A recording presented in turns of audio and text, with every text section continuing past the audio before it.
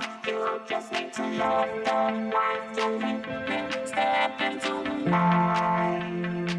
And now it's time for you to step into the light. Like spread your little wings and start to fly. 'Cause you just need to love the life you live.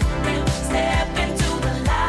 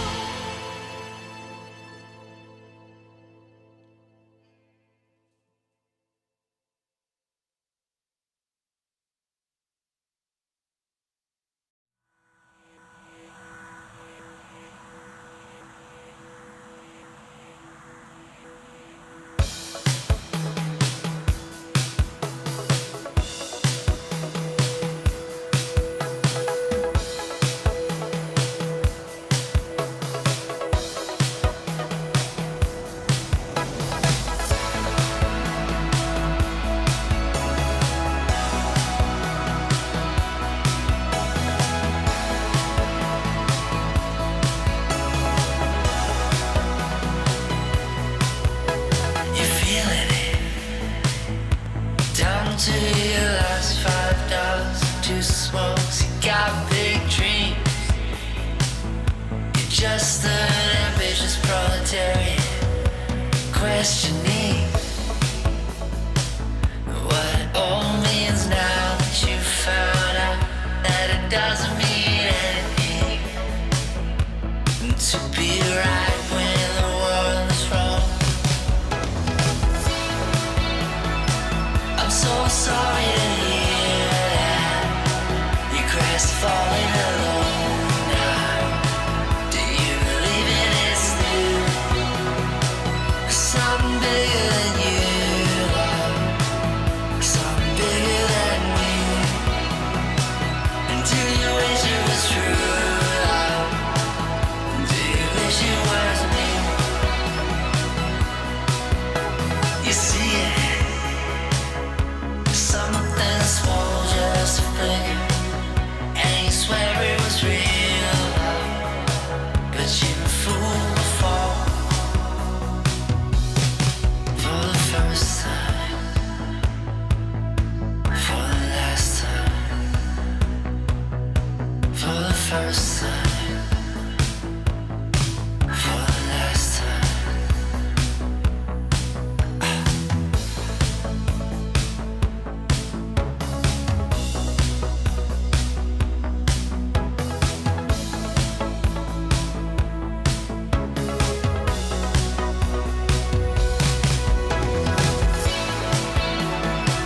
I'm so sorry to hear that you crashed falling alone now. Do you believe it is new? Something bigger than you, love. Something bigger than you. And do you wish it was true, love? Do you wish it was me?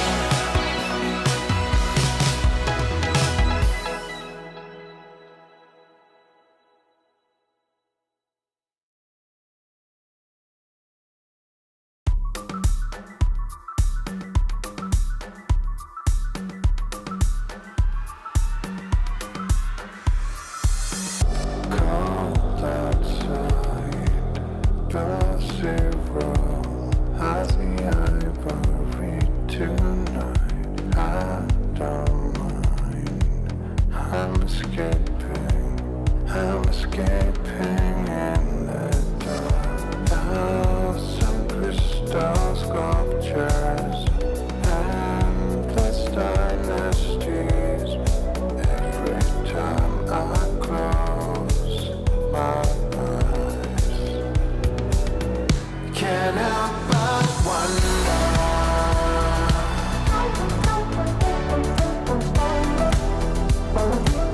I see the end of the dynasty.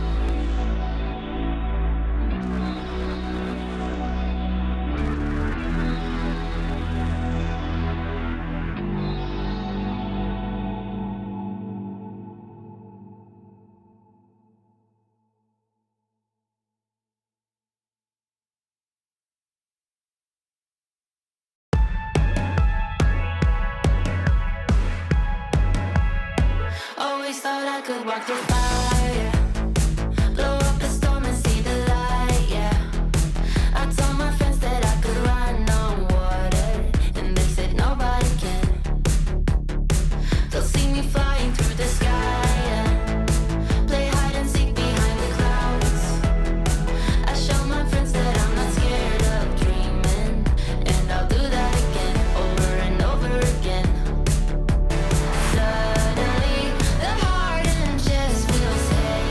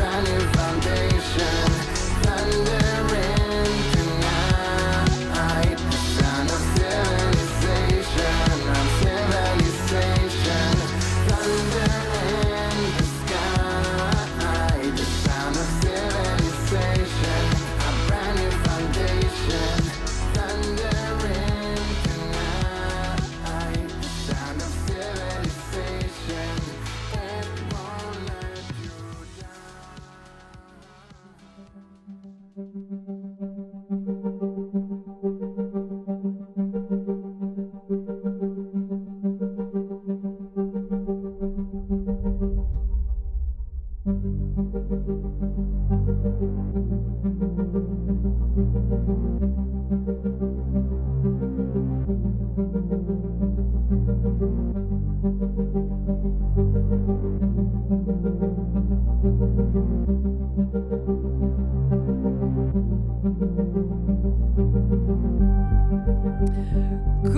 morning, DreamHack, and hello to everyone who is watching us online. We ran a whole league in order to find out which teams are the best in their regions, and we invited them to this LAN. Unfortunately, half of them are already eliminated, but that is what we needed to do in order to figure out who is taking the lion's share of the prize pool, who is taking this trophy, and most importantly, who is getting the bragging rights to call themselves the best of the best. Everybody, it's time for the final day of ESL Impact Stockholm Season 8 Finals. Lights fall in the golden city, fires out and the water's gone black. You can run, but you won't get pity. Ash to dust will get you back. Tomorrow we will rise.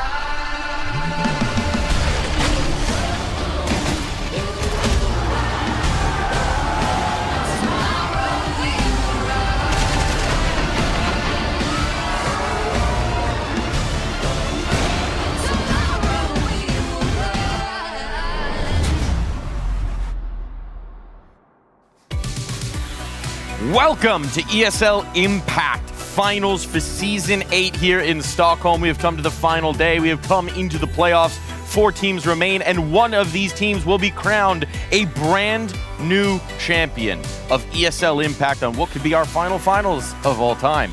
Joining me here on the desk to break down this moment, we've got Mac of the Mates, chicken in tow. How you doing, Mac? Good. Had a great sleep, and I'm ready for a grand final day. But of course, the semis are going to provide some absolute action, and I can't wait. They will indeed. And of course, Letty joining us as well. Your first time being on this side of a playoffs. What are the emotions like on this morning? Hello, welcome. Yeah, I mean, today I'm so excited to see like the semi and final, of course. Yeah, it's been amazing. Of course, I would love to be also like the part of the player, but here is also like very entertaining. And we are very glad to have you. It's been very entertaining to have you joining us here on this desk. In these moments, when you wake up, when you know there's a potential trophy on the line, what's going through your head when you're a player, when you're on a team, when you know you're going to be playing? I think too much even. Like, to be honest, you only think about going to the finals, and of course there's this one more step, winning the semi-final, which some players I think forget. And you cannot play at the finals without semi, so yeah, it's crazy days, and you just visualize you holding the trophy around the crowd. Well, one of these teams will be bringing that visualization to life today. We have our 4 finalists. We could take a look back at how we got here. It's been quite a wild road. We've had upsets, we've had dramatic affairs. It really started from the jump. You know, our first round matchups, we had all sorts of surprises. Let Her Cook in particular starting off the party well, first game ever. And then yesterday we saw Big Equipa stride forward despite their early setbacks. Yeah, Big Equipa did a very good show against FlyQuest, and I think everyone kind of expected Big Equipa gonna win this game, but also FlyQuest showed they fight. They were fighting. Yeah, they were doing a pretty good job. Unfortunately, you know, someone had to go out first, and this time it was FlyQuest Red. Then down in that other lower bracket match, Big Equipa managed to double down, take out Let Her Cook, and show it how it was done. Although, you know, there was that. We questioned the veto. That made things a little bit more fun. And then, of course, over in Group B as well, we did have the Battle of South America, which was great to watch and very, very vocal. Yeah, I mean, I think we got a lot more context on that particular rivalry, some history that was settled yesterday, perhaps, or just made all that much worse. Seems like there's some serious beef going on in that scene, and I, for one, think that that's fantastic. Yeah, I heard that there was some stuff going on behind the scenes, maybe for the last couple of years as well. So good to see that is fueling the passion, fueling the drama between everyone over there. But also good to see that, you know, they are staying vocal. That's what LAN's all about. It is. All hugs, all loves over in the Big Equipa Let Her Cook game. That was also one with history. I mean, we saw Jenny R pop off against her former team to show them what they might be missing. That's another classic revenge storyline, even if she couldn't bring the series through. Yeah, to be honest, after this 13-0 loss for Let Her Cook, I thought they're not going to step up for the next map, but they showed that Dust 2 really fits them. It's one of these things that we've built up over the last 4 years of Impact, right? It's not just the stories of triumph, it's also the interwoven personal stories as players move between teams, as they play with each other, as they get to know each other, as they form rivalries, have that history, have that little extra oomph in the game. I feel like when we started this event, it was all smiles, all just happy to be there, and now years on, there's a lot more at stake. There's a lot more that's built up over those years, over that history, and it's part of the story that has been created with ESL Impact. I think like part of it that's really cool as well is not just that, the stories, the friendships, the rivalries. The fact that we're going to be getting a brand new champion for Season 8 is just absolutely insane. Like, if you told us that the other day, we'd all probably laugh and be like, nah, it's probably just going to be one of the general grand finalists that are probably going to be there. And it's just going to be almost brand new grand finalists across the board today. And it's one of the things that is a luxury that we have at this event, right? Because so much of the storyline of Impact over all of the seasons that we have, all the competitions, has been Imperial. When would anyone catch up to this Imperial roster? 6-time champions. Well, last season they were dethroned as champions. It was Fury as the new ones. This season, they don't make it out of day one. They're the first team eliminated, and that means that we have this new chapter. We have this new chapter as the way to end it, and somebody who has observed many of the chapters in the history of Women's Counter-Strike and Impact, we have Miss Harvey standing by with Heku. Yes, Mike, correct. I have Miss Harvey here by my side. Miss Harvey, first of all, are you enjoying your stay here in Sweden? Yeah, I mean, it's a lot less cold than last year. So we can actually walk outside and do things outside, even though we're always inside because we're gamers. Yeah, exactly. Talking about, gamers and being a gamer, you got to have like a whole professional career. Unfortunately, you never got to play Impact. So I do wonder, for you as a ex-professional, what does Impact mean to you? Yeah, I mean, just being here, even if I'm not playing, it means so much. Yesterday, unfortunately, like our team, FlyQuest Red, got knocked out, and I was crying, not because like necessarily, we didn't do good. I'm really proud of the girls, but just like the chapter of Impact closing, even though I wasn't playing during this whole time, like it means so much. It's like what we went through all the years. It's another tournament that is on hiatus, and hopefully we get to bring it back. I have hope still. We have hopes, but Impact, it got to have so many tournaments throughout like 4 years, and it's like the first tournament after like 3 years after the pandemic. Yeah.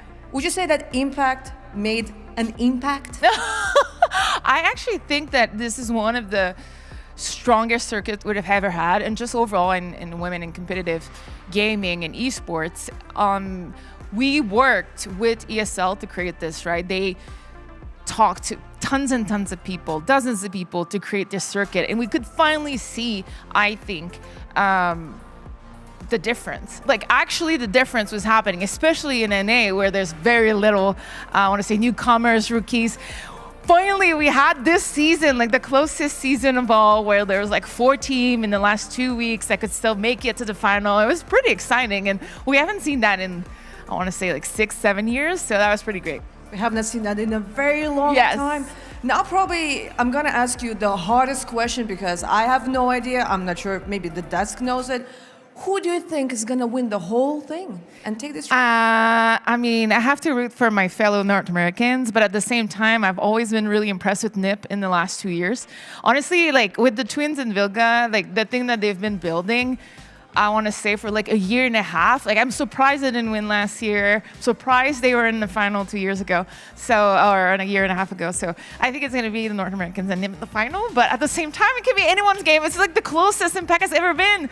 And this is why we can say Impact is making an impact. Exactly. That's great. Exactly. I would say this is an absolutely amazing season. And also, Harvey, you are always an amazing person to interview. Oh, it's so easy with you, though. You're so good. Look at her. She's so good. Okay, all right. Let's stop blushing. Let's just go back to the desk.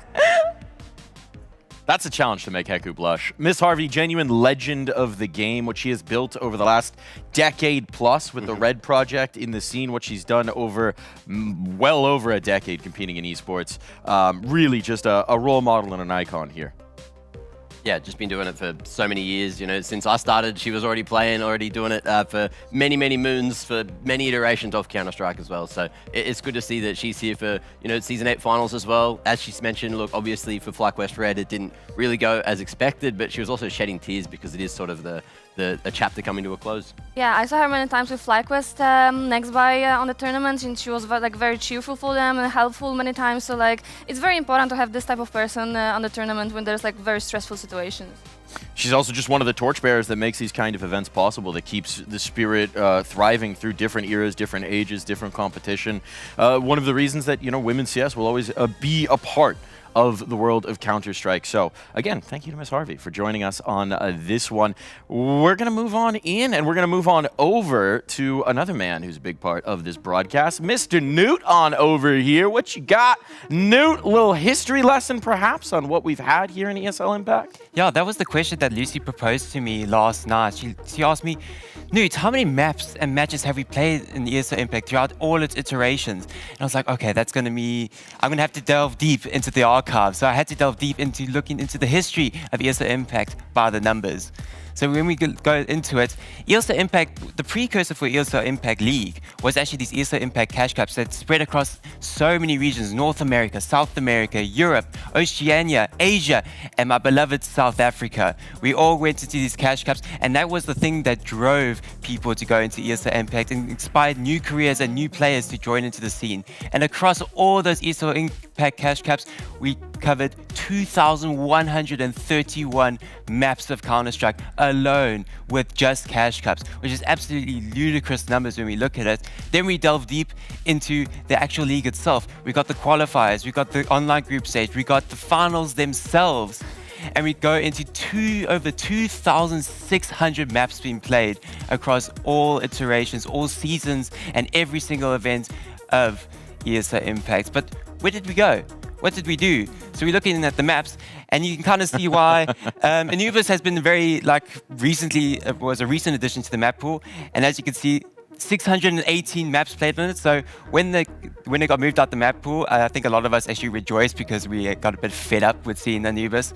But look at all of these maps. As of course, Mirage stands tall. 920 maps of Mirage have been played in ESL Impact so far. We're all expecting a bit more today. Of course, we can't have ESL Impact without a little bit of Mirage. No, certainly. Based on the event we've had so far, I'm almost surprised that number isn't higher. Yeah, exactly. But then when we look over it and the whole grand scheme of things, 4,800 maps have been played in ESL Impact, and we all are expecting to add 9 more to the tally. I'm expecting myself, all these series to go to the distance, because I think everybody here has got the drive and the passion to absolutely crush it in this final day of competition to close it out. Well, thank you for this look back. Now we will start to look forward. As I move back over to the desk, it's time to get this party started. It's time to get this show on the road. Before we do, just a little bit of a check-in for what we are competing for today. It's all about the trophy, but it's also about some substantial cash prizes coming on in. We do have a serious prize pool coming on in, and that's a huge thing to compete for these teams, for their organizations as well, to be able to continue building, growing these teams. This is a huge representation of the investment that ESL Impact's been able to make in through these prize pools. What does this kind of a prize on the line represent to you, Letty? Yeah, it's very important to actually, spend a lot of time practicing, and, life is not very cheap, so it's very nice to, continue it in full time, and it's very important for many, many teams. Having that money can make all the difference. We do have a new champion.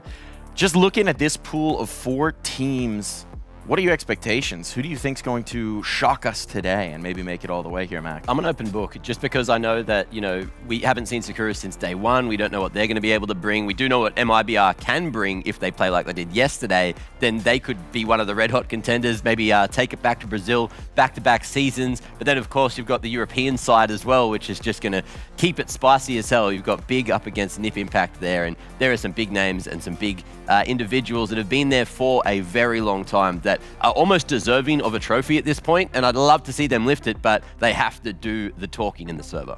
Yeah, and to be honest, like I have no idea because like I think in every single game is kind of 50-50, but it's good. It means like in semifinals we have actually only really good teams.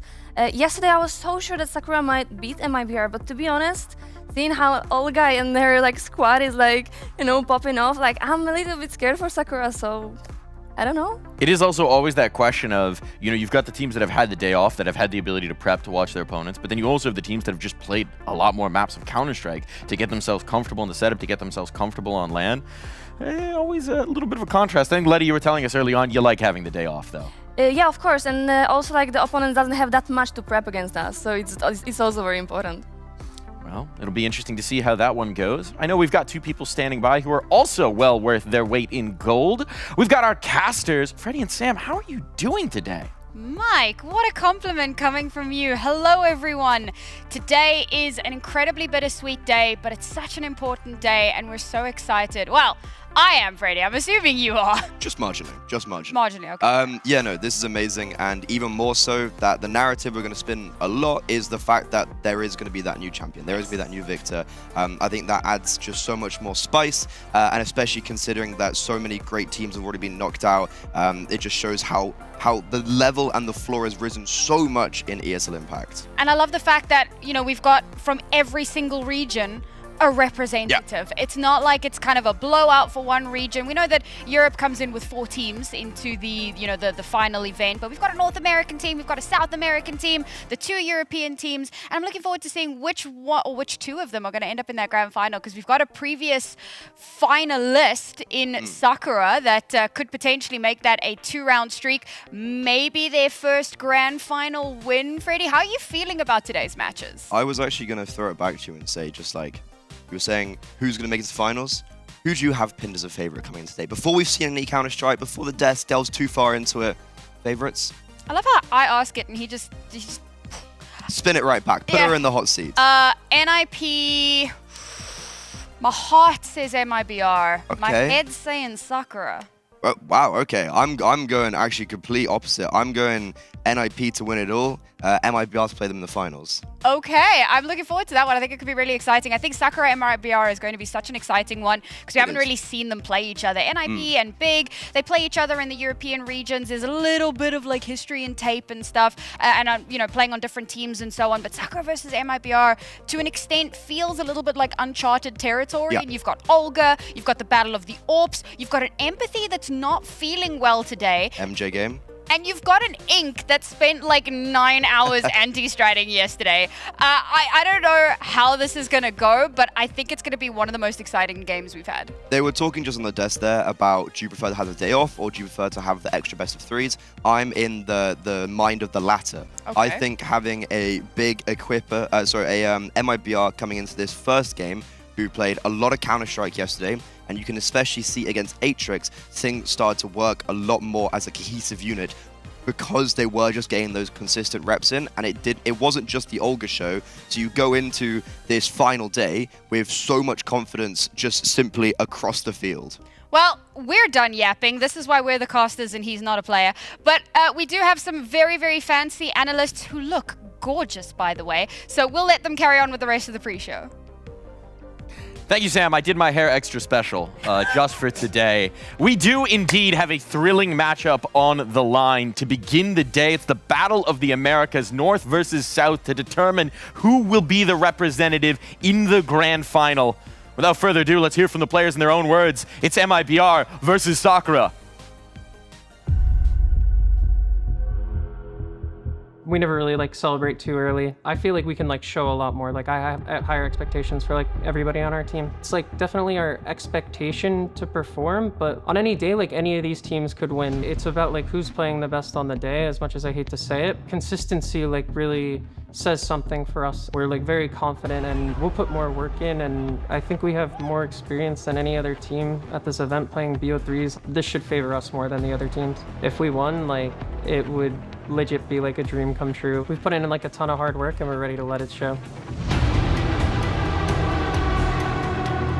Playing against Sakura, I'm looking forward for it. I'm really anxious. My team is so hyped right now. Being at the semifinals, I'm really excited to play my best.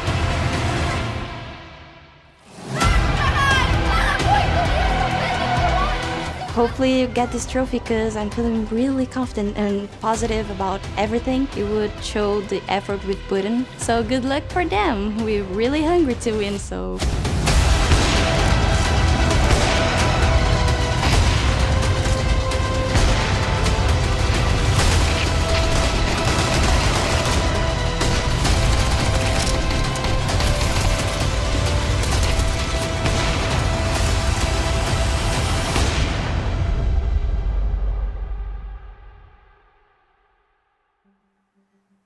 Hungry teams with a lot on the line, and to set the table for us, we've got Newt here in the Newt Nook. Newt, what you got? Well, we're going to talk about a bit of a feast because for the sides of both MIBR and Sakura, in the case of to buy or not to buy, in every case, you want to buy.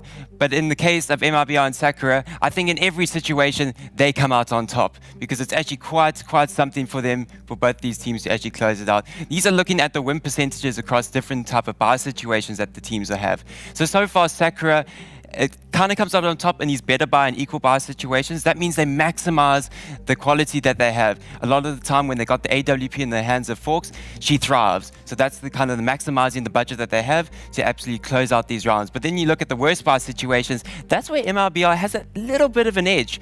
And for like later previous seasons, MIBR, this kind of iteration of the roster kind of struggled in these situations, especially in the worst buy. And for some reason, it looks like it's actually been Olga that's the one that's kind of pushed them over the edge.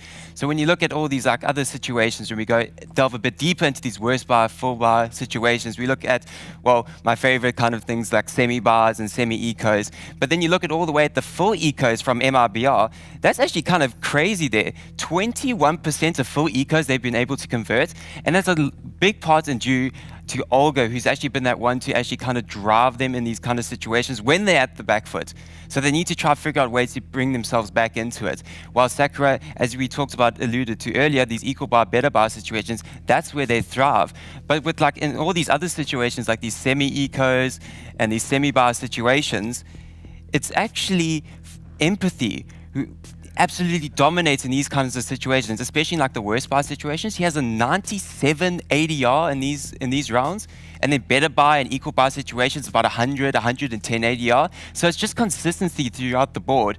Empathy is the one to kind of look out for in these situations for Sakura, while MIBR, Olga's the one that drives them going forward. She has about like 66 ADR in worst bar situations, but that's kind of what you need. When you got these youngsters, you need them to have the maximum firepower possible to thrive, like Danny and Poppins. They absolutely go berserk with those AKs. But when it's time, when they need to go into the pistols, Olga needs to be that driving force to push them over the line. So this is going to be a very tightly contested matchup, I think, especially in every sort of situation, every sort of bar situation that's going to come into their hands. So Empathy Deagle versus Olga Tech9. I can't wait to see what happens when those sparks fly. Thank you, Newt. Gonna head back over to the desk here as we start to break down this first semi-final of ESL Impact Season 8 finals. There's a lot to play for here. The Battle of the Americas. North versus South is always a little bit of a rivalry. Similar situations in terms of geography, in terms of location. No bias from me. We'll just leave that one alone. What do we make of this matchup? What are you expecting here, Mac? No expectations. Like I'm hoping that we get MIBR that we saw yesterday, but look, Sakura, we underestimated them on day one. They came out and completely shut everyone up, and I could expect that to happen again here. Like MIBR, you know that they're loud, and Sakura might just be able to knock them down a notch by coming out with pure raw firepower.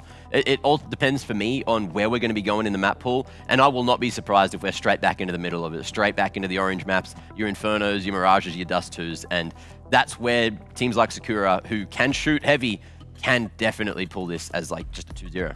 Yeah, both of these teams are very hungry to win for sure. I'm actually curious how this playbook of Sakura will work for this game, what they prepared against MIBR, because MIBR doesn't have enough information about Sakura, I think.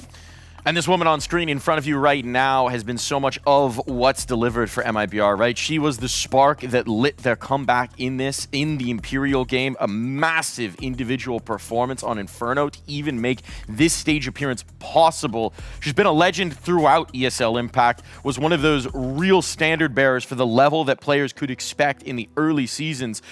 When you have a player who performs at that level, Letty, what is that inspiring you? To be honest, it's like just this like cold head. To be honest, because it's not about like just headshots and everything. But if she's like IGLing, she needs to lead the team. She needs to kind of pay attention to like very small things in a game. It's very important, and it's not every player has. So yeah, I think that's. And I mean, we see from the numbers there, leading by example, certainly 1.49 rating in the tournament so far. Yeah. Absurd numbers. Again, considering she is calling, she is trying to set up her teammates more often than not. Yeah, just pulling out the inspiration, though, is exactly what it's all about, especially when it's like really needed. You saw yesterday, we said some things about some of the other players as well, and they managed to come out and just have some of their best games so far here at ESL Impact League Season 8 Finals. And Olga then turned things around and said, no, we got this, and showed us again just exactly what she individually is capable of. And they're going to be looking at her again today. Like, they're going to need to, because they need her firepower, they need her leadership and her inspiration to put everything together to take out Sakura. They are indeed. And it does feel like we've seen a little bit of the Jekyll and the Hyde from MIBR, right? We've had some maps where the whole team is popping off, where the young players are delivering, and that's when they look their best. And then we've had maps where it's Olga and everyone else is trying to catch up. And those are the moments where if that starts, if they have that slow start, imagine they might be in trouble. On the other side of the coin, Sakura, we don't have the same sample size. They just played the 2. That second BO1 against Let Her Cook got very interesting. Went to overtime. They were saying we felt like we made some mistakes. We caused some issues here. What kind of Sakura do we think we're going to get here today, Letty? Yeah, it's of course like it's gonna be BO3 finally, because like in BO1 everything can go wrong basically. So if they have this huge playbook, I really think they prepare something interesting to watch, and like I can't wait to see it. Look, for me, it's like Inc as well has said that they play all 7 maps. Like, they have things prepped for all 7 maps.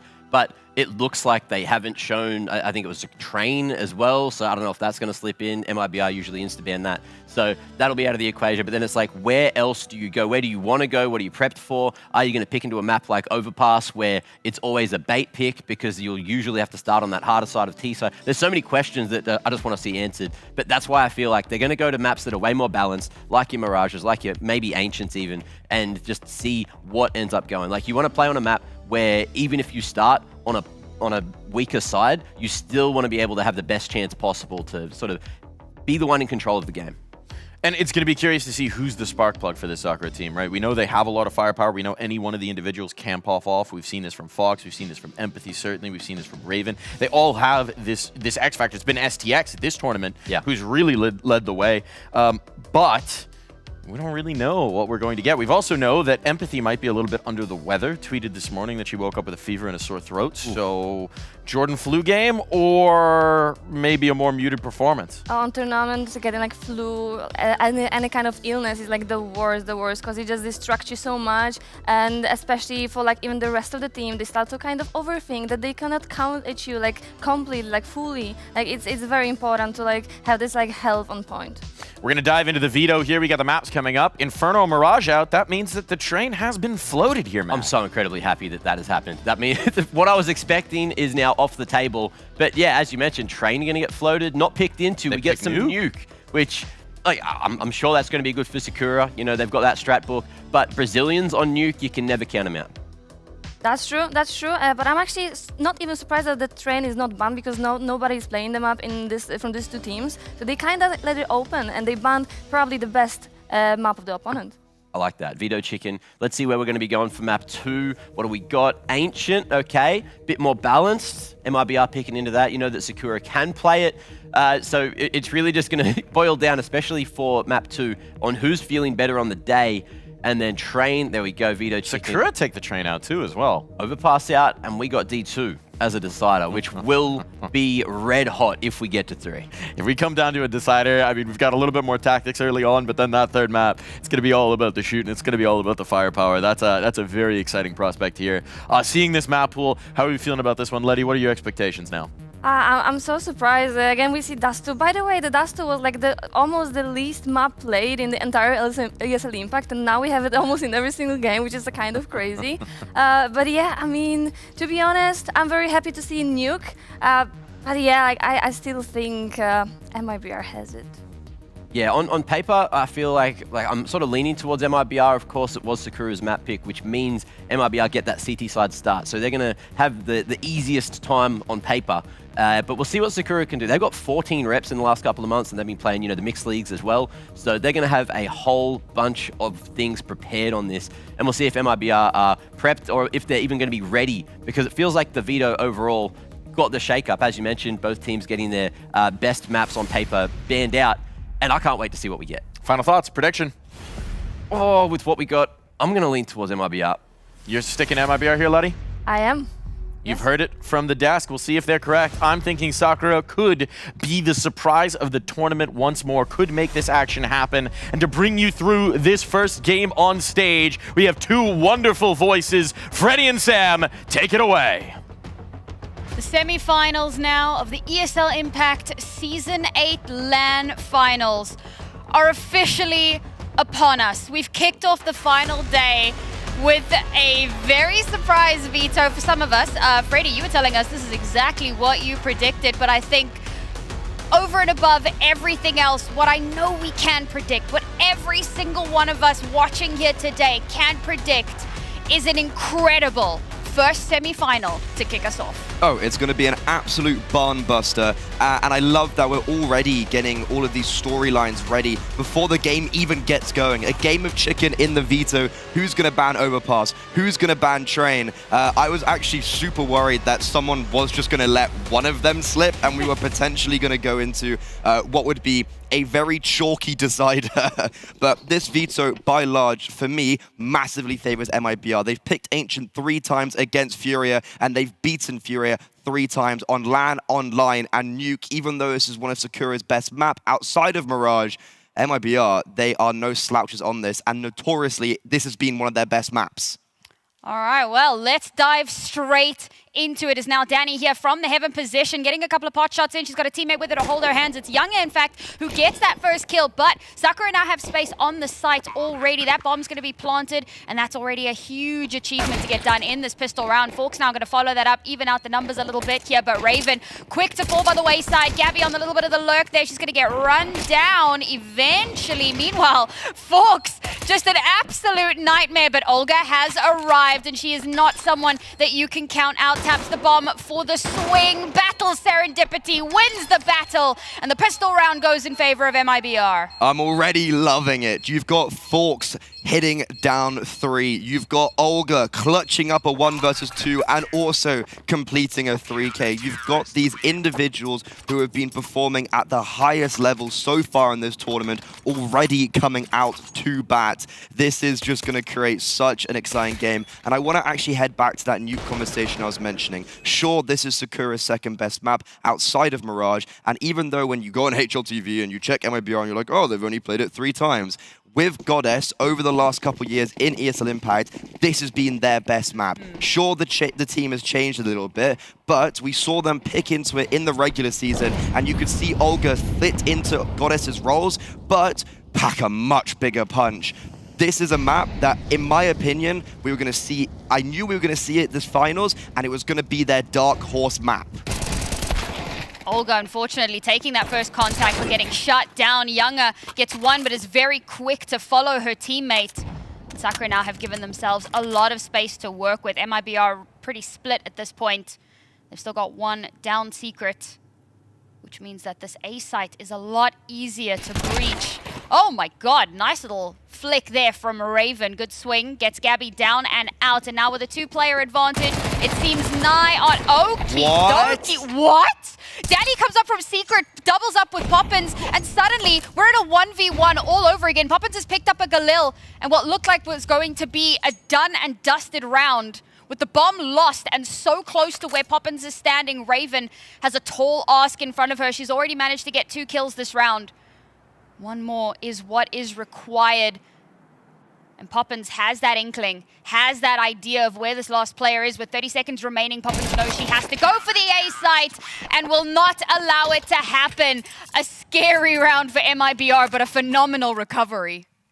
Wow. Wow, wow, wow. 2 versus 4. I was sitting here and I was going to come out of that round thinking, what a great read, what a great call. It was a set play that Sakura seemingly knew exactly where to aim, when to fight, and I was thinking, he's done it again, Mr. Ink. He's done it again. He's just called it perfectly, and it was going perfectly until Poppins and Danny accidentally create this dastardly crossfire at range with MP9s. That is a pretty big fumble from Sakura, and that is not the start that they would have wanted, and especially if we're talking about how empathy is a little bit ill, how they haven't had those best of threes to invigorate themselves. Not starting on the right foot can be very damaging. Go into this first timeout already, 2 rounds in. I will just let everyone know, Freddy's become quite a big Ink fan. Ink was already a big Freddy fan, so we were like, oh, let's introduce them. I kid you not, Affinity, Heku, and I sat on the floor staring at the two of them nerding out about Counter-Strike for like 40 minutes. It was... Like an hour. It was definitely over an hour. It was... You know, I was trying to be kind, but I'm glad that you've just outed it for what it really was. That was great insight. He's a really, really cool guy, and I think it's no surprise that Sakura are doing well. We'll see how much more they can get done here. Unfortunately, it is a pistol round once again. We talk about early utility damage and how much of a difference that can make, and MIBR have really been winning that game so far in this first half. And, well, Poppins doesn't need utility. MP9 goes absolutely mental, and while they do get one back, it's MIBR with a nice, firm, solid lead. But here's the big thing. It's a gun round. Ooh, interesting to see that no AWP gets delved into for Younger. Poppins gets 3 kills with the MP9, so that's an extra $1,800. Sure, she does die, but she did have the funds to buy an AWP. Maybe it would have been a little bit difficult getting all the util, so it's interesting to see that MIBR haven't prioritized getting that AWP out, and instead going with 4 rifles and that SMG on Olga. Sakura outside, but speaking of that SMG on Olga, look at her go! They have no idea what's just hit them! That flash was outstanding! Perfectly timed. She cracks or creeps through the crack. Completely unseen, unnoticed. 3 kills, spray down. And there's a part of me, so you were talking about the AWP, and I thought to myself, well, maybe it's we don't want to get overconfident with our economy kind of scenario, right? Like, we could go for the big investment, but if something goes wrong in this round, we end up on a severe back foot, and you don't want to put yourself in that position against a team like Sakura. So maybe, knowing that they were going to go for some kind of crazy set play like that, they get the crazy extra money from Olga with the MP9, and into the next round, there's an opportunity. I'm not holding on. Poppins isn't holding on. We go next, and now I think we see that AWP come out. I was actually a little bit worried at how you didn't seem to be worried whatsoever about that round. I was like, this is still a 2 versus 3, and you know, you never want to count them out, but that is a statement of intent from MIBR, a tone setter. That flashbang, they were just dabbing. Olga, at 1 minute and 40 seconds, was fighting them in T-spawn. That is ridiculous. She's not only already clutched up a 1 versus 2, but has now got 2 triple kills. And Poppins, a player who's maybe been a little bit quieter at times, look at her go. This time, Gabby tested over towards Ramp, and even though she's only good for that first, the rotations are apt. There's 2 defenders already down towards the B-bomb site. Poppins does fall, and hold on a second, this is getting a little bit hairy. 2 versus 2, and what's so scary is after that 2v4, like you said, you can't count anything out here. Now, yes, they are dangerously low HP, but with this pivot, Bomb is going to get planted, but everything is going to have to be so perfect for the next few moments for them. They don't have any utility except for the 1 flash. They don't expect Forks. Look at Forks getting aggressive and active outside. Younger caught with her knife out. Now Danny has to clutch. She knows where at least one is. Well, she should know where both are. Oh my god! No idea where Forks is repositioned to. Takes full advantage of the chaos. And 2 low HP Sakura players turn things around in the most unlikely way. Look at Forks go. She knows that she needs to make an assertive play, and she does that. I have to question mark, though, this B-site defense. How have MAC-10s been able to isolate Poppins and Olga in that scenario when they also have the range advantage? It felt like everything was going right for MIBR. Sure, Gabby only gets 1 kill at ramp, but the nade does about 250 damage. That is a heartbreaker around, and potentially one that Sakura can snowball on. And deciding not to buy into that AWP previously may just be a saving grace for their economy going forward. They did obviously be able to buy into it now again. But it's because they held on to that extra little bit of cash. Gives them that opportunity here to try again. We'll see if Younger has the opportunity to wake up. Sakura going for the outside push once more. The smoke wall giving them the cover they need. The HE's not quite giving the vision that they'd like. They're wrapping in around Olga. Olga has no idea. But on the flip side, Sakura have no idea that MIBR have all of the control towards lobby. So that's allowed for Gabby to early rotate down towards the B bomb site, joined by Younger, because Danny is just posted up with the MP9, and because Serendipity is playing so passive, which isn't a bad thing though, she just has no information. But look at how they're just getting full control of the outside. But again, it's because they don't know there's an inkling. You can see she keeps kind of checking, looking for somebody that's hiding. This is a big gap. See if Olga can find that moment, because she's looked away. There's a timing here. Poppins is holding for heaven though. Oh my god, Olga gets spotted out. Now the outside is utterly free and clear for the opening. Younger gets the kill onto STX, so finally that does come to fruition. Empathy is going to get the kill onto Danny. Serendipity's found her way around. It's absolute chaos. But the Sakura ladies, with a very solid contact play, have left Gabby all alone to try and salvage this round. And it doesn't look like it's going to be any sort of a possibility with no kit in hand, one smoke, and 3 players to try and fight against. It's the upgrade to the AK and the retreat back to spawn.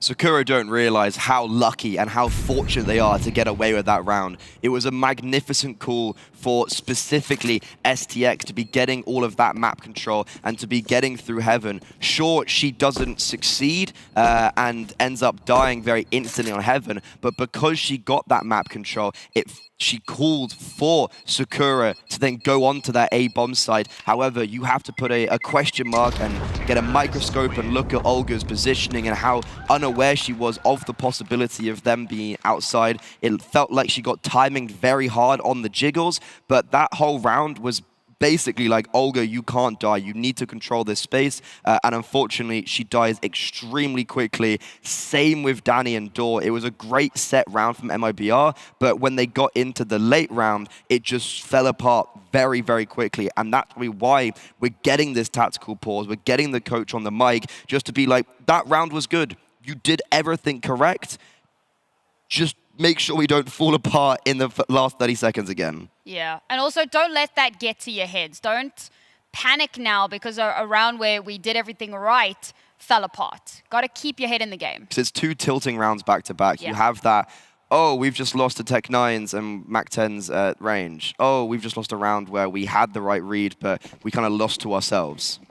And I think that's one of the strengths of the Sakura rosters, the fact that they can get these rounds and, you know, when they probably shouldn't, and that could cause a lot of dissension in the camp if a team isn't as together as we hope for them to be. This is an important game. Letty was talking about it on the desk. Semi-finals, very, very important.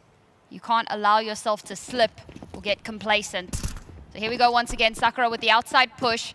Completely unseen, it feels like, but the fact that it is, of course, pistols means that there's not too much that we can really expect to come out of this round. I do like that Sakura continued to play this carefully, showing that respect. Again, knowing how important the semi-final is for that possibility to get to the grand final, but still looking very confident. They have control over the entire map here, and with that second kill to come through, never mind, 3rd kill, 4th kill, jeez, everybody just fell apart. And Forks, casually, on 11-4 at the moment. Yeah, I think she's got basically a triple or double kill in every single round that she's got a kill. And especially when you look at the first round that Sakura won, that 2 versus 3, 2 versus 2 was only fruitful because of Forks and her heads-up play. It would have been a completely different story if she didn't mobilize like she did. But MIBR, they had that lead. They won the first gun round, but it's a 1-round affair. And back to getting aggressive outside, Olga is pushing very far up. Do they realize, will STX realize Olga is right beneath her? They've seen this play before. Do they really? Olga hears all of this, by the way. Yeah. Do they think there's a world in which something similar happens? Yeah, not going for the same crazy aggression that we saw from them previously, playing off of that flash. That's the kind of thing you get to do once. One round away from evening out the scoreline here in MIBR. You can certainly see the cracks, but Olga has started to, I say wake up. It's not like she's been asleep. She has got is 2 top fragging. triple kills. Yeah. She's doing the do. It's been live by the sword, die by the sword type thing. Well, this round, she certainly lives. Gives themselves that opener, and of course retreats immediately. Again, Sakura with a very slow play here.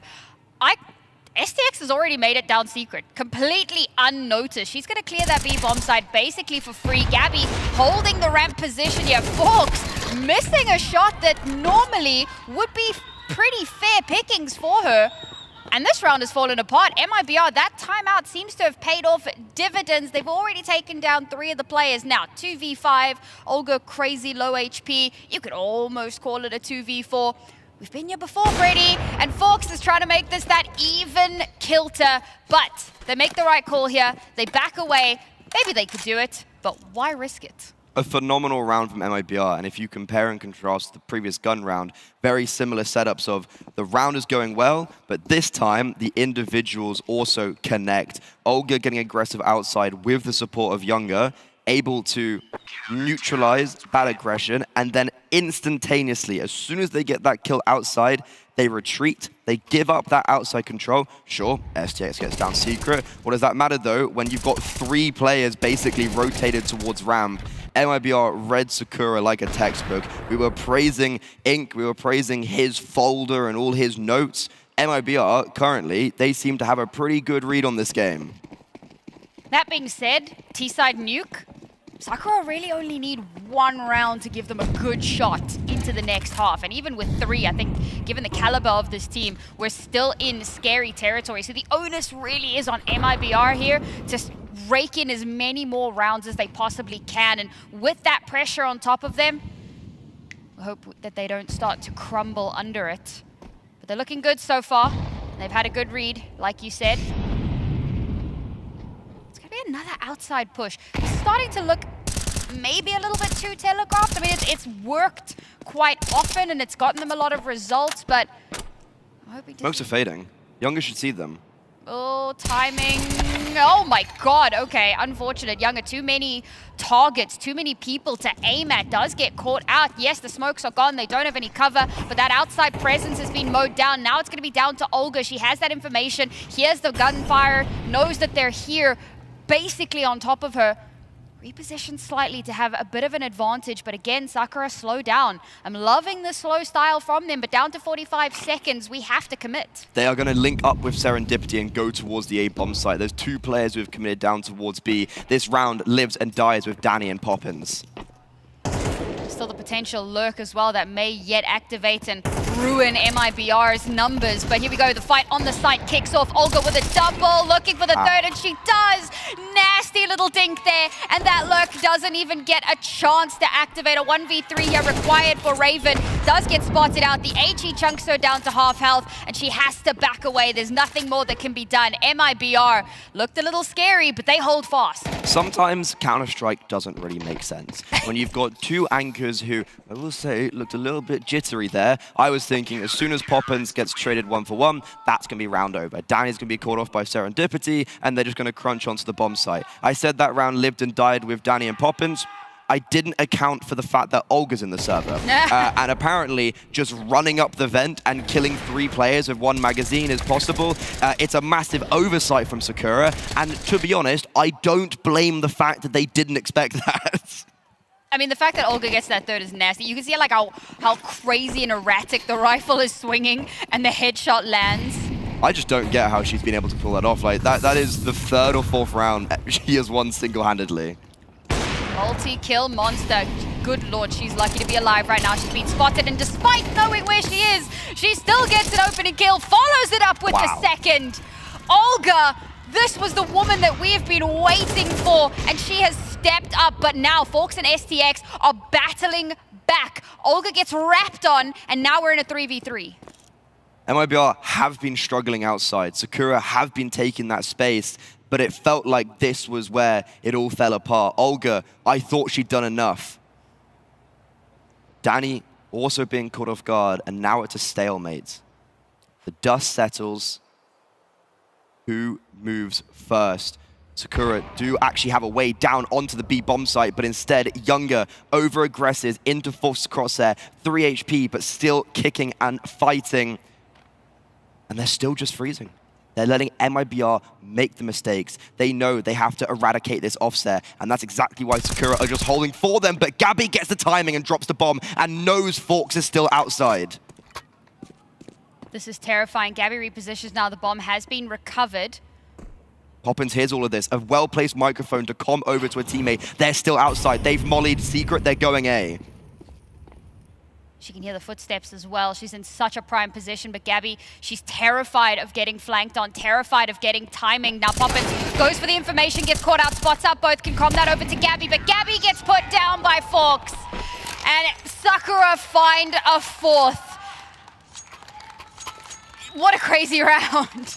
That is just individual prowess getting Sakura out of this difficult situation. Forks with another triple kill. I actually don't really understand how she is consistently able to get away with this. And yeah, that is a bit of a fumble from MIBR. They did so well. It's the second time that they've built up the round successfully, and yet when it comes down to the final and 11th hour, Sakura's aim is it is the main reason why they win. I said Forks, in my opinion, was the 4th best AWPer in ESL Impact. Every single game I watch of her, she's just getting bumped up one more place. She's been incredible. It really does feel like the Forks and Olga story so far, because let's face it, Younger hasn't really, I mean, when you're coming up against an AWPer like Forks, you're gonna struggle to put up similar numbers. So Olga, T-side AWPing. Yeah, I shudder to think what that CT side is gonna look like. And it looks like Sakura could very easily even out the half here, which is gonna put MIBR in a really, really uncomfortable spot. And with Olga going down already so early on in the round, that's the raid boss. That's the person that they've relied on so consistently to kind of keep them afloat in these rounds when everything goes awry. And Danny, quick to follow. Leaves MIBR bleeding all their forces over towards the A site. It'll be the easiest B hit of their lives if they choose to, but no. They're gonna stamp some dominance into this round. It's about sending a message, folks. And the message is, there is not a site, there is not an avenue that we cannot take with sheer brute force. And I don't know, the power of God in anime. As Poppins gets one, Younger tries desperately, but caught on the reload. Sakura get it done with 3 remaining. They break the economy, and we're last round of the half. No money for MIBR. A pretty disappointing half, all things considered, when they had that 4-0 lead. And the rounds they've lost, you could definitely look back at them and go, we lost them to ourselves. It also doesn't help when Forks on T-side AWPing is 18-5. It's the battle of the carries. And right now, especially in the head-to-head, Forks v Olga, feels like Forks is always winning out on those duels. But pedal to the metal, this is what's worked for MIBR. As 4 players instantly take lobby, Serendipity is able to relay all of that information over. And that's exactly why Sakura are speeding up. But instead of going down Secret like MIBR would suspect, they're going to be wrapping Heaven. And actually, MIBR, they are suspecting it. Maybe because Younger also hears all these pitter-patters. You can have the best read in the world, but with an inferior buy, it's going to be an uphill battle. Not undoable, but certainly difficult. 3 players now huddled up from MIBR, waiting for an opening, an opportunity, a little bit of distraction from Younger. It's perfect! Poppins swings at just the right time to get the kill onto Raven. Olga follows her down, but Poppins, with that MP9, even from range, able to keep them in the numbers advantage. SDX isolates both, but can't get the kill onto Younger. The spray gets erratic, and Younger manages to maintain control. They haven't been able to recover any of these rifles, though. They're so far out in the open, and it would be so dangerous to try to go for it. 30 seconds remain, and Sakura have to recover the bomb here, and they have to do it carefully. Oh, Serendipity gets spotted out. Gabby can't quite get the shots to connect, however. And and that means the bomb does get recovered. They know that she's there, firing down, chipping away at the HP of these Sakura players, trying desperately to get Gabby off the board, and that they do, bringing it to a 2 versus 2. But Poppins is still on site. Poppins knows she gets the first one, and it's down to a 1v1, and somehow this is doable. Fox caught sleeping at the wheel. Fox is chasing her down, but there's nothing to be done. MIBR burn down the clock to take us into a 7-5 half.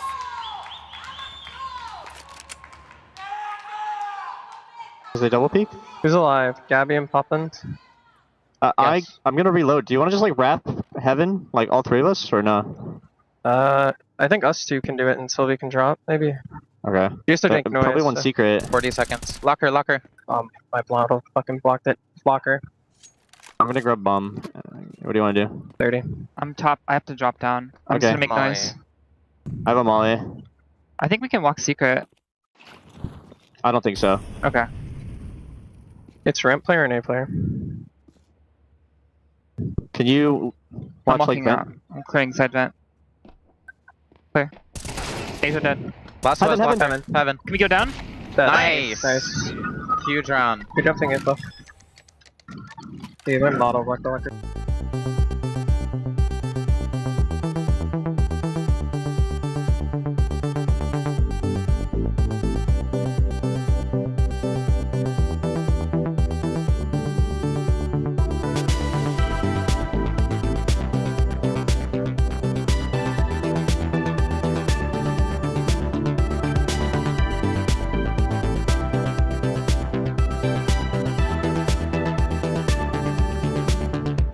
Run for the course, stand for each other. There's no reason we can't recover from the cuts we cause. How we gonna break the fall? Run from the bullet, don't waste a minute. You take the blame, but we try to forget it. Don't know it's us. How we gonna heal the scars? We take the blame. We're gonna see we were always the same. No, we can't change. Start putting the pieces together again. Start putting the pieces together again. Start putting the pieces together again.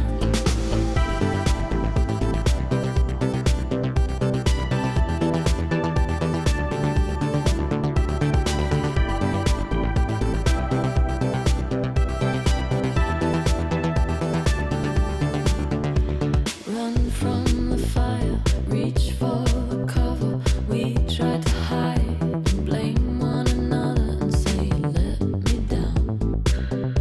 How we gonna mend it now?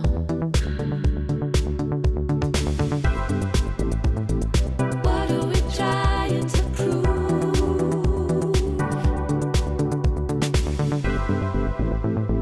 What if we got to lose? We take the blame.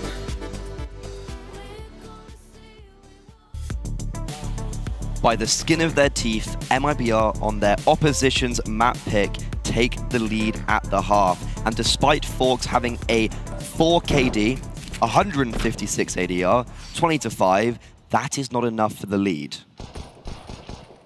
And Empathy gets dropped in the first couple of moments. Now, of course, there are caveats and asterisks here.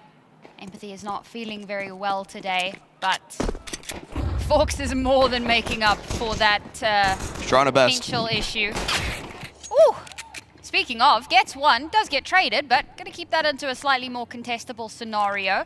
Now MIBR have control of the site, the bomb will be planted. The dualies unfortunately don't quite get the value that they were hoping for, and STX and Serendipity caught just the 2 of them alone. 2 versus 3. Seen them come back from worse. What a shot! Okay, this is suddenly doable. 2 versus, nope, 1 versus 1 is Younger gets the kill into Heaven, has spotted out Serendipity waiting, hoping to get the shots, and she does. These rounds have been so anxiety-inducing, but MIBR come out on top of the second pistol. Back-to-back clutches for Younger to deliver both pistols for MIBR. Younger, at the end of the first half, wins out default by time. It got a little bit sticky as well because she missed her movement, but this time there's no doubts. Previously rated as one of the best, or the best player in Brazil for 3 years running, has been overshadowed so far this tournament. That was her moment in the limelight, and she delivers when called upon. Unfortunately, much more difficult to recover that economy after losing the pistol on the CT side, so Sakura don't really have too much to play with here. Very curious to see what the plan is going to be. It's a rush up secret, and dear God, okay. Danny with the back 10 from the top row. Money, money, money. Just slams through each of them. The funny part is that you've got Olga there next to her, taking all of the damage, trying desperately to just get one of the kills. And I just started spraying. $1,800 for Danny, that's going to go a long way. And it's also good to see her getting that opening kill in the pistol round, getting that triple, getting a bit of confidence, because she had a pretty rough start to this event, but specifically against Atrix really showed her mettle with almost a 2 KD, over 100 ADR, and a 1.49 HLTV rating. And that comes after, on the back of an MVP performance in the regional scene. So this anchor, I have high hopes for, struggled in Stockholm.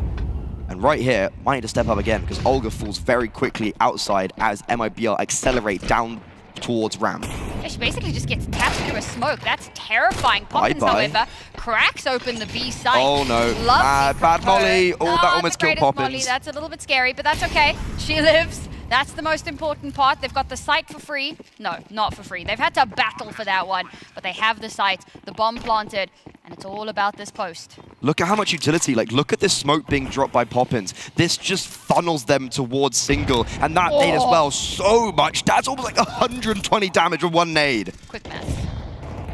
All right. Oh, door gets opened. Smoke in the way makes things a little bit difficult here. Now they know, Jesus, going to try and find the Heaven player, but no, it's just going to be a massacre on the B side. And I do just want to take a second, because I put this on Twitter, but I feel like it needs to be said live on the broadcast. Poppins is finally beating the allegations. I mean, I actually had a theory that the older she got and the more she started thinking, the worse she got. When she was 16 in Katowice and just shot, I was like, that was the best Poppins we saw on land. But like in this map, is certainly stepping up. You did see some moments of jitter on the A bomb site when she was anchoring down, and that actually did raise quite a lot of question marks for me, but she's still fighting tooth and nail alongside Olga. And for MIBR, I said, they haven't played Nuke very much in the last 3 months. What about the last 2 years as a core? And with Olga slotting into Goddess's role similarly, but shooting hard. Look at the scoreline, look at how they're playing. This is the Dark Horse map that it feels like Sakura maybe have forgotten that MIBR used to be so good on this, and it's coming really to benefit them, as they're only 3 rounds away from winning out their opponent's map pick and going on to Ancient, where regionally, against Furia, picked it 3 times, won it 3 times. And interestingly, you know, a few seasons back that you bring up Ancient, that was the single most picked map in South America. I think that was 2, maybe 3 seasons ago. But we have seen this season a metric ton of Nuke in South America. Like, the teams are really loving this map. And while MIBR haven't been playing it much in officials, you gotta wonder, surely they've been playing it in scrims. They have to be, because every other team is playing it, so they've gotta have reps on it. And I always say, if you're losing in scrims, you're probably gonna do well in your officials. Look at that from Danny, 1 minute and 43 seconds and already down the vent. Look at all of that map control, but Olga, once again, in this head-to-head against Forks, the AWPer is always coming out on top as she picks up her primary weapon for the first time in this second half. Forks has got so much to do here, but serendipity Serendipity holding the ramp position, manages to get another Forks is doubled up with her. Poppins runs down Serendipity, knows that Forks is there, so going to try to flush her out with that Molotov, but it's done a ton of damage. So eventually it does force her off of that position and gives Poppins an opportunity to start making her way down towards this B site. The bomb will get planted, but it's 2 versus 4, and we have a bleeding Poppins suffering now, trying to find some space. Look at just all the utility for Sakura. They've got everything at their disposal. MIBR, however, do have the complete primary zone of Vent and Secret, so now they're dropping their utility to make sure that Sakura can't come out ramp. Miss Mollet from Poppins, so that's going to be massive. And that's Forks first through the door, so Poppins has to play a little bit more safe here. Smoke comes down to try and give a little bit of space, but STX gets the kill through the door onto Danny. Holy! Poppins stops the defuse, but I don't think she's bought enough time. So Sakura, it's taken them a minute, but they're finally in the second half. Yeah, that's actually a really tough pill to swallow for MIBR because that 2 versus 4 had legs to it. They just don't get the utility down on ramp to impede the encroaching players. Sakura with the pace, that's the main reason why they won that round, because they just went. They went through the smokes, they went through the utility. It didn't phase them, and as you mentioned, first round for Sakura, the pressure's on them. It's their time to shine. They are trailing by 5. It's their map pick, and if we go on to Ancient with MIBR in the front seat, thinking on the 5th time of asking, Poppins and Younger will be making it to an ESL Impact LAN Grand Finals. Oh, let's not get too far ahead of ourselves. Still only map 1. We got some time here. And Sakura have started to give themselves a little bit more of a footing into this. 2 rounds between MIBR and map number 2, but Sakura certainly going to have something to say about that. Take a slower approach to this round. None of the crazy aggression. Remember like 2 days ago when Newt stood in his nook and told us about how they take their first contact within the first 28 seconds on average? This has been slow from Sakura. This has been surprisingly slow. Especially on the T side, they were slow, but look at this. This is a very different play. Olga getting flashed into Garage. STX, though, tucks, and Olga doesn't clear her effectively. Once again, for the 3rd time in a row, Olga dies outside, and her merry troops need to make it work in a 4 versus 5. That's devastating because she was full blind as well. There was an opening there for Olga to get that opening kill. But as you said, doesn't clear effectively, doesn't manage to get that very important opener, and leaves MIBR in a tough spot. No one's watching Poppins back. Poppins isn't even watching Poppins back. And that leaves them with only 3 players left. Empathy tucked into the corner, gets the first, but the rest of her teammates there, ready and waiting to do a little bit of cleanup on aisle A site. And it's really, really good to see a round on the CT side as we delve deeper into this map that Forks had nothing to do. She didn't get a kill, didn't throw any utility. That was a round won out by the Riflers. And this was one of the main win conditions I mentioned for Sakura right at the beginning, was them raising their floor. They have individually 2 of the best players in the whole scene, and Forks now contending for top 2, maybe even the best AWPer in the whole of ESL Impact. Empathy, she's having the anti-MJ game. Unfortunately ill, but that's normally the 2 players you rely on. And so far in this LAN, in the first 2 BO1s, the weight was being spread, especially STX, who stepped up massively. She's always been the 3rd fragger on the team, but we didn't see that on a consistent basis online. However, in this LAN, she stepped up massively, and she has to, right? Because she plays very active roles in the team, and when you have some of those roles, they can't be doing badly, and so far she hasn't. And this floor needs to be raised in this map, but she just gets run down by Poppins. It's a great flash to initiate that, and Danny playing from sight, doing absolute wonders, the miracle maker for this squad. I was about to talk about Gabby and how she hasn't really had an opportunity to show us what she's made of, but Danny has certainly stepped up, and well, you know, Gabby gets the last kill of the round, so slowly starting to work her way back into this one. A very impactful timeout coming from the MIBR squad, and you can see spirits very much high at the moment. The second tactical pause called by Landon, and after both of those tactical pauses, a very obviously distinctive, thought-out round from MIBR that has just dominated. 5 opportunities now at a map point to win out on their opponent's map pick and go on to Ancient. Time to lock in for both of these two teams. Empathy does just that while Fully Blind takes out Olga. A great flash gives Danny an opportunity, and Gabby follows up. So 3 versus 3 on the site. Sprays through the smoke. Poppins, you monster! The numbers advantage now for MIBR. The bomb still hasn't been planted though. There's still that little bit of paranoia, that understanding that they haven't cleared enough to be comfortable. Gabby gets shut down. Younger now has spotted out one and will get that kill to come through. The bomb has slipped down the vent. Ooh, it's come back up the vent. SPX caught alone, pops out the vent and gets mowed down. And MIBR, what a performance from this Brazilian squad. It's an amazing feeling for us as the South American regional casters. It's an amazing feeling for them and for the entirety of Brazil. But for Sakura, on their map pick, maybe back to the drawing board? Has to be. And for MIBR, the team that was undisputedly the best squad in South America, not only winning out the ESL Impact regular season online, but dominating in the last 2 previous Brazilian lands. They had a very slow start to this tournament, losing to a regional rival that is, fair to say, is beneath them. We all started getting a little bit worried. We're thinking we're going to have a Dallas repeat. It's the opposite. It's completely different. And maybe on the 5th time of asking, Poppins and Youngers will be making it from the semifinals into the grand finals. They've played the semifinals 4 times leading up to Season 8 finals. And this is where the curse surely gets broken.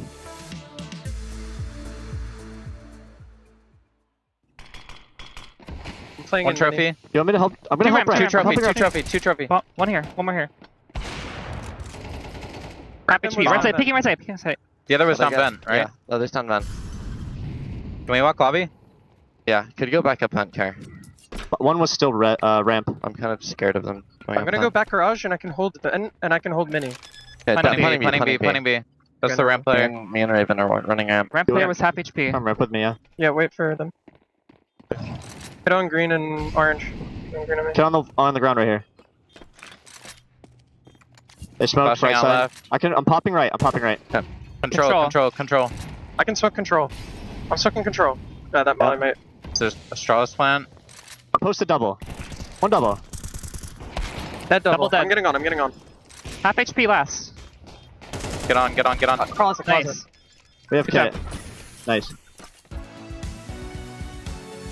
A blistering affair on Nuke, and it came out with MIBR much on top of that one. There was something you were saying, Mac, about playing Brazilian teams on Nuke? Yeah, it's hard to do. You know, Brazilians have a lot of reps on Nuke. They've been doing it for a while, and they do it pretty aggressively. And as you could see, you know, there was a few rounds where aggression was definitely key for MIBR. Even if they weren't winning it, they were sending a message. And it felt like, yeah, half of Sakura, or majority of Sakura, just did not turn up, or it took a little while to sort of wake up here in the server. Yeah, it's really nice also seeing like not only Olga perform, but literally whole team actually catching up on her. So yeah, it's really nice to see it. It did feel like Olga came out the gate storming. I mean, there's that round where she just sprints in with an MP9 outside, kills 3. Yeah. Ridiculous plays like that, but you're absolutely right. Towards the end, it was everybody else stepping up to bring them over the line. All those young players firing the way that we hoped they would, expect that they would. And this is an MIBR team that's looking in championship form.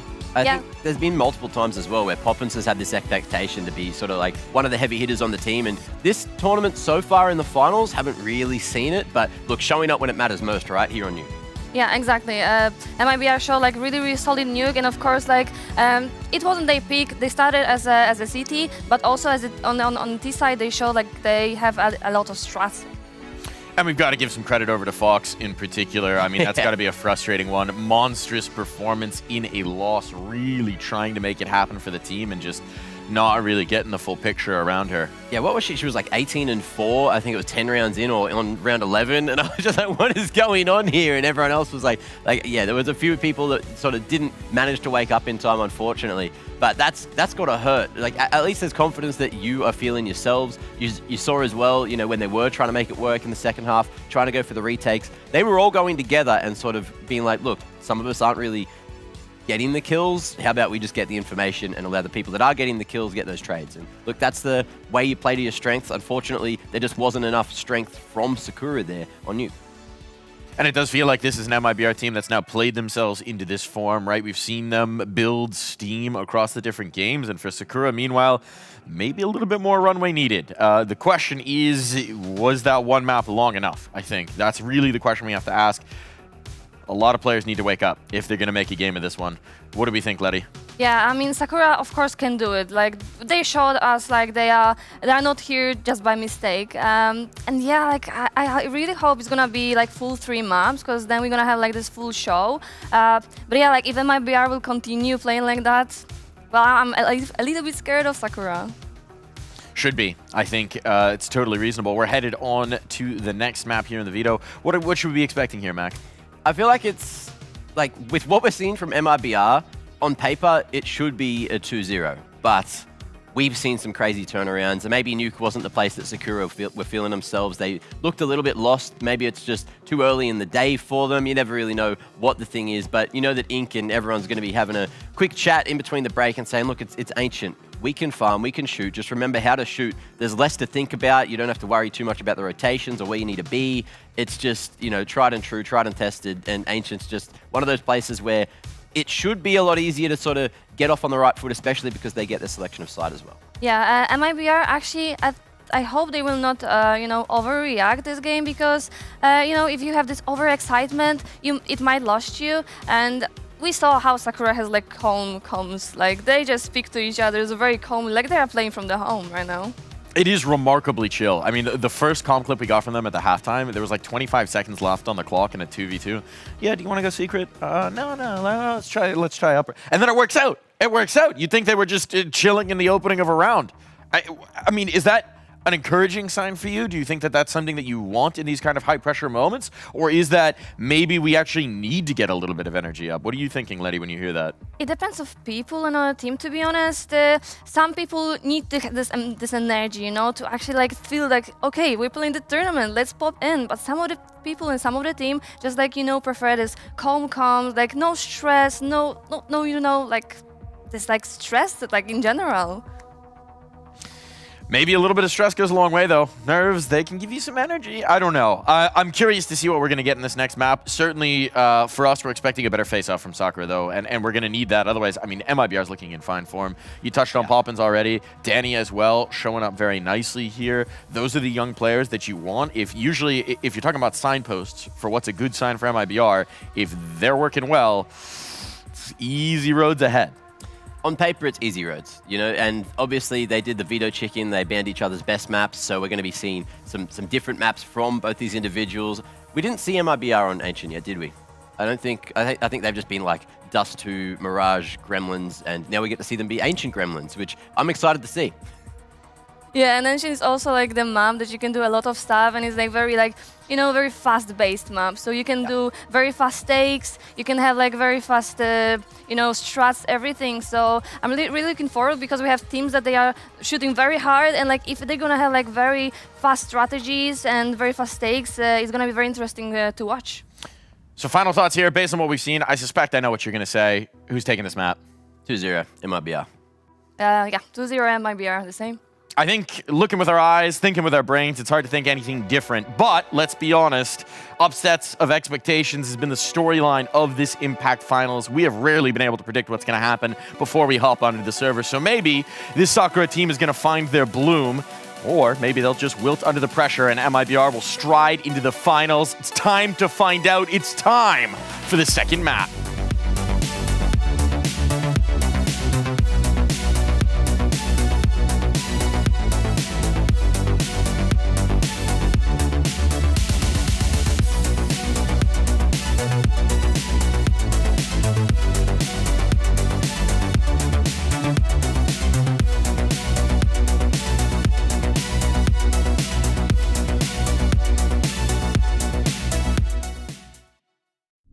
ESL Impact is brought to you in part by Intel, DHL, and Qiddiya City.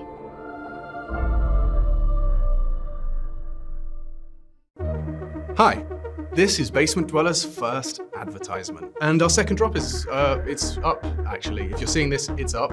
It's available on the ESL shop. We had our first go at a jacket, and I'm really proud of it. I've always had an interest in clothes, but seeing behind the scenes how the sausage is made has been a lot of fun. And if you like the clothes, tell me. If you hate the clothes, tell me, but try them before you slag them off. I think they're really comfy. So yeah, that's my advert. I'm gonna try again. I'm gonna record another one.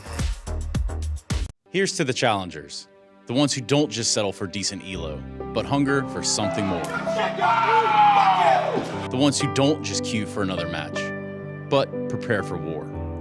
You can doubt them, overlook them, even count them out, but you can't stop them. Right now, I'm with Dupree, who I can see has got tears. While others play for fun, they play for legacy. This is ESEA League, where challengers take their first step.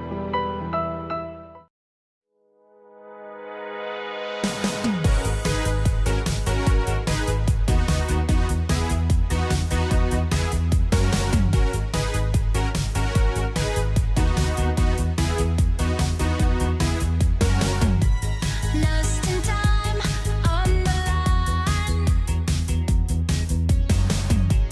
Night will fade, don't be afraid.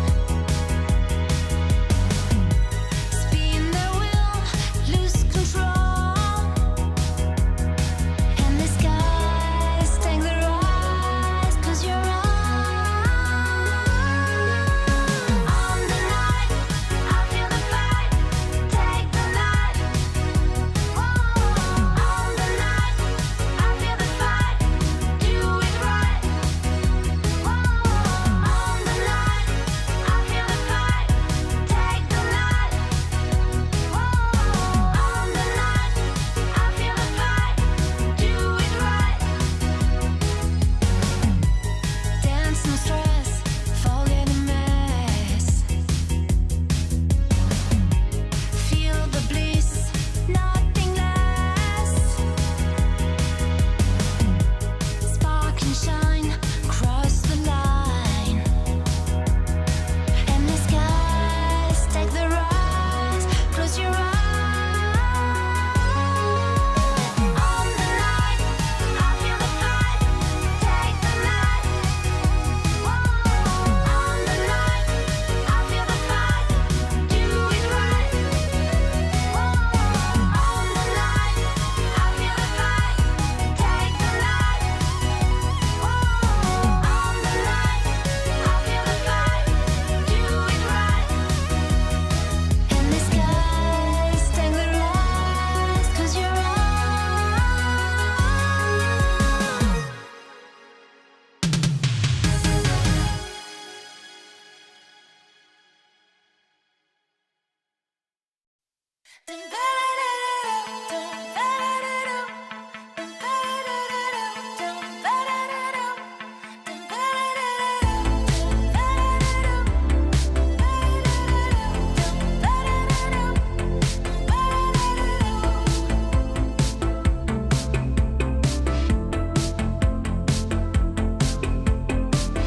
No one can tell you what lies ahead for you.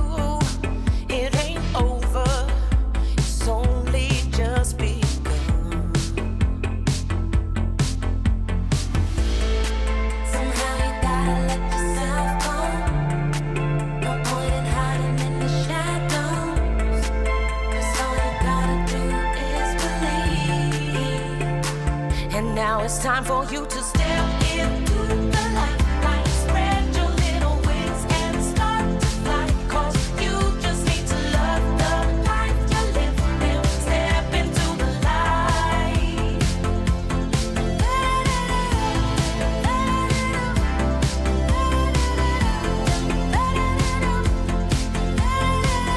See all the colors, don't fade back into gray. And remember,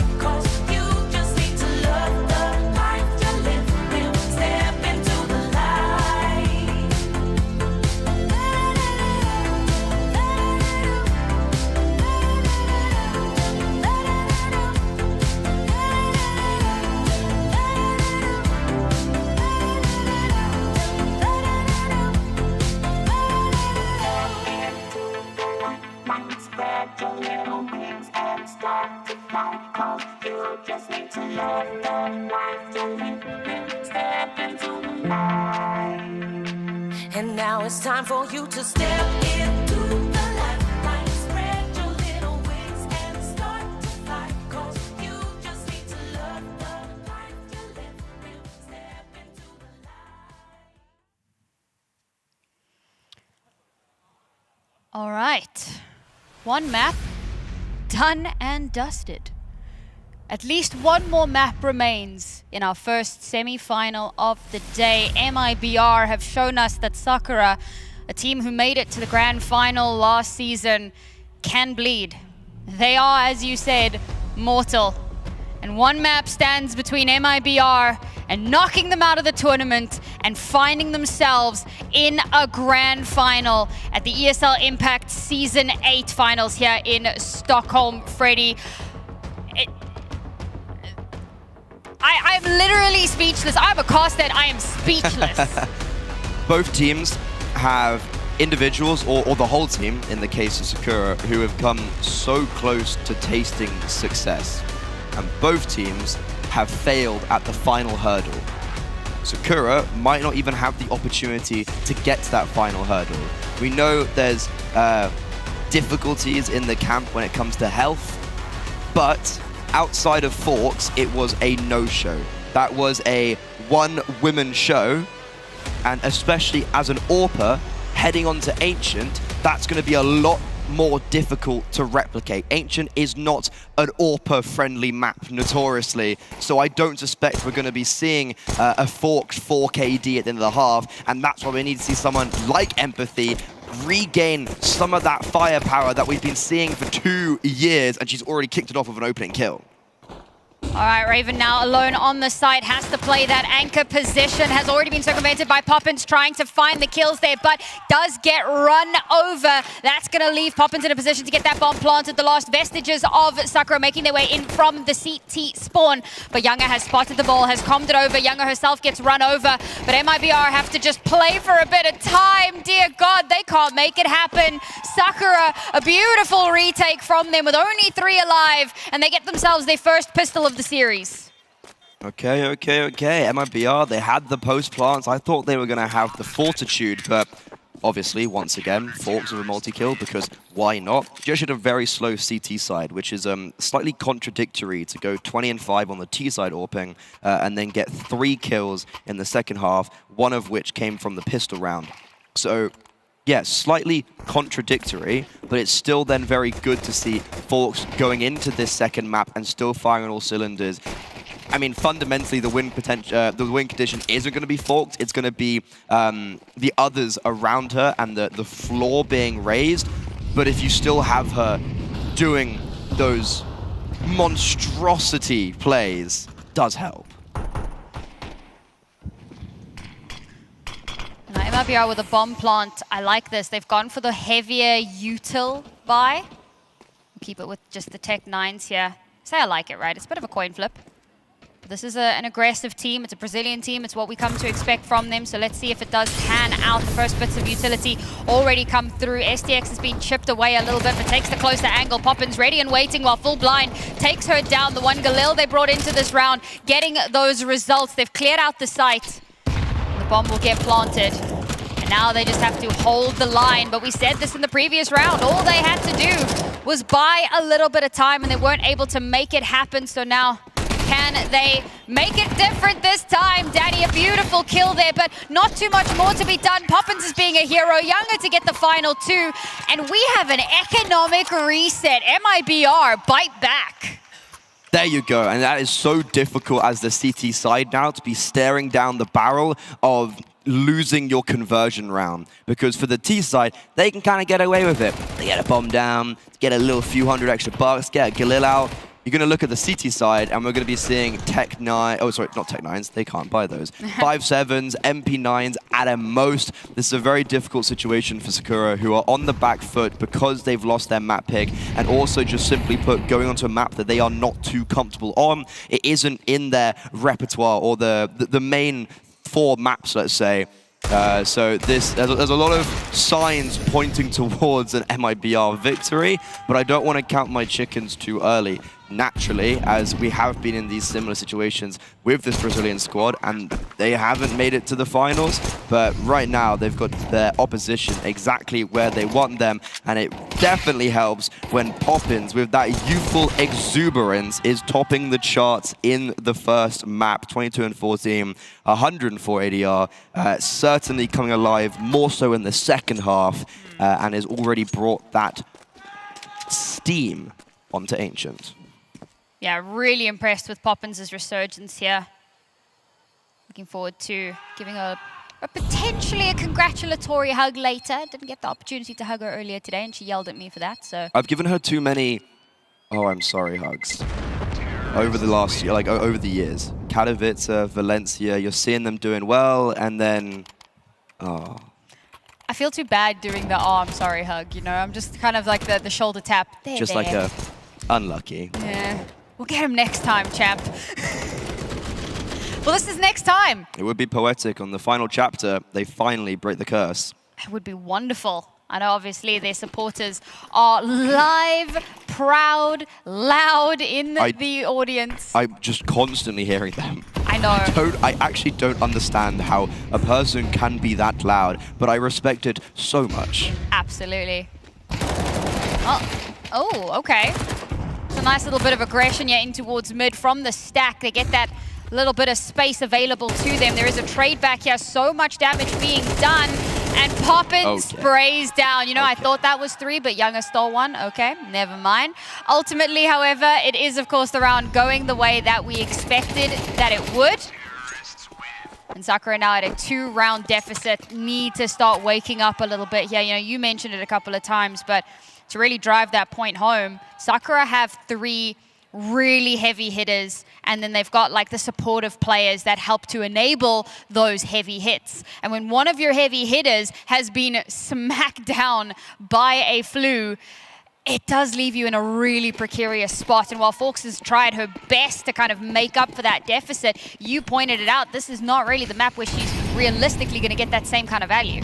And especially with STX, who started off this event so well, not necessarily being as heated on Nuke. When you look at this B bomb site, Raven barely even got like a couple kills. STX struggling. That's a dangerous B bomb site. And look at this from MIBR. They hear all of this aggression over towards Cave. They try and then isolate the jewels onto Long. Forks with a rifle, still able to put pen to paper, but as Younger trades and plants the Mollo, I was going to say, going to get the bomb down, but her teammates are so far away, and this feels very discoordinated for MIBR. This is a really weird round. They still don't have control of the bomb. It's still in main. Like, okay, you know what, Poppins, if you just kill everyone, you don't actually need the bomb. Bullets. But she gets put down. Gabby and Young are the last 2 left alive. They've only got 5. Okay.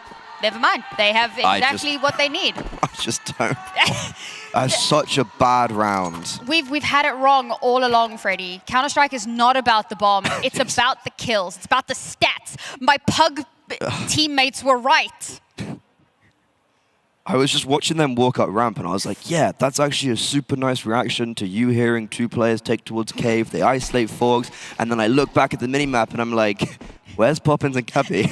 Why is the Poppin despawn? So 100%, someone's got someone's got the wrong idea there. Someone's maybe overcooled or whatever, and regardless, the fact that that is the B type of round for MIBR, their B game, and they're still able just to brawl their way out, that's not normally something you can say against Sakura. Teams normally can't brawl through them, and MIBR just have. Put Sakura down in a very uncomfortable spot again. Nasty little HE there. Will they clear STX now, though? There's a world. I think you have to. I think you have to be aware of that possibility, because Sakura do like to play a little bit cheeky, and there you go, Olga, ready and waiting. Great. It's read into. I mean, we've already spoken about the MIBR coach, and clearly how much work has been put into this. We spoke about Ink and how he did like 9 hours of anti-stratting. I think we would be remiss if we didn't say the MIBR coach probably putting in a fair bit of effort as well. So they knew exactly what to expect coming into this day. They've had a decent amount of tape to review.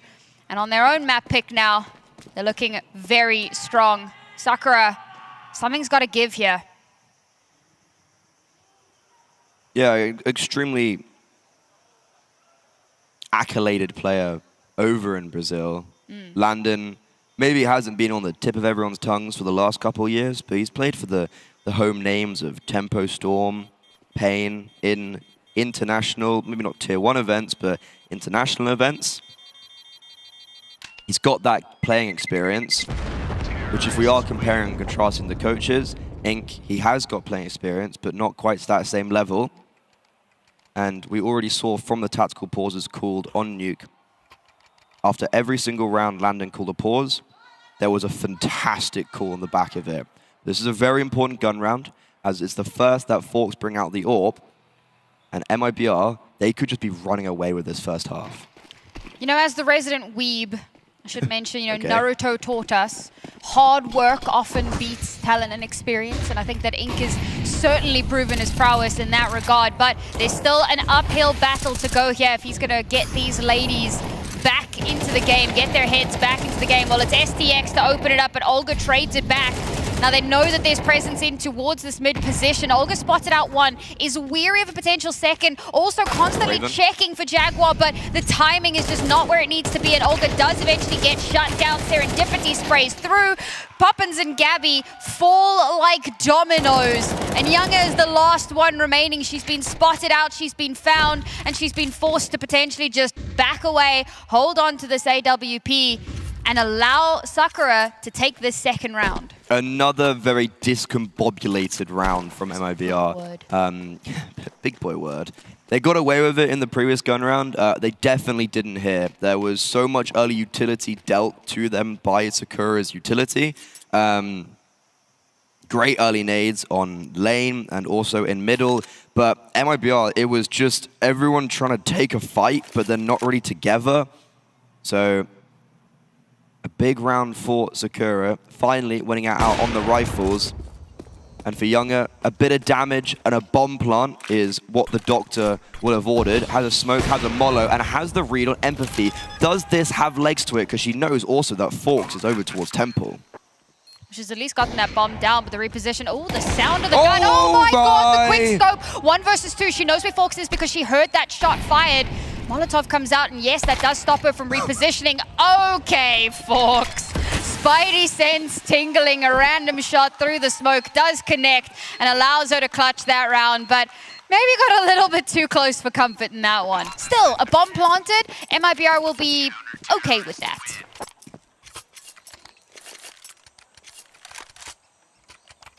Potentially a bit of a tilter for Younger. Hits 2 really nice shots, isolates the individual duels, and then she gets spammed for a smoke by an AWP. But in 1v4, damage and a bomb plant would have been ideal. She gets both of those. So there's silver linings amidst that. I'm looking for more of a cohesive unit for MIBR going into this next gun round. And that's going to be the case as Olga and Poppins storm their way through middle, as Danny also takes all of the control towards Jaguar with the fast mollo.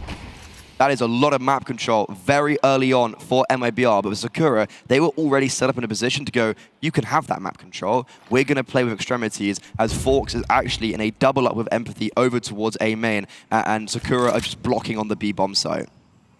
Actually, really good damage done in those final moments, because if they win this round, Sakura's in some trouble. After winning that previous round, all that loss streak bonus is gone. You've got 3 players, in fact, with less than $100. A round win here for MIBR could be a serious, I mean, they're already on a little bit of a snowball, but that could just be kind of the final nail in the coffin for this half. You can see now they're certainly thinking about it, realizing that it could be a very important one. With 3 players strong towards this B site for Sakura, so a lot to try and battle through, but they are playing off-site. They're expecting a little bit more aggression on the site breach. The high-low stands supreme as Danny falls by the wayside. They're not expecting the second player, so Olga good for 2. The site's now opened up. They've laid down the utility to give them the space to move in, but Serendipity catches Gabby on the rotate. Brings it back to 3 versus 3. Younger sits her down, and the bomb will be planted. The last 2 players now need to start moving their way in. A nice little nade to do a little bit of damage. Oh, Poppins, right on the end of the plant, manages to actually get it before burning alive, and that is massive because now time is on their side. Yes, there's a kit available, but they just need to play off of each other. Younger gets that kill onto Forks and Empathy. She's not feeling her best. Can she step up despite all odds? No, she cannot. And it's Younger to clutch the round, and it's Younger to get them one more. No MJ flu game for Empathy, and also no consecutive rounds for Sakura, only winning out in isolation. And even though the going got tough, the individuals of MIBR pulled them out of a sticky situation, especially with Younger. I'm superbly impressed with the performance she's providing in this series, as she certainly has been struggling, I say in the last year, to be honest, and especially on that Fergie land. She was the lowest rated player in her team, and from going to, similar to Carr on Furia, they were battling for the best player in Brazil for a number of years. And unfortunately, with just how the way of the game went, they suffered from that. Right here on the big stage, looking to get into her first ever ESL Impact Grand Finals. It's crazy to think that they've never made it. And they're certainly, as of now, suggesting that they will. It's really nice to see Younger stepping up as well, because a lot of our conversation in the previous map was like Forks and Olga. That was kind of where all of the attention Olga's still was. there. No, Olga is still there, but it wasn't Forks Younger, it was Forks Olga. Now we actually have a conversation for Younger, which is Very great. fast. Finally, we're seeing some of that speed that we've been waiting for. They know it's an anti-eco, they want to take full advantage. Empathy does manage to spam away and get Olga down, but the site has been run over. Spams through the smoke, not connecting, unfortunately. And the last couple of players here, an MP9 in hand. See if they can maybe get a little bit of cash. Forks, unfortunately, can't get anything done, and Raven opts for the retreat. MIBR will go up to 7. This is what I was saying about that last round and how the economy looked. That could have been the final nail in the coffin. 7 rounds now for MIBR, a 5-round lead. Only 4 remain in the half. Can this turn around? This is just utter domination. And the only rounds that MIBR have lost, you look at and you think they lost themselves. Yep. This is such an oppressive position to be. 7-2. MIBR, a 5-round lead. And sky's the limit in this first half. And this is exactly how we prophesized it. If Nuke was not going to go the way of Sakura, Ancient's definitely going to be a very low probability of success.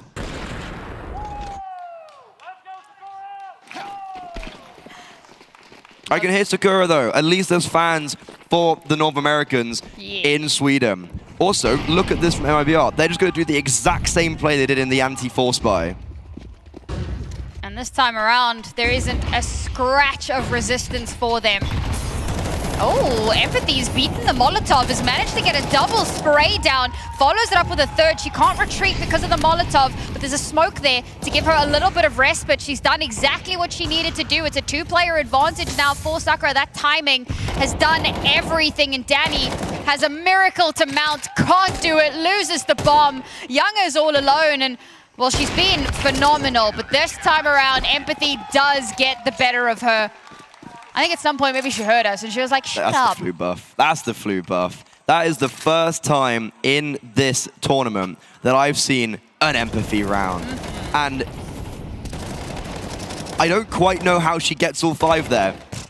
Obviously, the first 3 were the most difficult, and then she was just swinging. And you can see Forks is like, thank you, thank you. Someone is finally playing up to my level. And that is the 2 star players of Sakura lighting up the scoreboard. Issue is, they've yet to win a round in consecutive manner. Oh, they keep losing this fight towards jungle. It's been a bit of a tough one for them. Sorry, not jungle, Jaguar. It looks like we're going to posture A one more time. Empathy this time. She was the stalwart in the last round. We replicate those results here once again as all the utility starts to come out. She gets flashed off of her position. Serendipity gets shut down, but Empathy activates. Double kill.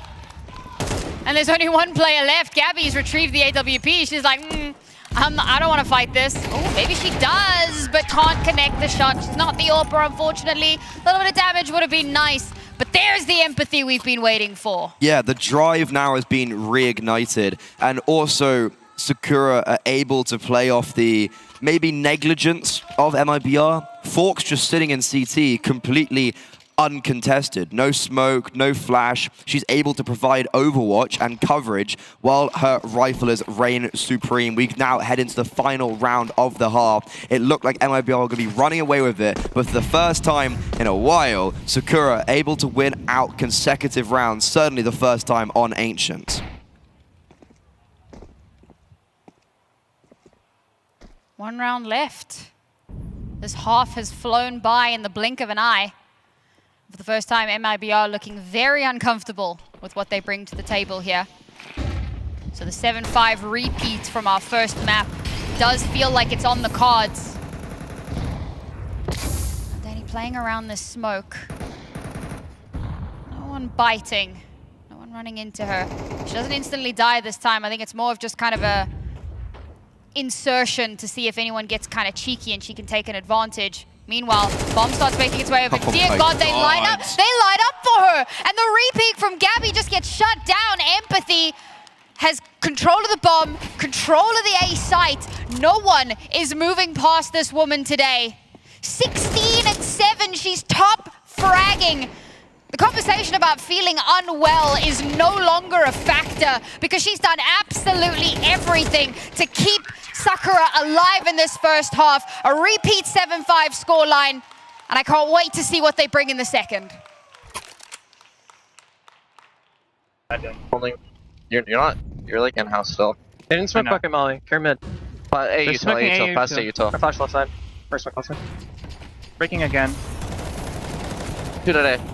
Flashing over. Flashing over. Danny's there. All there. Danny's there. 4v2. 4v2. Tight. I could pop. Opper alive. Op big. We're trying to op CT. They haven't planted yet. I naded big. Opper. I'm holding temple. I'm gonna swing on Raven. Nice! Oh my God, Lucy. Oh my God, Lucy. Nice round, Lucy. Thanks. Send that over there. I already bumped her.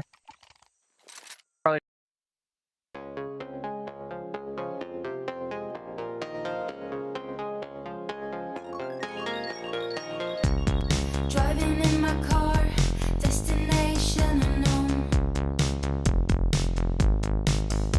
I can't escape the feeling that I'm all alone.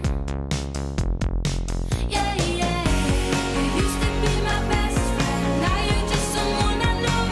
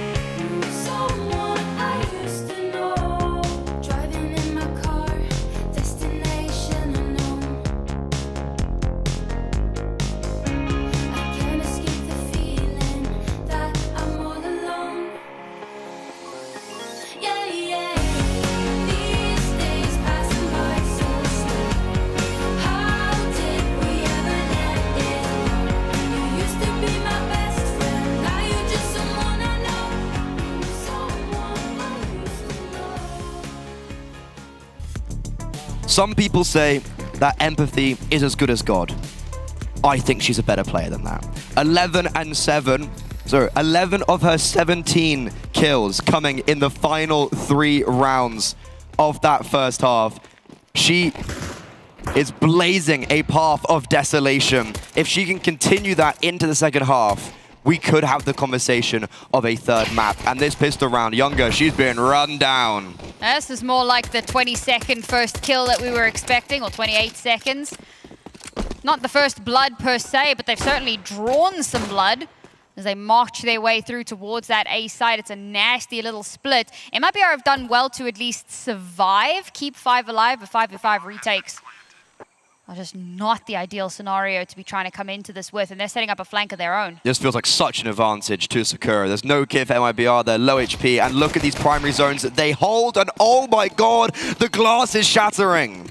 Danny and Gabby get those openers. Now they have some space to move on towards the site. Donut is a pretty free rotation in as well, so they'll be able to meet up once again. But Forks with the double says absolutely not. Now Poppins has to come up massive and does just that. One player remaining. Empathy versus Danny, and it's Empathy with yet another 3K. She's done it again. She's done it again. That now means in the last 4 rounds, 14 of her 21 kills. She is just doing everything. Oh, sorry, my maths has been very mismanaged. Ignore that. Never do maths on stream. That's why you never do maths on stream. Yeah, 14 kills in the last 4 rounds for Empathy. That is simply ridiculous. I will say, though, it got made a lot easier. Forks getting a double due to a missed flashbang from MIBR. Those players coming out of Temple, Forks shouldn't have been able to see them. So that's a double that Forks shouldn't have been able to get. Regardless, though, Empathy currently is the Queen of Ancient. And Danny is, though, rewriting the history books. History is written by the victors. So we'll see who comes out on top of this one. That was also Sakura's first pistol round this series. So a pretty important one for them to kind of deal with the precedent. That is an unfortunate interaction. Gabby, I'm not sure how she doesn't get that kill there. We're not setting up the best post plant here, but despite that, it's good enough. Sakura up to 7, evened out the scoreline. And I also just wanted to point out, so Empathy has gone 3 for 0 on opening duels and is sitting at about 5 multi-kills this map, I think. It's just been so many rounds of just going absolutely nuclear. Yeah, it's the 4 multi-kills in those 4 rounds, which added up to 14 kills out of her 20 that she had at that time. Kind of mental, but it's also a positive to then see that Sakura are able to win a round, regardless of Empathy getting a kill or not. That is a big yikes, though, from Gabby. A big yikes indeed.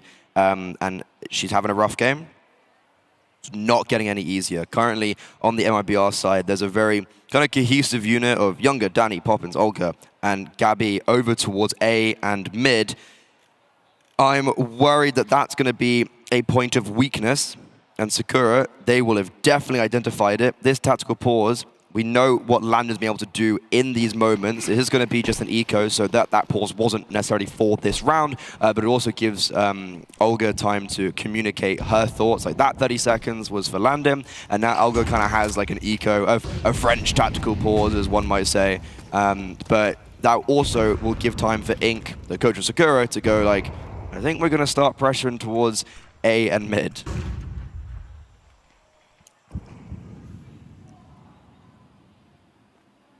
Getting some free space in towards mid as well. Of course, this is just a little bit of a stack with the pistol, so not expecting too much to come out of it. There's an exploratory mission over towards A, but Bomb's heading towards B, so it really doesn't make too much of a difference. Just trying to get a little bit of a feel for the history of Ancient for Sakura, because they've played it a handful of times, but have been kind of hit or miss on it.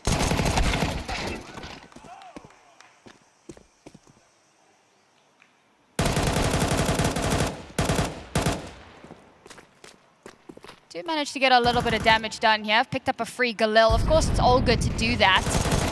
Younger looking for an opening yet. Gabby gets another kill. Wait, hang on. This pistol round suddenly feels possible. Younger gets shut down, unfortunately. unfortunately, the two players hand in hand. It's Olga with the Galil to get the kill. Now that dropped Galil gets handed over to Gabby. 2 versus 2 here. Yes, the bomb is planted, but timing might be a bit of a problem. The two players split up. Olga leaves her teammate Gabby out to dry, and she has to now 1v2. They know exactly where she is. A bit of util to come out, but so many angles to press, so many angles to check, and it all falls apart. It felt doable, and they made the classic mistake. I think it's very easy to point at that 2 versus 2 and be like, yes, fundamentally they split up, and I think they played that, they should have just played the buddy system. Regardless, though, that was just a full eco.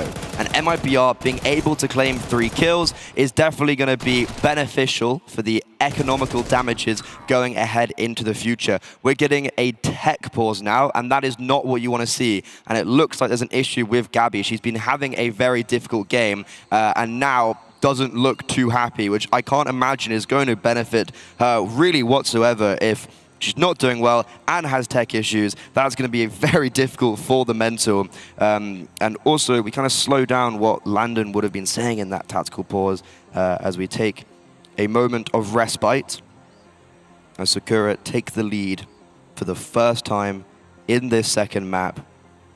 And finally, MIBR's questions have been answered. So I found what I was looking for. Sakura have not lost Ancient within the ESL Impact circuit. It was close. They got very close against teams that I would consider beneath them, though. Sure, but at the end of the day, it's the final result that truly matters. And this is a tenacious team. I think if anything is proven that, it's been the resurgence from map 1 to map 2. Showing that even when the chips are down, they're still able to kind of pull themselves towards themselves a little bit. Don't let the vibes get too gloomy.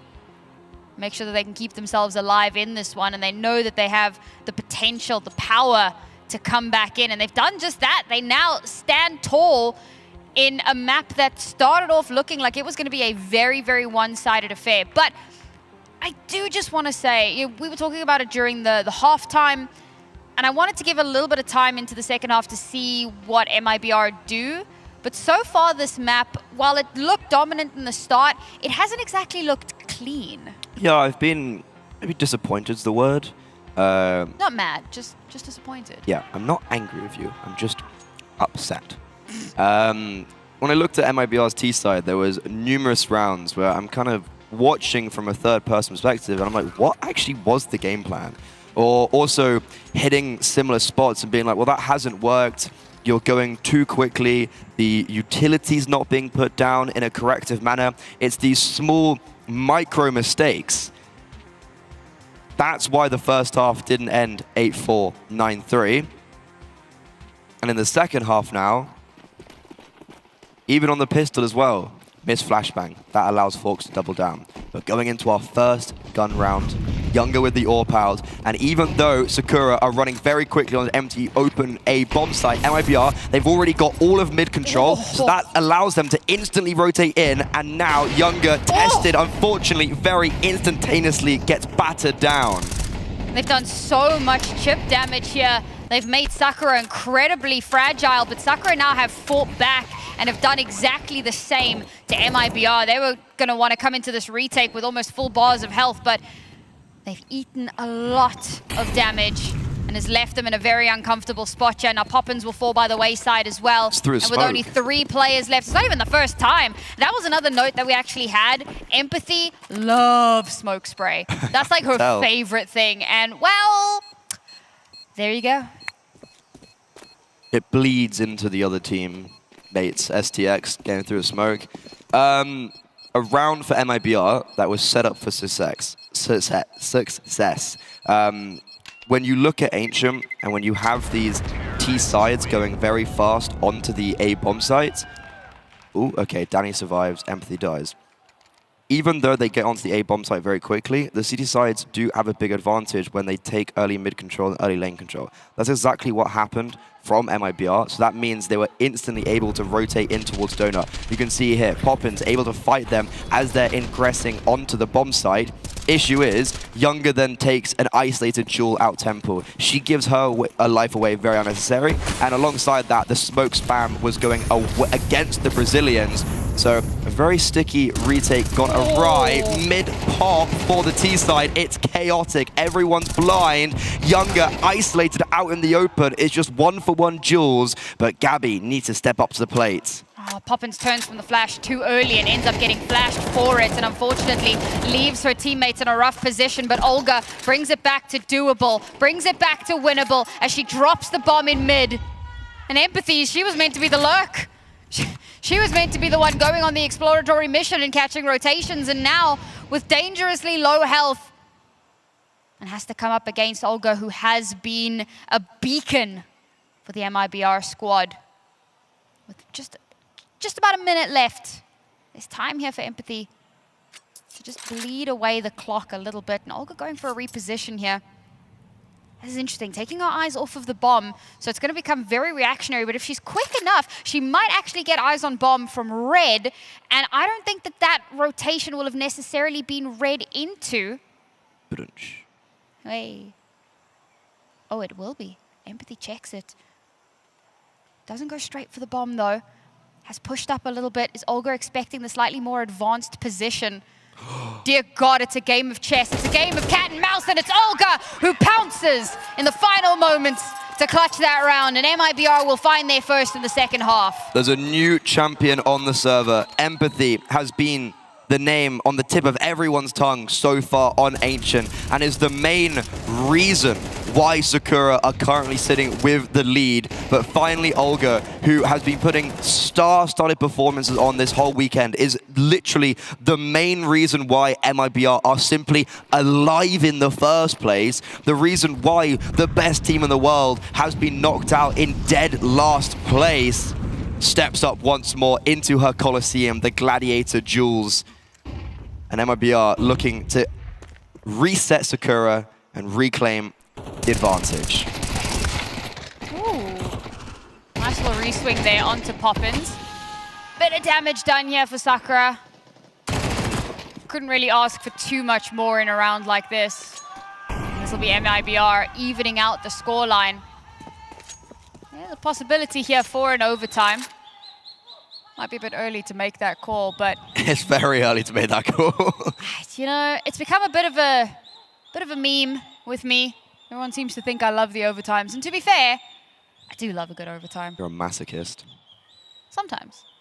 All the rounds. Also a little bit of a sadist, because I drag you along with me. Bit of column A, bit of column B. Is this winnable for Serendipity? Yes. Will she, though? That's another question. Looking to isolate a Jewel on Danny. Maybe doesn't realize that Gabby was behind. They lined up. They lined up. If that were Empathy. Got scared. Got terrified. Serendipity, normally the player on this squad who isn't making these crazy moments, but is more of a consistent factor. You see her playing positions on CT side like B anchor on Mirage, and she maybe isn't getting crazy multi-kills, but is quite consistent and is actually a big part of raising the floor that you would not see outside statistics. Unfortunately, a 1 versus 3 is a bit too much, and for Sakura, this is a dicey point in time. A tactical pause being called for them as they have lost the lead. They had their opportunity to try and fight forward for a third map, but instead now they've been reset, and MIBR looking to be the first team to breach double digits. And even though it's not been the cleanest of maps, they can still go into the grand finals with their head held high in a 2-0 win.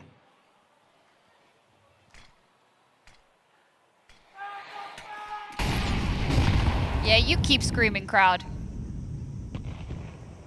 Both of these teams need that little bit of an extra buffer. Not a buffer, a boost. Wow. Firing gallery. Wow.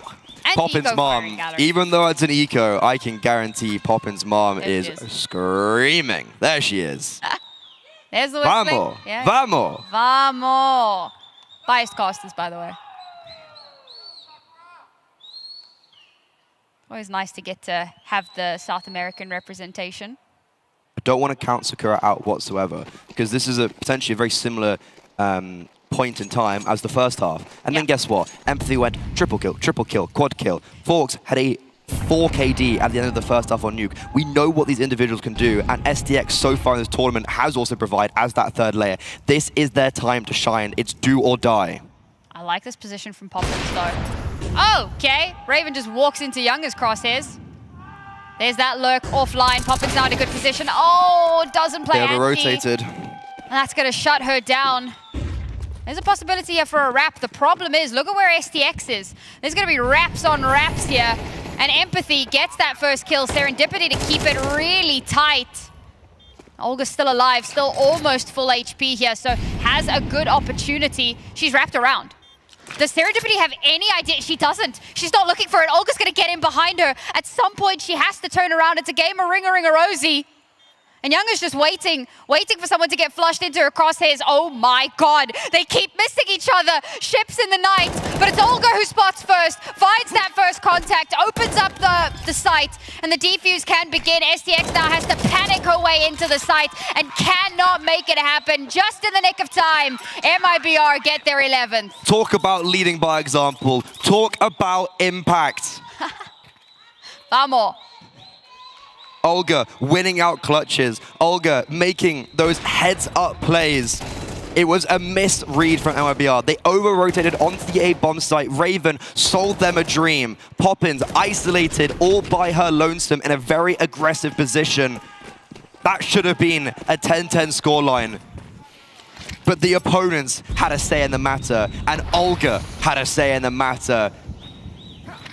Tech-9s to try and avoid map and series points. I think Olga's pathing there is going to live rent-free in my brain for the rest of my life. That was very entertaining to watch, and unfortunately, like you said, it's just Tech-9s. She's they just didn't going. She's running left, right. Good night. She's having a really fun day here on LAN. And you've got to understand where the excitement comes from, right? You were saying it, to get into a grand final for the first time ever, to have an opportunity. Furia just did it. We talk about why ESL Impact is so important for creating role models for women in Counter-Strike. Now this is kind of that, but also kind of not, because it's also the rivalry. So you have a South American team has done it, we can do it too. Also Furia did it, and we're kind of not okay with that. We want to be the ones to do it. So that's what makes this so special, I think, for MIBR. But for Sakura, just getting into the final hasn't been enough. Olga, this is her 6th playoffs appearance. This will be her 4th finals appearance. She's yet to lift the trophy, but with performances like this, you sure as hell guarantee that she might just do that. Poppins with a dastardly double, looking for her first ever grand final appearance. Only 2 survive for Sakura. 2 players are all that stand between MIBR and a grand finals performance here. STX and Forks desperately trying to have another crack at the grand final. It's going to take nigh on a miracle as Olga gets the shot through the wall there. Now Forks knows where at least one of them is, plays that anti, manages to survive the flash, but they're coming in for her. They're running her down, they're running her over.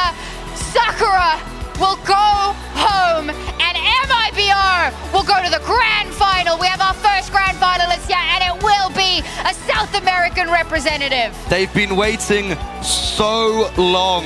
You can see what it means. Younger and Poppins, every single time they fail at this hurdle. And for once, they exceed it. They now have some respite until the grand finals, either against NIP or Big. But MIBR, they are looking to keep ESL Impact trophy in Brazil. Welcome to Brazil. Oh, my heart is so full for the MIBR ladies. And of course, I'm shattered for Sakura. They've done so much. They've worked so hard. They've battled so many demons, both personal and public, to make it this far. They tried desperately to replicate and better their performances in the previous season. But at this hurdle, it's MIBR who come out on top. And I'm so proud, particularly proud of Poppins, for having this opportunity now. We have said season after season that she struggles on LAN, but today she showed up. Today she proved that those allegations are meaningless, and with the guidance of Goddess, who stepped back to take a more managerial role, she has helped to mold this team into a grand finalist team who will have to face up against one of the European contingents to take that top spot. We need to talk about what happened here. Olga, join me here because this is absolutely insane. You know, you were in the Brazilian team, went international, came back, and now finally, once again, you get to rejoin with fellow country women in a grand final. What are the emotions that are going through your head? I'm so happy to be in a grand final again. It's like I've been working so hard to be here, to get this title, and now it's the last chance. I just feel I need to do more than my best, you know. It's like my 300%, like Ramona used to say when I went to HSG. If you do 100% and they do the 100%, it's not a game like we're gonna win for sure, so we need to do 300%, you know. That's my mentality right now. That is the correct mentality to have. And also the impression that I got is that all of your teammates like full on believe in you. They trust, like whatever you're calling, they're gonna be like on the same page with you. Is that how do you feel their trust? Yeah, they trust a lot on me, but it's not only my work, you know, on the calls. Landin is pausing very well. We're doing the coaches and assistant coach Nax. They're doing a great job. They just make the game easy for us to understand what is happening and take the best decision. So they make the game easy for me to call, you know. And having my teammates trust in me is just perfect, you know. There's no like double thoughts about what I'm saying. Even if something looks like it's a bit risky, are you sure? They don't ask that question, you know? Some people would ask that, but they don't ask that. Let's do it. You're confident? Let's do it. Let's do it. Well, when it comes to you, there's no problems with confidence. You know, you're super aggressive and you've been in the grand final before, unlike some of your teammates. So I think this is an opportunity for me to maybe talk to Poppins, because Poppins, you are now in the grand final of Impact. How does it feel to finally get there? I can't believe it. Like, I played all of the Impact since I was 16 years old, so it's incredible. It's a great feeling. I'm so emotional right now. I don't want to cry because I saw my mom crying. I'm really happy. Thank you guys for all your support, and this tournament is ours. Talking about your mom, I have no idea how it is even possible, because throughout the whole tournament, every day, she's there, she's yelling for you, she's supporting. How does she have so much energy? I don't know, I should ask her. I have no idea. My dad also, he screams so loud. I don't know, maybe she ate a lot of candies. A lot of candies, maybe that is the secret, but thank you very much to you, and thank you to your family for bringing the Brazilian spirit into the grand final. Poppins, one more time, congratulations. Maybe, I mean, your family is here, but maybe you want to say something to the Brazilian fans that are watching. Oh my gosh, they are so incredible. Like, some of our fans are also our friends, like Felipeira, Spirit. A lot of them. Thank you so much, guys, for all your support. It means a lot to us. One more time, congratulations with the grand final. See you in a few hours, but for now, let's go back to the desk. Full faith, full confidence, full voice for MIBR, and full dominance across these two maps. They take the series, they take the 2-0. They show us that MIBR is ready to play, ready to make their move for the trophy. You heard Poppins guarantee it. This tournament, this trophy, it belongs in Brazil. Look, it did last season as well, so let's see if it's going to be back-to-back Brazilian dubs, which would be kind of crazy to think about, especially with the tone and the narrative that was set coming into this year completely. And then Brazilian dominance is not something that was on the cards, but I'm glad it is in the conversation. Yeah, I'm so happy for Olga, especially because like I remember talking with her on like many tournaments. Whenever she was out from the tournament, I was like, hey, what's up? And she was always like, yeah, maybe next time, you know. Like, she's very humble, and she knew she's gonna come back and she's gonna show her like really skill. I think it's fantastic that we're getting Olga in this form, in this final, the final Impact, right? Olga has been so much of the story of Impact in those early seasons. We're bringing her tale, it feels full circle, right? To have that last opportunity to secure the trophy, the thing that has eluded her through every season of this she's got unfinished business on that stage. She's got unfinished business with that trophy, and now she gets the shot to secure it. And I mean, individual performance-wise, she has made that reality, right? By her own might, not just in her calls, not just on her teammates, by her own hands, with her own mouse, she has made that real. Yeah, and that's it. You have to be bringing serious business into the semis. You have to be bringing every single thing you could be. And look, unfortunately for Empathy, there's going to be no more chances at bringing that either, right? Like, she was going absolutely crazy. 24 and 16. What was she at the half? Like almost 20 kills at the half as well. It was completely ridiculous. Yeah, when I saw Empathy like shooting that hard, I thought MIBR is over. But MIBR somehow found the strength and they bring back the spirit in the team. I'm glad that Empathy was able to show this, right? Because we know what she's capable of. Know that she's maybe a bit under the weather today, but thought that might be the spark. I think you're absolutely right. There was a moment where it felt like that map was slipping away, and it was almost reminiscent of what Olga had done in the Imperial game, going back the other direction. Unfortunately, not able to find that consistency, and MIBR withstand the storm, withstand the blaze there, and it's going to be curtains for Sakura, right? I think this is a team that have impressed us so much over the years. They've grown a ton as players in Impact. We saw them come in very much as pure individuals. We knew they had firepower, we knew there was talent, but seeing them grow and learn the game of Counter-Strike at a higher level, develop, bring in different strats, develop the map pool, grow as callers, as IGLs, as in the clutch. It's been a fantastic journey. They were in the grand finals last season. They make the playoffs this season as well. I think there's much more to go in terms of reaching their ceiling, but we have seen that growth, and for now, in ESL Impact, their story does come to a close here. Mac, any final thoughts on Sakura? Look, they've been doing a pretty good job. It's just, unfortunately, if you don't bring your A game on the day, it's just going to look like this, right? And we knew that Sakura could do it. We knew that they were capable. There were glimpses. There were definitely moments there in that series, but there wasn't enough moments, and it felt like MIBR really just wanted it more. Yeah, I agree. Like Sakura showed the fight. I'm actually sad that we didn't see the third map, because it would be like an amazing game, I can imagine. But yeah, like even though the Ancient looks like very nice. It does indeed. Story comes to a close for Sakura, but we'll focus in on this matchup just for a little bit longer. In particular, there was one round that really did help seal this for MIBR. I think you all wanted to talk about it over in our Kadia City playbook here. Remind me, what are we looking for here, Letty and Mac? We're looking for a very good execute, but also a very good reaction by MIBR. Right now we see it's kind of late run, it's like 40 seconds, they don't have much utility. They're doing only smoke shot, molly long, but we see 2 people inside cave.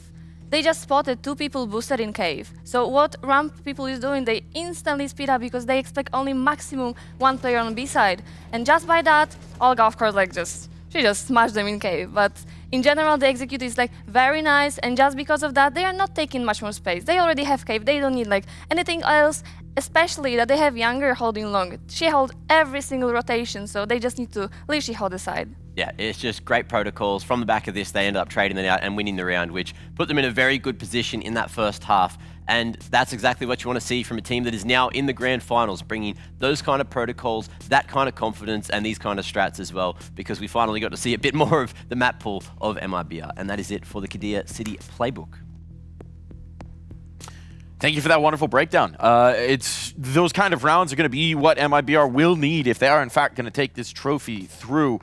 But I think we have really seen MIBR improve every single map that they've played at this event. Yeah, they started off slow, but I'm very excited by the form they're in right now here, Mac. Yeah, and look, that prospect of what's going to happen in the next, 2 to 3 hours in the second semi, what we are going to see MIBR do in that time. Are they going to sit back and watch the games? Are they just going to be hard on the prep? Are they just going to relax? Because it's going to be a very, very long day for them once they get to that grand final. Like, the prospect of them potentially taking this trophy would be great. Like Olga, you were saying it, she's been to so many of these seasons of ESL Impact, and now finally a chance at a trophy would be a great way to seal that. Yeah, I completely agree. Like, I think she feels the hunger for the trophy already after so many seasons, and I think she's gonna do like everything possible. And I'm actually curious how this team gonna show the energy during the final, because they're gonna face European team who also can be like very loud while playing the game. But like, Brazil is just a Brazil. They are. I mean, Poppins' family alone is like a one family unit cheering crowd. You might as well have 10,000 of them there with the volume they managed to hit. Olga certainly bringing the noise in this series. Her numbers have been ridiculous throughout this tournament. It feels like she just continues to push that ceiling higher for what individual ability can show. But now as well, it was the storyline we talked about, is it's about everybody else coming along for the ride. It's about Younger, it's about Poppins, it's about Danny, it's about Gabby, and right now, it's looking so dang good, isn't it? I'm so amazed how Olga performed like consistently. I don't think she even had like one bad game on this tournament, and it's crazy. Like having this type of player in your team that you can literally always count is insane. Yeah, I don't think it was a bad game. There was a slow start in that first best of one, but since then it was just been carry mode, like carry mode, and the calls have been phenomenal, and I can't wait to see what they're going to have for us later on today. I think you saw her brain working in overtime in that 1v1, the long, slow 1v1 between Olga and Empathy. You saw the reposition. You see just the brain, the feel for the game from Olga. It's very impressive. And now we have MIBR in our final.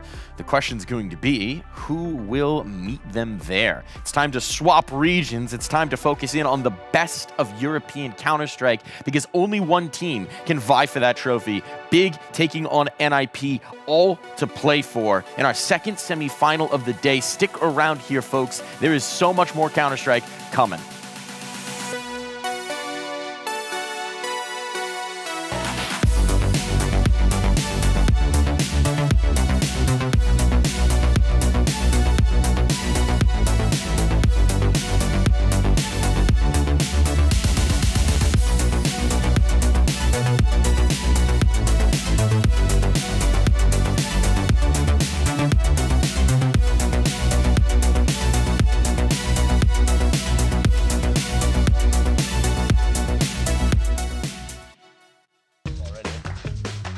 No, we're fine. We're fine.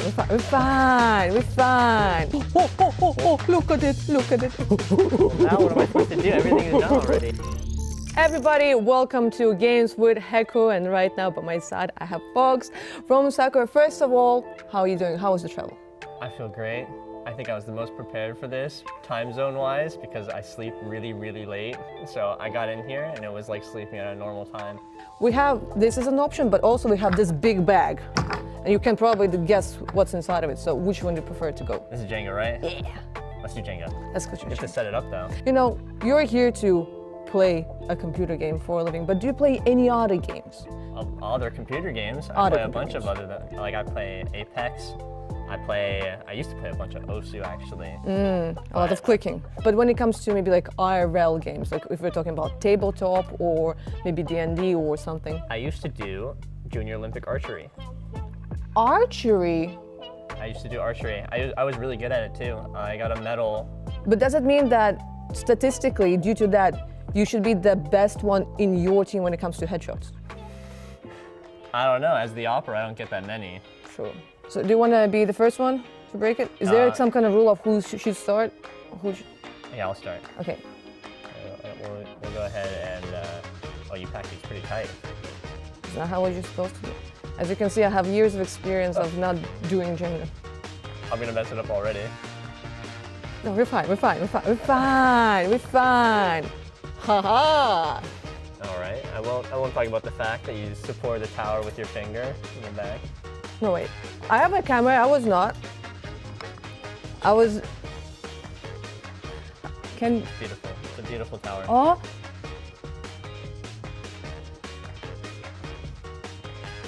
I'm not even looking at You're it. looking at me. You're looking at me.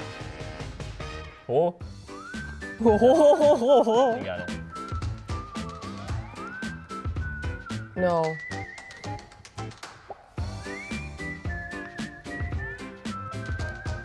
I didn't think that far. I remember trying to commit, maybe now the top, now the top is heavy enough for me to commit to this one. See? It didn't work last time, but now, I feel like at one point, I'm just like, I don't know what happened here in the bottom, where we had like only one. Okay, well now you're screwed. Do we believe? Come on.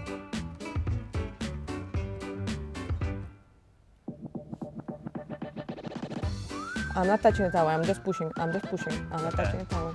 Okay. Why are you looking at me?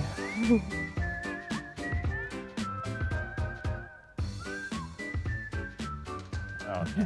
Wow. Well, now what am I supposed to do? Everything is done already. You can take like this middle one that is holding the whole thing. Okay. Well, I mean, I don't think you should. I could do this one, but I think it's like cheap. Okay, I'm gonna. Like something like no. I'm gonna be cheesy. You're gonna be cheesy.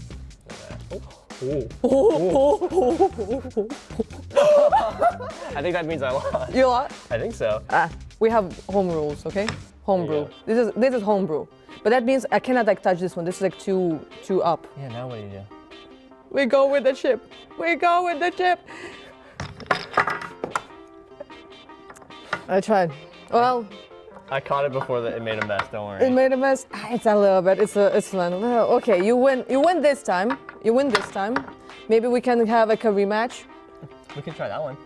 That one? No, I think it's good enough. We are not doing a best of 3. Congratulations. Congratulations.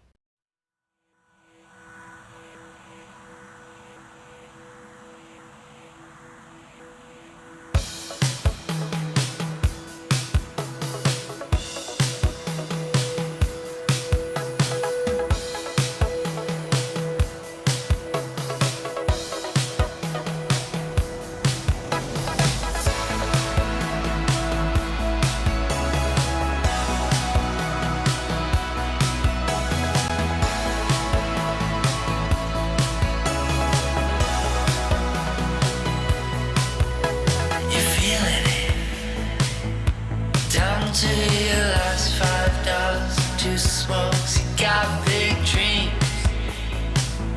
You're just an ambitious proletariat, questioning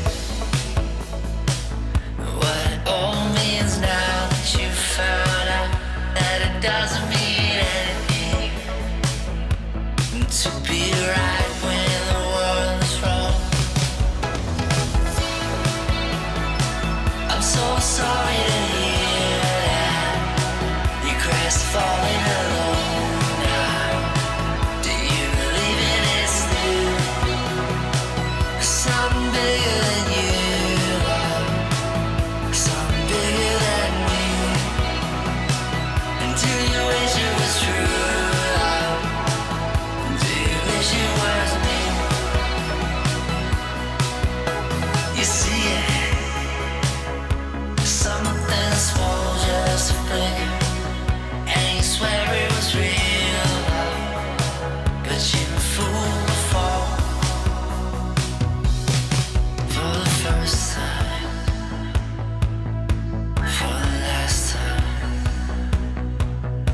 for the first time, for the last time.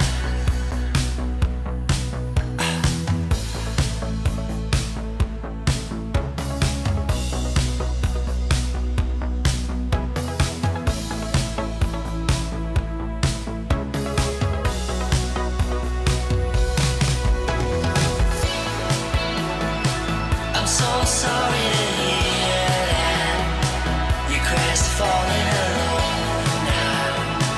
Do you believe it is new? Something bigger than you, something bigger than me. And do you wish it was true? Do you wish it was me?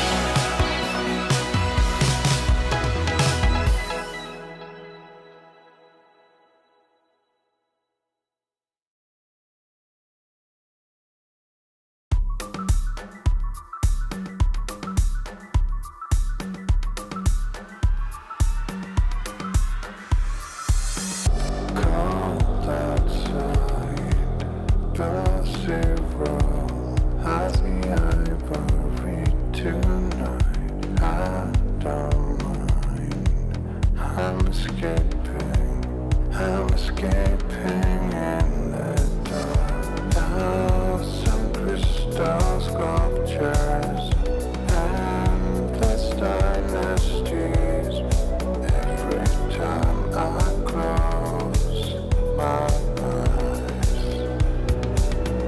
Can't help but wonder.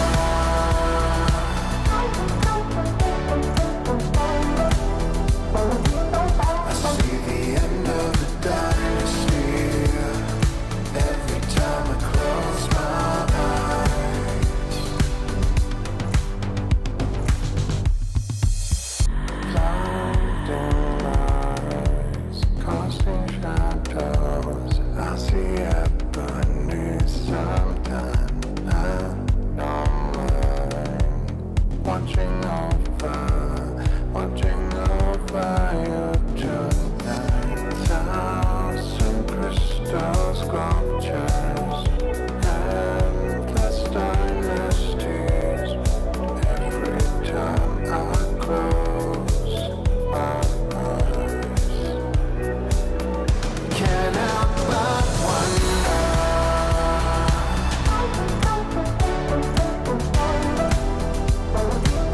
I see the end of the dynasty every time I close my eyes. Can't help but wonder why.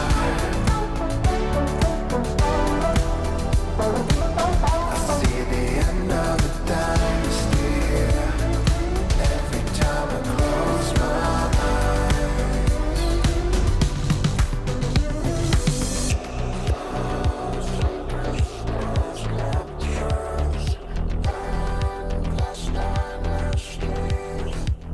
Every time I close my eyes, can't help but wonder.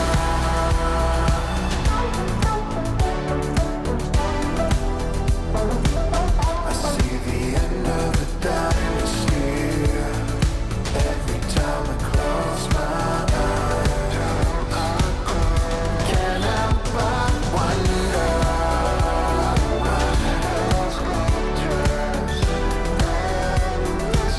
I see the end of the dynasty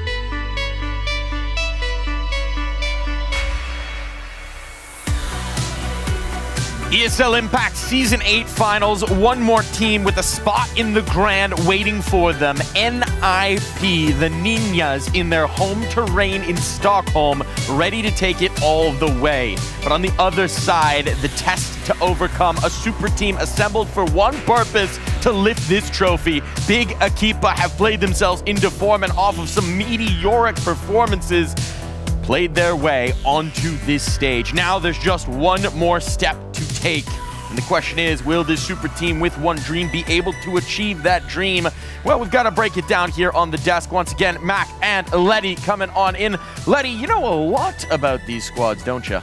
Yeah, a little bit, yeah. I mean, I play with Hanka, I play with Vico, I play with Zana. So yeah, I can say that. A lot of familiarity here. Mac, what do you think of this matchup, the marquee matchup of European Impact?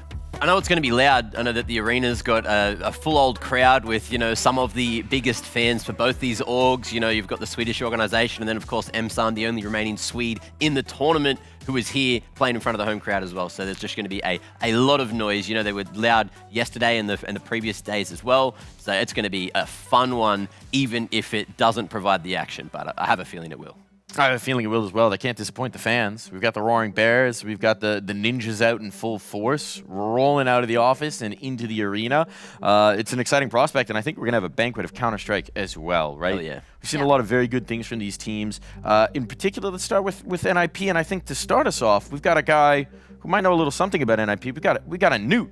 So we'll head on over to the Newt Nook. We'll talk about the Ninjas here. What do you think of NIP, Mr. Newt?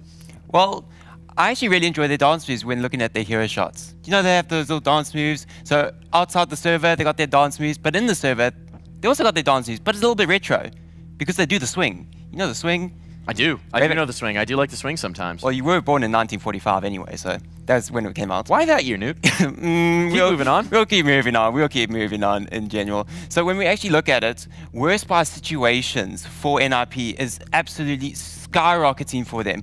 We talked about it with that Sakura and who did they play against? I can't even remember. But then the grand final, it's MIBR.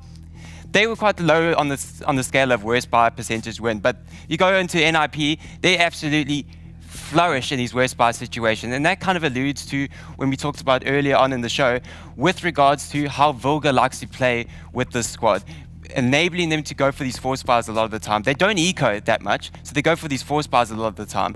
And this is why they got this great worst by situation win percentage, because when it comes to swing, they swing hard, especially with AIM, Zana, and Naomi. This quad core absolutely thrive in the sense of round swing. 5% in round swing. Like that game with Olga, she finished off with a 5% round swing. And these are just in worst by situations. AIM, Kiara, Zana, and Naomi absolutely thrive. I know it does look a bit dire for Volga, but that's what she's got to do. She's got to set up these star players to absolutely thrive. And this swing, when we talk about swing, it's whenever kills and deaths, they create the better possibility and probability for the team to win out the round. And especially in worst by situations, having a positive round swing is key to close out these rounds. And that's why they have such a great looking worst by win rate. Dangerous team. And as you put it in previous segments as well, a team that really likes to buy in to the forces, that really likes to try and force the issue. Do you think that's going to be enough to give them an edge here, Newt? I think it could be just the edge they need to take down Big Equipa, because Big, they thrive with the full bars. And that's going to push NIP right at the limit, but they got the limit and they know how to turn it up even better. Well, it's nice to know what you think, but I really want to know what the players think, so let's go ahead and give that a listen. It feels good. It feels so good to be in playoffs again. We made playoffs last time in Dallas, but this time it feels like we're a lot more confident. Our first game, we're a bit nervous. It's always like that. We've always had sort of issues with controlling our nerves.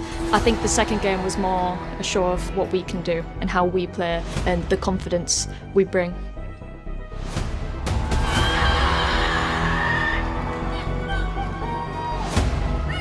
I'm really hyped to play against them because we can prove that we are better as we were fighting online. Now gonna be like final boss.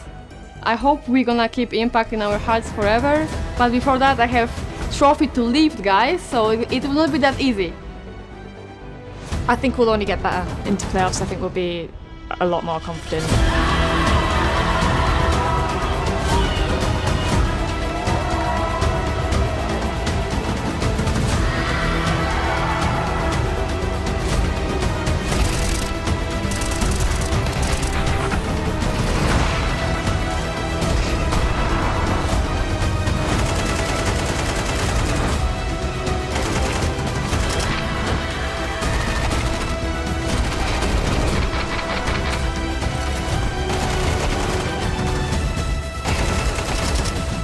NIP is ready. We're ready to fuck some bitches.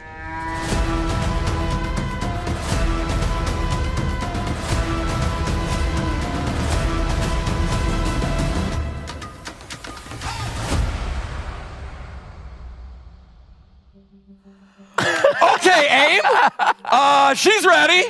She's ready. We've seen some pop-offs. Surprised that one made it through the edit. My goodness. Okay, AIM.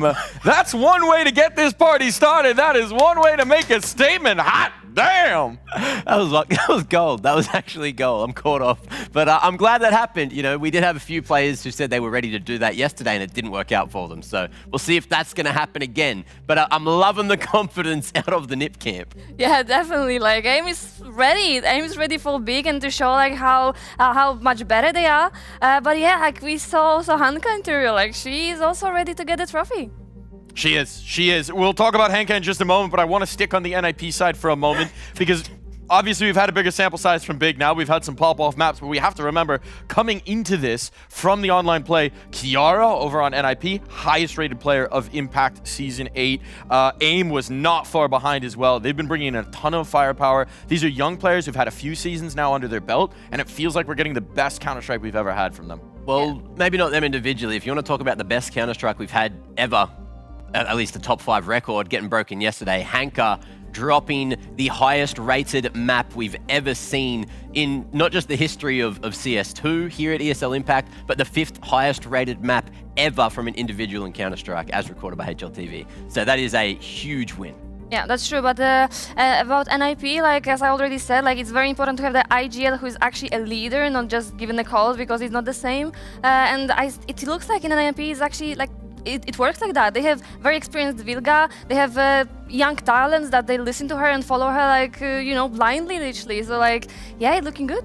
Sometimes you just gotta have blind faith. We've got the maps coming through. It's Mirage first up for Big. What do we make of that? Yeah. I mean, Big Equipa feels very confident on the Mirage, and especially and NIP also on Inferno. Like I think this is like the best of maps they have right now. Yeah, definitely sticking to the middle. I wouldn't be surprised if there's a dust that slips through at the end, but I'm hoping we go more towards like an Ancient there, Overpass band coming through. What's it gonna be? Ancient band, they actually float the dust too. NIP let the dust 2 go through after, I guess, what they saw out of Big on it yesterday, that 13-0, they don't want to be going toe-to-toe. We really liked Dust 2 on this tournament, I see. We do indeed. We didn't get it in the last series, but we might be getting the Dust 2 decider in this one. You touched on it, the Hanka top 5 LAN map all time. Absolutely absurd with a 3.2 rating. Are we going to get that kind of star performance today, Letty? I really hope so.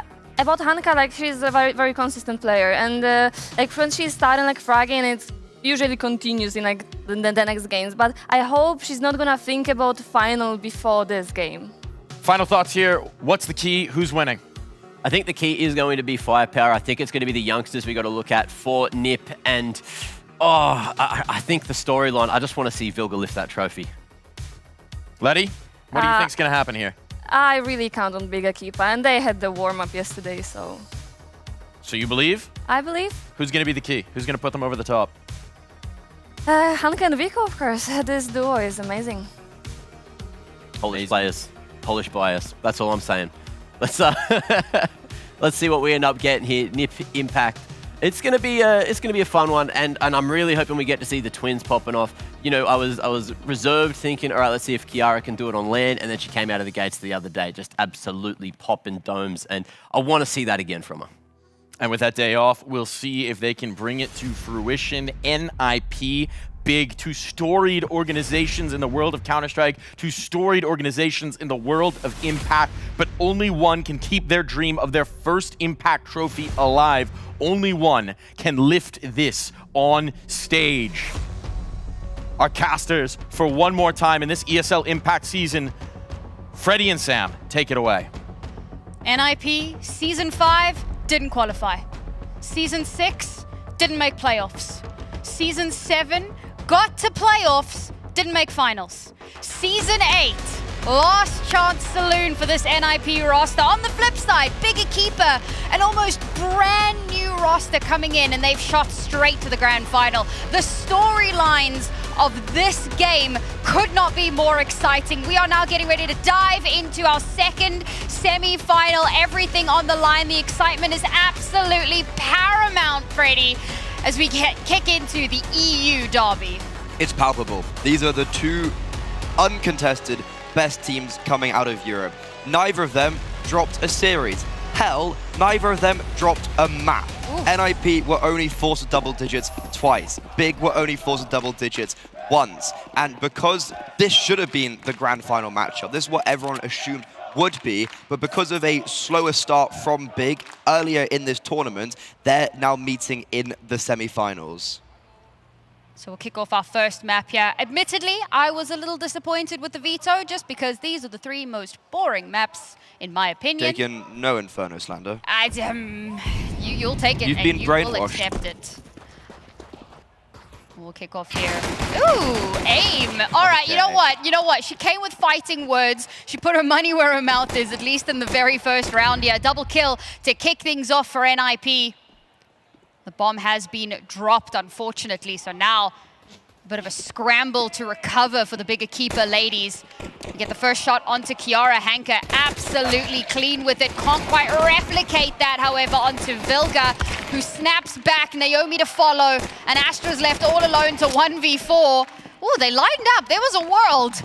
A little bit of ducking and diving means that AIM can survive just that little bit longer. 45 seconds left now. It's going to be very difficult to get back to the bomb, which, as we can see, is very, very far away. AIM's got a bit of bite to that bark.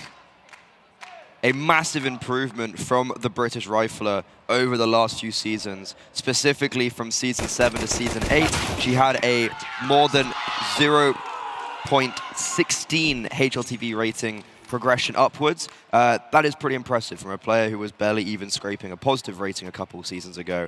Now came out of Europe as 4th, 5th highest rated player, and it's really showing in not only her confidence and how that exudes into the rest of the team, but she's just taken a duel, heads up in Palace, drops the bomb, and may as well have won the round within the first 10 seconds. So a statement of intent from NIP coming out of the gates on their opponent's map pick, who, Big, it's their map pick, they did lose it on day 1, and it was actually a pretty tragic showing. It was, rather. They stepped up massively on day 2 and looked like the Big that we were expecting, but... Sorry, they didn't step up, Hanka stepped up. Oh, good, yeah. Good point, good point. I mean, Kyosa started to show some signs of life, which we were happy for, but yeah, Hanka, what was it? The 5th best performance on a map, on a LAN of all time in Counter-Strike. Since HLTV recorded. Yeah, okay, but I mean, do we care about anything before HLTV, realistically? Also, this eco is doing a lot of damage. Kiosa's picked up a FAMAS. Astra now with the MP9. It's a 2 versus 2. This is giving me flashbacks to the Imperial Valkyries game. NIP, they were losing so many unlosable rounds. The bomb is dropped, but Astra potentially getting a bit of a timing. They're running it down. AIM loses the gun duel. Zana's 16 HP. How'd you like them apples? A full eco coming out the gates for Big Clan. That's the kind of resurgence that we want to see. We talk about having some bark to the bite, or bite to the bark, rather. This is, of course, two teams that have I mean, bearing in mind, both of them came top of their group in EU. Both of them came out as the absolute darlings of their region to potentially walk away with the whole damn thing. We obviously had storylines around Imperial and the dynasty that they laid forward for us. Imperial walked so that these two teams could run, and they are charging their way here. And one of them, unfortunately, is going to have to go home at the end of this game. Now with the economy more or less reset, Zana's still going to come out with a rifle here to try and add a little bit of extra firepower into this. Maybe if Kiara can farm up some cash. AIM spots out some of these players, allows Vilga to get one, but Vilga gets run over. And that opens up a very easy pathway over towards B. Some Molotovs to try and slow things down a little bit, but it's not going to buy them a ton of time with only 3 players remaining. Zana now chunked devastatingly low. NIP yet to breach the site. 1 minute and 10 remaining. They could actually pivot, and Astra getting that kill now in towards jungle means that there's a pretty clear opening for them. They're going to make the rotation through Spawn. It's a bit of a long one, but there is presence on the A site still. So if anyone tries to come in and kind of head them off with the pass, there are people ready and waiting. And I think now 2 NIP's credit, they've picked up an extra rifle. They're just going to chill for this one. You can have this round. We'll see you in the next. A rather disappointing start to this series for NIP. Over in Dallas, when they were in the semifinals, nerves got to them.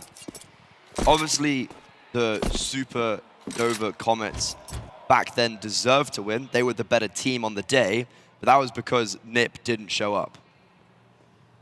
And I'm already terrified that history might just repeat itself. Still very early doors. Obviously, it's only the 3rd round. But Astra getting a multi-kill on an eco. A player who has moved Hanka out of star positions because she takes so much control around the map, hasn't had a great tournament, played well against FlyQuest Red, because everyone played well. Against Let Her Cook, struggled immensely and was overshadowed by that aforementioned player. And we don't talk about the game against Sakura. So to already see Astra, who's in a very active role in this team, a lot of importance, already thriving, is a good sign of life if you are a big fan. And I know there's a lot of roaring bears down there on the ground. Yeah, Freddy went and apologized to all of them yesterday. Turns out Freddy's actually a really nice person. He like gets on broadcast and has all this bravado and then afterwards goes to people and says, I'm really sorry about the things I said. Astra's not apologizing. We were screaming her name yesterday because of all the multi-kills that she just kept getting round after round. The spray downs were disgusting. Ecos. They were ecos, and this is another eco. But you know what? She's 7-2. Who cares how she's getting them? Fact is, she is having a absolute whale of a time here at the ESL Impact Finals. 3-1 now for Big Equipa. 2-round lead. Need to see some signs of life from NIP.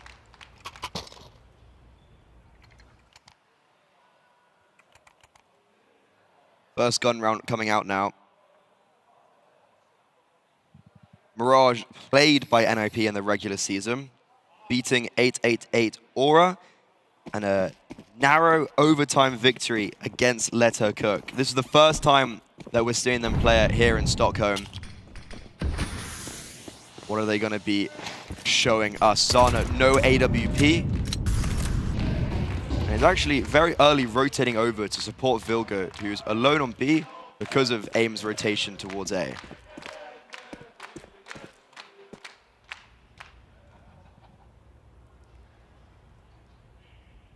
Apartments has been a pretty popular one here so far for Big. Looks like we're going to try and push this one 4 strong. Anka pops out the window. She's got free reign onto the site. First kill in her favor. Kiosta to double it up.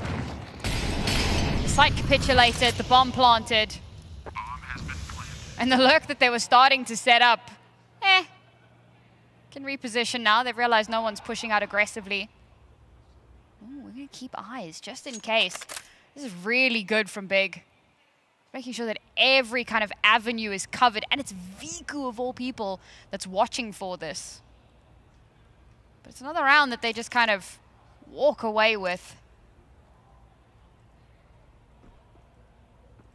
Yeah, just kind of, like all things considered, a pretty easy round for Big. And Viku, who has been struggling this LAN as well, I think that's kind of been the theme for Big, where we didn't necessarily see them step up as a cohesive unit in their qualification game to playoffs. You look at the MIBR squad, and you saw them like, okay, this is the MIBR that they're bringing into playoffs. They kind of showed as a team what they can produce against Atrix. Against Big, I actually came away from it more worried than anything, and I know that there was a bit of a crash out on the cast yesterday because of it.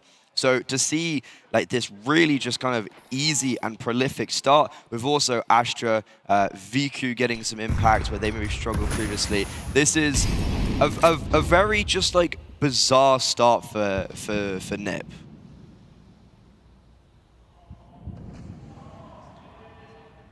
Not their map though. And they have really struggled economically as well. The reset's been a bit of a thorn in the side.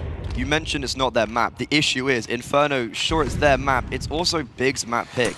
That's the kind of middle ground where we knew one person was going to pick into it. Who was it going to be? Big, they've got a second map at their disposal they can lean back on of the Mirage. So that Inferno, like, it's actually scary for NIP if they go onto that 0-1 down.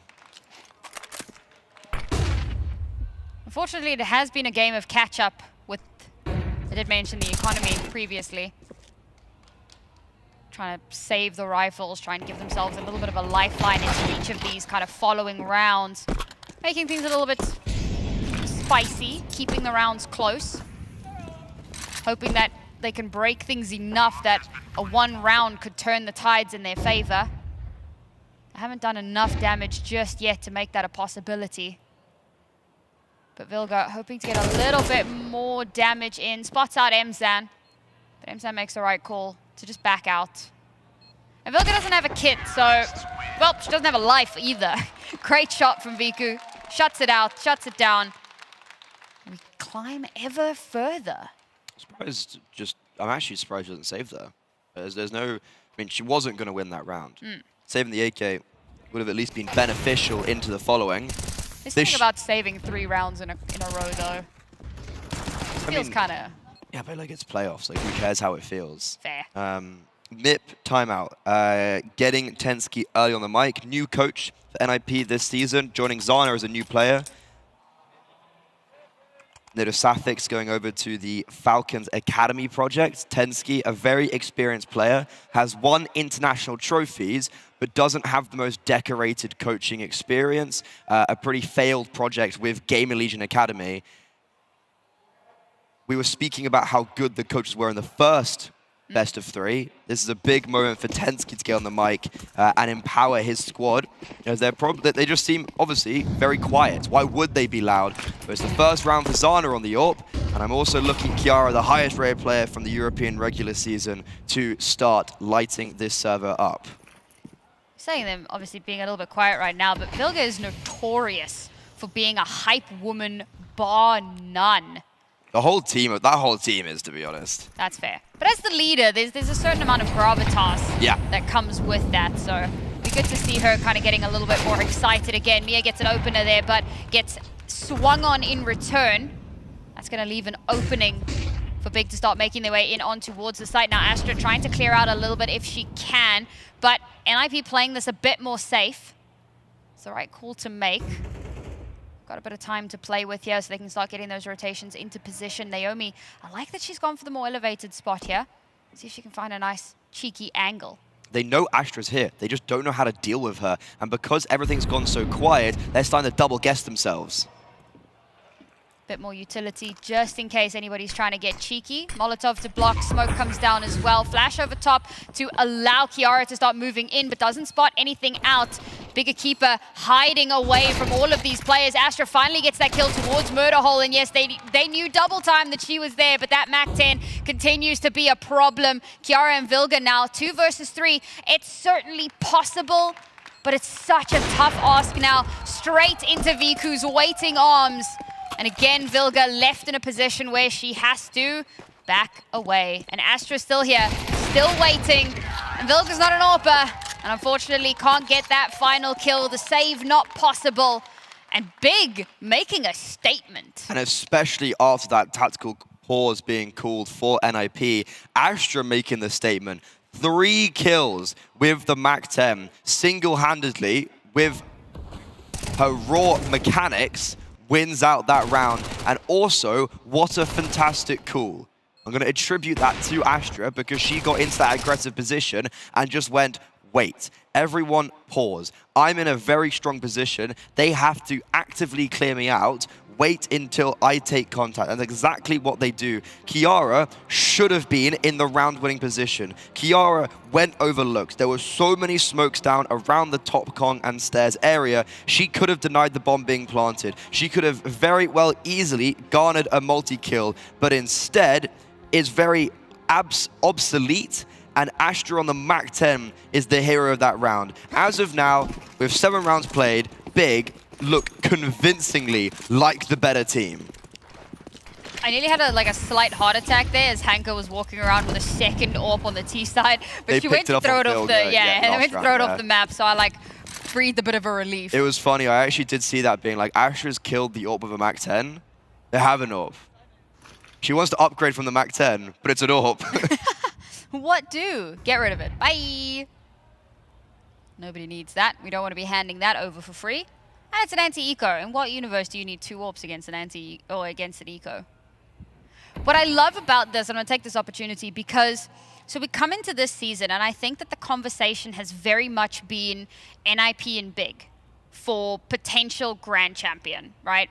Nobody's like fully discounting other regions, but these 2 teams have just looked that good throughout this season. So it's really been the 2 of them. Now NIP have looked, I think, the strongest, especially because in the kind of interim, ooh, hang on. This eco's got some legs on it. Zana has managed to snag a bit of a double kill here, stolen over 2 of the AKs in fact. The bomb hasn't actually gone down yet. They have space on the site. They're taking a bit of exploration to see if they can spot out some of these players. Molotov now to flush Viku off of her position, but hasn't quite created the opening that they want. They're still at a little bit of a deficit, but the retake is certainly a possibility. Viku gets run over. Kiosa is shut down, and it's all down to Emson. She has to play for this, and the smoke comes down to block her sightline. She could just spray. She's got a Molotov in hand, but timing is not on her side. She gets what? She sprays. Oh my god! The spray and the Molotov, and all 3 of them burn alive. The fires of hell reach up to drag them down. The homegrown hero clutches a 1v3 and doesn't even realize it. She was as shocked as we were. And if that smoke dropped in CT was just otherwise dropped on the bomb, that could have been a completely different round. NIP, ultimately, this was just a low buy round. There was only a possibility because Zana gets a double kill with a 5-7. Naomi proving that maybe she is the better twinger. But unfortunately, Big stave off the offensive, and even though that was a force buy, and if you are competing, you should just be like, we did good damage anyways, they're gonna know they came so close, and currently they're so far behind, that is gonna sting. I don't think I've seen 3 players melt to a single Molotov before. The spray did help. It certainly did. Did do most of the damage. But it's still absurd. Oh, Hanka, that's... Oh, okay. Emson does not, man, I'm still blown away by that one, but look at all this Kiara damage. 2 and 8. Look at this util damage that's come through in the interim though. Kiosa and Astra are also devastatingly low, and there you go, Kiosa will get cleaned up on. Hanka's still in the same spot, but they're so focused on Hanka they ignore Astra. Astra pulls the attention so Hanka can get the follow-up. Viku then gets the kill onto AIM, and Zana's all alone. 1 versus 2.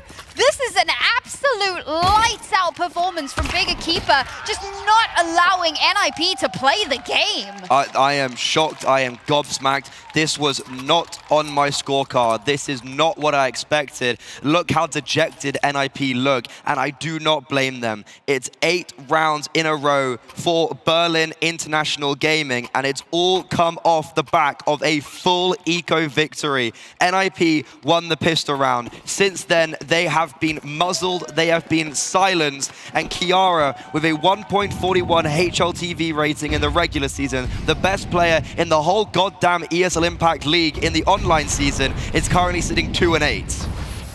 The pressures of the semi-final may yet be cracking in on this squad as Astra goes ahead and gets yet 1 more kill. She's 12 and 4, by the way. Having a... What a step up. What a rejuvenated performance from her. And they're not all ecos. Look at her go. Naomi and Kiara hand in hand hold down this bomb site, but can't do it for terribly long. Do they know that Vilga's here? Did she make noise? Zana's met up with her though, and it's Zana to get that kill. Vilga will get shut down. Zana follows it up, and at goddamn last, NIP show up to the party. Finally as well, where the nightmare started, on that B bomb site is where it all began. This time, the next time that the B site was hit, they come out on top. I almost thought M-Sam was gonna deliver us another gut-punching clutch, but instead, finally, that's what we want to be seeing from the British rifler, getting loud and getting her teammates rallied. It's hard to get them rallied when everything's going so poor, and it might just fall all back down to square one, because look how much pressure Big are putting on the B bomb site, but instead, it's the bomb being dropped in apartments, and they have just been smelted down. All right, Nip woke up. Solid performance from these two players here, hand in hand towards B, and the kill in towards the connector as well. That just gives them that little bit of extra firepower. I wasn't even sure that Vilga was going to get too much done there.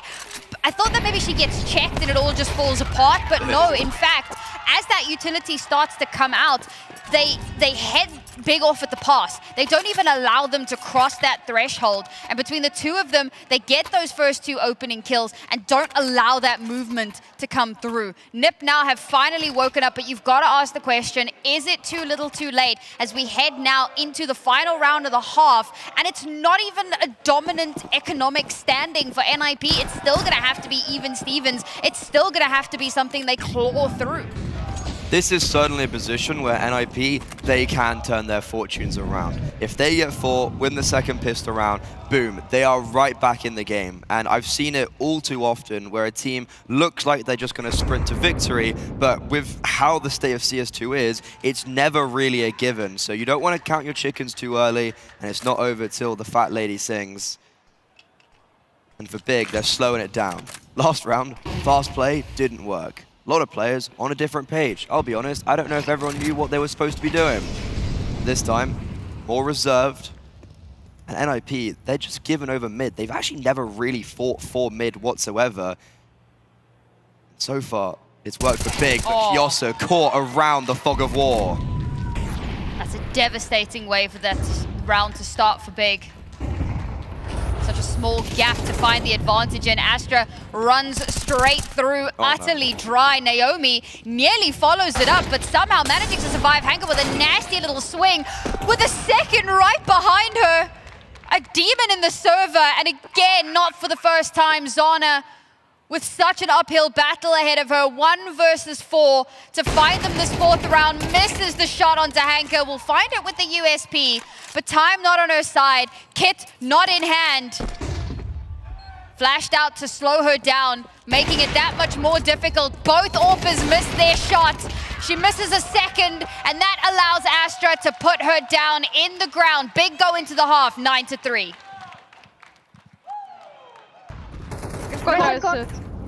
It's no problem, guys. I have full city. I'm gonna go here. They have no kit, guys. You can play time also. Stairs. I'm on tank. You need help? No. I go on drops. I'm full going. They're pushing. Go closer. A. Drops. I'm with you. Taking cross. Bomb back off Molly on me for bomb. They have no kit. No kit, yeah. You don't have to spam. No problem. No!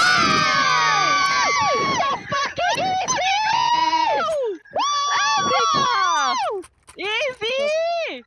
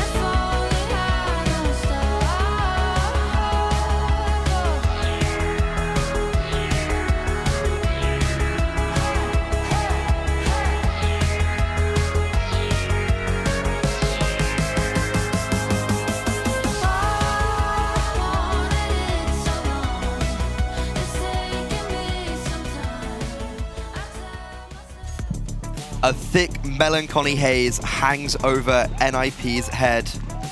I've never seen bears fly before, but they are currently soaring to the heavens.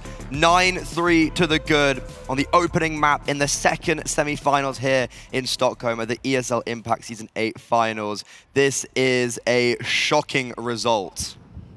Definitely did not expect this. Not even thinking about which team could have won it. I didn't think it was going to be this one-sided.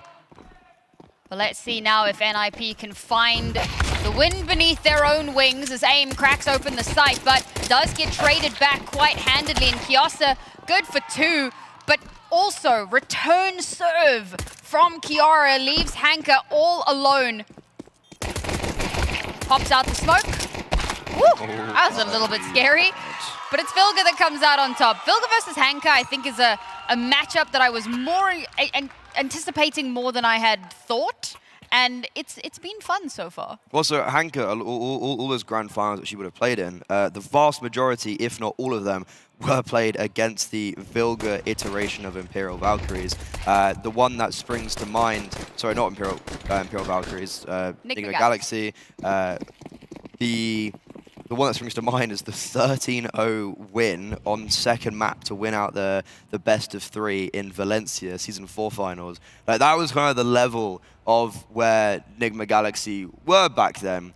And Vilga, amusingly enough, kicked, but then wins the 1v2 against Imperial on this LAN to win out the map. And now she's fighting for a spot in the grand finals. Big, they lose the second pistol.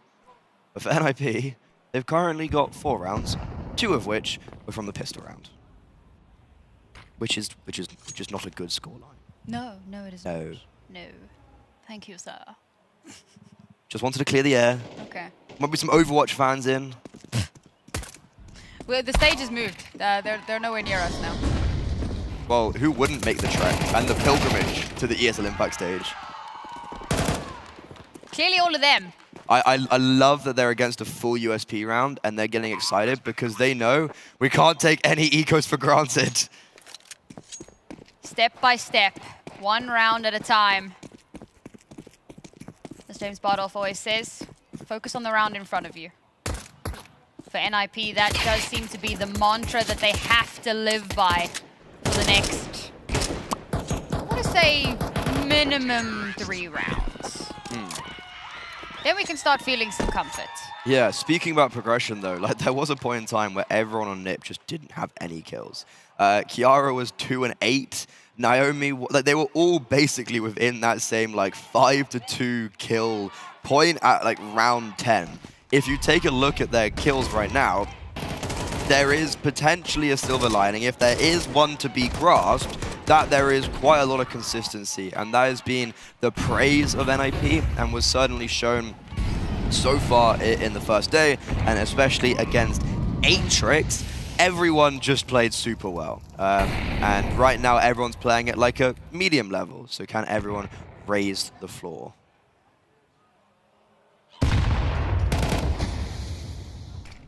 Trying to find a kill there just as the smoke blooms, but ooh, I like this. I like this wrap through the spawn. My God, Viku turns her back for half a second. Kiara lobs her head clean off. Hanka can't win against one of the twins. Vilga comes to back her up, but with those 2 players taken offline, it was honestly, I don't hate it from Big. The idea was good, but Hanka was ready for it. And hand in hand now, they're going to make even more noise over towards this A site, feigning They're feigning the, hey guys, we got 2 A's clear. Meanwhile, bomb's going B. They're going to figure that out very, very quickly, as now the kill onto Vilga has come through and literally nothing else is happening. But let's face it, do you even try at this point? Everyone loves a trier. God loves a trier. Astra, giving this a punt, it seems. Will Kiara get caught off guard? Nope. No, not at all. 2 and 8 her scoreline was.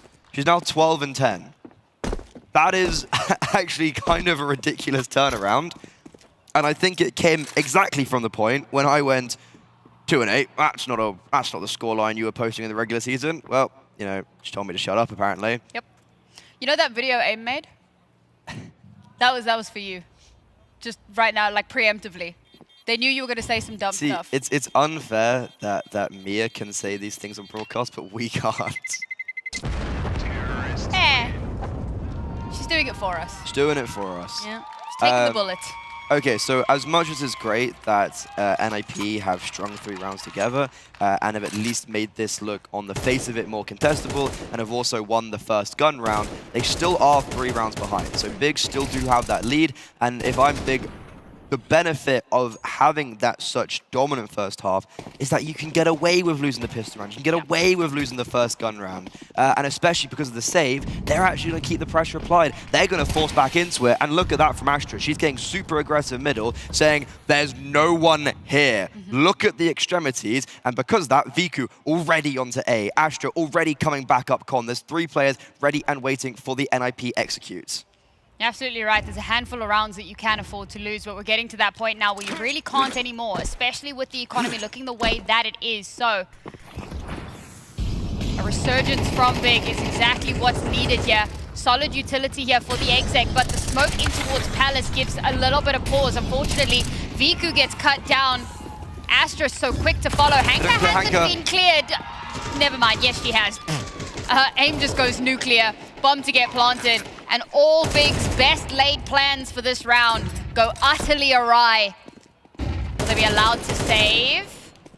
Kios is like, allowed? There's no allowing. I will be taking my gun, thank you. That was actually a really cool execute. I was super worried when I saw just no real pressure put around the map. They did throw a late con smoke and a window smoke, but Big didn't buy on that. They heard nothing mid. They went, yeah, we're not taking the bluff. It's going to be a sight hit, an extremity hit. Viku under Palace. Well, started on balcony. She went under Palace because she got mollowed off from top balcony. Then goes into under balc, but then a late second mollow lands at her feet. It actually missed, but she swung out anyways, but the premise is there. And she swung out right into the flashbang coming in over ramp, and the players encroaching. So you have this just perfect execute from NIP. They knew exactly where Big were going to be standing. See there, Naomi. Viku just swings into her crosshair. Mollo did miss, but they still got the kill anyways. Freddy's a fiend about missed utility. But it's the hard-hitting analysis that helps us know exactly what happened and what to potentially expect into the next few rounds. Time out now, Freddy. What do you think they're chatting about? Give us the hard-hitting analysis. Stay calm. Okay. I don't even really know what you talk about right now. I suppose, what's the economy like? 'Cause they saved 2 players. Yeah. Okay, they're still going to go for a purchase, but there's there's chinks in the armor. Like Viku doesn't have full util. I maybe see Astra getting more aggressive in middle. Potentially noticing that like, hey, they're not going to be testing it too much. But instead, Astra, even though she jumps out a window, very quickly subsides. And this is a very similar round for NIP. The only difference is Kiara's putting more pressure in middle to take more of their attention. Anchor now not allowed to get too aggressive. Surely they don't go for a smoke. With that smoke ramp, I'm pretty sure NIP have to just cancel. But no, they want to go through that ramp smoke. Flash themselves through. And they've thrown a lot of smokes down to give themselves a little bit of cover in on towards the site. But Hanka is here. That's rough. That's really rough. Doesn't quite manage to connect the shots. And so NIP come alive on the ingress. Kiara pushes through in towards jungle to ensure that a return can't be given. And again, M-Stan left. I'm having some deja vu here, but in reverse. Okay, yeah. So you asked me what needs to be spoken about. Big are sitting too much on their laurels. They're actually playing very scared, which is weird to think after they had that 9-3 half. Like, there is no proactivity.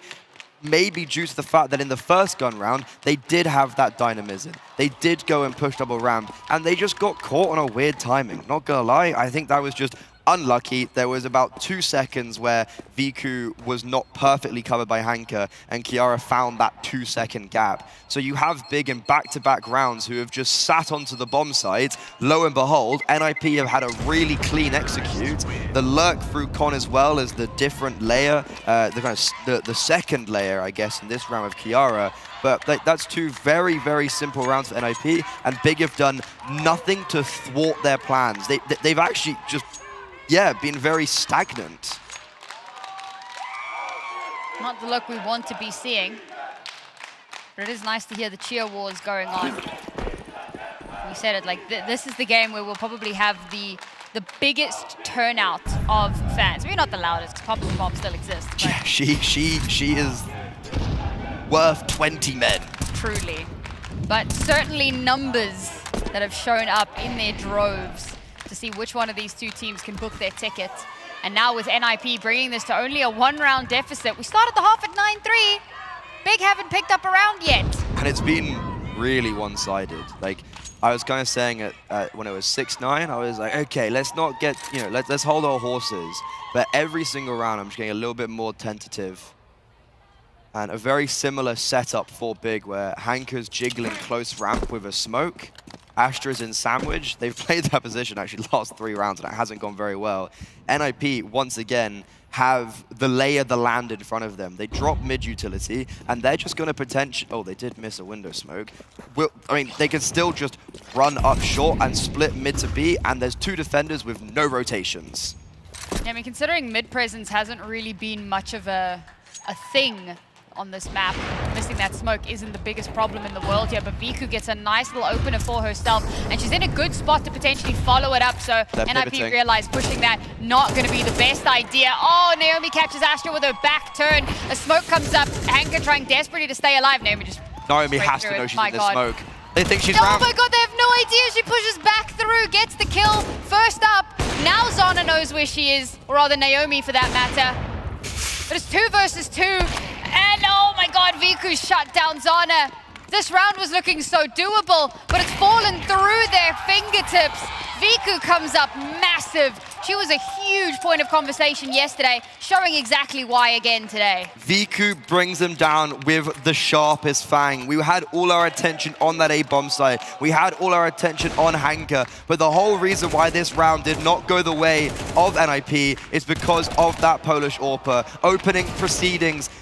First, over an apartment, saying knock knock, rent is due, but then also not being blocked when she transitioned from the B apartments too short. NIP had a Molotov, but they don't proactively drop the Molo. They drop it after the first player's died, and then guess what? Viku runs through it anyways. A massive, massive show of individualism and confidence coming out to put Big for their first round on the docket in this second half and to keep their lead maintained.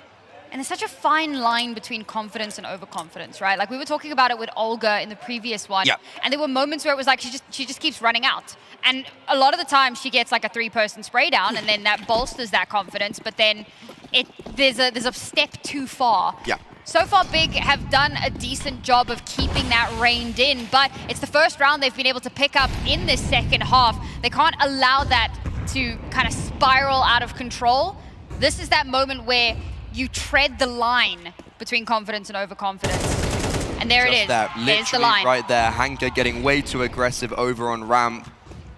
That's probably why they're not going for an aggressive plays, because every time, well, I mean, they've only got aggressive ramp, quite literally only towards ramp. So you know, there are other parts of the map, but that's an instant 5 versus 4 for NIP, and they're just going to slow things down. However, Big, they're taking matters into their own hands. They're clearing out middle, but it's a fugazi. Naomi hears all of this because she's in ladder room. Gets Kiyosa in the back. MSAN now has to somehow anchor. Being pushed in from multiple directions, and while she can get one, she won't be long for the world. This round feels like a little bit of a foregone conclusion. NIP lose 1, but very quickly clap back. Now, Astra has been a multi-kill monster, but today, right now, she won't be allowed. I love the high five on the fist. That's good. It's a constant battle as a coach of how to like. Do they want high five? Do they want fist bumps? Are they actually going to notice? Yeah, like it's honestly a constant battle. But what's also a battle in this game is Big on their map pick, seeming unable to do aggression on the CT side. Like, you asked me when there was a tactical call, like, what do you say? I was like, I don't really know what to say right now. But it was the next round that I went, yep, actually, that's the issue. That right there is the consistent issue. It's Big either not doing aggression or not understanding how to do aggression properly. This time, guys, communication. Guys, are we talking to each other? How is Zana alive? Astra's got 2 with the 5-7. There's mostly unarmored players. History is repeating itself. I've seen this one before. How's that happened? Okay, communication's certainly an issue, as you pointed out, but I do love what Big has done after that, right? Like, so they get those opening kills. Oh, there's a couple of trades that make it a bit scary. Astra goes, you know what, I'm gonna back away. Could try and get cheeky and try and steal a gun. I'm just gonna back out. See if we can still find some way to recover this. Now, she's moved over and taken a very aggressive position in towards mid here.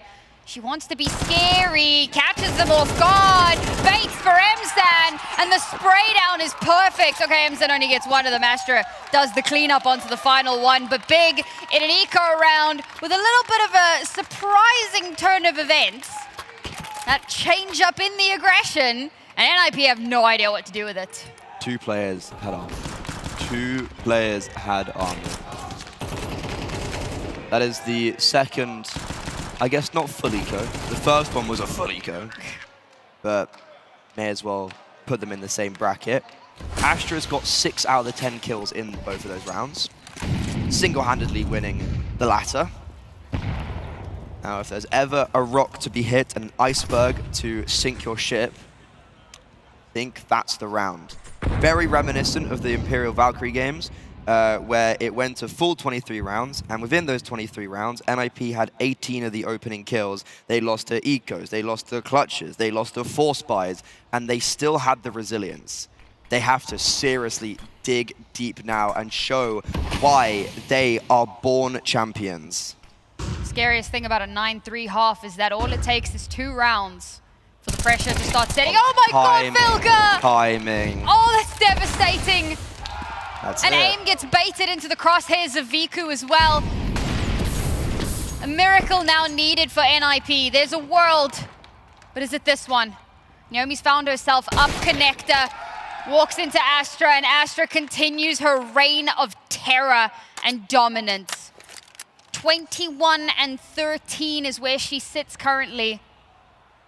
Been such an impressive force throughout the weekend. And a win here could be devastating for the economy for NIP, puts them on map point. Yes, it's Big's map pick, and maybe you kind of expect them to walk away with this win, and it's been cool to see NIP have had and shown some signs of life. But is it going to be enough now? With 15 seconds left, it looks like it is just going to be a save. Because again, economy is a disaster. You want to keep that up, that 1 AK, and hope to God you can make that stay of execution in the next. NIP have lost the right to end off this map in regulation. Big will have 3 map points. It is their map pick. However, looking ahead at Inferno, Big have already won on that map twice this event. It's the meeting of the greats on Inferno. It's both teams' je ne sais quoi map. So that makes me a little bit scared for an NIP side that's not looking too energetic. It's not exactly like they're going onto a map where they're the favorites. Like, it's going to be a very hotly contested affair. And currently, Big, led at the helm by Astra, is looking like the favorites to be meeting MIBR in the grand finals. And especially for Hanker and Viku, they know the feeling of tasting success all too well, but having it ripped away from underneath them. And NIP, this is just Dallas 2.0, looking fantastic in groups, get to playoffs, drop the ball. Ball's not quite on the floor just yet. We're in that cinematic slow motion moment. The ball is so close to the bottom. Let's see if a little hacky sack moment can keep them alive a little bit longer. Now aggression in towards mid. CT smoke blooms, they stall. Wait for a little bit of information here. The bomb's posturing main.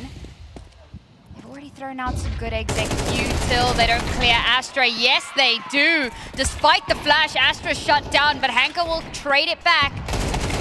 And they've left MSAN alone on the site here. Only good for the first. I don't know how Zana survives. Gets the kill onto MSAN, but finally Hanka will shut it down. 2 players remaining for NIP. Vilga is one of them.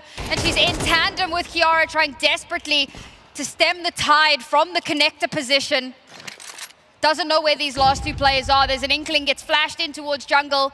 Says, yo, there's no one here. We'll keep eyes towards the ramp now. Less than a minute remaining to get the bomb planted. Oh, the crosshair. It's so close, it's so scary. But that bomb will go down. How do we position? Where are the openings? 1 Molotov is all that remains. Oh my God. Hand in hand, the 2 shots connect at the exact same time, and Big Equipa devastate the NIP camp. The cosmetic comeback, well, it was just that, Freddy. It was cosmetic. Pressure forms diamonds, but NIP implodes under the weight as Big glistens in glory. What a phenomenal first half. It got very scary. They did struggle on the defense, but a map that they previously lost in the opening stage of this tournament, they show that they are still very mighty indeed on Mirage. And for Hanka and Viku, they've played in 5 playoffs together, 3 grand finals together, 0 trophies. They're looking for their 4th grand final appearance and potentially that first coveted trophy lift in the final chapter. It doesn't look like it, guys. It's like default. Yeah. I have short. Here, short with me. Go B. Ladder. B. I have short all the time. Let's go. Con. They Go back. No. One is B up. She's running out. They're through. It's A split. That con. One more con. One more con. I come city. Can we triple? Default. Right. In con. Default, triple. She has bomb. Con with bomb here. That. Bomb down. No Last. time. 10 seconds. Emma, stay alive. Play time, Emma. I hide. She's in con. No!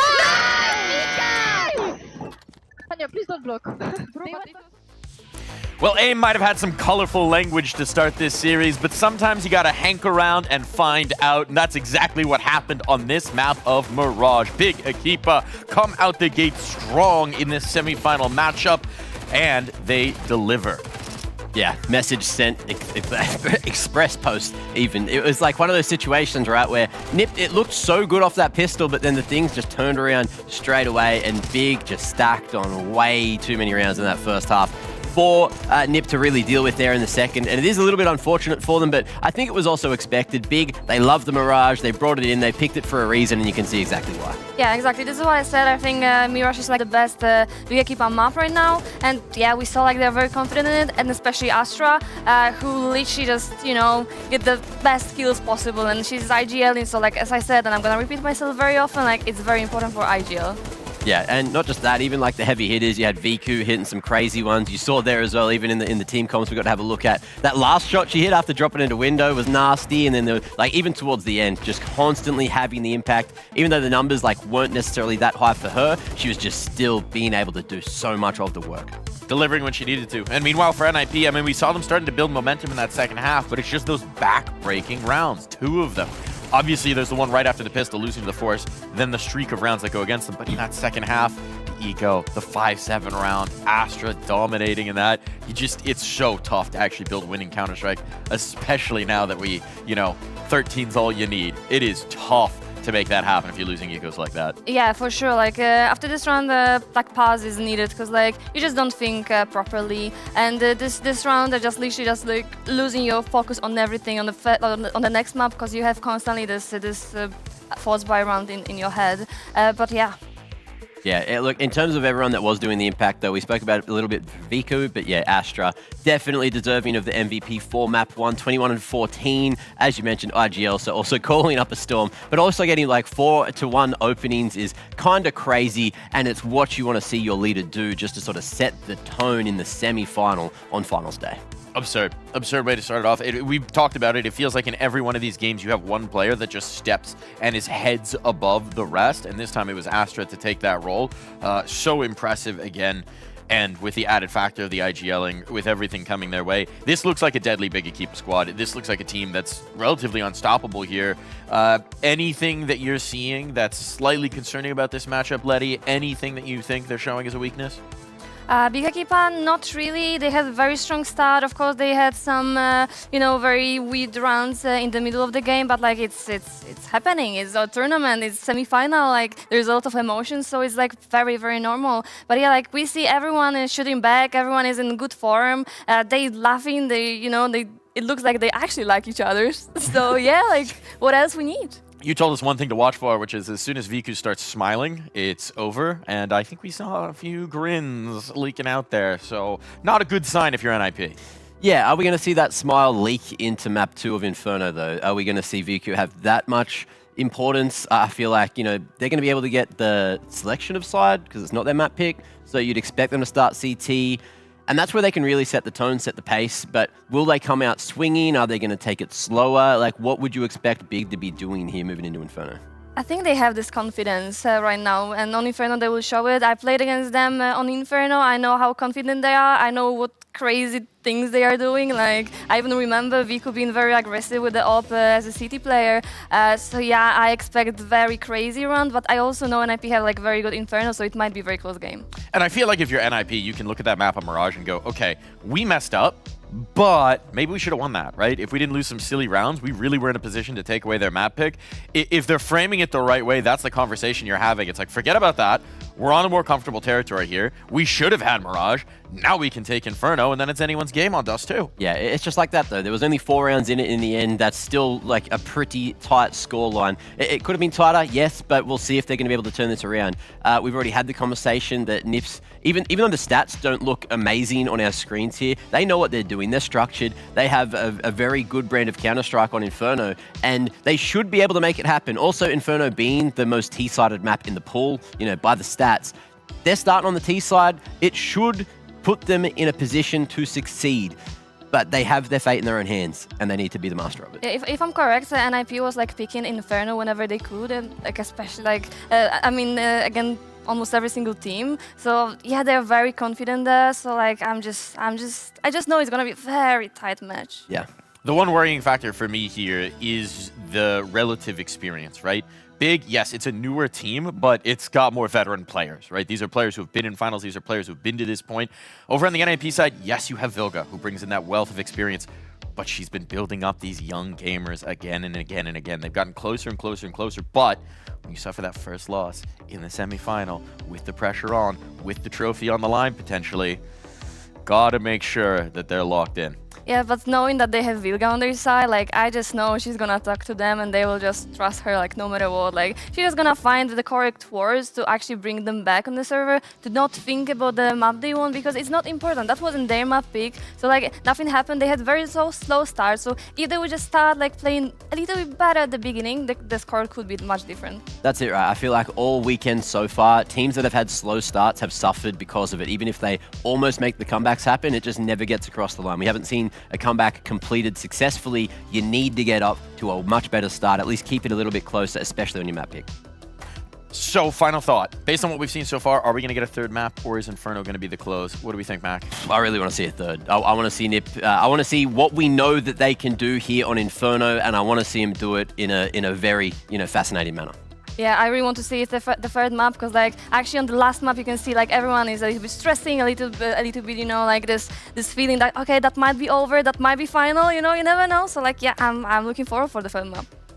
Hopefully we're going to get it, but we will have to see, because Big have been showing a class above so far. For NIP, they must find what they need, the wherewithal to step to the plate, to step up to that level where it could be all said and done. One more map between Big and that grand final. All they need's Inferno.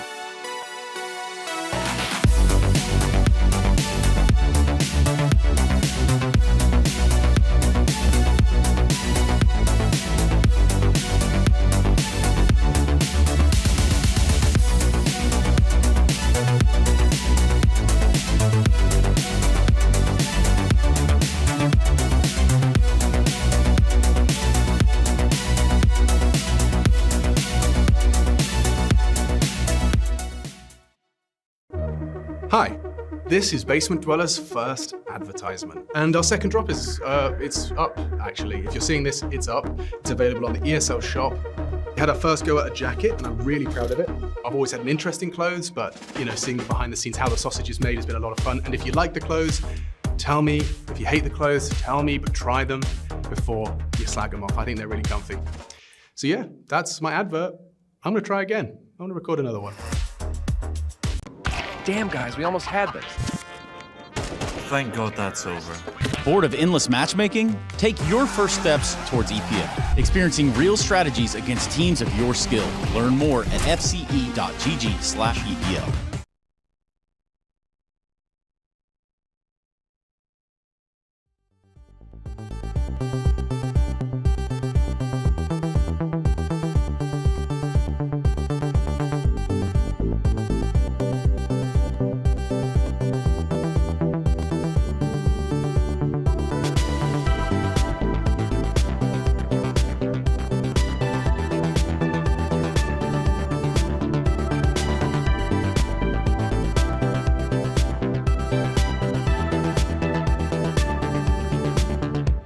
Run for the coast and for each other. There's no reason we can't recover from the cuts we cause.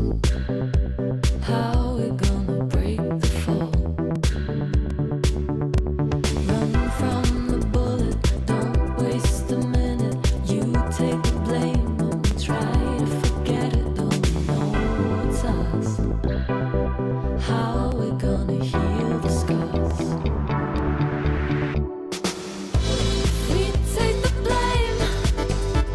We're gonna see we were always the same. No, we can't change. Start putting the pieces together again. Whoa, start putting the pieces together again. Whoa, start putting the pieces together again.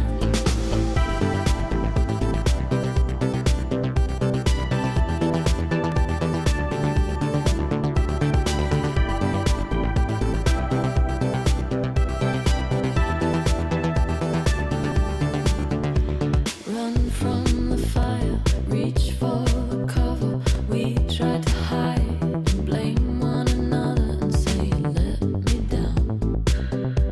How we gonna mend it now? What are we trying to prove?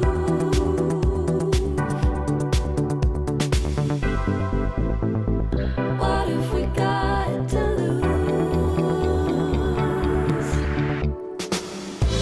We take the blame.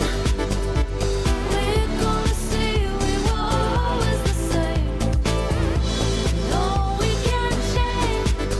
Start putting the pieces together again. Start putting the pieces together again.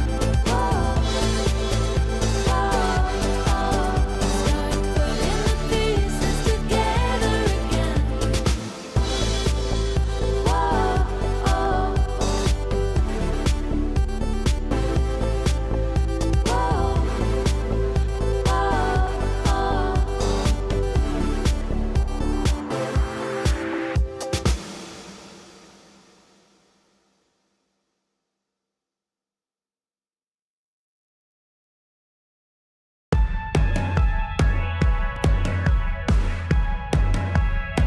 Always thought I could walk through fire, blow up the storm and see the light, yeah. I told my friends that I could run on water, and they said nobody can. They'll see me flying through the sky, yeah.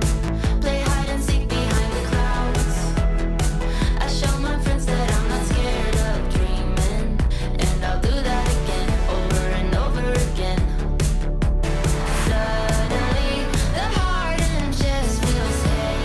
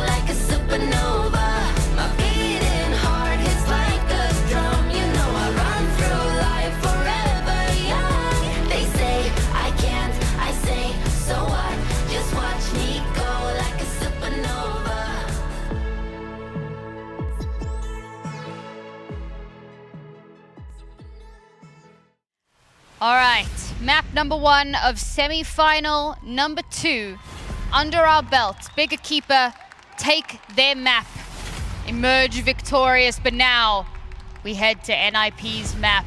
The hometown crowd, the home advantage, the home map pick, everything on paper should be in their favor. But will that in fact end up being the case? Stockholm, we're gonna need you guys to get loud. We're gonna need you guys to show us the excitement and the love for these two teams, because now everything is on the line. Moments away from that grand final. The European contingents coming head to head once again, battling it out back and forth for that beautiful trophy that you see before you. A brand new victor may yet lie on the other side of this map. I'm scared though for NIP. If they play like they did on map 1, and if Astra plays like she did on map 1, this could be a very short semi-finals. But NIP fans, big fans, come together now and make some noise.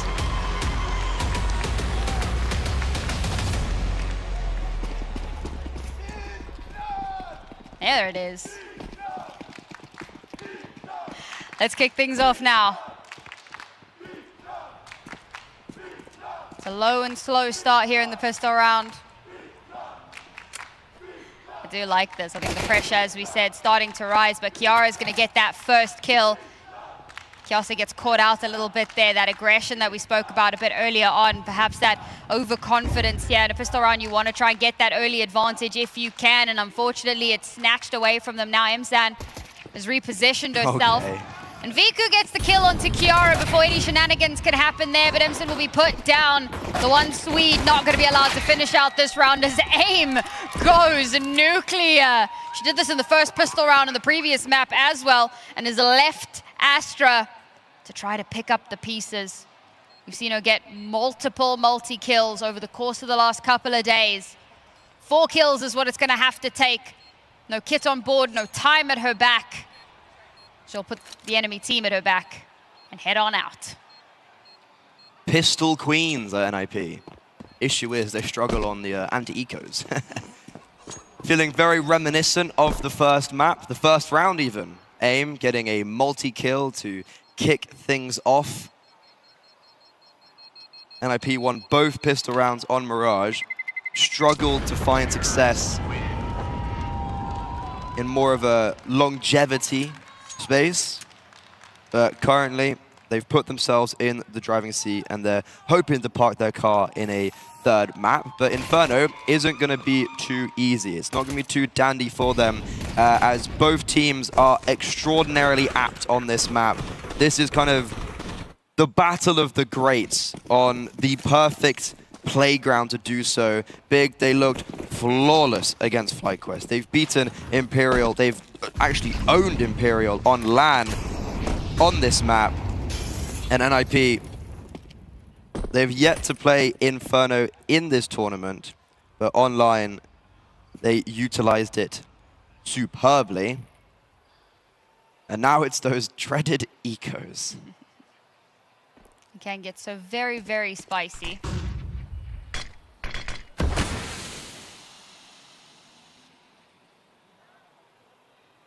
All right, one smoke out.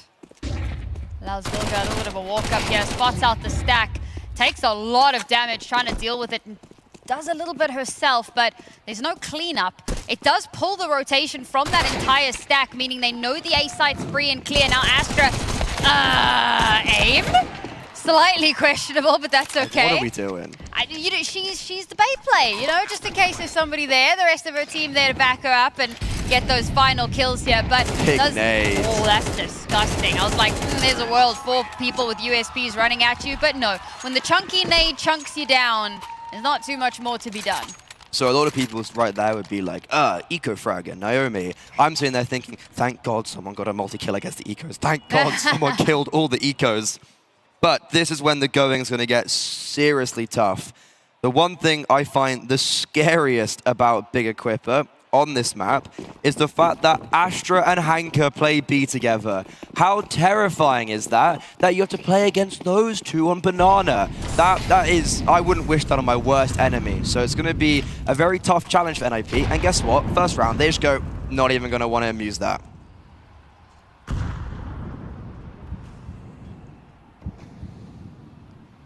This game certainly makes a change of pace from the first 2 days that we've had. In a lot of explosive Counter-Strike. So to see the more slow, methodical...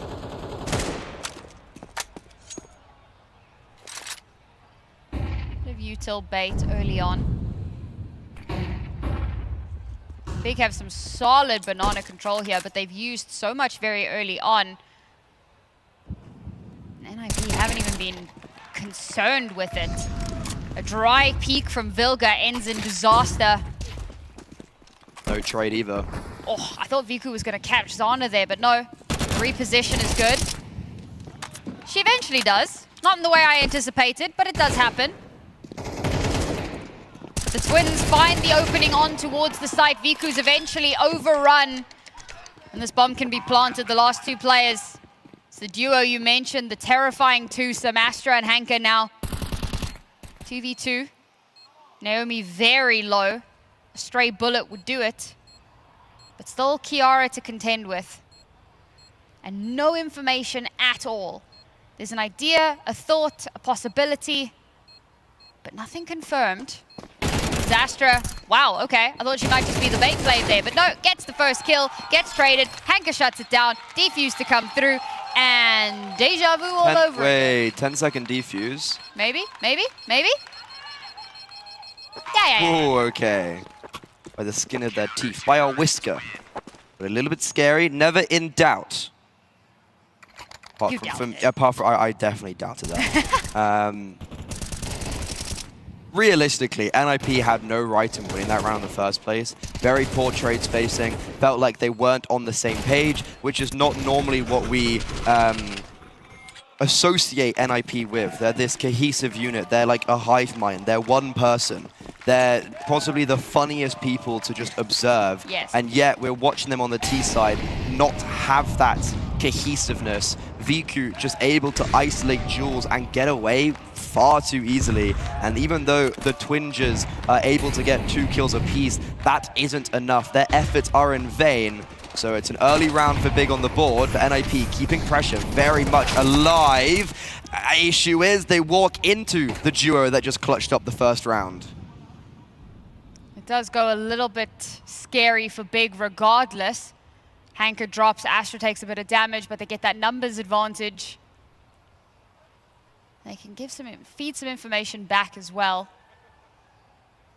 Nothing being heard so far anywhere else. I was about to say that the A contingent have done well to kind of block off that information, but now we know it's kicking off. AIM gets the kill onto Emson, but Viku is still here and is still terrifying. AIM literally flies through the window, but is ultimately shot down, and Kiara has to clutch.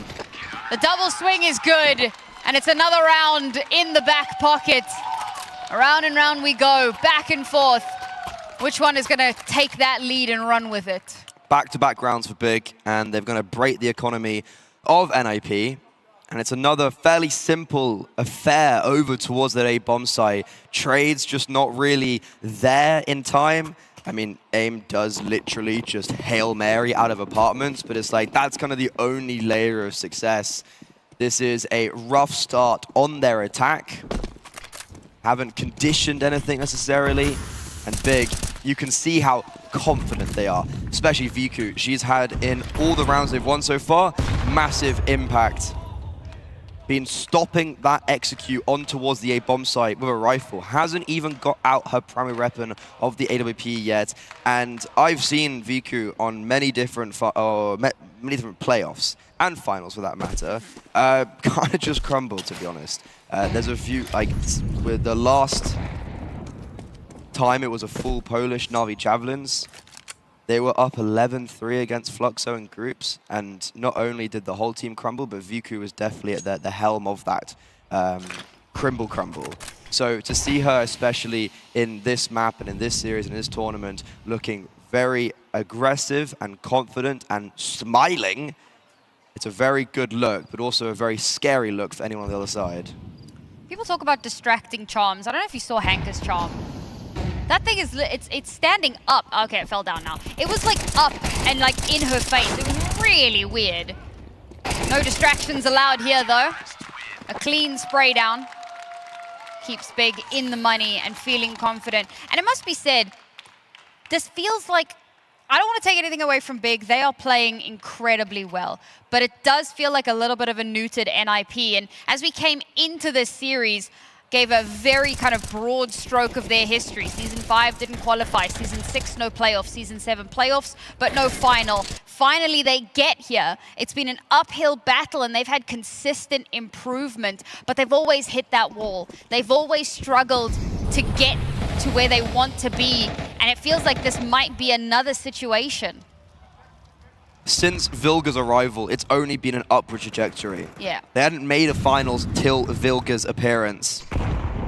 And also upgrading the likes of Zana. Her replacing Ramzin is through and through, should be the difference maker. But right now, it's not showing that way. Hanka luckily runs out of bullets. NIP, they would have been mowed down. But right now, even though they're scathed, even though they're battered and bruised, still 5 alive. But look at the dynamism. I was critiquing Big and how on the CT side of Mirage, they weren't maneuvering themselves around the map enough. Look at what they're doing to get all this information and force NIP into the executes. Broken but not beaten. Astra gets the first. Astra gets both in fact, but eventually gets put down. Bomb will be planted. And all the low HP players have been taken off board, but Kiosa with a spam through the smoke gives them that numbers advantage, gives them that opportunity to potentially take things back into their control. Inferno is notorious for just saving when that bomb is planted. The bigger keeper want to make a bit of a statement onto this round, and so they shall. Flash over the top, but it's a team flash. Kiosa has to slow down ever so slightly, gives Kiara the opportunity. Double kill, aim to follow it up, and well, maybe it should have been the save. You couldn't have called it at the time, but NIP come up. Run me with a replay right now. Kiara's kill onto Astra. Run me a replay right now. She just broke her wrist to get that opening kill, and then also gets 2 in the end. Look at this. Look, watch Kiara. Oh, okay, not as much of a snap as I expected. Okay, I definitely misjudged that one. To me, it looked like she was watching CT and then flicked over. I misjudged that completely. Unlucky. Get wrecked, I guess. Regardless, though, a massive round from Kiara, who started off very, very slow. She was 2 and 8, but then really built her way back into Mirage. And now on Inferno, saves the day from a disadvantageous position. The dance of utility over on Banana, and actually Big just relinquishes control. Not as much damage done as the previous round. Maybe not a broken wrist, but certainly some damaged economy off the other side of that one. Despite everything, it's a little bit uncomfortable at the moment. Go back into a more stable push. Oh my god, it's so loud. I love it. I'm here for it. More of that, please. More of the yelling. I also love that the Roaring Bears, you know, they're a fan club for like the kind of main big men's team. So to see them all travel from all across Germany and all across Europe to come here specifically for Big Equipa actually kind of warms my heart. So big shout out to them for being a fan of the organization, not just one team. We saw Tabson in the crowd as well. Yeah, he looked Pretty happy cool. to be there.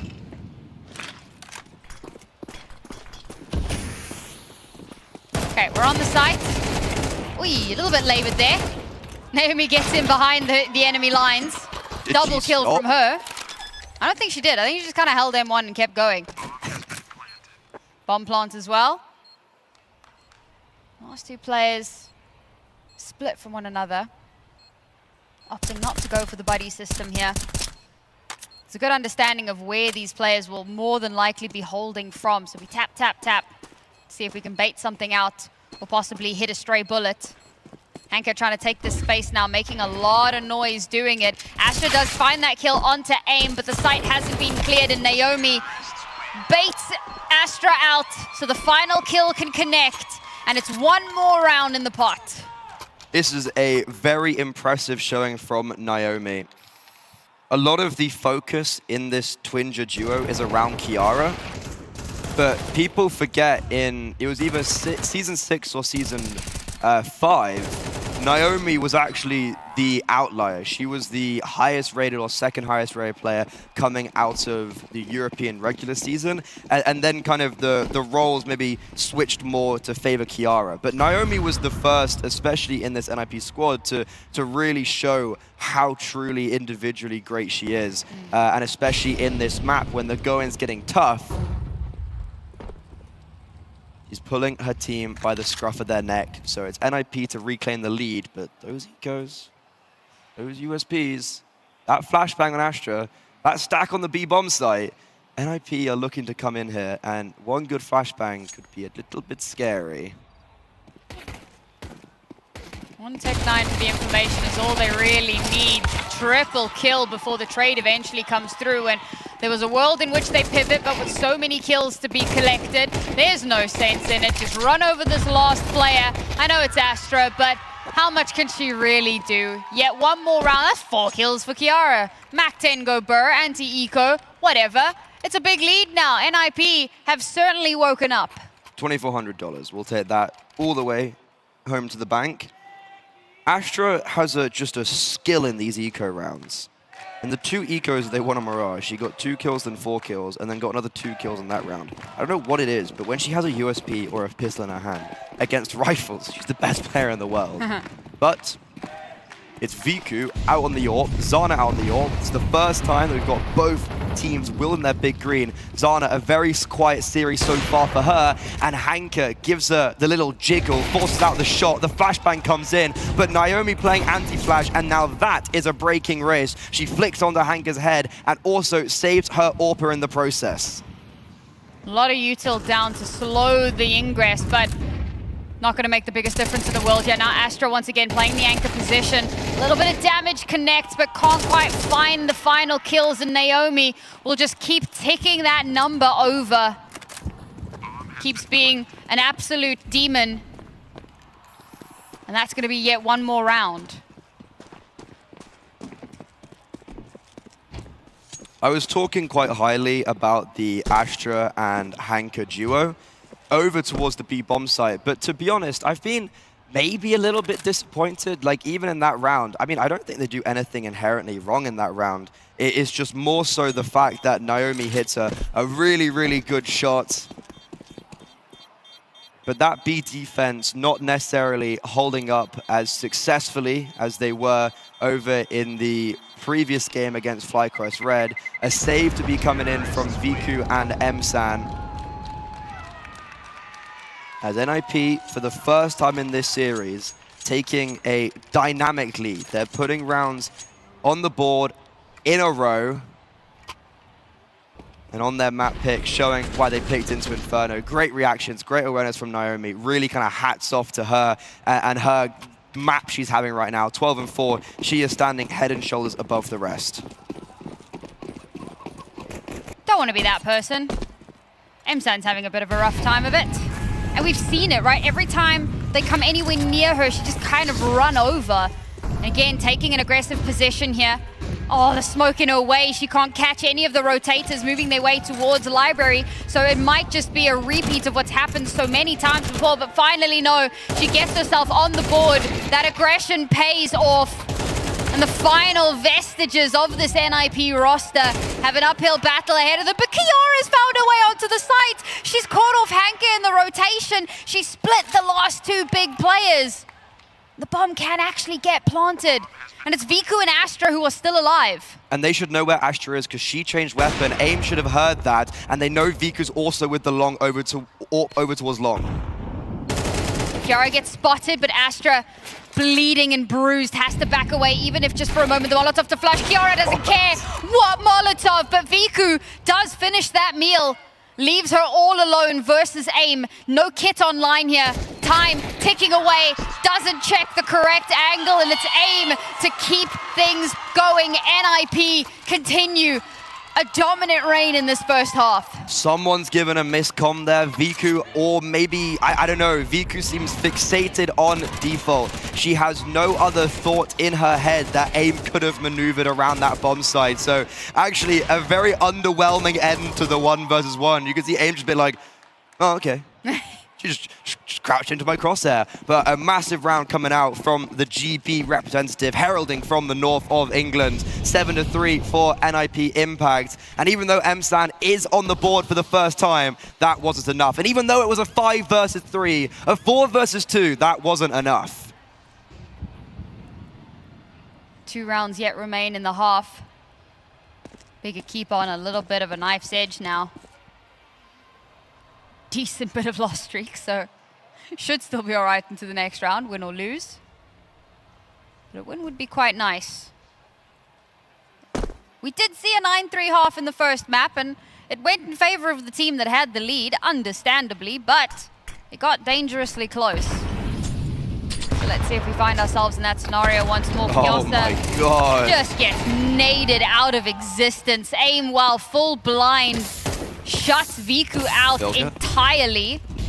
They're just taking a moment to get that util out. You know, it's really important to set up your teammates for success, and they'll make sure that you survive the swing. So all 5 players still alive here. Naomi's dropped the bomb! No, they've got in without her. They've still got time though, but it's of the essence. And Hanka is all alone. 1 versus the world, has shut down Vilka, but now they know she's here. Unfortunately, 30 seconds remain. She's picked up an AK, and my God, by the skin of their teeth, they recover that round. Why are they making that round scary? Why are they actually making that a little bit worrisome? In the end, 3 players stay alive, so it's kind of like, doesn't really matter. But I was thinking, Hanka just posted the 5th best LAN rating since HLTV were tracking statistics yesterday. There's only one that can pull off a 1 versus 5. It's probably her. But in the end, it's NIP showing us a very similar T-side than what they showed on Mirage. Big just sitting on the bomb side, NIP executing on, all the utility perfectly placed. And that was actually one of the Newt corner statistics. First day, talking about how good the util is for NIP. I'm starting to understand, but a taste of their own medicine as Shrapnel blows up Naomi. Freddy was damn near pacing when that round ended. Got a little bit scary. I say Big should still be okay into this round. It's not great by any measure.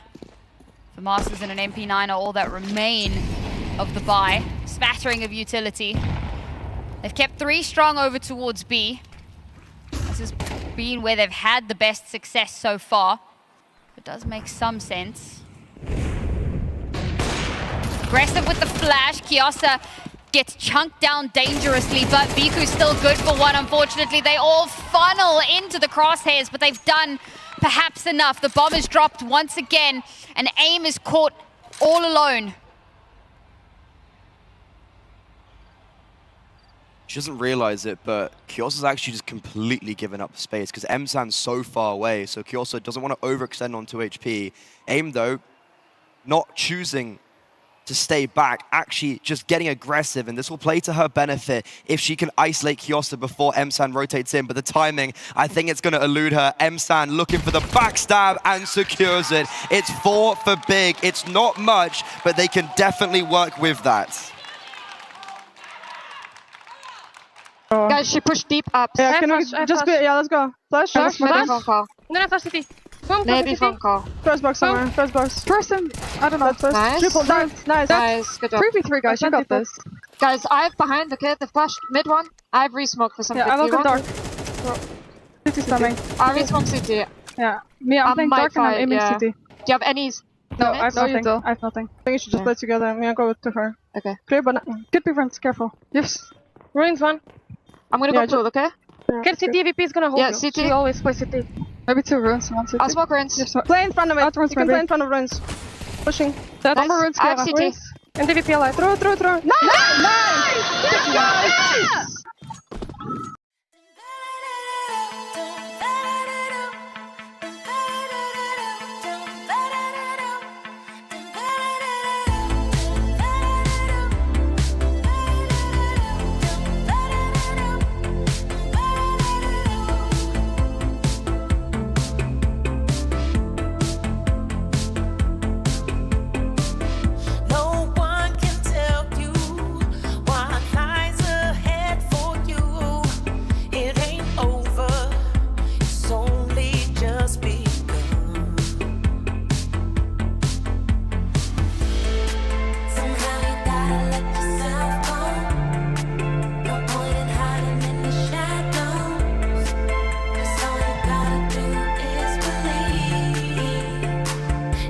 now it's time for you to step into the light.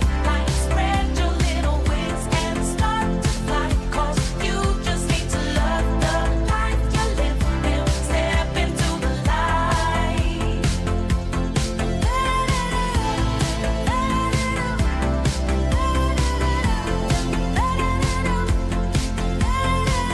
See all the colors, don't fade back into gray. And remember, it's only just begun. Somehow you gotta let yourself go. No point in hiding in the shadows. 'Cause all you gotta do is believe. Step into the light, spread your little wings and start to fly. 'Cause you just need to love the life you live. Then step into the light.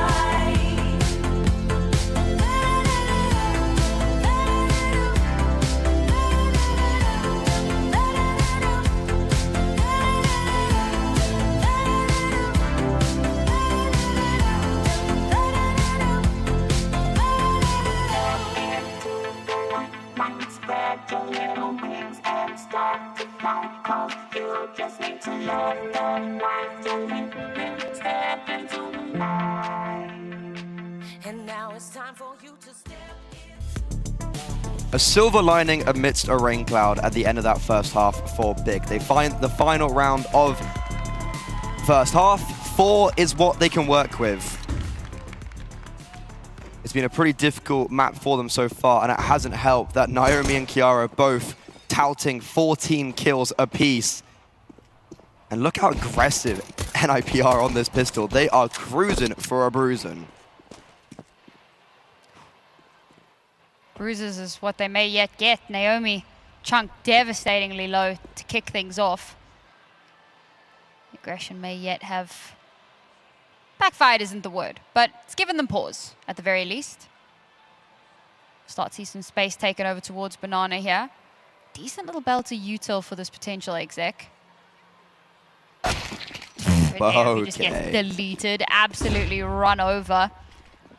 Exec util comes out. We've got a bit of a crossfire potentially set up here, but not allowing it to become a cross. Kiara, now she's snapping the wrist. Now she's snapping heads. Down to 3 kills, but unfortunately can't get too much more done, but she has done so much. She's given a lot of time for the rotation to come through, and Vilga picked up a kit in this round. They were certainly expecting to have the possibility now. Aim's given away her position, spotted out both players. Swings on her own, a little bit questionable on that one. Now Vilga caught in a really tight spot. And of course, NIP know they just need to play the time. It's Vilga that has to walk out in front of them, and they'll take advantage of that. It felt so doable, but I think Mia gets a bit too eager on that one. I don't know if Mia's the problem there. Kiara, what more can she do?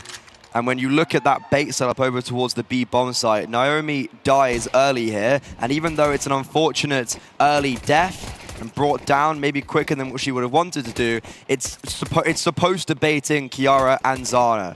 Issue is, one of them didn't exactly put pen to paper, and Zana's having a very, very, very difficult time, only sitting on 2 kills. I said she was the the second best AWPer in ESL Impact coming into this finals, and so far on Mirage, when the goings got tough, she isn't delivering on the defense. When she brings out the big green, I need to see, you need to see something coming out from her as a win capacity, win potential for NIP. That's the first pistol round for Big Equipa, and what an important time to win it out.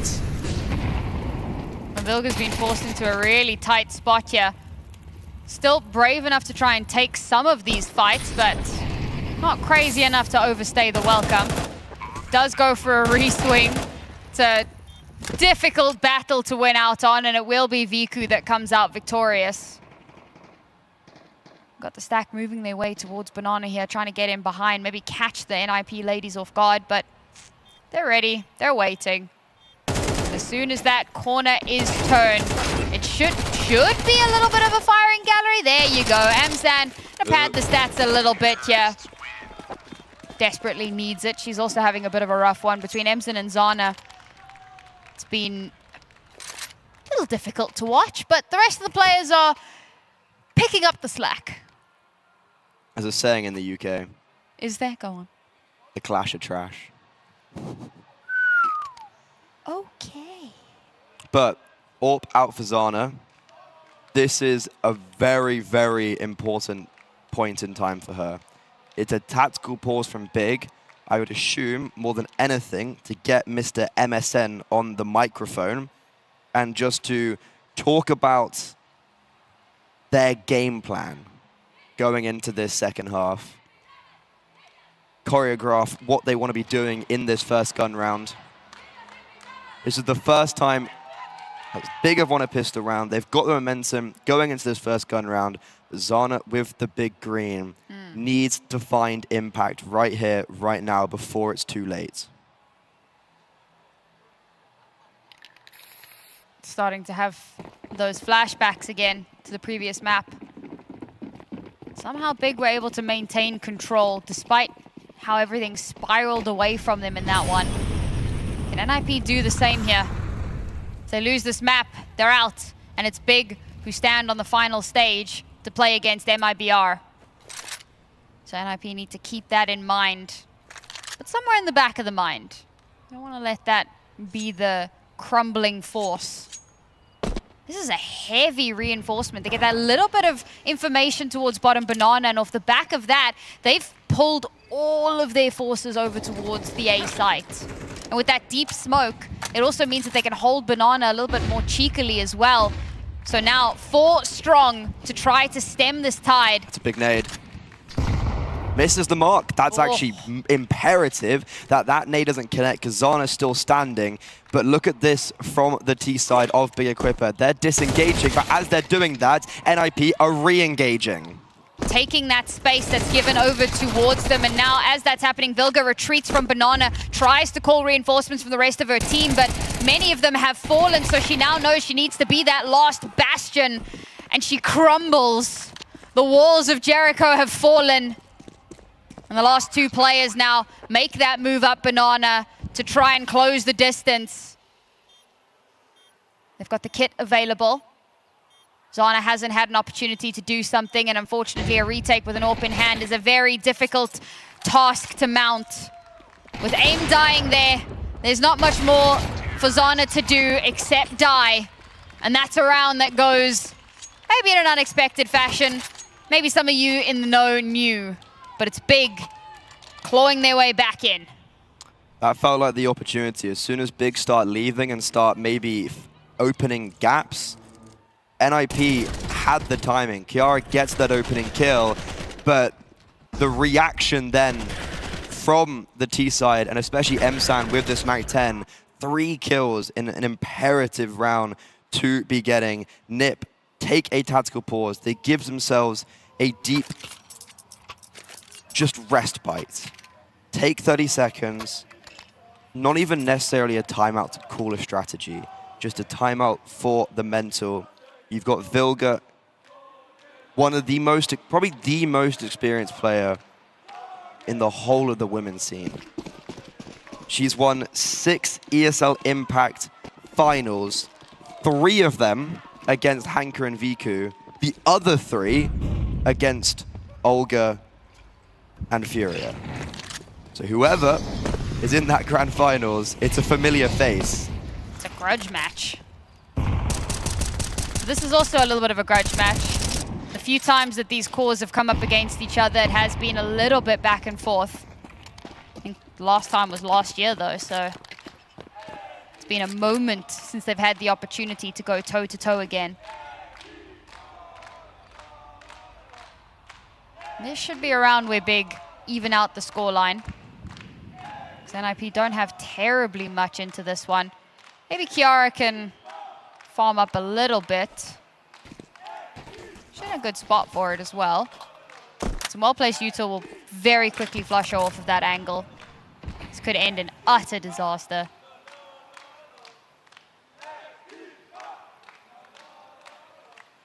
Need to be very, very careful here. I'm actually quite terrified. Vilga's got a flashbang, but she's moved away. She's not got it prepped. Ooh. And What is going on here?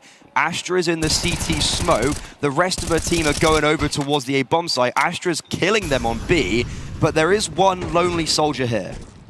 Mia Cooper with the 5-7 gets the first. Astra's been dealt with, and there is a rifle to be collected. She's being held for. This should be an easy shot, but Viku misses and okay, does it with the Glock anyways. I was amusing an unwinnable situation, but because of that, because of Viku getting a hat trick of frags, it's 8-8.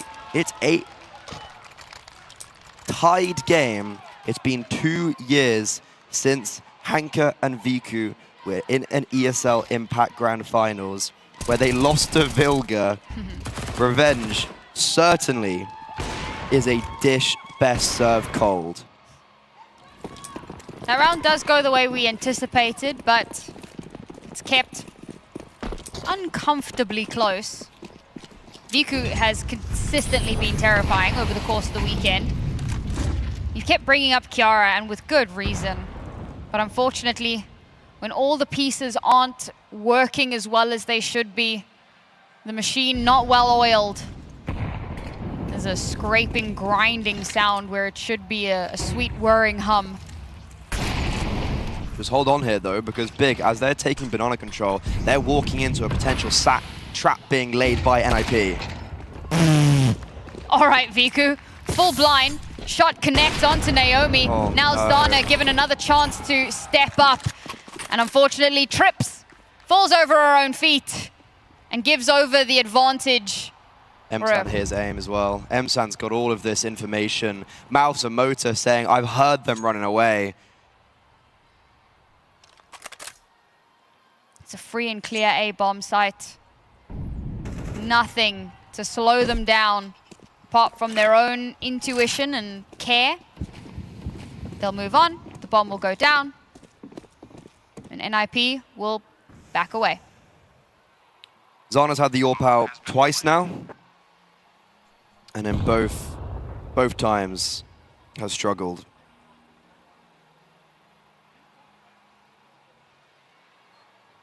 In this round, there was a good set play from NIP. Naomi gets flashed in to Banana by Vilga, and Viku kills her full blind. That's one of those things of like, what can you do there, right? We had a plan, but like, meh. Yeah, you had a plan. The plan works, and they hit a full blind shot. Zana on the other side, on the other hand, though, overextends, get caught in no man's land, and this hunt is brutal. Oh my god, Viku spams Vilga through the wall. Tech9 out. Kiara just about fends off the wolves. 17 HP. She saves the AWP for Zana.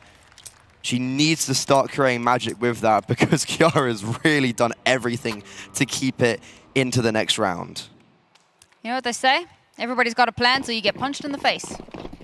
That certainly was a punch in the face. Left, right, good night indeed. And now for the first time in a hot minute, Big take the lead in the round. Oh my god, Vilga just runs straight into Viku's crosshair. I mean, she's on a pistol, I get it. Oh, okay, Zana, those are the ones you hit?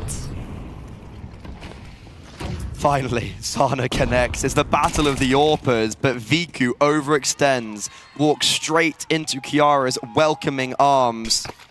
Kiosta, though, that is a sharp rebuttal. Clean first bullet headshot. And that leaves Naomi isolated on the B bomb site with very little rotations. The cavalry will not be there to support her. And she's got a single deagle at her disposal. But because Big have actually taken so long, that's allowed Zana to rotate in. But with this AWP, should just be blocked out by the smokes in CT.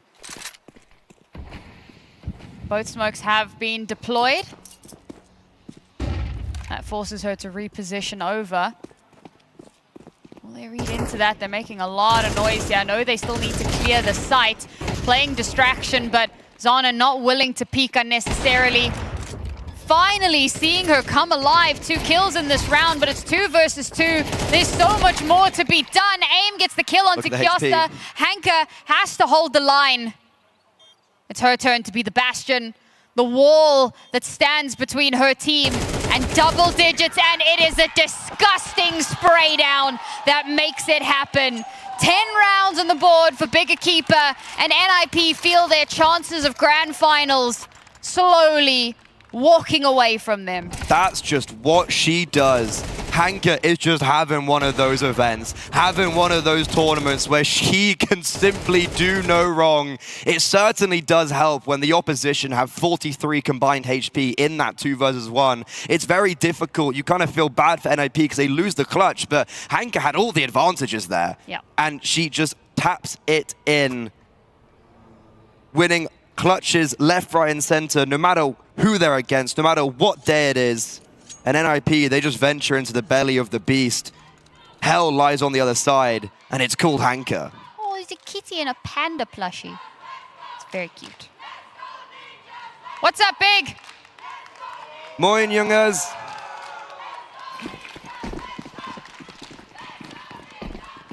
Love the excitement, the passion. You all know the truth. 3 rounds. And NIP now. I talk about the knife's edge. This is it. The ice is cracking. Jesus, Zana. Welcome to the party. And Naomi keeps that numbers advantage alive. They've locked out this A site for the moment. Zana now forced to reposition. A beautiful Molotov to force Kiosa back. Does a little bit of extra damage onto her. Makes her a bit more squishy. Okay, Emson.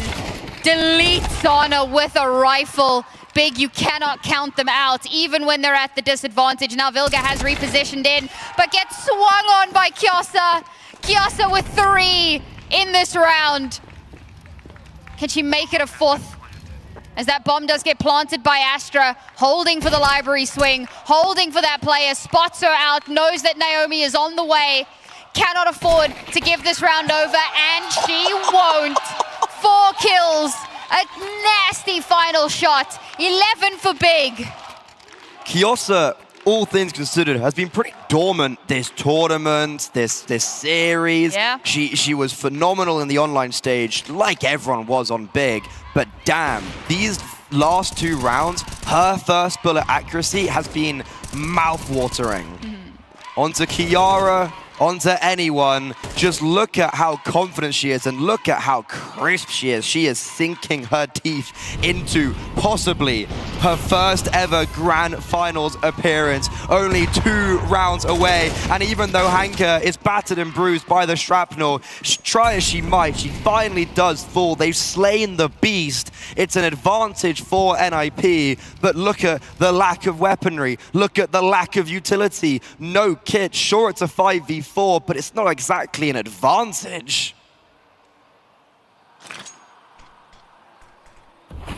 That's why we're opting not to get too cheeky with this one. It's not the first time Hanka has found herself in a position ahead of the rest of the team. Not saying out of position, but ahead. And unfortunately, suffering for it. But can NIP pivot off of that? They draw Big Equipa onto this site. Naomi trying desperately, ducking and diving around the smokes, but it's all been a play. Something to pull her out into the open. She takes the bait. And it leaves NIP once again at a severe disadvantage with the bomb down. And as you said, no kit. Kiara advances ahead of the Molotov here, hoping that garnering this little bit of extra space might just be the surprise that they need, but she can't afford to push out. There's nothing left here for them. No flashes to get them through smokes. Nothing really to play off of.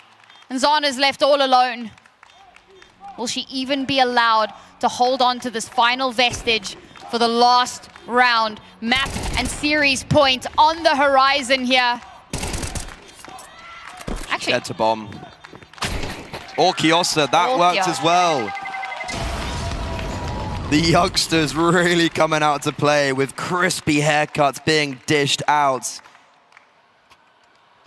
And on ESL Impact's 10th Grand Final, the final Grand Final, for the first time since the first one way back when, we are going to have 10 players who have not won a trophy yet.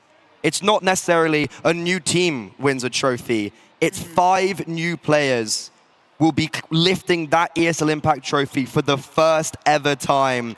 And on both sides of the spectrum, individuals have come so close, yet so far. This is their time for retribution, but for NIP, they're gonna have to do something truly magical because this is just a repeat of Dallas. Great in the regular season, great in the group stage, make it to the semifinals, and unfortunately lack that composure. It's a very difficult purchase. They've got 4 rounds to win on a trot, and Hanka, again, the utility and the artillery impede her progression, but that happened last round, and it didn't exactly matter. All right, NIP. Home crowd, you need to get loud. 4 rounds is what your team needs, Sweden, to have that chance at a 3rd map. So make sure that they hear you. We've got the first kill now, numbers advantage available. Oh, thanks guys. Taking some of the space now. Oh, rough spot for Kiara to be caught out in. That's the raid boss. And it's a free rotation in on towards the site. Aim and Zana are so deep, they're gonna get wrapped on. And there's literally nothing that you can do at that point. The site capitulates. The final 2 players are so far removed from one another. Naomi's in position, but she's been smoked off. That's okay. It's time for that smoke to clear, for her to meet back up with Vilga. They have no kit, they're not together. This just seems unfortunately unwinnable for NIP. It's not over yet, Freddy. Not till the fat lady sings. And you haven't sung yet. Flash has come out. Allow them in on towards the spike. Viku gets 1. Naomi trying so hard, gets a double, but cannot get anything more. Gets shut down, shut out. And big Equipa against all odds. We had NIP coming in as the favorites, not them. The Roaring Bears will certainly roar today as Big take 1 step closer to that trophy. And look what it means to them. The team that on the opening day got owned by Sakura in the group stage. We all were watching that map and we were sitting there saying, this is disappointing from Big. And look at the turnaround. The first grand final appearance for MSAM, the first grand final appearance for Kiosa, the second for Astra, but for Hanka and Viku, they are reaping the rewards of longevity. They are going into their 4th grand final, the first one in 2 years, and this time they don't have Imperial on the side. This time is their best opportunity in the final chapter of ESL Impact to finally lift that trophy that has eluded them so many times before. And it's heartbreaking for NIP because, as we said, they've been on an upward trajectory ever since bringing Vilga onto the roster. She's done so much to help foster this talent, to develop them, to bring them to a point now where they could be truly the favorites coming into this tournament. But unfortunately, at that final hurdle, it just wasn't to be. But all this said and done, big Equipa, a couple of players here certainly haven't stepped up in the way that we wanted them to. And we saw MIBR, they were firing on all cylinders. So we need to see that step up in the next hour. Hanka, congratulations to all. Confident, and again, once again, we're gonna see you in the grand final. How does it feel to be back to there? Oh my God, it's been a while since I was in like finals Impact, so now during class Impact, it means even more for me that like we built this team from the scratch during the beginning of the season, and now we're in fucking grand final, bro. It's amazing. And once again, it is you and Viku. You know, like this duo, you've been crushing, and it probably feels good to be reunited with her again and in the grand final. Yeah, of course. No, Viku is like my favorite teammate. Like I know, I'm just sitting next to her all the time. I know that when she's saying something, I full follow it. I have full trust on her. She has full trust on me. It's just something that you cannot fake it, you know, and just create it from nowhere. So I really appreciate her presence here. Well, it is not the first grand final for you, but I do believe with some of your teammates that unfortunately already ran away, because I wanted to, you know, maybe I have an opportunity to talk to Emma, because I think besides like the amazing fans that you have here, like from Big, Emma, I know Because, like, you know, for Hanka, this is not her first grand final. For you, this is not just the first grand final. I just want to remind everybody that we are in Sweden and you are Swedish. So, like, having this, what does it mean to you? It means the world, really. I don't know what to say. You don't want to say? I think I saw two people in the audience that had mom son and dad son in their bag. Who are they? It's my mom and dad. And they're here to support you all the way? Only emotions. This is only the emotions we have. Ladies, it was a beautiful game, and I'm really looking forward to seeing the same thing in the grand final. Of course. Let's fucking go! Woo! Right, ladies, thank you very much. You now need to calm down. The adrenaline needs to go down. You still have a grand final to play. Yes! All right, let's go back to the desk. Ready? I'm gonna smoke city. Smoke Wait a bit city. for smoke to Yeah, pop, yeah, okay? wait, guys, take it easy, okay? Take no, good Trades. duels. Trades. Ready? Flashing. Turn. Boom. I hold ruins. You should be alone, guys. City. Measure me. Triple, Triple, Sasha. Ruins. Sasha, plan behind pillar, please. Ruins. I play duel. Ruins. Yeah, it's fine. No Sasha, city smoke. City on HP, still on HP, city on ruins. both. Yeah, I know.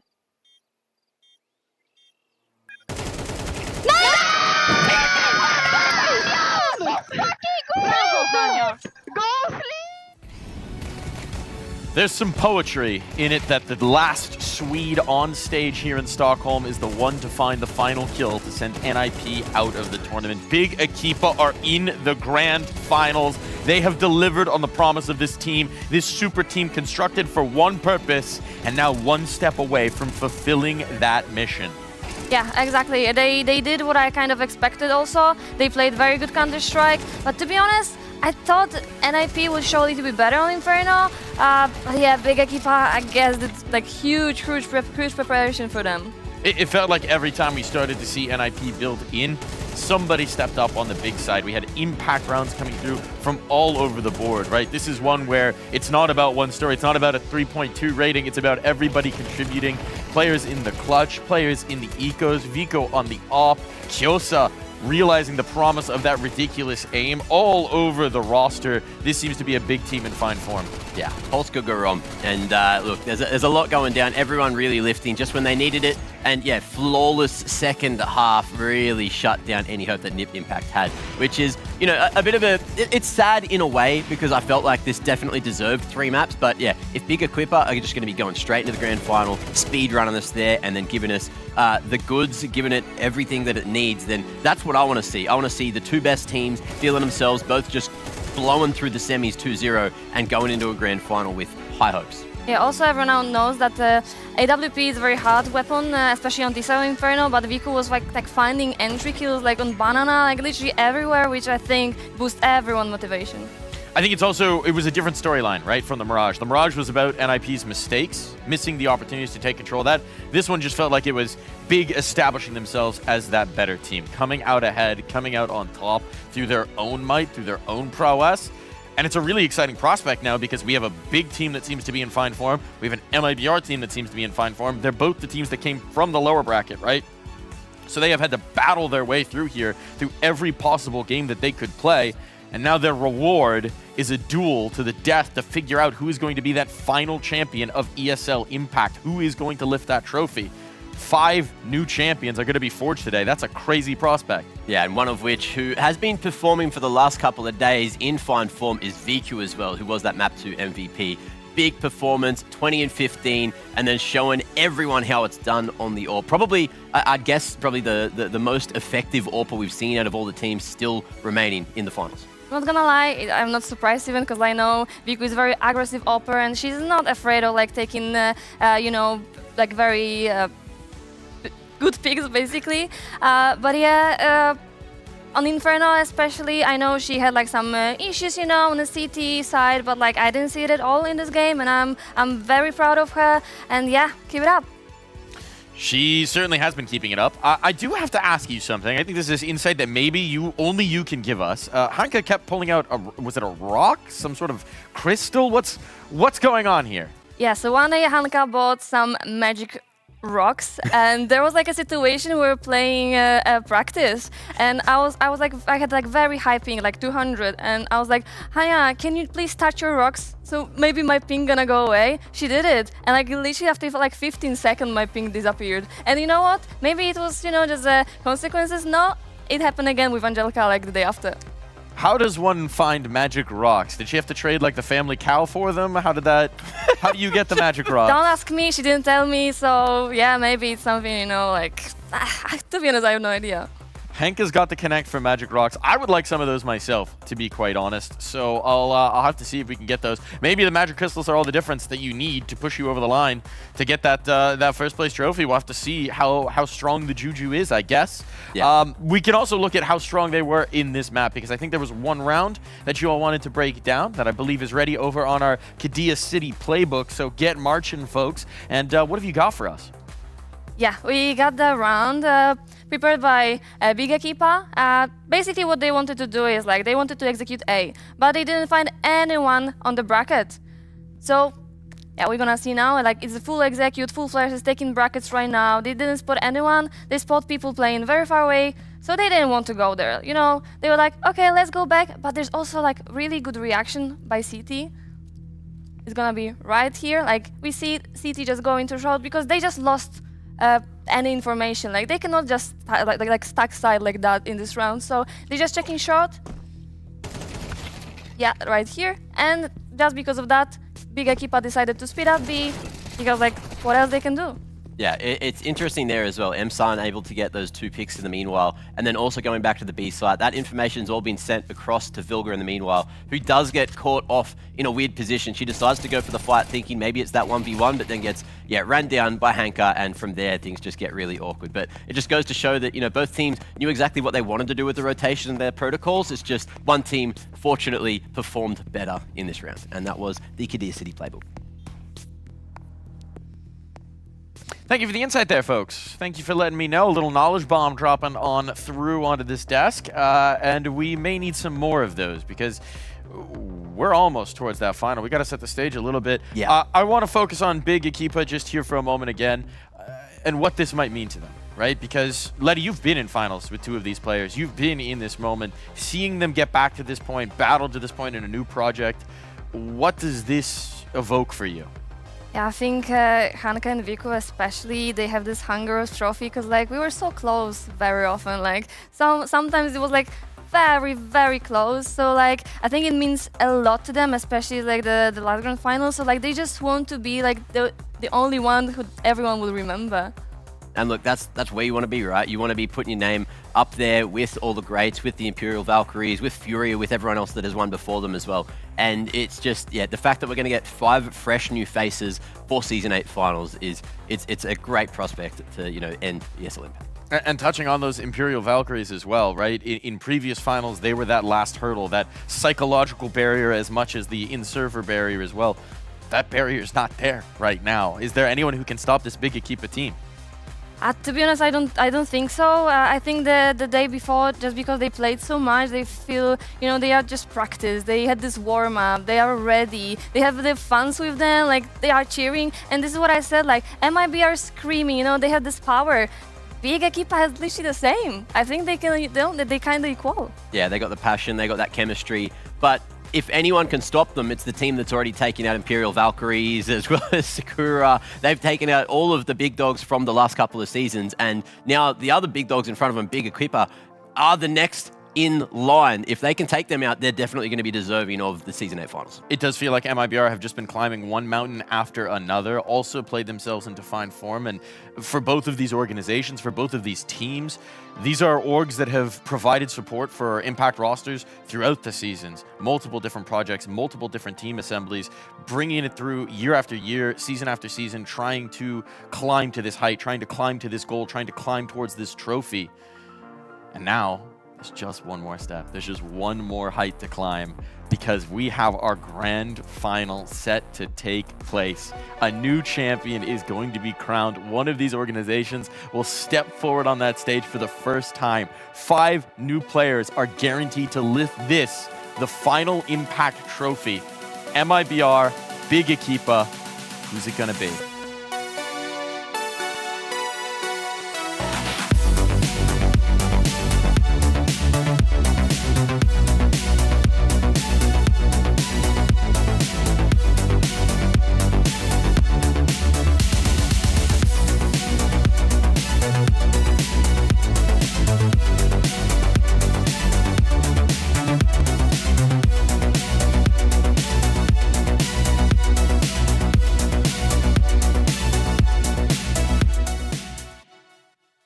The three of you, you've basically been, in fact, you have been doing ESL Impact since basically the beginning, season 1. When you look back, if you had to name like one thing, what you say is the most important thing that ESL Impact has done for the women's scene? I think like just gave visibility to us that it never happened like before in that level, I would say. So it engaged a lot of new girls, new people, even like knowing and seeing that we exist and we play the game. So I think visibility like is the top. Yeah, I think what I'm thinking about is the platform, right? Where everybody is united, where everybody feels safe to be who they are and compete between each other. And there were like so many tournaments and online cash cups as well that just helped us promote the scene as well. Yeah, I had a similar answer to Vilga. It's pretty much just being there, to be honest, just existing and being a platform. And for what it was, like, it's pretty premium, I guess, like compared to other, I guess, women tournaments in the past. It's just you don't get the level it is with like ESL Impact. It's pretty high, especially with all like the media and stuff like that. You don't get that with like other tournaments. Yeah, you really feel like a professional player here, you know? Could you ever have seen yourself sort of be in that role if it wasn't for sort of playing in these competitions? Like, would you ever think that that was going to be just a natural progression for you to sort of go into an analyst role before? I never thought about that, to be honest, but after I tried that and after I got this opportunity to try it, I know that I really enjoy it, you know, like I like talking about the things that I love, that I like, that I do daily, and it's something that comes like naturally for me. And if I didn't get this opportunity, I would never know that I have this like features which suits to like talk to people maybe about something, and like yeah, like it's just something that opened new doors for me in the end.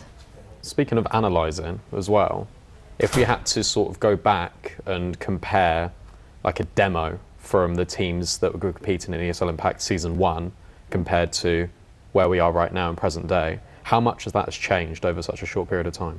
Like tremendously, right? Yeah, so if you can answer this, I'll add on to this. No, but yeah, like tremendously. I think in the past we've all seen like the female CS clips where it's been pretty memed on, and I think nowadays like you see a lot more just players that make more sense, and we don't. I mean, we still get memed on like every now and then, but I think just the level of play that you see right now is pretty much like peak, I guess. Yeah, like, but this funny part is that when I was playing the first season of ESL Impact, I was like feeling, oh my god, I'm so good player, bro. I'm just destroying everyone, you know. Oh my god, our tactics, outstanding tactics. And now I'm like looking, girl, you were really bad, you know. But like it's all the like process, and we cannot like deny it. Like everyone needs to go through this process, and it's just funny now that I can look back and see that yeah, like I did some work. I'm here now, and like if not ESL Impact, I wouldn't have gone through this path, you know. So it's a whole process, yeah. And you think that part of that is just like the development over time? Is it like combination with having the league, organization support, just like all of that building up into improving? It's all together, of course, right? It's level of competition is raising when more and more players entering the scene. Obviously, like the more teams we have, the more players we have, the stronger competition becomes, and eventually we will see kind of underdogs, you know, getting to the spot and becoming like such a team with insane structure and insane like individual skills and insane teamwork.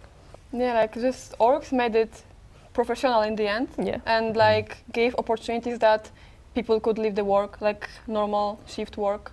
And in the end, we could spend this time on like practicing, like getting better with people who, with orgs behind which they like care about, and they probably been already on tier 1, these orgs, so they know how it's supposed to work, right, with a team. So it just showed us that the way that we should follow the professional path from like tier 1, tier 2 men teams, and I think we're just like following it, at least like in like our teams, you know, that with like coaches and the systems, the boot camps and like everything. So yeah.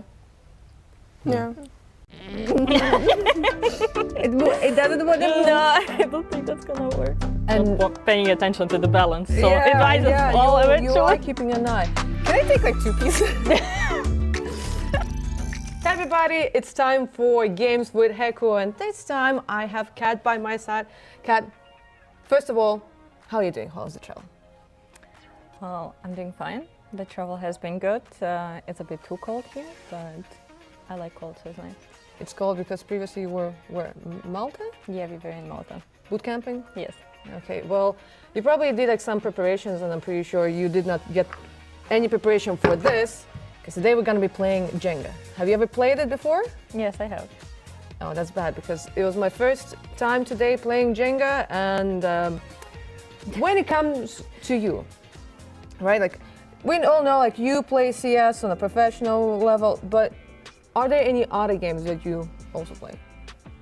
I mean, I play other games, of course, if I wanna like chill from CS, but mostly CS. I mean, I feel like that is whatever I feel like to play, like League, PUBG, or whatever, any like solo game. Do you want to be the first one, or should I be the first one? How would you prefer it? I can go first. Okay, let's go first. But what are the rules? You cannot touch that tower while pushing it.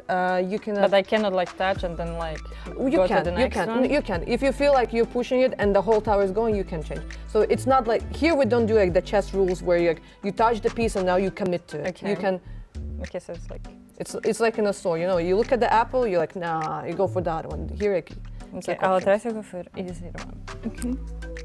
Okay, I'm not sure if it is quite easy. Easy. Okay. Yeah, we have a first one. Wait, but you build it, and we I continue. forgot. And we I wanted continue to keep building. it. You want to keep it? Yeah. Maybe we can arrange it afterwards. Maybe we can arrange it afterwards. I mean, I guess like it's easier for you to answer now since Dallas already passed, but because you know like Dallas was the first ever event. You didn't like lift the trophy. I want to ask it from this perspective. Do you feel like it maybe added like more now motivation, like maybe a wake-up call that you should, you know, maybe, I'm not saying that you should not, I don't think your team was ever taken for granted, but it's that you do need to keep yourself like in shape. I think it's just how life works. I would say that you just cannot stay on the top forever. Yeah. It's just how things work, and I think it's natural. We all knew that this is going to happen eventually. Of course, we didn't want it to happen, but it's just natural that it happens. And obviously it gave us like more motivation, more hunger, more like putting much more work and everything. And now also with the new addition, it's also like better, like to have someone like new, spending time with a new player, like trying to teach and like help. It's like just, I don't know. I feel really good about this tournament. That's good. I mean, that's always good because, as you mentioned, it is impossible to stay at the top all the time. Especially, I would say it's also like I feel like it's really hard to evolve when you're in the top because if you don't have like a big challenge, there were some grand finals that were challenging. Then there were some grand finals that it was just pretty like one-sided. But unless you have a challenge, you don't really go. Just the same how with the muscle, right? Like if you just have like an easy weight, if you're doing this, like nothing will grow. But like once there's like a bit of like resistance, like something happens. It does feel like the scene evolved a lot because it fell down here. It didn't fall like as a part of the thing. Okay. It all ends when the tower falls. Yeah, because the first ever Impact was in Dallas in 2022, and we had so many tournaments so far. And I remember, like, on day one in Dallas, we had so many games that were so one-sided, like so many best of ones, like in so many maps. And not paying attention to the balance, so it might just fall eventually. You are keeping an eye. I am a bit worried, like, for this spot, because there's like one in the middle. It doesn't want to move. No, I don't think that's gonna work. No. Okay. We did an X for this. I would be careful. I am careful. Don't I look like someone who's careful? Okay. If I turn this like this, and then no, it wants to turn with it. Okay. It kind of feels like, you know, like 2 steps ahead, forward, 1 step back. Yeah. No, wait, why does it? Can I take like 2 pieces?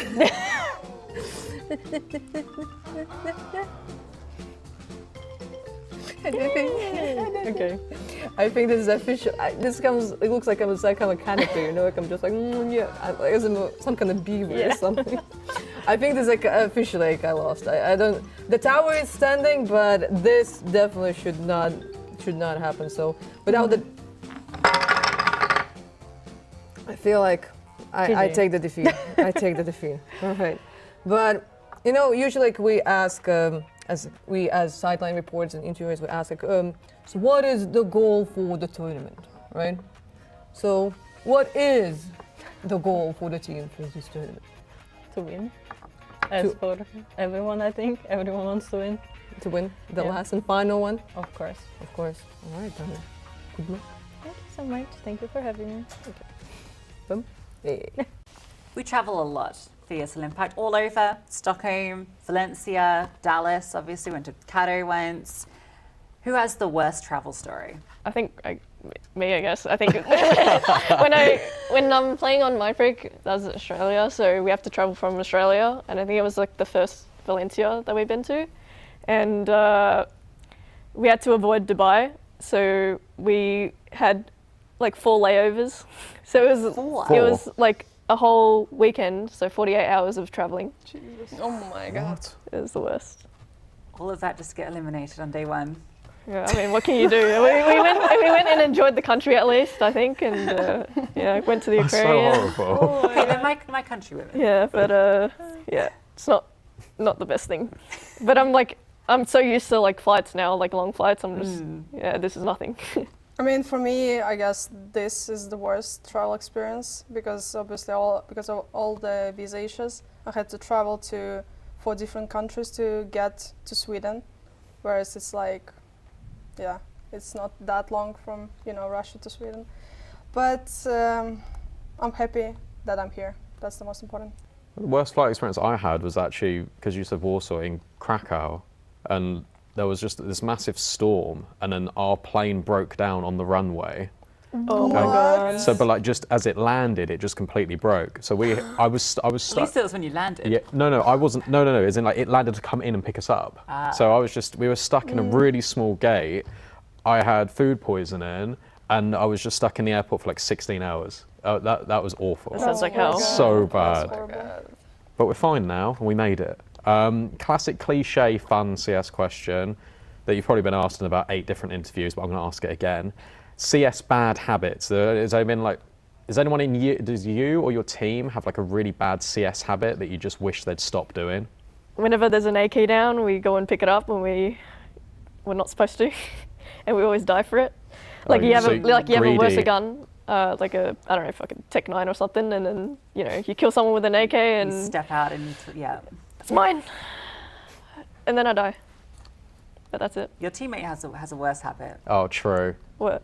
With the gun that she purchases sometimes. This is brilliant because this could be talking about any gun for Emmy. Like SG. Emmy buying the SG or the AUG all the time, or the auto sniper. There's quite a few. There was one finals where she was just buying the AUG or the Krieg like every gun round when it wasn't meta.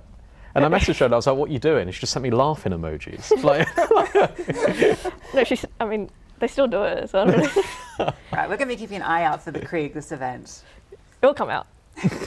I think for my team is like over-excitement sometimes in some important moments. That we go so excited, oh my god, it's like 4v2, you know, it's so easy to win, and then we lose this one, for example. But I think it's like something that most teams struggle with, but I cannot come up with anything else. But like overexcitement in these crucial moments, it's something that tilts me a bit. Yeah. So don't just like quick switches all the time? So that's an annoying habit people do in my face at PAX. No. Just quick switches. Our team actually doesn't do it a lot. Really? If I see someone do it, no, I never saw something, but if I saw, I would say it. It's I had a horrible teammate habit. who did that. I had a teammate. You had. Who? Yeah. That's the reason. Had. Yeah. Last question. Now, I know what you're all going to say to this, but I'm going to ask it anyway. Who's going to be lifting the last trophy? Yeah, me. Paper, Best scissors. of Oh, three. okay. Best of three. Yeah. Okay. Okay. Oh, yeah. I had to lock down. Locked out. Lock in. Lock in. No, but that's All right, let's go. Okay. 1, 2, 3. 1, 2, 3. 1, 2, 3. Not here. 1, 2, 3. Best of 3. Okay. 1, 2, 3. Steve didn't get to do the best of 3. What? No, I lost. She Knocked her out. Just knocked her out immediately. It's All right, so big keeper lifting the trophy. No, we'll see, but maybe. You heard it here first. Let them think that. Oh. There's always You something know in the what back the- of my yeah, mind. yeah, There are yeah, different yeah. type of games, layers of the game. Layers. So. Yes. Okay. No problem. Well, we will see. Thank you so much for joining us. Thank for you our for Thank round you. table. Thank you. I've been playing Counter-Strike for 20 years. It was my first shooting when I was 10 years old. Now I'm back in a Brazilian team. We have potential to go to the finals and get this title this time. You can expect a different Olga and Olga's team as well. I feel that I grew up, improved as a player, I learned so many things, and that's the reason I believe I can be an IGL nowadays. And for me it was, I guess, a bit easier to adapt because they needed a player like me, you know. It's been a long journey. It had ups and downs, wins and losses, but I think I learned a lot. Olga joined the team and she's really confident. She's like really aggressive, but she's also our leadership, so everything is going great and we rebuild ourselves and I'm pretty confident with the team. Our main goal is to get to the finals and lift the trophy. This time I feel really positive. Maybe this is our moment and it's the last tournament, so I'm pretty confident and I want to make everything possible to win. The thing I think to me that makes a great team is that everyone actually wants to win and everyone is putting so much work into this. Every time like we have practice, everyone's doing their own work after that, and I think that everyone is super mature, so we can always talk to each other, and I think that's like such a great strength that any team should wish to have, you know.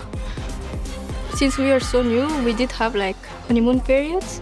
All our questions that we had is just answered now, and I think that we are like super ready for this LAN. We are just ready to just show like what we worked for. Since I'm IGL, I can put my own vision and also my own thoughts and like what I think is best, you know. But I couldn't really do that before, and I think that everyone aligns with what I'm saying and what I offer to the team. So that makes it easier to work with everyone. How I would describe my team is like a group of people who trust each other, looking to lift the trophy, but we're also wanting to have a laugh with it. And I think that it's super important because we want to be friends, we want to play with each other, we want to have fun with each other, and I wouldn't change that for anything else.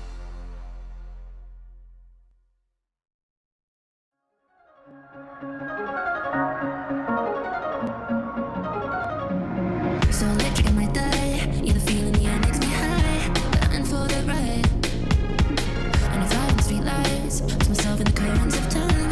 I got you on my mind.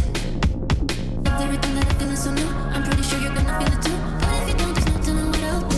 No, if I can, somebody push my heart and put it back inside.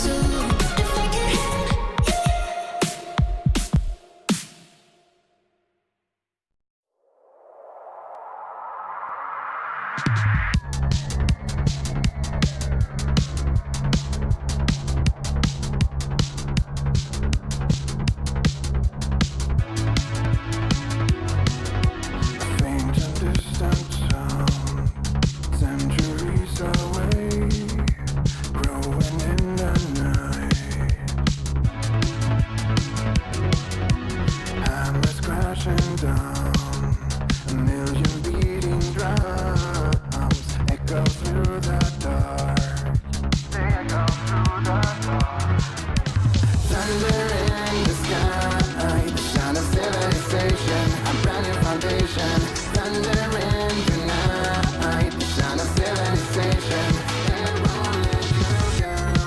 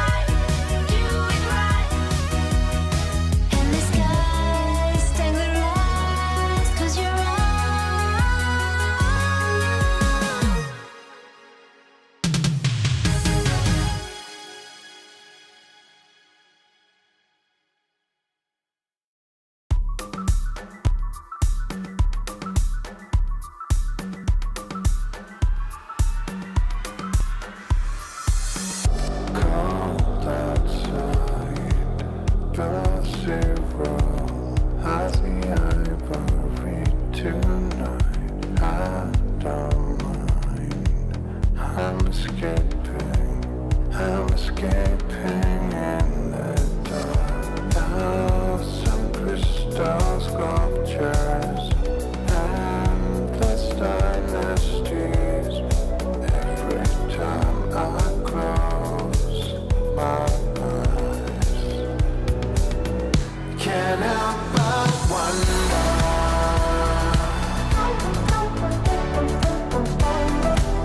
I see the end of the dynasty every time I close my eyes. Blinding lights, casting shadows. I see ebony something I don't mind. Watching over you tonight. Thousand crystal sculptures, endless dynasties. Every time I close my eyes, can't help but wonder.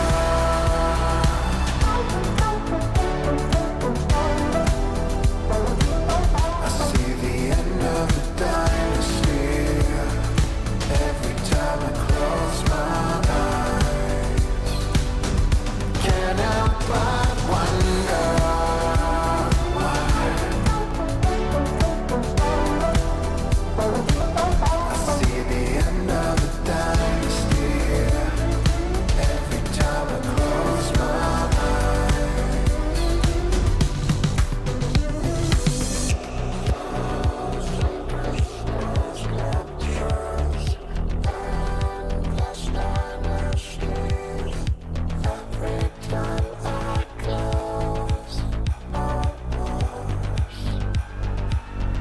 Can't help but wonder.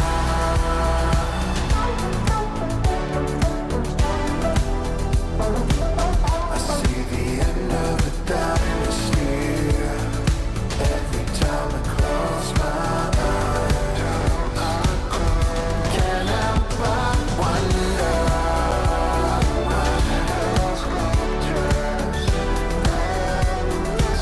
I see the end of the dynasty every time I close my eyes.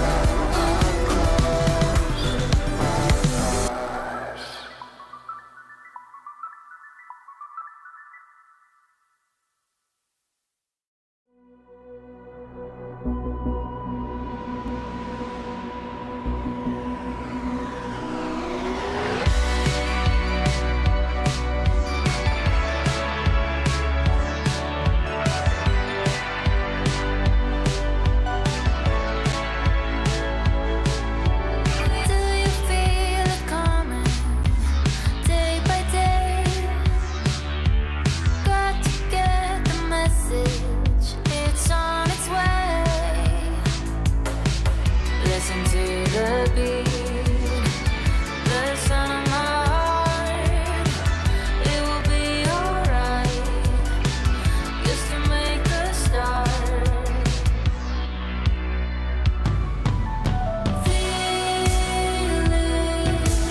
Close to you, like a wind.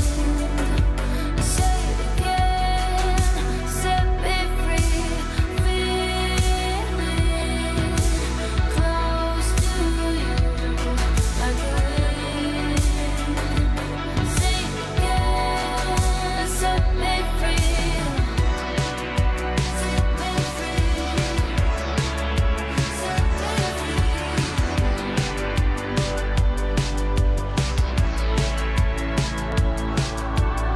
I'll be holding on to my faith.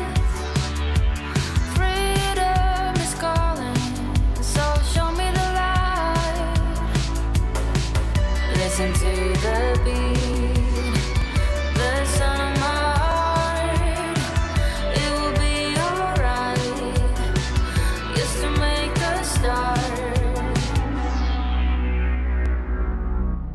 Feel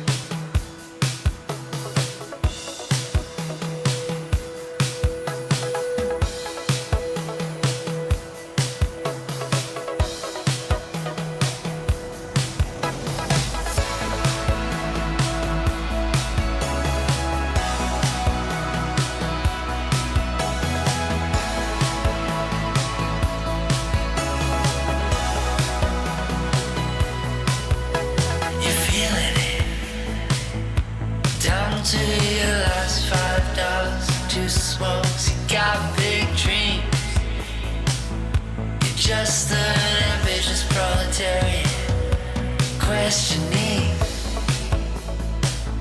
what it all means now that you found out that it doesn't mean anything to be right when the world is wrong. I'm so sorry to hear that you crestfallen alone now. Do you believe it is new? Something bigger than you,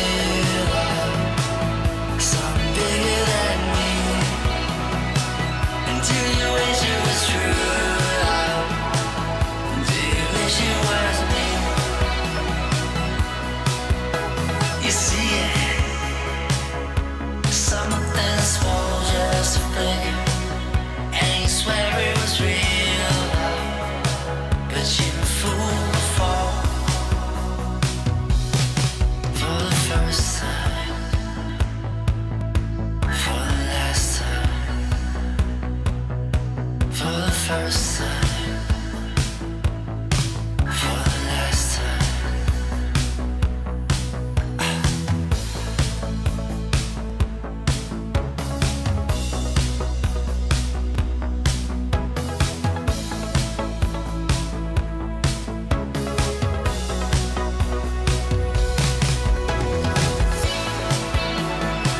I'm so sorry to hear that you crestfallen alone now. Do you believe it is new? Something bigger than you, something bigger than me.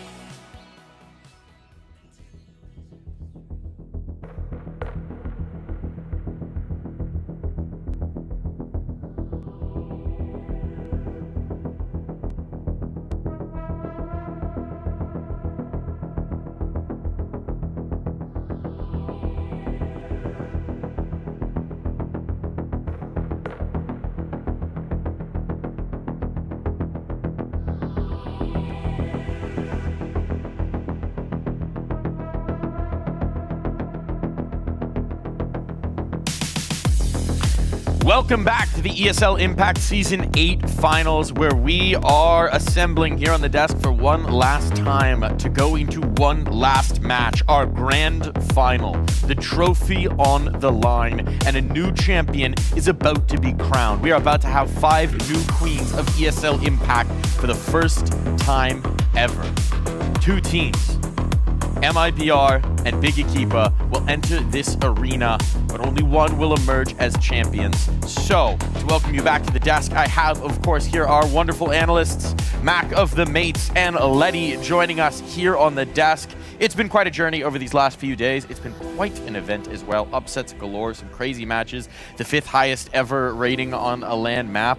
Any favorite moments for you, Letty, from this weekend? Yeah, the same you mentioned, actually, like Hanukkah doing like insane job against Dr. Hugo and shit. Like it was like, you know what? You just felt like it cannot get like, you know, worse. They were like owning them everywhere. They were just running, like you didn't even feel much strategy. They just knew they are just much better individually. But you can say the same thing for MIBR though, right? Like you have Olga, like earlier today, that 3K with the MP9 just played to their strengths. Literally so confident. And if they can carry that across from the first game of the day into the grand final, then this is going to be a heater.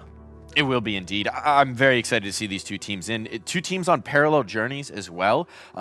2 teams that went down into the lowers off of the first game. Had to fight their way through every possible opponent. Had to battle to even be here, to even make it to today on Sunday. Elimination on the line at every turn. And 2 teams that we have seen grow into this moment, grow into their prowess as a squad. MIBR and Big, they've been on similar journeys. They started out rough, let's be honest. We saw issues, we saw problems. We never saw all 5 pieces hitting at once. And then as time has gone on, map by map, game by game, we have seen championship caliber squads emerge.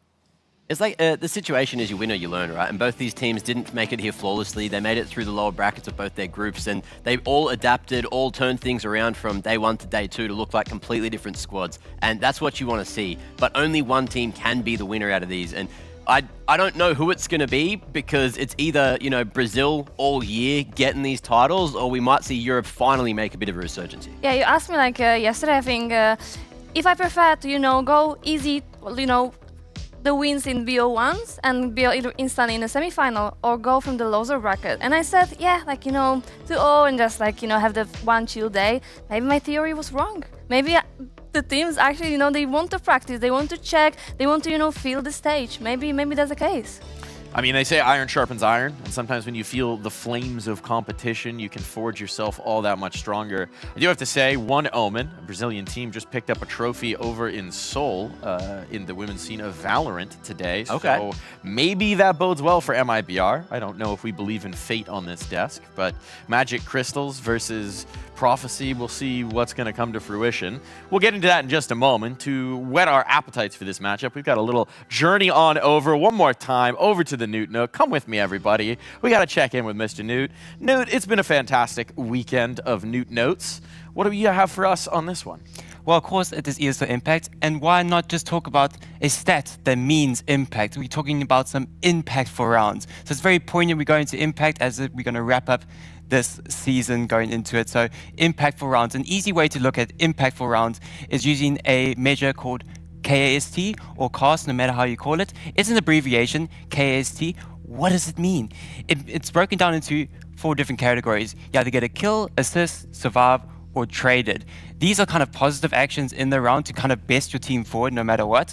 So if you get any of these going into the round, you get a thumbs up, a good old thumbs up. If you get nothing going into it, so technically if you do game time, if you save, big old thumbs down. Everybody here gets a thumbs up from me. Everybody at home and everybody in the audience, a big thumbs up from me. So that's how you get some positive impact rounds going into it. But then we look at the sides of both Big Equipa and MIBR. And there's something very interesting here. They are exceptional in the cast category, especially also in the online season. We praised MIBR for every single player in the team being like in that top 5 bracket of the cast rating leaderboard. So every single one of them were at the top of the standings throughout all regions going into it, and then carried over even into the grand final stage here. And then one thing in particular is especially looking at the last round. So these are the cast ratings broken down into all the different kind of aspects. So you got your overall rounds, you got your win rounds, and you got your lost rounds. It may look low, but these are absolutely great numbers going into it, because if you got like 52% cast rating going into last rounds, that means people are always performing, trying to do their best. We even saw it in that game against NIP. There were some rounds that they lost, but we had 2 players alive, but they got 3 kills going into it. They got the NIP on the ropes, they just couldn't quite close it up. But that is showing the impact of all the players that they have. MIBR, they've got these impact players. They are late game players. Olga, Danny coming into the front, and then you got Poppins, Younger, and everybody else coming in to close out the round. So these kind of interesting stats going into it. These rounds lost, even though it is a loss, that impact carries over into the next round going forward. Either in economy, saved weapons, any of the sorts, that impact carries forward. Having consistent impact throughout every round, it's relentless. Imagine trying to get back into a game, and then you finally win a round, but it was just up on the skin of your teeth. You finally get that round. Next round, they come back swinging, get with a force buy, maybe some Tech 9s, and absolutely blow you out the water. Well, it's all about impact here. We've been all about impact all weekend long, and I don't think that's going to change, Newt. You want to make a prediction before I waltz away? Ooh, this is getting very interesting. I feel the vibe from Olga might be too heavy here. Big Equipa looking great. We've seen some amazing stuff. 5th highest rating ever coming out from Hanka. That is like the time to shine. The time to shine is now. Big Equipa, I think you might have the edge here, but I'm actually... He's waffling. Newt, who's it going to be? Pick someone! MIBR. MIBR. I hear Poppin's mom screaming already. He's believing with Brazil. Newt's sticking with Brazil. Now it's time to figure out where we stand on the desk. And I think before we do that, we need to tell some stories. We need to tell some history here, right? Because these are 2 teams with players who, yes, these rosters, that's going to be their first time on this stage, as these 5. It's going to be a new trophy for one of these teams, but their journeys here have been long and storied in ESL Impact. 2 of your teammates, Viku and Hanka, they've been through this journey with you. They've been on these stages. They've been to these grand finals with you, Letty. What were those moments like, those grand finals, when you were ready to take the stage and vie for this trophy? Yeah, I mean, I think every single year we actually truly believe that we might be the one, having the trophy, especially after we started like working with Ula, our mental coach. Like it was like just so close, but always we were missing something, and I think it was only like still like our mentality. I think sometimes even though we were like saying like, yeah, we're gonna do it, we're gonna have this trophy, we didn't actually believe that much in it. Like, when you start in the game thinking that you might lose the game, it's never gonna be good. And when we look at the other side on MIBR, you have also had Olga and Gabby on this journey together. They've been on this wave. They've been in these moments. Olga, she went abroad. She went away. She joined that HSG project, was traveling in Asia, was playing in Europe, was all over the map, comes back home, comes back, reunites, comes back to her home region, her native language, takes up the IGLing banner, now back in a grand final, back in this big moment, and she can correct the mistakes of those early seasons and maybe claim that trophy herself here, Mac. Yeah, I think it's a beautiful story, and if it does get finished as her being a champion, like that's just amazing. Coming back home, coming back to the team, one of the historied orgs that has been here since the start of ESL Impact as well, it would just be so huge for the region. And it also sort of crowned Brazil as the home of female CS because they've been taking everything this year so far. They have indeed. Fury didn't make it to this event. They didn't make it to this dance. But in their stead, MIBR showing the prowess of the region, doing them proud back in Brazil, I'm sure. It's an exciting prospect. So let's dive into this matchup in particular. How's this one going to go? We've got MIBR, we've got Big. We've talked about their story. We've talked about their journey to this point, their journey through different seasons of Impact, their journey through this event, as exciting as it has been. We've seen them both come online. What do you make of MIBR's form right now here, Mac? Right now, MIBR, I'm loving what we're seeing earlier. Poppin's finally starting to pop off. Younger as well, firing up yesterday, the AWP online. And then Olga has just been tried and true and so damn good for the last 2 days. Like, everyone is showing up just when it's needed. But it's just a matter of how they've handled themselves from the start of today up until this point. And then the other big question is, where's this veto going? Because both these teams are so good on so many maps. Yeah, that's true, and I'm so happy that actually MIBR pop in like every single player right now, because at the beginning we saw only Olga, but right now everyone actually wants to catch up to her and like help her somehow. So yeah, it's gonna be a very interesting game. And if we look over at the other side of things, Big Equipa, right, we were just watching them triumph over NIP. They played themselves into fine form. They have these very strong pieces that came together at the beginning of this season to make it happen. Letty, what is working so well for Big right now?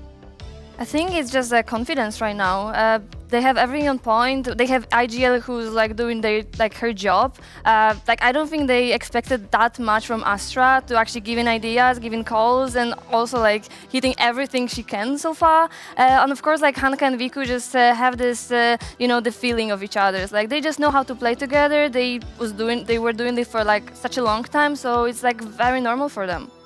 And we've seen the young guns come online as well, right? Kyosa, Emsan delivering here in Stockholm.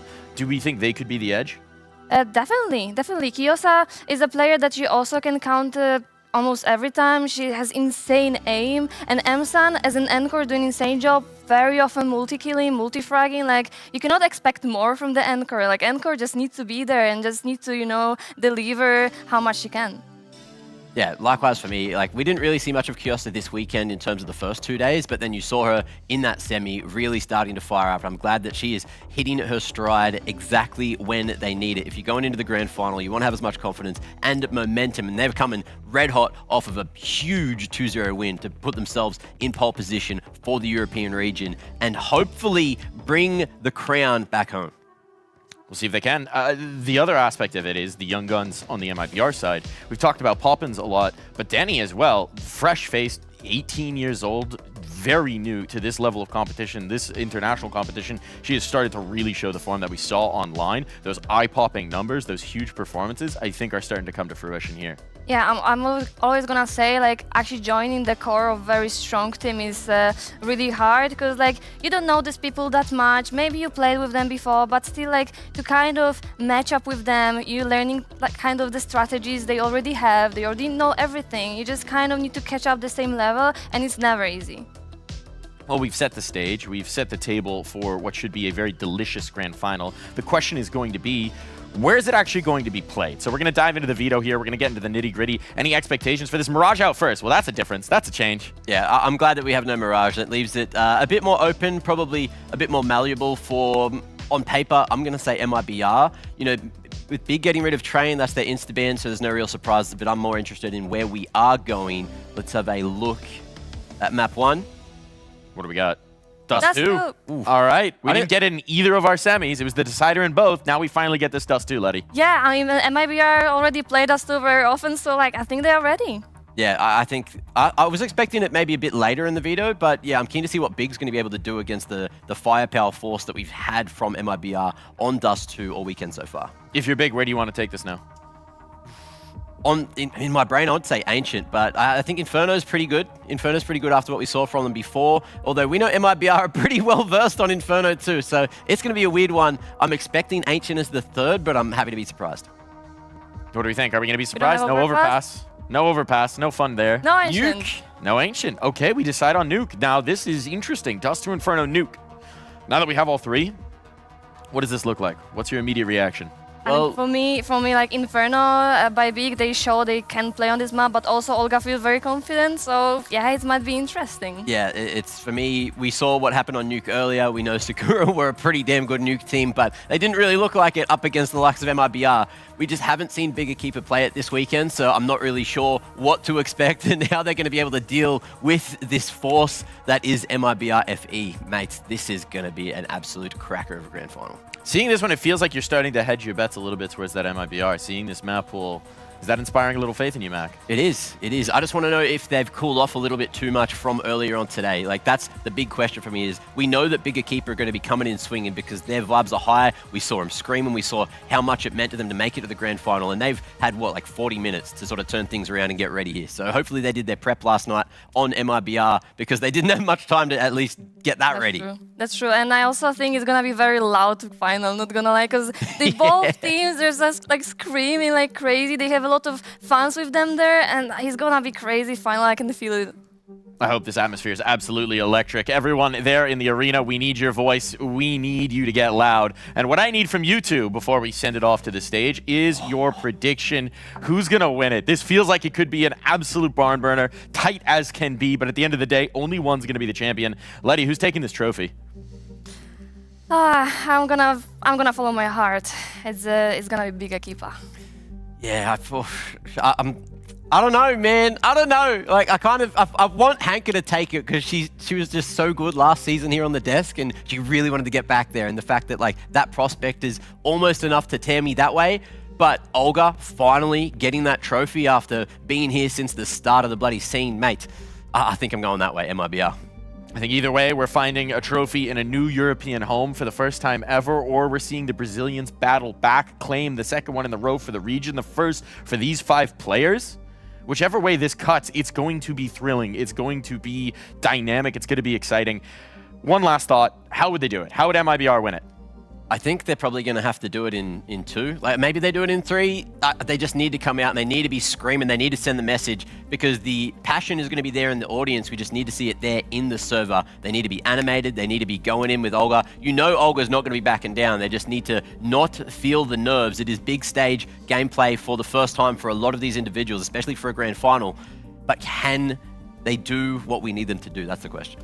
Yeah, I mean, for me, Big Equipa, I'm only worried about Dust 2, so I'm gonna go with 2-1. 2-1. Okay, gonna be exciting. We'll see how it happens, but for now, it's time to go to the stage. It's time to go to Heku because the players are standing by. And without further ado, it's time to get the grand final of Season 8 of ESL Impact underway.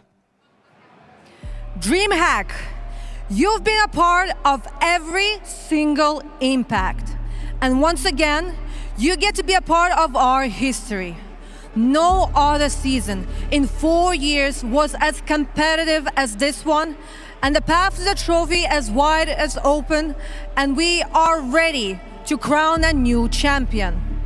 The first grand finalist has a shining star that recently came back and now is a part of a bright Impact constellation. After their country won the previous season, this team is eager to declare 2025 as the year of Brazilian CS. DreamHack, they are made in Brazil. They are MIBR!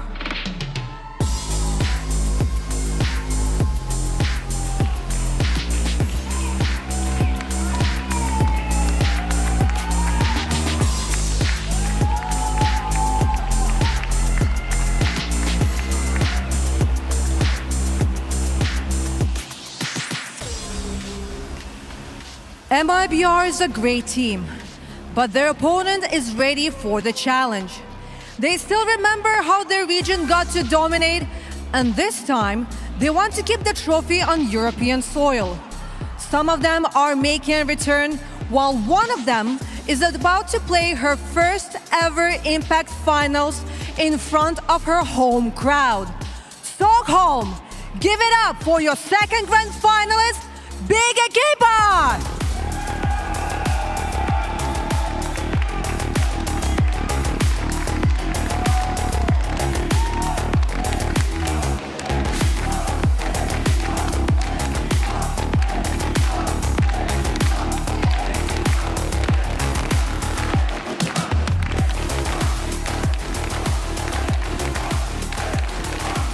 Ladies, the grand final is upon us. Can I please have the captains? Can I please have Astra? Can I please also have Olga? Because this is going to be a grand final. It's not the first grand final for both of you, but we've never been in this situation when both of you had to face each other. Olga, you have experience with grand final, but it's not the same for the rest of your teammates. Do you think that maybe the fact that you are in the same country, in the same region, you share the same language, is that what will help you to lift the trophy today finally? I cannot say that. I guess it's just because of hard work. Any team can get here no matter if they are the same country or not. And yes, I'm very, confident we can lift this trophy too. But you are here to represent not only yourself, the organization, but the whole region? Definitely. Definitely. All right, Astra. Well, you are not going to have an easy opponent, but when it comes to your team, your ladies have more experience at Impact Grand Finals. Is that something that maybe can give you an advantage? Yes, I mean, last time we came here, it was with a mix, and now I'm here with my full team, and we're just ready for this. I had an opportunity to talk to Emma, and she was absolutely speechless. Right now, a Swedish player is going to be playing here in Stockholm. Did she manage to calm down the nerves before the grand final? She has no nerves. She's fucking ready for it. She's ready? All right. Then, do you have any final words to your opponent? May the best team win, and I hope that we show a super great CS for the last Impact. All right. Wait, Olga, before the fist bumps, any final words to Astra? I was about to say the same. I just hope we can show a great CS today, and that's it. That's it. Win the best. May the best team win. Ladies, one more time. Let's do the handshakes. Please join your teams. Good luck to both of you. Good luck to both of the teams. But now that the teams are getting ready and the captains are joining them, this is a great chance and opportunity for us to remind everyone what kind of grueling path these teams had to take in order to get to the grand final, in order to get closer to this trophy and this title. This is their story. 4 years of Impact has led us to this moment. Season after season, the competition has been getting stronger and stronger.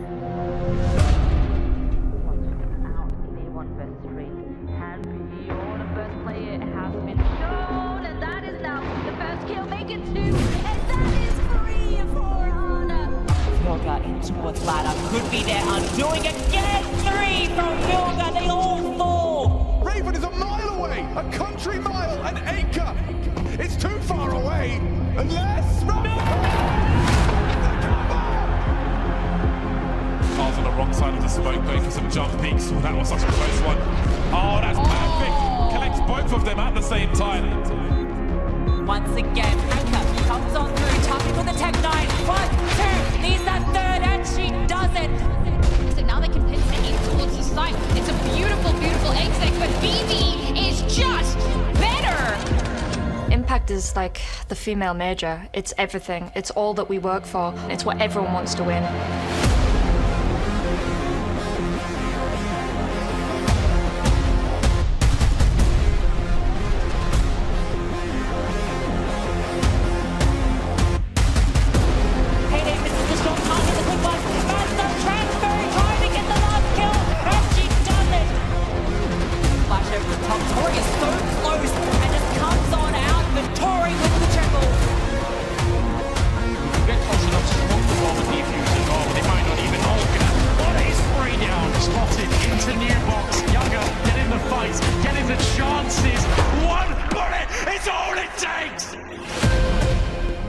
I've been working so much since day one. It would mean everything to us because it's our dream. We're going to be remembered forever. The biggest dream currently to finally win it. I have tears coming to my eyes when I think about this moment. After this all years in Impact, I can only say that it was the best journey of my life.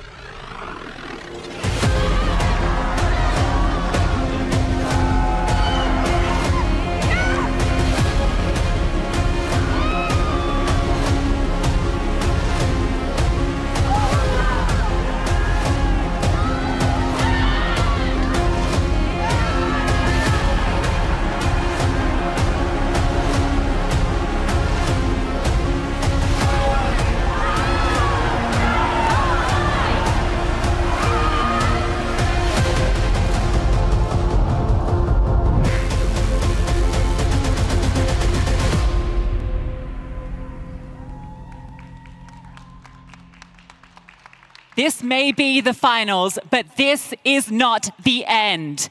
This is our swan song. This is our ESL Impact, our grand final. Big versus MIBR. Let's go out with a fucking bang. Hell yeah, let's get into this immediately. MIBR take on Big here on Dust 2. And Astra is immediately out long, ready to potentially receive, but MIBR wait. They go incredibly patient. It isn't that electric start we're really expecting here from these two. Instead, it's a slow creep and it's a slow commitment. Danny not even looking over at Catwalk, but M-San is dinked down and out of dodge. Astra as well, brought down low, has to disengage. They're running upon her. She just about tucks in towards the car.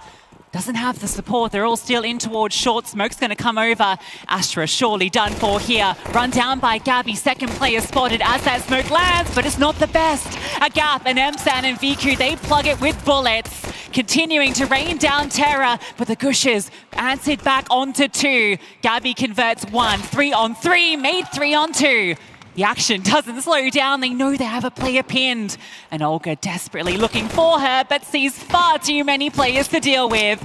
This shot just not connecting onto Gandalf. They're just pecking at them from every single angle. It's not easy, but it is big. I tell you what, it's just so intrusive. You've got all of these players that you have all the info about, but it's that one missed piece of utility that really undoes everything. And you described it perfectly. Plug in the gap with Bullet. You've got a player pinned in the corner. You've got MIBR on the top rope trying to deliver a clothesline after clothesline, but instead it is just a surprise attack from underneath, and it is the sheer quantity of players, and it's more than enough for Big Equipa to take a well-necessary pistol round. Surprising that smoke's off the mark too, because that was a set one, I think, thrown back from deep. Like, that's finals nerves, Brandon. A long day in the office for both these teams. But the force fight immediately through. It doesn't get easier for Big. Gonna have this pressure. VQ close to doors. Tech9's approaching. VQ should be getting all the contact here. Olga just jumping up on the box. It's actually a deeper player, but VQ has the last laugh. And the smoke that goes deep in towards the mid to B is all a little bit of a fake, an outlet. MIBR wants to try and spring this trap on towards the B bomb side, but a counter smoke immediate from Kiosa. I think VQ just being ahead of that smoke as well, just seeing that there's nothing following through behind, means these two players on B, they can just focus forward. really any avenue out for MIBR. It's just such a waste as well. Like, there's just no utility left really. There's one smoke, 3 flashbangs. You got to go catwalk. You have to go short. You have to cross VQ to get there. Had a brilliant semi-final. Starting this one pretty damn solid too, but a lot of targets, still damage put down onto these players. At least they're over. Makes the job easier for Astra. Our support's not too far away from MSAN either. No util for the CTs. No, not really, but you still got players. These flashbangs have to be pinpoint. VQ, yet again, peppering up, being a pain, and this Astra with the FAMAS, dealing out even more lethality. Gabs can't do anything, and Big Equipa go back to back. Yeah, those smokes just going down early to try and fake out the B pressure. There was just nothing behind it. Well, yeah, that's the thing as well, right? And it's, as you say, the fact that VQ comes through the CT smoke, sees nothing in towards the mid door. She's already got the opening kill on the player that was trying to scale into catwalk. Therefore, okay, you can't be in short. We know that. You have to be in lower. Good luck. Can't really do anything there. Yeah, it's a little brave for her to be playing close to the double doors against the Tech-9s because you could get a little flash play there, but it's just open firing. They just scale up onto the Xbox. She gets the easiest damage of her life, which sets up her teammates for easy success. So the perfect start for Big. 2-0 onto the Eco. Save for this Deagle. Oh, and VQ is the Glocks that get it done. At least for one, but Astra will slide through. Oh, careful. Get that reload on. Oh, goodness. She gets stuck on the stairs. Still, look at the HP. So low. It's true, but you're going into head glitch angles. But MSAN doesn't care. Destroys one, but the Glocks are firing a lot of success. Poppins with 2 and low HP. And look at Gabby. She's immediately in towards CT. 1 bullet separates these 2 players from death, but it could be the hidden element, the jack in the box. And Kiosa walks right by Gabby. This should be the round here for MIBR. The timing. Oh, it's good for Kiosa. And she just keeps on killing. Jumps up Kelly style. And Kiosa can't believe it. Kiosa style, more like putting her mark on it in the air with the Tech-9. That little spin around onto Gabby too. Sure, low HP, but there was a chance she got caught. And they're the championship rounds. They're the rounds that you win. They're the rounds where you feel like you should be winning in the first instance, but they're the recoverable ones that give you that belief, give you that faith to keep on pushing. Yeah, let's remember that was a full eco save for 1 Deagle. Oh, what a tap though. Mid-air, Poppins just trying to get out of the way of it. Like a safe place to plant, but there's no safety from Kiosa. Still, for the Eco, does a lot of damage to the economy. Only the 1 player living.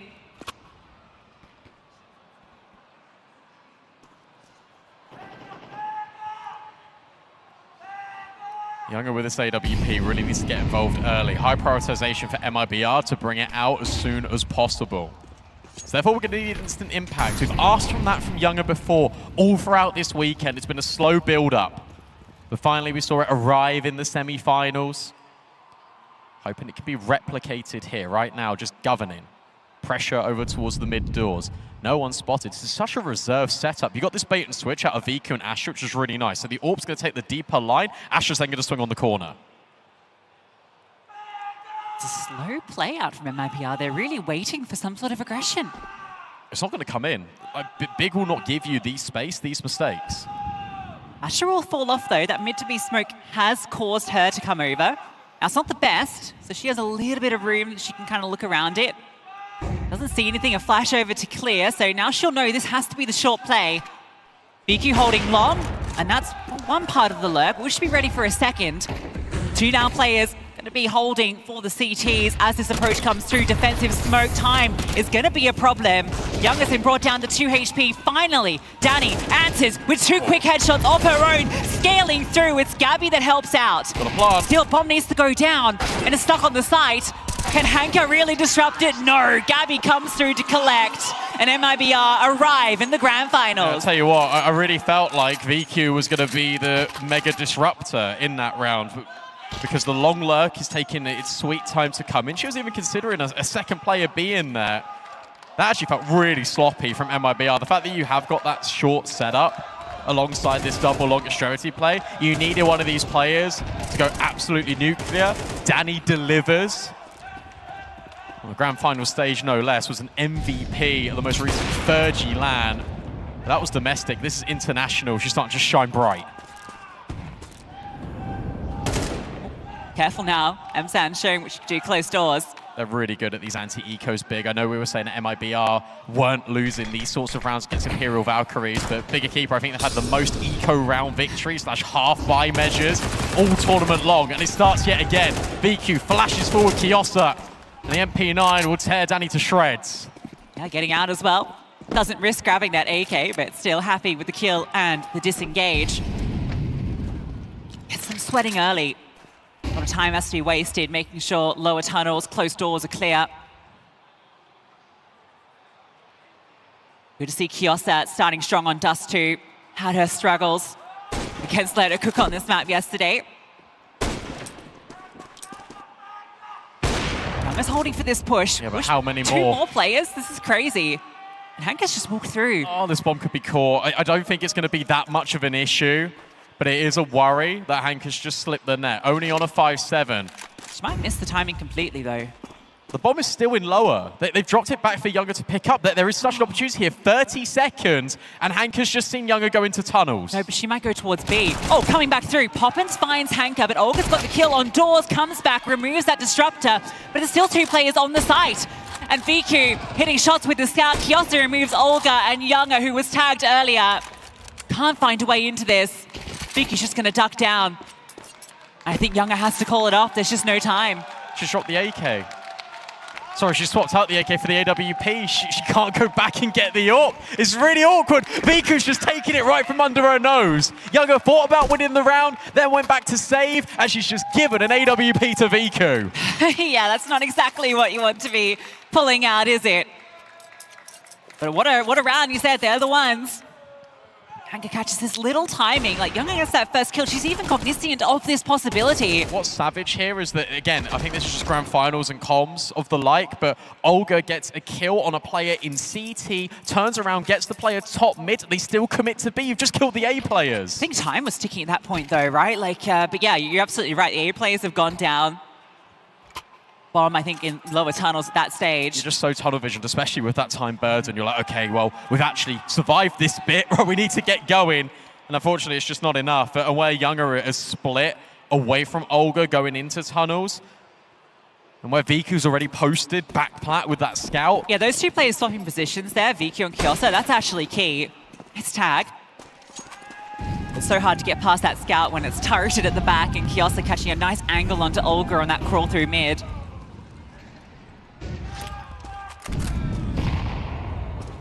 Not the worst buy, though. 1 Galil and Scout for Younger, so a downgrade from that AK saved, but given over to better hands.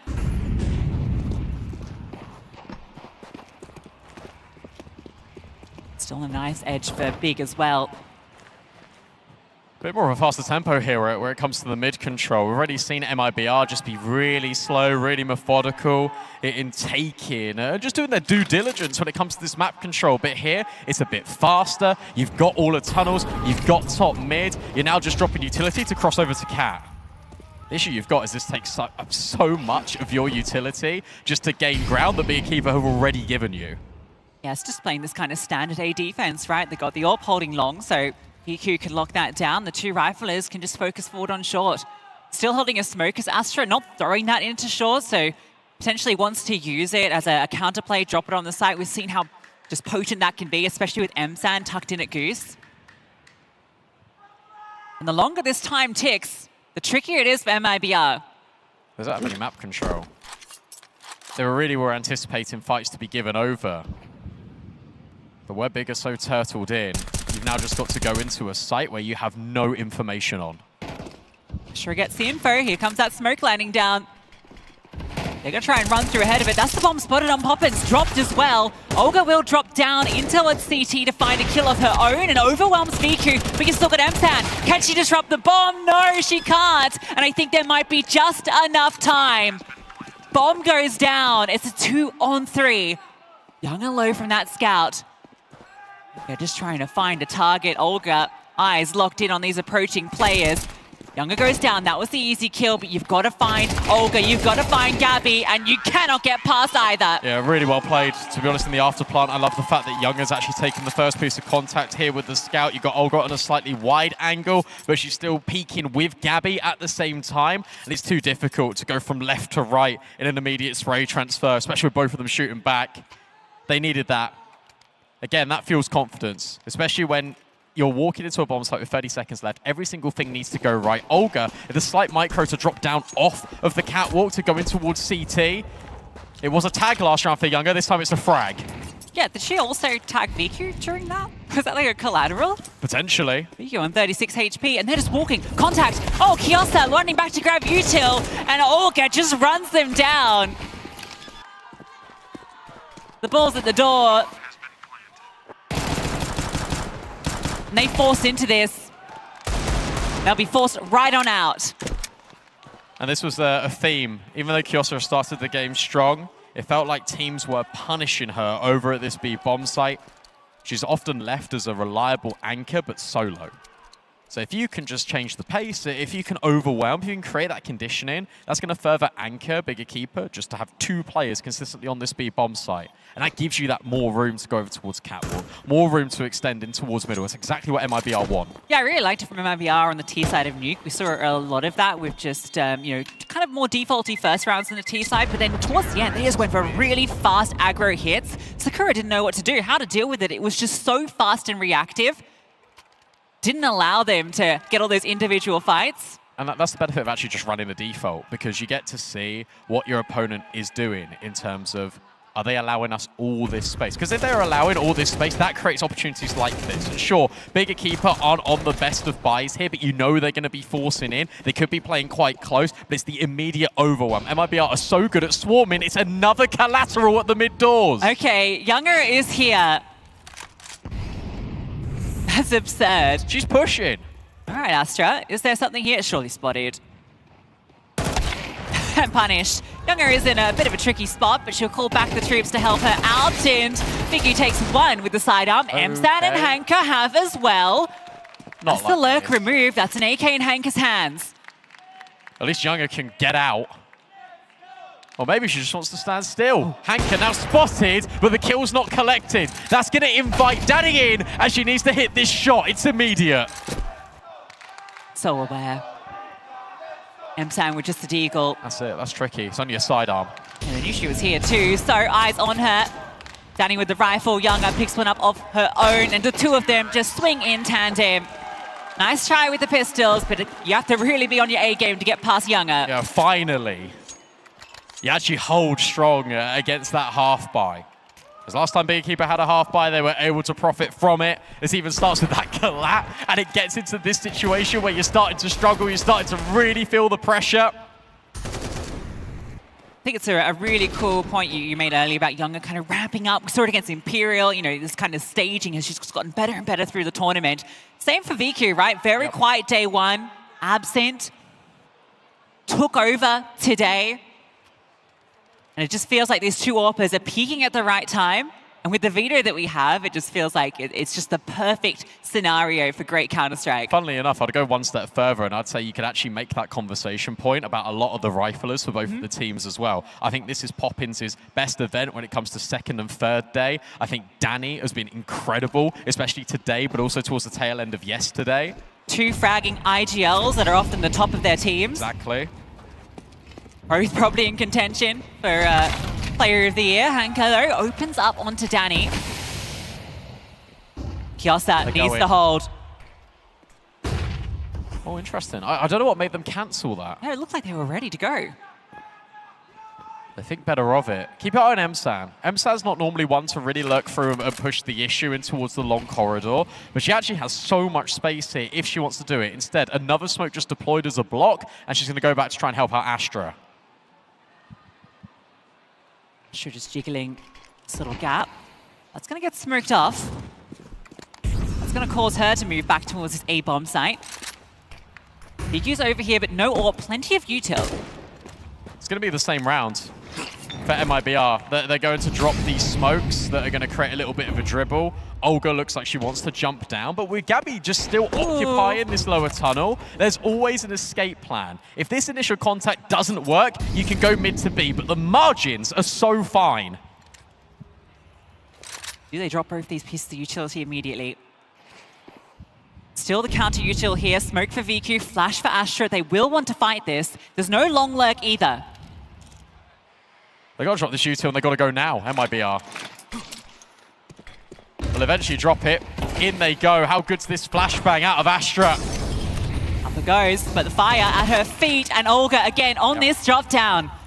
Punishing them constantly. Astra steps back into the flames and is blown out the server. And now you can just plant for short because you've got all this control. Olga's gone down and has now gone all the way back up. You don't need a long lurk. You can just leave that player. But MSAN is challenging and thriving. That's a crazy kill to her to get. Look at Olga. This is the fight. This can define it. Olga gets one. Tricky spray, but she tracks it. Hanka, can she best the AWP? She can. Younger goes down.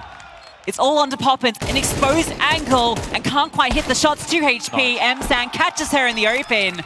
What a round from the long anchor. Yeah, what a shame, to be honest, for MIBR, because the way that they approached that round, I really enjoy that the fact that it is exactly the same as it was before because it yielded so much success. You've even got the same player making the same move when it comes to the entry path in. And you got the same reaction out of Big Equipa. You got that smoke, you got that nade. What's the new addition here for MIBR? They break it open. They get the entry so cleanly, but it's this overcommitment. It's the Olga overswing. You suddenly create all of these 1v1s and this division of labor. It's more than enough for Big Equipa to overwhelm. Yeah, Papa's position just becomes untenable as soon as she loses that support in short. She's meant to be dealing with players approaching from the ramp side.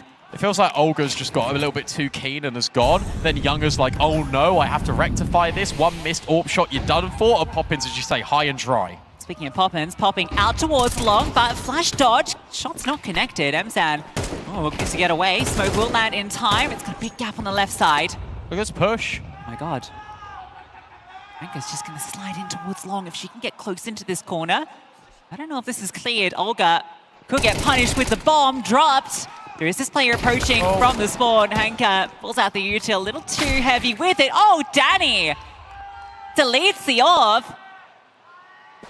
That's put the advantage now onto MIBR. That's damning. That's really difficult now for Big Equipa. The fact that Viku feels like she can just slide in and hit that timing. Danny's ready. Remember, this is a South American team. You're going to be expecting these pushes all over the place. Danny, ready, prepared. Now if you're MIBR, if you're on this T side, you group up, you just go together. It doesn't matter if it's B, it doesn't matter if it's long. But Danny has now reunited with Gabby, who's held all this space the entire time, and they're going to slowly contact walk up here. They could get caught on the cross. Yeah, Younger's already posted up. MSAN slowly crawls on over. Astra has some utility to be a nuisance. And that's just going to cause MSAN to swing off the back of it, but only one over the top. The headshot comes through, not the kill, but they are there for Poppins. Leaves it onto Astra. Trying to dodge the util, but can't dodge the AWP of Younger. I'll tell you what, look, there's been a couple of mistakes here for MIBR and Big Equipa throughout this tournament so far this weekend. But right here, right now, what you've just seen is incredibly good fundamentals out of MIBR. The fact that they wait till they get as close as possible to then drop the long smoke to cross. You've got the molly that goes up backside before they scale and peak the ramp. It just forces MSAN into the open. It guarantees the kills for Poppins. And then you can get Younger on that car angle, guised by that smoke, and could just hold over the top for sure. It's actually really interesting because the level of technicality in these rounds is only ramped up and up and up for MIBR, and then they'll pull out a round like this. Olga is just in CT. Yeah, you know, right, you're up against the Eco, you can just kind of go and shoot them. You got the confidence. Olga is not afraid to take the fights against the pistols. And that's B. I think it's good to, you know, not play with fear against these sort of rounds, right? Just make sure it's removed before it can get threatening. It's when you play afraid, the pistols can pick you off. But there's no fear in Brazil.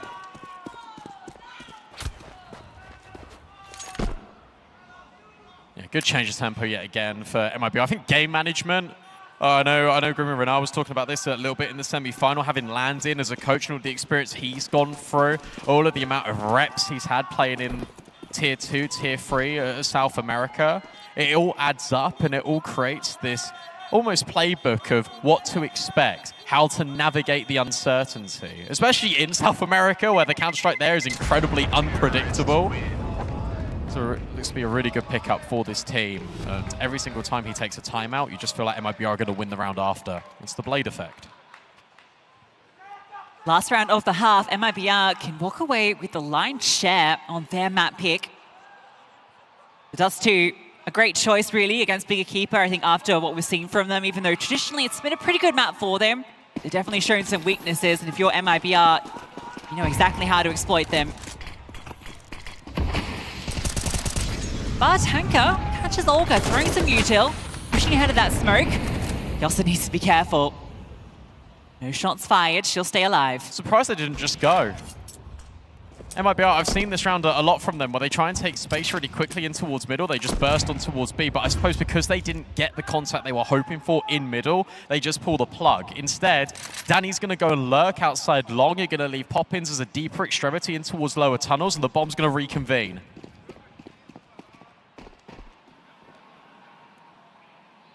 Emsan's been solid. Again, same angle to avoid this flashbang, so we know she won't be blinded. In fact, actually going to swap up. It's Viku who steps in.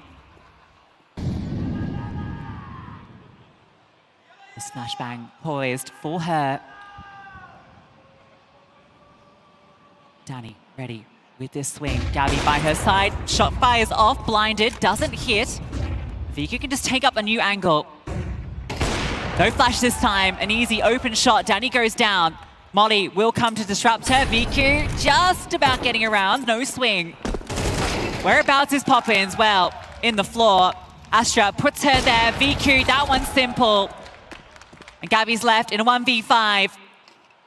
This grand final looking to be a close one. Oh, Gabby's given it a bit of a fight. But too many people to take down. 6-6, we are tied up at the half. Can you flash? Flash now. Can you CT, Emma? Can you CT one? I don't see them yet. Go from short, maybe. They have side. Let's go. Tight, dead. Stay away from them. Go. We need to go go fast. Xbox when I pause, okay? Corner, bro. I'm playing Emma. Kill. One more short. I'm dead. 2v1. 2v1. Could be side. Yeah, they're half HP. Defuse! ADP is Nice, Kanya! Okay, I take. Nice, I don't know what happened, but it's nice, okay.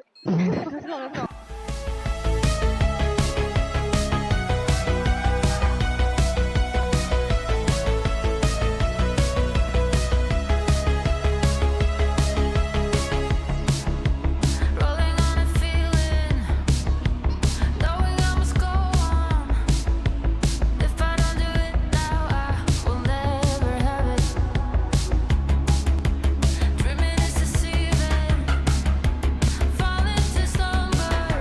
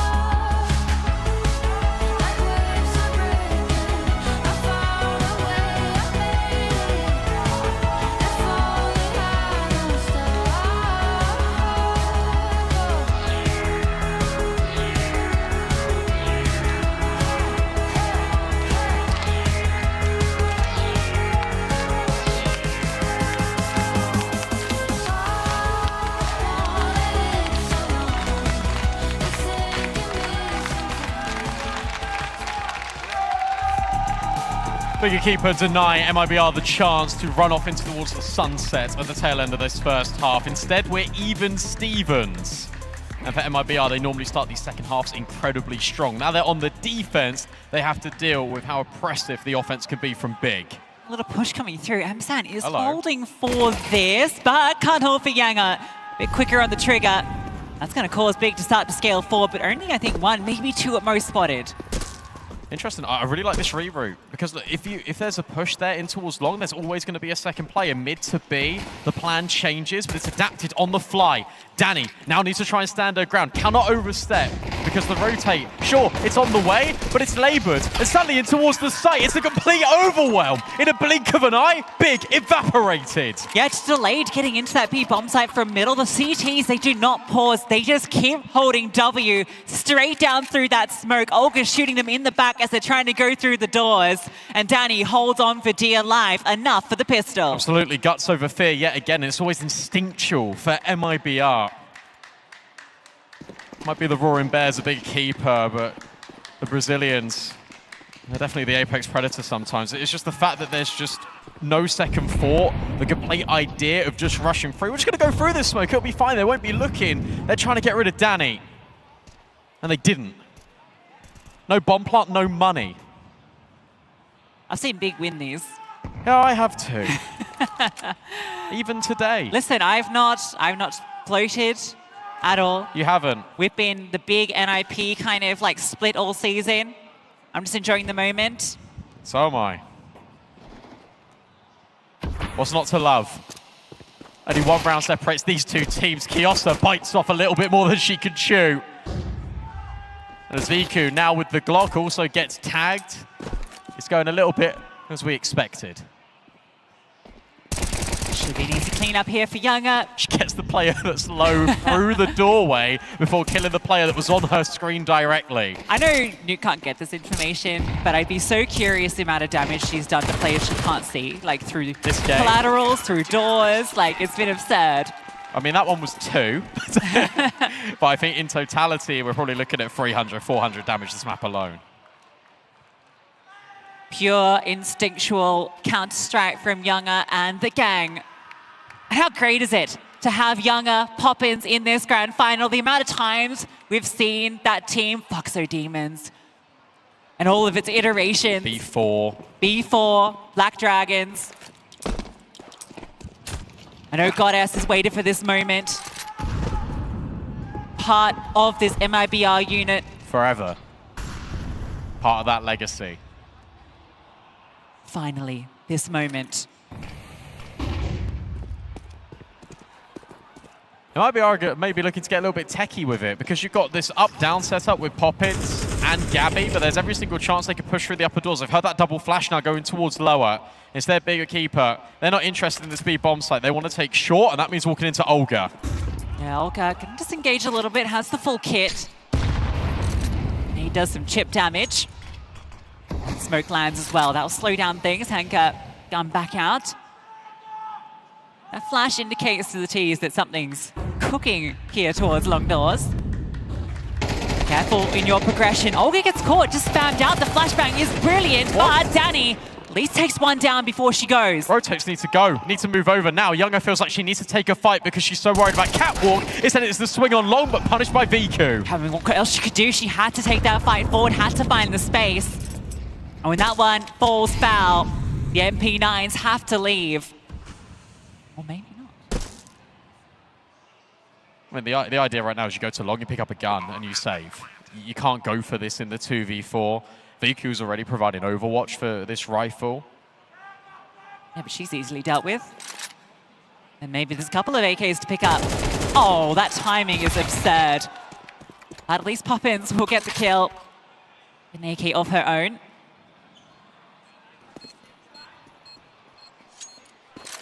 Kind of look at the kit and you think, oh, she just ran, but no. Big won't make those mistakes. Hanka, thorough as ever. She doesn't want to let this moment slip. I think that was a communication breakdown from MIBR in the mid-round there, because what you've got is obviously Danny pushing towards the long doors, trying to get on a deep angle, and I think because that flashbang has gone on that extremity, Olga thinks maybe there's an opportunity for her to go forward in the short smoke. The issue is you're doing too many things at once. Bigger Keeper always holding, because what else can they do? They're just stuck behind a smoke. And you overcook it a little bit too much. The timing of it with this long aggression just makes it really uncomfortable, doesn't it? Younger suddenly is in, well, has teammates on either side of her to help out. She's meant to be the supporter. Suddenly she's completely alone. Long, not a place. You want to be lonely. We are within 1 in our first map.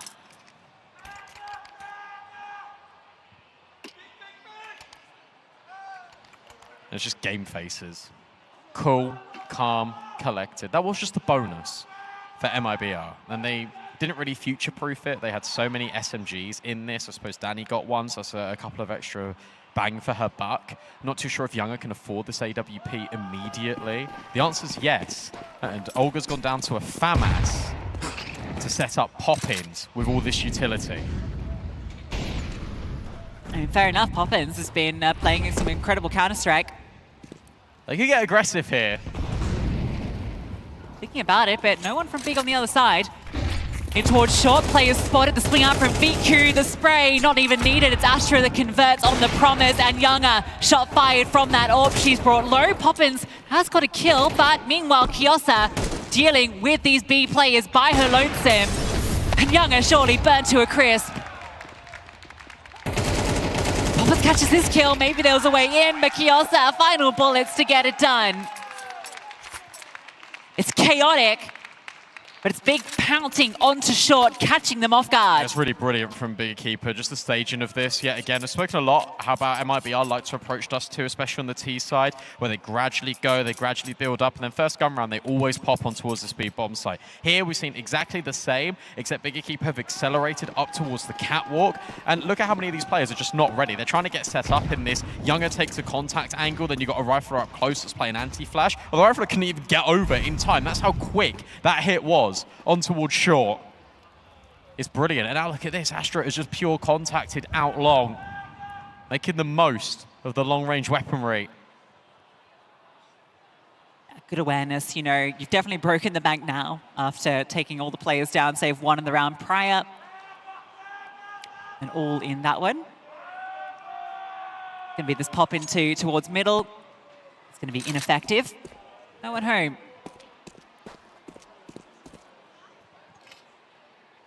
Just to build on as well, the points about every single player having good moments, stepping up in a big way. If you take a look at the kill distribution across both of these teams, everyone is here. There are no bystanders. There's no mascots apart from the ones in the crowd. Poppins' mums, Poppins' dads, M-San's mum and dad. Yeah, all within 2 kills of each other on MIBR. It's exactly what you want, and it's delivering. This is why we've got an 8-8 scoreline. Everyone pulling their weight. No weak links. Oh, Kiosa. That's crazy. Cleared and caught. She might just get run down here by these pistols. Younger and Poppins. I can't believe that was like a double dink from downrange. They get any more rifles, that'd be nice.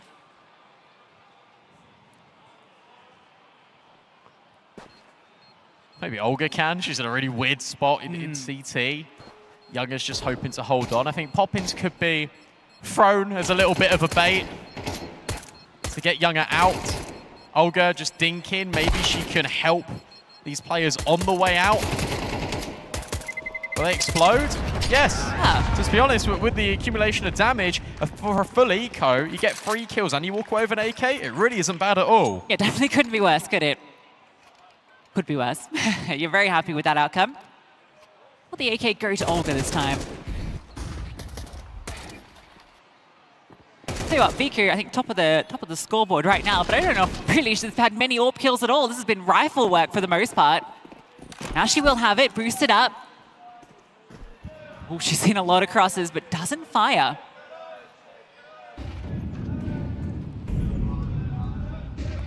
Look at what it's done. Immediately, you've got Kiosa and Hanka as a reaction holding the B doors in case there's going to be this crunch through tunnels.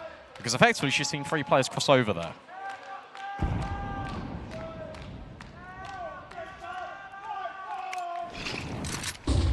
It's going to get a lot of utility out of your regular default as well, in towards lower, just based off of that info. Poppins ducks down in real life and in game just to avoid Astra's bullets. And now as Bigger Keeper congregate on long, it is Danny who's going to be put to the test. A lot to ask from her. Nice off angle though that she has adopted. That sets up a free first kill as that clear comes in towards the corner. Can she find any more headshots? Looking for them. Molly to deal with her, and the lurk removed as well. Danny is cooking. She'll burn to a crisp. 1 HP on Poppins after that engagement. Look at Olga. Olga's now taking matters into her own hands, feeling like she needs to do something. Younger, play delay, because I've got them trapped. Don't give VQ the chance. That's how this round falls apart. Look at the setup. Everyone is here. Everyone is here. There is no way to go. And Olga is ready just to get rid of Bigger Keeper. There's that shot from Younger. There's the reswing from Olga. And there's a team kill in the mix. Hanka now has to do it all. 20 seconds left. She tries to walk through the smoke, but it's Younger holding. And it's MIBR stabilizing. 3 CTs just sitting on the other side of that smoke. You rate the idea, but not the circumstance for it. Well held. Danny delaying, but I think the key part of that is Astra gets caught by Poppins. That allows Olga just to push through. There's no lurk, no one to catch her. The flank ends the round. Even if she technically doesn't get the kill. She's the one that sets it all up. And as you say, Poppins catching Astra there, it is really big. And also, MIBR, it's really nice that they are aware that this could happen. There could be a contact play out of Astra in towards the mid doors. That's really uncommon from Big, and yet they're accounting for every possibility. Especially when so many players are fighting long. The comms are crazy because Danny's like calling all of this. Flash. Ineffective. Full blind doesn't matter. Timing shot. Collects Hanka's scalp. And that means the Orcs will equalize. 15 and 8 though. Wow, Younger doing well to stay alive. There's a bit of Jame that lives off in all of us.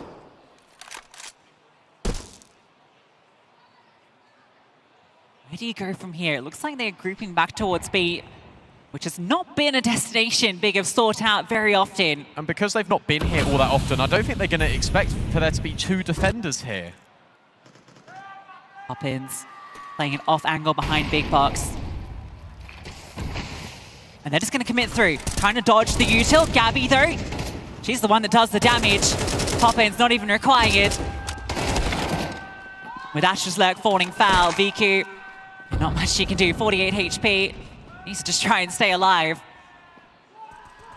MIBR are about to take the lead, double digits. The economy is in shambles for Bigger Keeper. This round means everything. This AWP means everything, and I don't think they're going to hold on to it. VQ's trying her best to. And for MIBR, it's now actually a different question. Do we want to hold on to what we have, or is it worth risking every single piece of investment to try and prize this AWP away? They decide to have what they hold.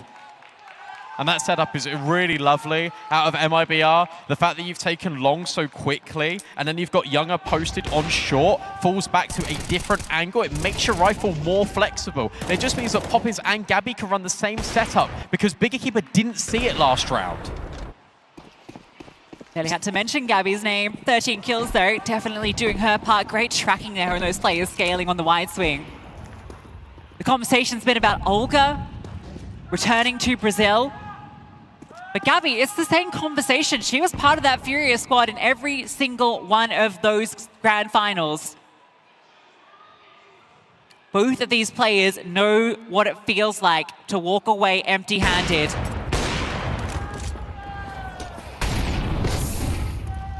Reunited, and currently it feels so good.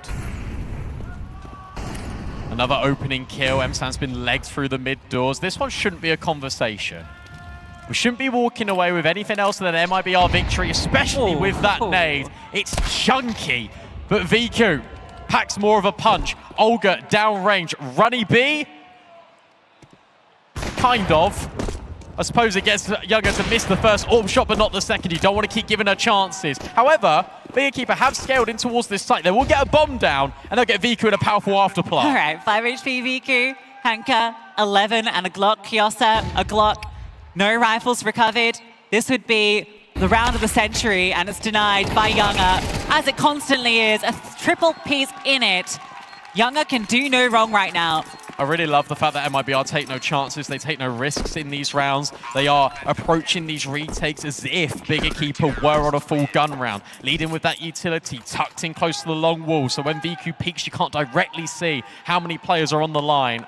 And the flashbang is just blinding enough to give a split second to punish. And from there, the CTs can overwhelm.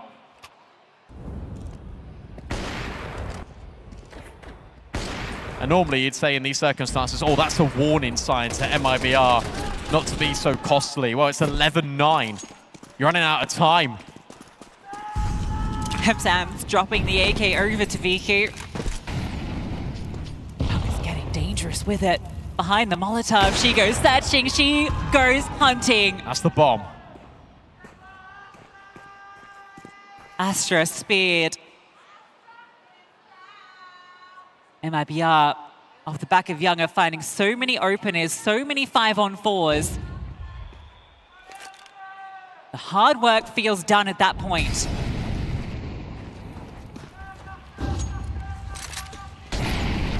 It's interesting, you got this lurk smoke on B, so that is going to keep MIBR just over there with 2 players. But I love this call out of Olga. She's brought Poppins over in towards middle to re-clear. And you still got Danny that's lurking over towards the long doors. She never needs to push. Younger's got a lot of responsibility, but all this info is wrong. 3 players are over at B. The main hit, where it relies on Younger holding on for a multi. Yeah, I'd rely on Younger if I was them, though. Oh, this utility is relentless. 1 HP, how is she alive? Not for long. Eventually run down, but Danny's still deadly at long. Makes it difficult to recover this weaponry too. So M-San still rocking a deagle. I don't know how she didn't end up with Astra's gun. That was the path they took. Kiosa and VQ, it's got to be them. And VQ answers the call. First kill hers. Can't quite connect the second, but that's when Kiosa steps up to the plate. Looking to serve a few more headshots. Molly burning, pushing her back. She's cooked and forced all the way deep short. M-San tucking still. Deagle in hand, but time, it's ticking, and it's arrived. Kiosa and M-San hit those shots. The call was wrong. And Big Equipa find the way in. Tell you what, the call was wrong not once but twice. And let me explain why. It's because as soon as Danny gets this kill in towards long, this makes it a 4-on-3, and it makes MIBR go for it. And in this 4v4, I really would have loved for them just to have saved. I know that sounds crazy. You're in a grand final. Okay, surely you can go for this. They're on deagles, but you got no money. You're on your last legs here. This is how games fall apart. Big win this. You feel like that point is theirs. But of course, it is MIBR's if they take it. The definitive round of this map. No early 5v4 offered. And this round starts the same way as typical Dust 2 does. Your default. You've claimed the connection of lower tunnels towards B. Now you're working on Catwalk. Haven't got the utility that has been battering and bruising Big Equipa so far, all throughout this second half. Instead, it is held in the pocket. It's waiting for this contact. Younger sees a sliver, but can't make good on the promise of the AWP. In goes the nade off the back of the contact. Astra's ears ringing from the 50 caliber. Bomb is sitting in towards middle still. This is all a fake out. They're going to go towards B, try and split on it. Olga, here's this drop down, should know, but doesn't matter. Hanka takes her down. Gabby, backside, it is all on her. And there's too many targets. A complete overwhelm. MIBR get caught every single way. Really clever out of Big Equipa to recognize that this will be a forced buy-in from MIBR. and recognizing that utility is going to be really sparse. The best thing to do in this situation is run around like this, where it feels so familiar, but it's slightly different. With that Hanker drop down in towards CT, losing these weapons is everything, but Danny is just trying to prevent that. VQ no longer victorious. Just by getting rid of that utility, forcing that AWP back, making that move to drop down in towards the CT spawn, it is enough to create that split. And now you got to reap what you sow. That decision, that Danny kill at long, is that the ultimate catalyst for Big Equipa to complete an extraordinary comeback here, where it felt like MIBR were always in control. Surprised Olga wasn't prepared for Hanker to potentially hold that. Certainly heard that drop down, you'd think. It was awkward because she dropped in the smoke and Olga was also in the smoke. I think Hanker may have caught just a little glimpse of her as she's falling. So yes, shadows in smokes especially, and get a little funky. Remember, as soon as landing causes a pause, the correlation between him winning the round afterwards is incredibly high. The worry I have is that, yeah, MIBR are going to go for it all. Chips are on the table. Is this the gamble you want to make when everything is on the line? It's 2 chances with lesser buys if this one falls flat, but you do have Young as well. Was that spotted? It feels like it might have been. It was, absolutely. VQ spotted it on the second jump. Not sure if she saw an AWP, but she saw someone just prowling in towards lower. And as a result, Big Equipa go long. Force their way out. And the AWP, they know it's not here. There's a lot of space gathered. We've seen many rounds like this for T-sides. The question is, do you commit to long or do you disengage and look for answers elsewhere? What you're hoping for, actually, is that MIBR just keep recycling this utility in towards long as a block, because you're just wasting so much time. It's the first time we've actually seen presence in upper tunnels. Younger started lower, has now gone all the way around the world, and Kiosa is waiting. Her patience, it might pay off. She has PTSD from Melly, where she was just getting caught time and time again. So passive, but this has allowed all this control for MIBR. It has, but in the same breath as that, Big Equipa always wanted to go long. This was always the idea. There's now no more smoke. There's no more block. So where does Kiosa go from here? Does she just come and link up very late? Feels like it is going to be that. This is the commitment. All the CTs are here. It's a pure brawl. Bullets firing off from every single type of weapon, but nothing is connecting. MSAM brought down low, but everyone else unscathed from that chaos. Still got a plant. Bomb does need to go down. 20 seconds finally. Kiosa activates. This is going to be a jump up to deny.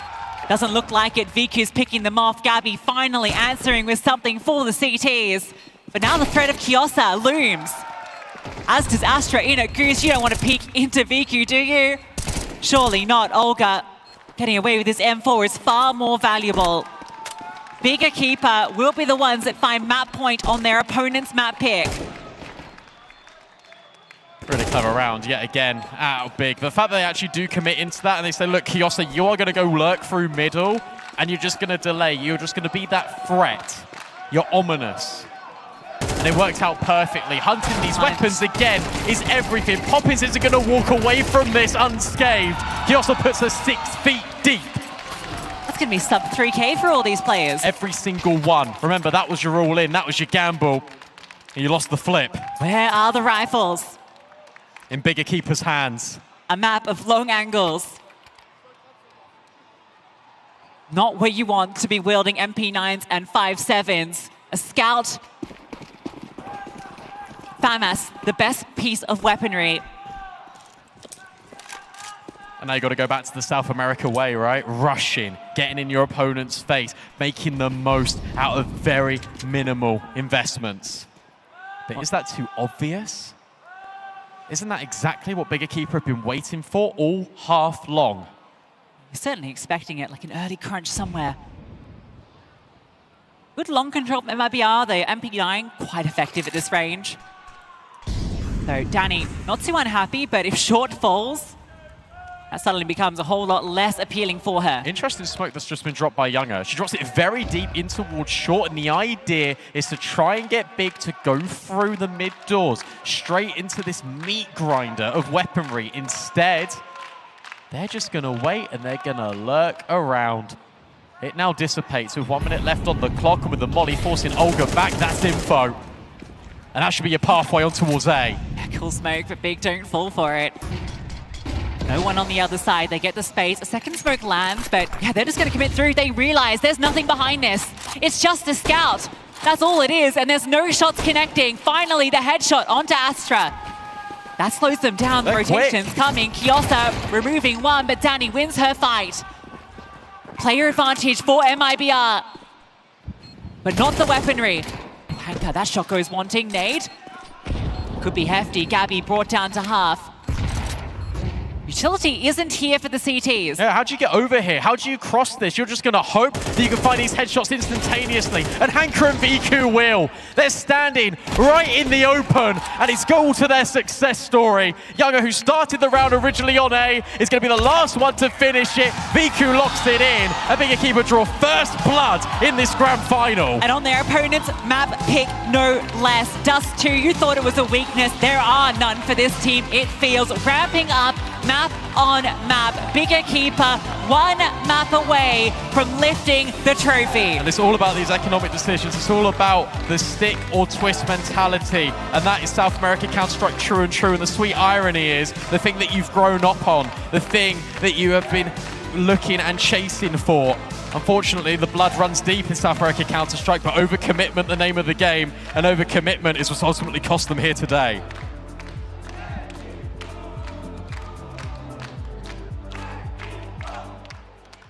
You guys.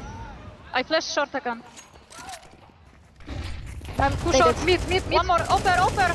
That's run. I come with you. I come with you. One more player. Mid, two city. One more city, guys. Far away. One on center. I'm only. Yes, side with off, guys. I'm with you. Dead. That is dead. I flash city. I flash. 2 HP. No! ADP side. Job, Sasha! Good fucking job, Sasha! Insane, bro! Nice! The Bears of Big strike first as the Equipa's claws find home. It took every round in regulation, but they have done it, coming from behind at the tail end of this map to secure a victory on Dust 2. And what a way to do it as well. Better late than never. Certainly the case in the game of Counter-Strike. And Letty, they have found a victory here. Yeah, they literally steal them up from MIBR. I literally thought the game is over like a couple rounds ago. But then the round, it was like 3v4. I don't know how they did it, but they managed, and after that round, they just started popping in. It was so close as well. Like individually, it feels like MIBR across the board were doing better, but still it's just about closing out the rounds. And Big was just so much better towards the end at doing so, making all the right moves, making it look like a very close affair. I honestly thought we were going to be going to OT. I felt like it almost deserved it given the point, but Big Equipa just doing it right at the end of regulation and on the map that MIBR was bringing into this grand final as well. That makes things feel incredibly bloody dangerous for the Brazilians, but I'm glad to see that Big Equipa were able to bring that one back. She who laughs last laughs best, as the saying goes, and they did get the last laugh in this one. Some serious pop-offs in the crowd as well, I want to say. I can hear the noise. Just want to give appreciation over. We're loving it here. Hope you all keep going loud throughout this series. What do we make of the Dust 2 for Big? Everything coming online, the Young Gun shining, the AWP shining here. Two of the X factors that could potentially push them over here, Letty. Yeah, I mean, as I expected, also Viku is like just showing their op skills very, very much, and yeah, I mean, and Kiosa also activated her, AK, and like, yeah, it looks insane so far. I think that's really been impressive, right? She's been a bit of a slower burn. She was a player who was on this organization, took herself off of it, comes back in, really finding her impact now in this final. Mac, it seems like she's turned a corner. Yeah, she certainly has. You know, last couple of games so far for them has been really popping off. Online season is now transferring back to on LAN, and that's exactly what you want to see. 1.48 rating there for Dust 2. And look, her and VQ were just the dream team, essentially, that managed to get that one across the line. I mean, speaking of VQ, it was all about the ops. It's kind of what we expect for a Dust 2, but it was so much the story of the scopes here. And these oppers going head-to-head, sparks were flying. I mean, it felt like at the beginning of every round, we were getting a crazy duel down mid. Yeah, exactly. Like as I said, like Viku is such a talented player, and it's not only about like how she shoots with all, but also like the positioning she's taking. Like she just always can find a place for her, and it makes just her like an amazing player. Yeah, and look, this is why I wanted to have a look at this head-to-head as well. Not only was VQ popping off, but Younger, you saw that impact in the first half. The amount of openings, look at that, 8 and 1, and you saw her just completely dominating mid, especially when the momentum was in their corner, but then just in the second half, wasn't able to back it up as much, which is completely unfortunate. I'm really hoping we get to see a little bit more from both of these individuals, because over towards Inferno, they are going to have to be the difference makers again. And we know Inferno, I mean, as much as Dust 2 is the Opera's playground, Inferno can be the Opera's nightmare, right? Especially on that T side, it's so difficult to have the impact. We've seen Viku be able to do it in spite of the nature of the map. Younger has had a little bit of a slower chance getting into this. It's been more the riflers that we've looked to on MIBR to be the difference maker, but if she keeps this form over from Dust 2, that could be the X factor. Yeah, definitely. And yeah, as you said, like up on the Inferno, especially on T side, is doesn't need to make huge difference, but we could show like the openings just makes huge difference. So yeah, I'm really hoping that the op will deliver, but I just know both of them have like huge refill skills also. And it did feel one of the focal points on the other side, on the MIBR side that we've had, is Olga, her individual performance. Oh, yeah. She had a really strong start to that map. She still had impact. I'm sure if you look at the numbers, they're bonkers still, but it did feel like we didn't have as many of those takeover rounds, especially in the second half of play. Yeah, I feel like that's what I was saying. Across the board, you know, everyone on MIBR FE was like much closer in comparison for their performances. As Big Equipa, it felt sort of like a bit more heavier towards the top side of the scoreboard, but that being said, it is just about the round count at the end of the day. So if we do see everyone from MIBR just with the same performance we just saw then, they should be fine moving into Inferno. We know that Brazilians love Inferno. We've already seen MIBR's Inferno and it's looked pretty good. But then again, so did Bigger Keepers earlier. Yeah, correctly. And also like the previous performance by Olga, like maybe put too much pressure at her like at the end of the day and in this grand final. So I hope they're gonna speak with team and they're gonna like solve it together, because like yeah, it just looks like she just put too much pressure at her shoulders. Single-handedly, she was the one that took down Imperial Valkyries, right? She dropped almost like 30 in that Inferno game against them, and I'm sure, you know, confidence isn't going to be a problem for her, especially going up against Bigger Keeper, but they've been able to sit on the sidelines and watch that happen all weekend, so we need to see what kind of game plan they're bringing in to stop Olga. Yeah, if we ever expect a map for Olga to pop off on, it is Inferno. It's always going to be Inferno. That has been her hallmark. We're headed into the Inferno, so the question is, what do we expect? Is this the 2-0? Do Big Stride right up to that trophy and end it easy, end their day, crack the champagne, send the sparks flying? Or does MIBR make a real series of this one? What do you think, Letty? I don't think MIBR will give it that easily, not gonna lie, even though we already saw both of the teams like playing very good on Inferno, but MIBR has also like very strong mentality, and they showed it like even when I played against them when the core was in Fluxo, like they just reset their brain after the game we won against them like very easily. Like even though we're like, you know, having like very good score against them, they managed to come back against us. So like I believe that the core of the team has like very good mentality for the games, especially like that. What do you think, Mac?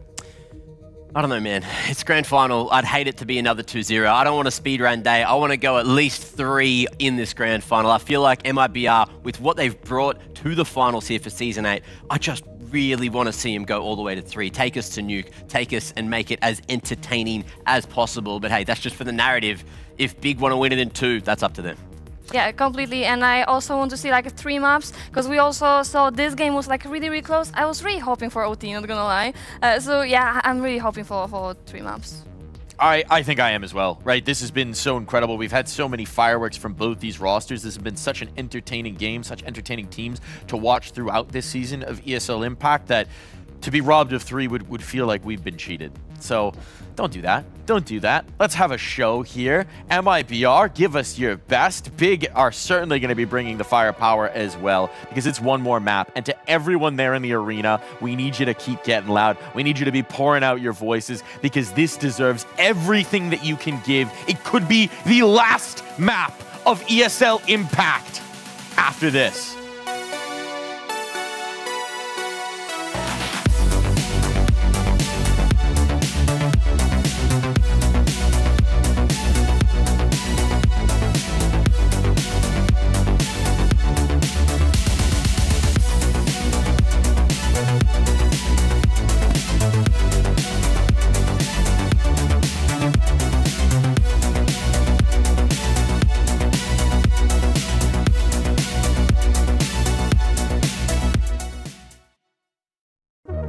Hi, this is Basement Dweller's first advertisement. And our second drop is, it's up, actually. If you're seeing this, it's up. It's available on the ESL shop. We had our first go at a jacket, and I'm really proud of it. I've always had an interest in clothes, but, you know, seeing behind the scenes how the sausage is made has been a lot of fun. And if you like the clothes, tell me. If you hate the clothes, tell me, but try them before you slag them off. I think they're really comfy. So yeah, that's my advert. I'm gonna try again. I'm gonna record another one. Here's to the challengers, the ones who don't just settle for decent elo, but hunger for something more. The ones who don't just queue for another match, but prepare for war. You can doubt them, overlook them, even count them out, but you can't stop them. Right now, I'm with Dupree, who I can see has got tears. While others play for fun, they play for legacy. This is ESEA League, where challengers take their first step.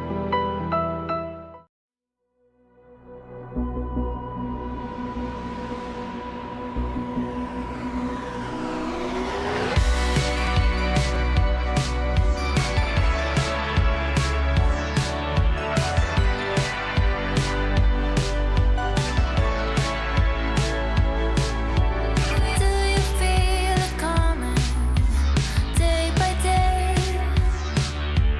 Got to get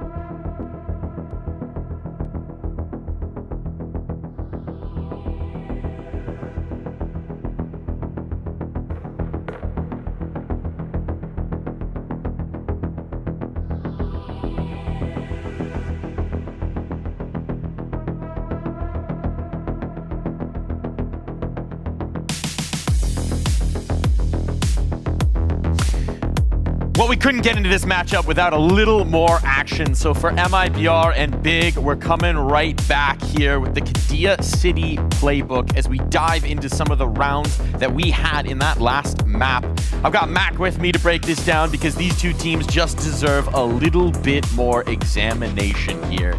Yeah, we wanted to dive in a little bit deeper, of course. MIBR, they played pretty well, but moving into their map pick, we wanted to have a quick look at their tactical depth of what we should be able to see, right? This is, a player down situation. MIBR, they're here on short. They're going to throw both waterfall smokes and then do an old classic strat. You're going to have Olga dropping into CT, which fully catches VQ off. You'll see it here.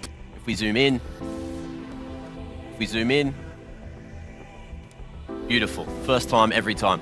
You've got Olga coming in, she's gonna, every time, first time. Anyway, she's gonna go in from CT and manage to take out VQ, which weakens the site. Astra doing the right thing, dropping a defensive smoke to try and play around. Unfortunately, it is Counter-Strike 2, and that is gonna get cleared by the HE. So it's gone pretty well from this point. Unfortunately, MIBR don't win, but over on Inferno, we've seen so many nice strats that they have managed to bring in so far this weekend, and I can't wait to see a few more. I can't wait either. So without further ado, why not? Why wait anymore? It's time to get into the matchup, and it is my pleasure to, perhaps for the last time, introduce to you, your casters, the voices of ESL Impact, Lucy and B-Dog. Take it away.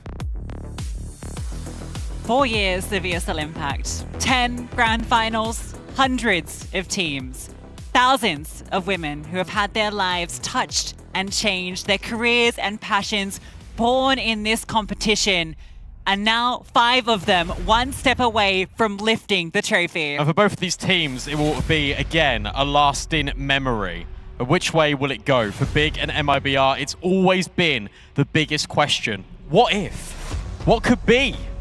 What if you could win the ultimate test, the grand finals of an ESL Impact? Finally, for one of these teams, a new chapter will be written. How will these teams be remembered? How will these teams write their legacy? Big Equipa have now taken a step in the favorable direction, and it feels like a familiar old feeling for MIBR. But there's still time. These best of threes are a marathon and not a sprint, and let us remember what happened on day 1 here in Stockholm. MIBR went down a map against Imperial Valkyries, the best there ever was. But who is going to be the best that ever will be here in Stockholm this weekend? Here it all is born on Inferno. Let's get it on. Both these teams, this is their best map. Inferno, if this defines our finals, it will be an absolute dream. Fire in the veins. And a fight in towards middle. Pushing down, Younger just wants to take this. By her side, they're just swinging. Hanka tucks in, they know this is coming, and it's VQ who delivers. Where did that second shot come from? And does it even matter? It might not, because Young has just replied with 2 of her own instantaneously. And now VQ is stuck, but not panicked. She just waits so patiently. Meanwhile, there's another skirmish going on towards second middle, but that one's short-lived. Kiosa reroutes and reconvenes with VQ. Scuppered, Gabby has been gushed from earlier. Younger disengages. You know, the banana's not going to be the threat now. A lot of time on the clock after this early initial aggression. MIBR, after getting shut down on Dust 2, still don't shy away from taking the fight to kick things off. And you got to remember, Gabby is low, and everything falls silent. But no one's in the library for MIBR. Instead, there's one in Boiler, there's one in Pit, just playing Tuck, just waiting. 50 seconds left. But with Younger getting good info in towards top Banana, the players on A can wait. This might just hinge on Olga. Falls back to a more passive line, worried about that long wrap. That's just as they slip into short, where Olga was holding. She's caught between these 2 angles. Gabby is not watching this, but now her attention comes back. 30 seconds. They're waiting for the peak. Gabby, so low, not ready. Olga on the line. We'll see them. These fights are so awkward, can't quite connect. Finally, it's Kiosa that does. That was the low HP player, but now a second hit 0. And Younger needs to find 2 more. That's a good timing through the apartments. They'll be expecting her from B, you imagine. Kiosa with the reload. Younger certainly hears this. Will ahead be given up? She's begging for it. Nothing shown. Finally, a little bit of an inch. But nothing to work with, has to jump out, has to take the fight to them, but VQ slams it shut. A 3K in the pistol, kicked it off, closes it, and Big Equipa start with a bang. They absolutely do, but yet again, you've just got this indecision out of MIBR, and what you've got here is Olga feeling like she needs to do everything. And don't get me wrong, she's done that a lot this weekend. She has always been the difference maker, the game changer for MIBR. But here in this round, she overstays her welcome. The pit player gets overwhelmed. It all comes down to timing. Gabby evicted from the pit, and suddenly Olga just keeps swinging. She needs to wait for Younger there. Yeah, and we saw Younger was on that fast flank. There was the chance she'd get there at a good timing. Utility avoided at least by MIBR. They have forced into this. Smoke lands, and Olga, that nade also off the mark. So everyone unscathed despite all these HEs thrown. And good control, at least in towards second mid here. You've got apartments right now for MIBR. They'll wait a couple of seconds, but you can cheat Younger over to B. Just gonna be a straight up execute. Yeah, Astra gonna drop this HE. A flashbang, that being primed. This could get messy against these close range weapons. Olga finds first blood, and now the smoke causing chaos. They can't find the shots. Surely calm now, Hanka. You're not gonna get away with this. Younger punishes. They walk straight into the furnace, and they are cooked. Bomb gifted over. Maybe a little too hot and heavy with it. Just forcing an issue that doesn't need to be an issue. It is the honest answer. You see another smoke being dropped by MIBR. If you're Big Equipa and you're thinking, okay, well, maybe it's just one player on the corner just consistently recycling. Instead, it is 3 players because they got that space deep in towards apartments. And you've got one player that goes forward on towards the site trying to take the space, but the other 2 are just completely lost in the source.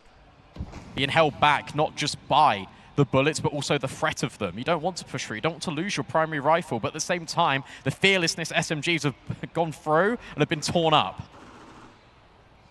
And now this sucks. This really sucks. I'm not sure they even realized a third player was there during all of that. No, they didn't. That's why I think Hanka goes for that push through the smoke, hoping to maybe catch a player off guard and allow that scaling. At least these rifles are held onto. They'll force around them. Gonna get this back and forth. That's something we've seen on Inferno already. Commonality. No one wants to let their foot off the gas. It's just there. It's like, where's the next player? It's so far back. Olga's then able to re-peek, and then she sees Hanka going into that smoke. It's interesting. In back-to-back rounds now, very early on, MIBR have said to Big Equipa, we want to push, we want to fight you. That's going to slow down the default. Viki's definitely looking for that fight. We saw how many opening kills she was involved with on Dust 2 with that AK. Feeling the need to find an opener, and she'll be given it. Give that AK to someone else now with the low HP. Astra's capable hands will take it. Pretty early to find this kill too. You don't need to, again, I keep talking about forcing the issue, overplaying your hand.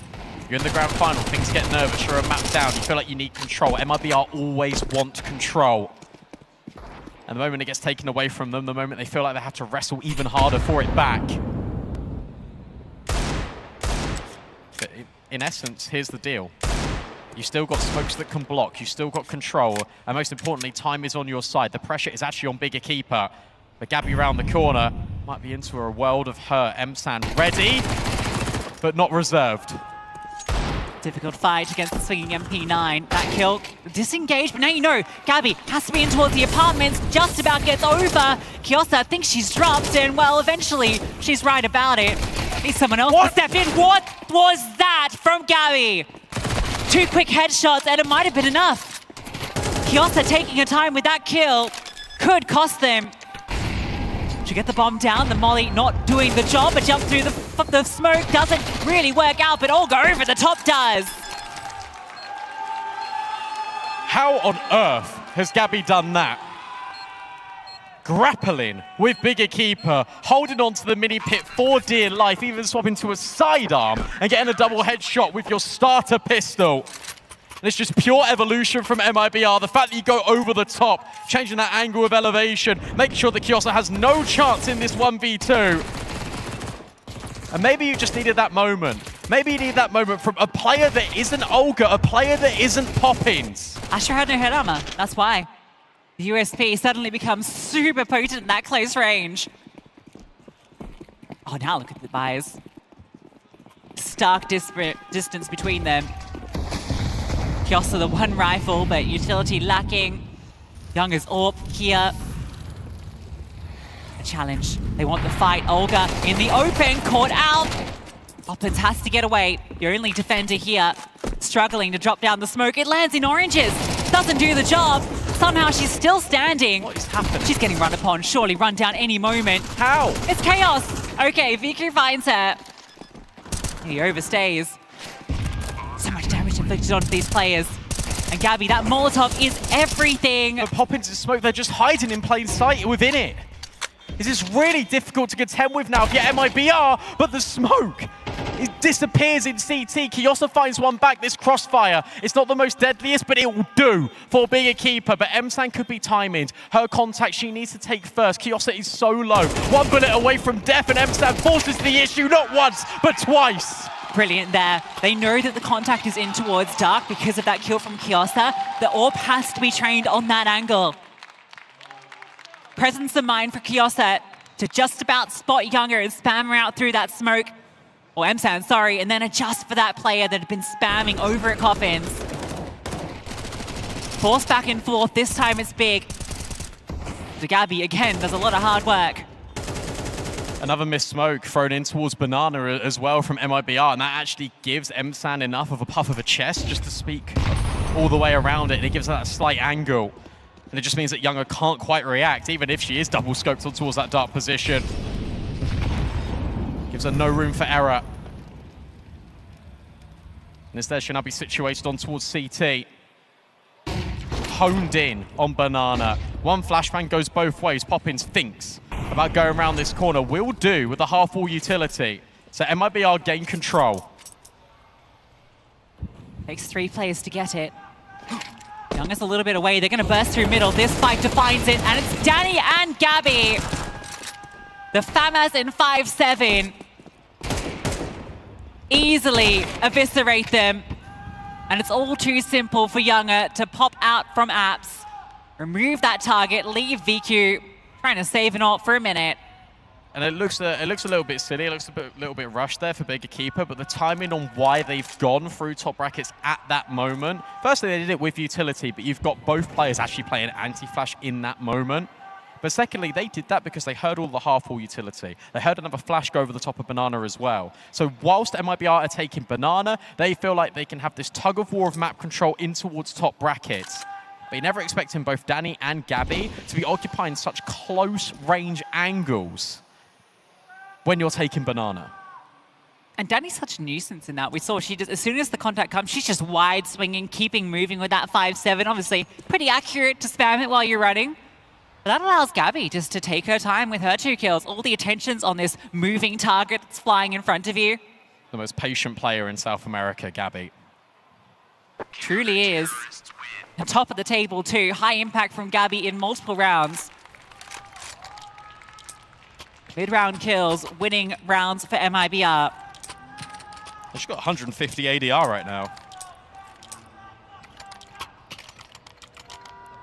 You got to remember as well, this is actually a double-edged sword because you keep winning rounds back and forth. That's going to limit and impede the economy of the T side. Obviously, they'll be stuck in this yo-yo effect, but it goes the same way for the CTs. They'll be hanging on for dear life. Look at the reserves. There's not a whole lot here for MIBR. This round against the Tech 9s and VQ's AWP needs to be clean.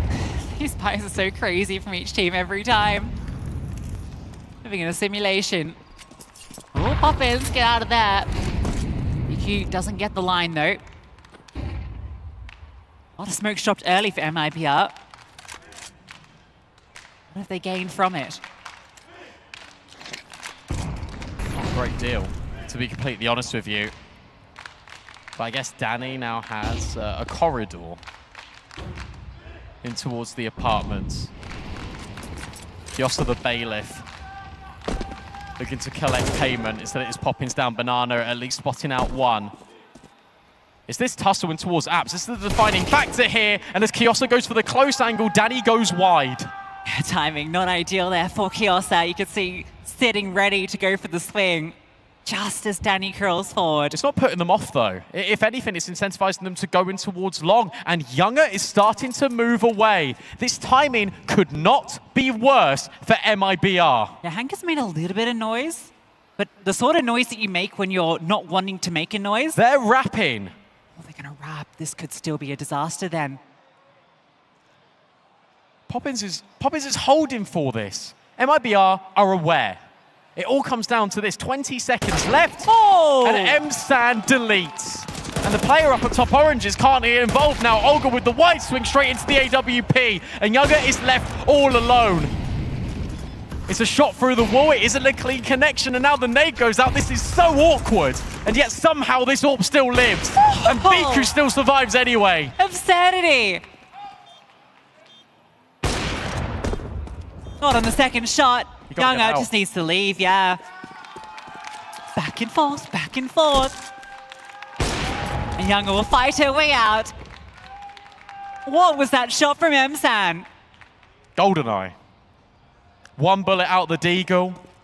From CT to Fountain. And I'll tell you what, that must have been right on the cusp of that headshot actually doing 100 damage. Because there's moments where if you're a little bit deeper, the deagle doesn't quite kill. True enough, yeah. I thought, okay, maybe VQ will be the one that gets this kill if she clears it with the AWP, but no, the deagle. M-San delivering in front of the home crowd. It's the fact that MIBR are aware of this possibility, but this is such a rogue setup to hold for a B-rap. I mean, it would have worked great if that deagle shot didn't just come through.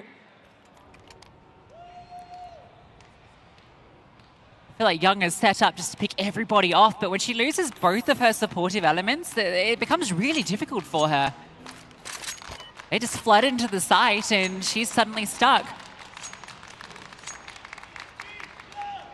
Crazy timing. Literally, as she moves out of library as well, that's where they go around the corner at long. And what this does is it completely freezes out the A players as well. Tell you what, though, isn't this a grand final? No one-way shows here. The best in Brazil take on the new European super team. And it is delivering. How many times are we going to say money? You guys can keep track of it yourselves. Early util exchange doesn't go as MIBR would hope for. Sure, it's a little bit of damage here and there on Astra and Hanka. But they're not trying to get this control. They're just trying to stave Big Equipa away from Banana. Young has been given a lot of responsibility and not enough utility. She has nothing left. Yeah, she intentionally flashed forward and then fired off an AWP shot just to really puff up her chest. That AWP is on B. You do not want to go there. That's what she's saying. And also, normally, when you see an AWP take a shot at B, you're expecting a rotate. So maybe you're not actually truly ready for her still to be here. M-San's trying to take a timing. Gabby's holding in the meanwhile. Look at this information push for MIBR. They're now searching top brackets. They don't see anything. But Kiosa is close. This gets a little bit weird because they're going to think no one's around. Kiosa, oh, that timing looked good, but Danny looks better. They know not to progress further. You ever smoke this off if you're Danny? This Gabby fight in towards this Gabby winning against M-San, that changes everything. You can't now link up onto this bomb site. And Olga's in the sewers. Oh, not even needed. Short parting gift. Hanka realizes no time. What is a consecutive round? These teams don't know. But I really like the idea of this, and it all stems from this information play that MIBR go for. With Gabby holding the apartments push, you re-walk in towards top bracket. Younger, as you say, just deploying all of her utility, firing off enough shots almost as an intimidation tactic to make big static. And as a result, your defense can then be incredibly flexible. MIBR looking, trying to secure these kills. And this kill from Danny is absurd. Oh, even that one from Gabby is quite good. The flick up. Yeah, the mechanical prowess has been on display so far, hasn't it? All right, VQ actually doesn't drop anything either. No deagles this time. True enough.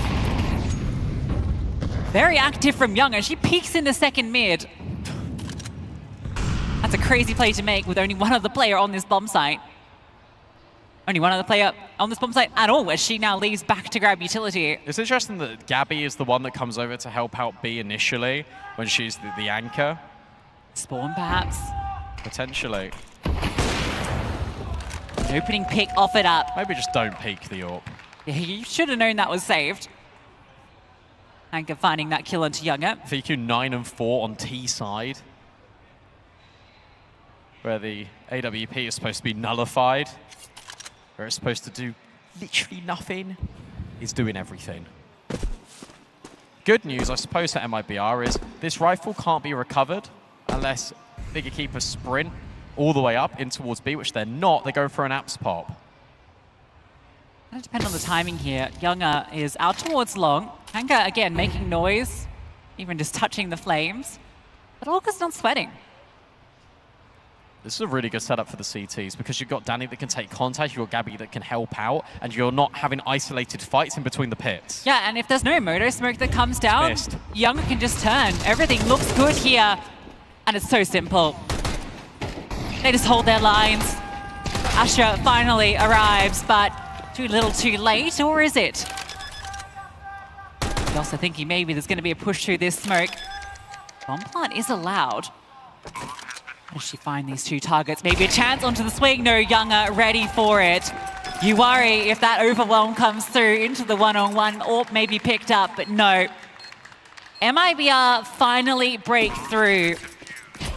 And it feels like that should be the sigh of relief. Surely, Bigger Keeper have to eco. It definitely feels like one of those rounds as well where you're just going to snowball things over. You're going to keep forcing the issue if you're Bigger Keeper. But it felt like as soon as this bubble's over in favor of MIBR, they're just going to keep going and going and going now on this CT side. And it comes back to them making that gamble, being aware that that setup could be their downfall, but at least they got quick rotates. If Olga does decide that she does need help on B. Also, there was 3 missed moto smokes. 3 missed moto smokes in that execute from Bigger Keeper. Yeah, that was pure chaos, wasn't it? I think the second 2 were thrown by hand, but yeah, it didn't look the prettiest. I'm sure it ultimately made a huge difference because Young got the kill here anyway, and, well, everything else just worked out, didn't it? The setup was just so ideal to play anti-apps pop. Simple as you like for MIBR.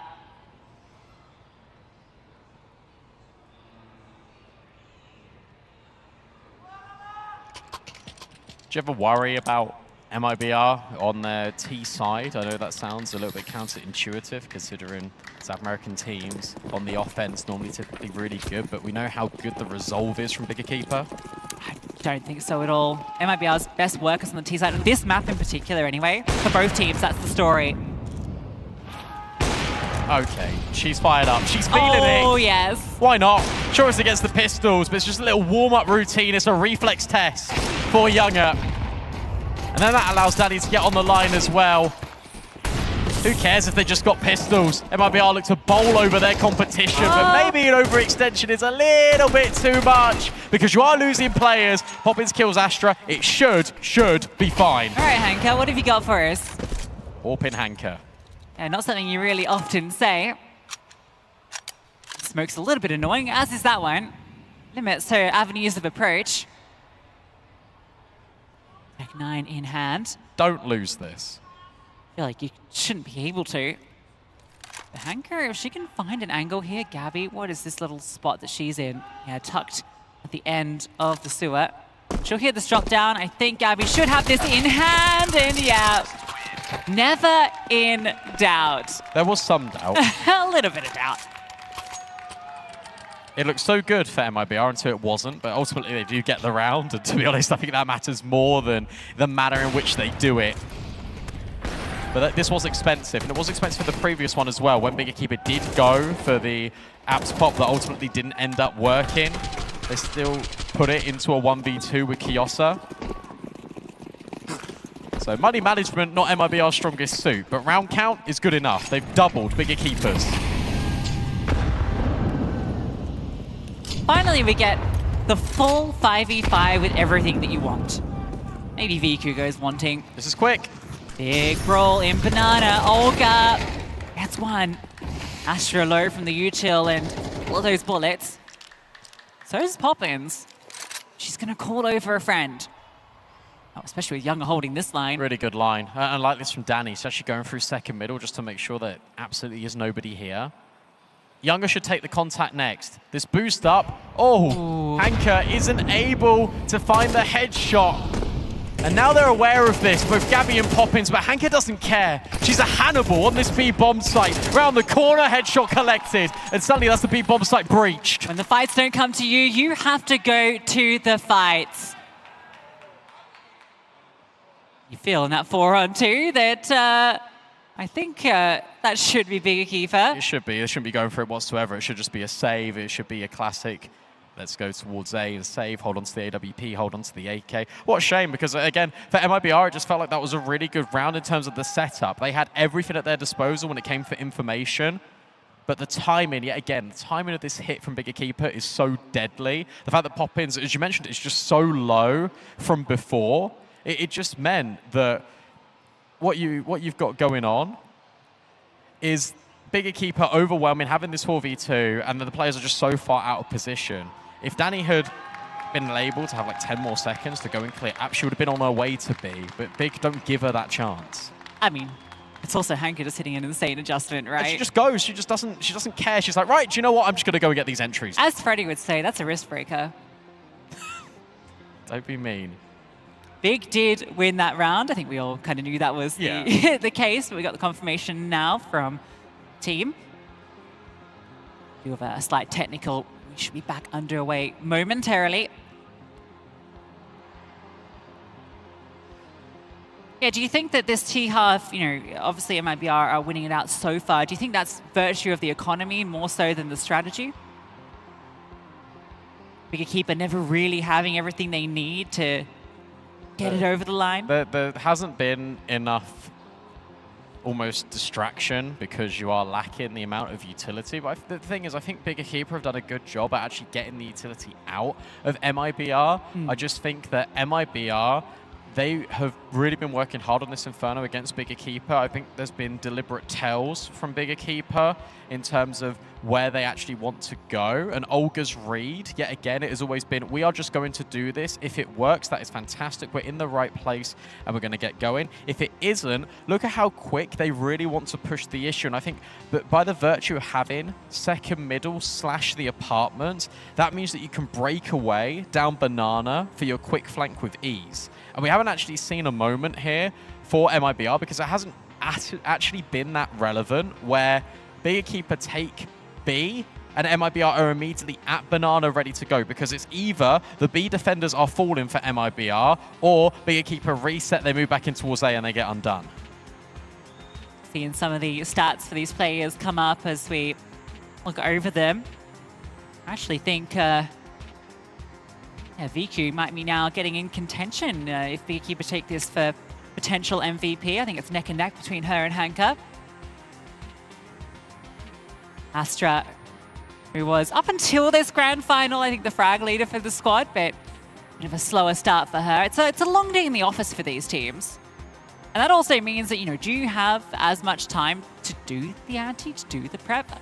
I mean, you assume you're like, okay, well, you know, we win this, these are the teams we'll probably have to face, but on some level, you focus on the game that's in front of you, not the one that's in 4 hours' time. No, but again, that's where you rely on the depth of your map pool and the success rate of what has worked out so far this tournament, because you could have come to this LAN with all these sorts of strats, but actually maybe these mid-round decisions that Astra has been calling on the fly has been working out a lot more. Maybe this team, where they've been growing confidence, has become a lot more vocal. And it's really clear when you watch the breakdowns from the team comms that we get as we go in and out of these halves. There's a lot of voices here between the two teams, all giving all of this input and idea. I think what's really interesting about this particular matchup is that for MIBR, they played a lot of European teams. They took down the best European team that we've ever had right on their way here. This is the first time Big Equipa have ever played a South American team. Sure, maybe some scrims have happened, but you feel it's probably pretty unlikely given their European-based gang. So Bit of a new experience for them, that playstyle. And this team is also a bogey team. It's probably a really good time to bring this up now. Remember the old Na'Vi Javelins core? Before they were making it to all those grand finals. It was a consistent thing. We always knew it was going to be Imperial. It was Furia for a little bit, but then it was Na'Vi Javelins. It was that era where they kept making grand final after grand final after grand final, and then it stopped. And why did it stop? Because they kept getting eliminated by South America teams. I remember, Branson, I've got my Na'Vi Javelins jersey still hanging on my wall. For Hanker and VQ, what a storyline that is if they can be the ones that finally do it. It all came down to that decider. It all came down to that deciding map a few years ago in Stockholm. And that was on Nuke. And that's where we could find ourselves here if MIBR are able to get the bigger keeper map pick over the line. Yeah, when I saw this V2, I was immediately excited. I think this is like the perfect 3 maps you could want from these teams, just because they're all really good maps from from both teams. I know Letty gave Big the thumbs up for the Inferno, pretty confident that that would go their way. But we might just have exchanges of map picks, which would take us to Nuke, which Bigger Keeper have not dropped, which MIBR already won out today convincingly over Sakura. Yeah, it's the Inferno one's interesting as well, because you completely understand why Letty would give that to Bigger Keeper, because apart from one loss in a different tournament, when it comes to ESL Impact, when it comes to Bigger Keeper this core, when it comes to the Na'Vi Javelins International project, this Inferno was like untouchable. They've always been incredibly good at Inferno. It feels like their win rate is at least like 90% or something ridiculous over like 2 seasons. Yeah, it's like 88% this season, but then the international Na'Vi from a year ago, 100%. That was, I think they won 10 in a row or something absurd. And the reason why we bring up that core of Na'Vi Javelins is because, you know, obviously for the lore, it is Astra, VQ, Hanker. It's that core that has now come over to Big Equipa. But what's interesting, though, is you have all the stats, Newt with the knowledge, Letty with the legacy, and yet it's MIBR at this event, recency bias. They just keep winning against teams on Inferno. So you're like, where do I pick? What do I do? Where do I go? We go into the server. Yeah, all I know is I want to get back into the action because this has been already an explosive map of Inferno. A tactical timeout. Get the plans in motion as we get back into the action. Will MIBR walk away with the majority of rounds? 2 more to play. Really small micro point here, but I think it's really relevant, and we'll see if it pans out for an MIBR victory here. And then we'll probably be speaking about it in volume. But after coming out of a technical pause, for Landon to immediately go into a tactical pause to get 30 seconds to really hone in the ideas of what was going up and now what is definitely happening here. If they win this round because of that, that is a fantastic impact from that coach again. That's what you said, right? His conversion rate on the pauses. Strat. Not to know util, for the most part. She's a nade magnet. These last few rounds, she's been catching all of the shrapnel. Honestly, though, getting that deep and only losing 29... Not bad. Could be worse. They get this control. Oh, they might have a little spring in their step, but so does Danny. Yet again, we got this second mid-fight, but Kyosa wins it out. That should be your key to go. Yeah, full awareness. Shildy comes through, Hanker slightly ahead of it. There's a little bit of an edge, and she just sprays on down, running out of bullets, but Astra, she'll step in. Poppins desperately trying to hold on. Gabby holding W, charging her way over. Kyosa, you need to be careful. Both her and Astra low, they can't breathe this smoke. Do you ever just leave? Do you ever just leave because you know there's going to be a rotate here? It's going to be Younger solo on this A bomb site.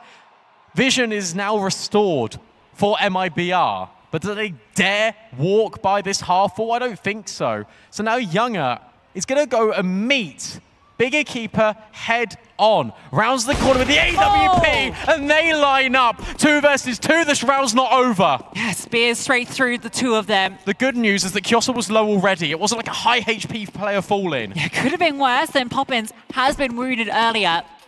They are fast on this. Is there a kit on Younger they can pick up? Or on Danny? Yeah, okay, that's scooped up.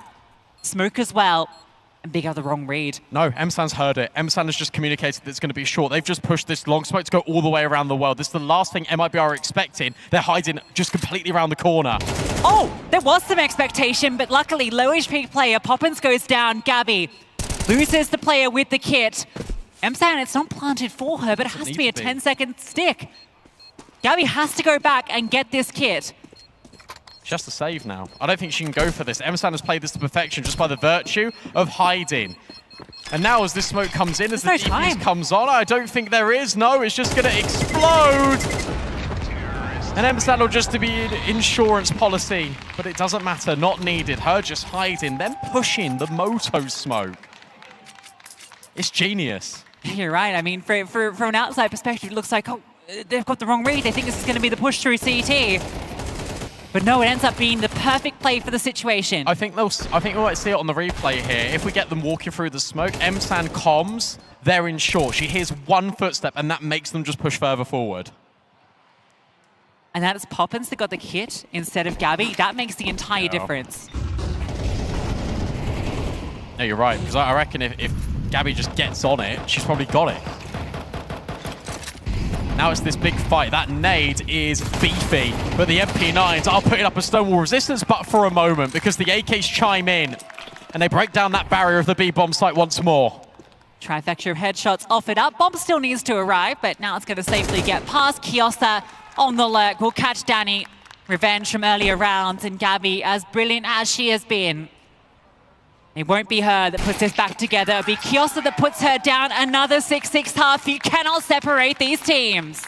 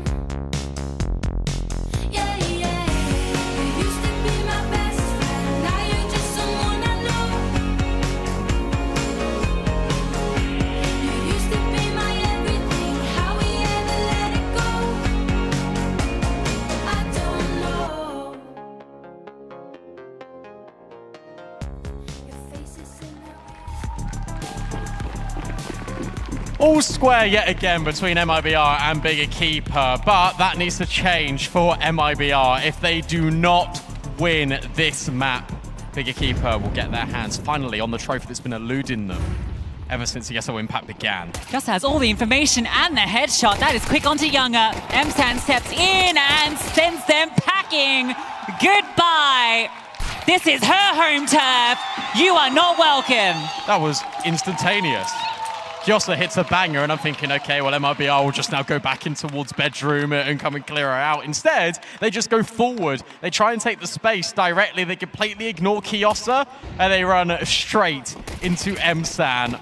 Incredible work. The fact that she wide swings, last bullet headshots, another player for MIBR. That's now all of the pistols, I think, pretty much going Big Equipa's way. But Brandon, the action doesn't stop. Of course it doesn't. Remember Olga running through this smoke, going in towards short. That's how they got their first round against Imperial. And VQ, you got to go clear it. You got to check the angle. What on earth is that? Why are we pushing here? It feels so unnecessary.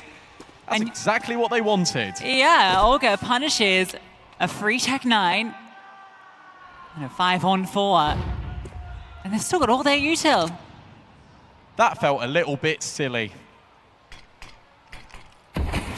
Astra now will drop her incendiary encounter. And I like the fact that she's actually dropped her piece of util. Now she's going all the way back in towards B. She will be here in time. MIBR set their sights on the second letter of the alphabet. Yeah, and we've got 2 M4s here to hold it. Smoke lands, pretty good time. They are going to have everything here for the execute. No mollies though, so can't quite disrupt Astra's position, sorry. Smoke's about to go down. They pop through. Flashes over the top. Astra and Hanka need to hold, and they've come through with the first 2 kills with ease.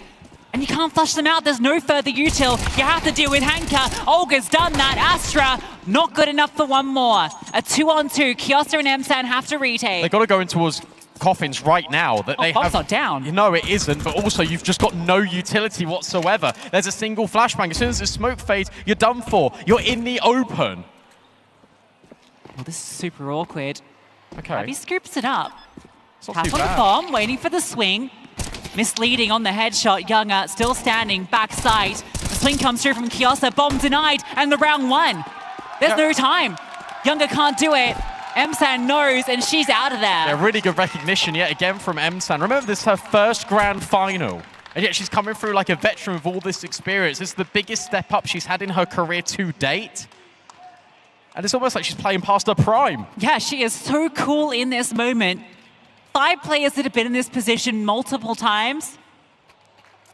And her here in her first grand final, looking like the veteran. Same with Kiosa as well. And Kiosa had a stellar dust too. I mean, she's 12-9 right now. We always knew these players had it in them, but it's not until they're tested that you know what champions are made of. Really important moment here for MIBR again. Because they forced the issue once more, because they got the bomb down, because they put it into a 2v2. What's an eco? Yet again, nobody knows. Tell you what though, it makes us a very exciting Counter-Strike. VQ wants to have another opening fight. She keeps doing this all grand final long, but she is stuck between a rock and a hard place. Danny will get sidelined, and Gabby can't move forward in time. A lot of responsibility on Hanka right now. The rotations will start to move. Hanka will have the support. Astra again comes over. These 2 have been rock solid on B. Smoke's fresh as well. Kiosa arrives. They're just going to pop this. As soon as this smoke fades, we're going 1 in towards CT for MIBR, and they're going to try and overwhelm. Counter utility's not really here. Hanka has a single flash, and Kiosa peeks, gives up the fight. Flashbang goes forward, can't get the kill off it. Astra dinked down, fighting desperately. Hanka is removed. And they've managed to brute force their way in off that Kiosa kill. It's actually so important that they don't go in towards CT to try and take that fight. They just take the space on the site. The bullets are so tantalizingly close to getting rid of an opponent. But none connect. Finally they do from MSAN. Kit on site. As VQ sets her sights on clearing out these close angles. Thrown forward is the MP9. Younger tucked in, and Olga is fighting forward. MIBR will finally hold on to an afterplant. Not to say Olga's name too much in this series so far, and one of the highest rated players of the tournament, surprising that's the case. But a massive multi there at the end, just hidden in Banana as she hears them come through. Swings as they're focused on clearing all the side angles. Again, round where the opening kill comes from Big, and they have all the players here. It's actually really interesting as well that you get this rotation out of Big Equipa, because when you take a freeze frame of MIBR heading in towards B, you've got a player in second mid, in long. You could have easily reset and gone down Banana as a unit, but because the third player from Big was so far back in CT, they were worried about that Coffins push. All right, VQ. Mag 7. Taking lessons from Jordana. This is like a rush of blood to the head for VQ. In 3 rounds, she's pushed, and she's pushed. This is you can't push around this corner with the Mag 7. It's just, it's going to do like 1 point of damage at that range. He has to hold on to the close angle. Got to be said as well, just quickly, the decision for MIBR to re-force back in when they were on double stage loss bonus might still create this opportunity for them to retake the lead here. Olga's holding. Himsan throws a shoulder, puts a few bullets into it. They can afford to stay double short right now, but Long's going to be a threat eventually. VQ slowly clearing the apartments.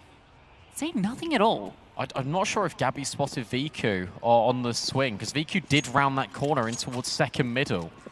But because there's no contest in towards Boiler or second mid from anyone out of MIBR, with 35 seconds left, MIBR now moving towards B. It's a stacked bomb site though. They're going to walk straight into the firing line, but Poppins pops off first. Danny gets the second, and it might not matter. Astra only good for the 1. And the Mag 7, yeah, not the weapon for the job. MIBR brave the B bomb site, stacked or not, they prevail. Just don't care. They don't care. There's even drop utility as they're running in towards the site. It's an afterthought. They're, oh, okay, maybe we should drop one in towards CT. In fact, they just don't. Finally, they do. But it doesn't even matter. They kill everyone. They want to take these fights head on. They head into the most narrowest of choke points with the long-range rifles and still split skulls. I don't think MIBR have had a single round where they haven't fully invested in this entire map. It's been Big that have been forced to eco twice. It didn't work on Dust 2. They got punished for it right in the latter stages of the game. They're here on Inferno. It feels pretty good. Olga and Younger tearing Big Equipa apart from within. They get an ace between them, and MIBR just about edge in front of their competition. Yeah, now it's really uncomfortable for Big as well. Get into that seesaw position. But if you can't post rounds, they quickly slip away, only getting a buy every second. No AWP for VQ. Younger has hers 18 and 8, continuing to be so dominant. I was just going to bring this up because VQ was actually really influential in the first half for Big Equipa, where they were getting their run of rounds. It all came through her finding these opening kills. When they were working with just Tech 9s and an AWP, it was still VQ remaining supreme. But Younger has still been a threat. Danny, that's your teammate. But Olga will spot VQ anyway. Good flash. It's quite fine. Olga's easily able to tuck. They're just going to go. This is going to be a very quick attack into A. All right, players are here to defend. 2 on the side itself. The rotation can come through from Moto. VQ tucks in. M-San, well-timed smoke. And all the distraction now is on that player, Kiosa, who does get brought down low. M-San in trouble, but there's VQ. Not anticipated, but she anticipates you. Olga caught on that push through. M-San easily holds in. Finally, Gabby will remove her, but VQ in the site being a nuisance. The smoke, it's fading in towards Moto, and Big are charging through. Overwhelming, running down. 1 HP for Younger, and that's all she has in this 1v1. Hank is on top, but Younger puts her right down. That's incredible. I really just thought that round was going to be done and dusted there, especially when VQ's getting all these kills. But MIBR, yet again, they choose the path of most resistance. They're almost making it a handicap for themselves at stages in this round. 1 HP. That's your difference.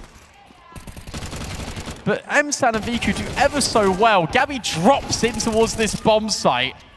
And then Younger's just ready for the jump up.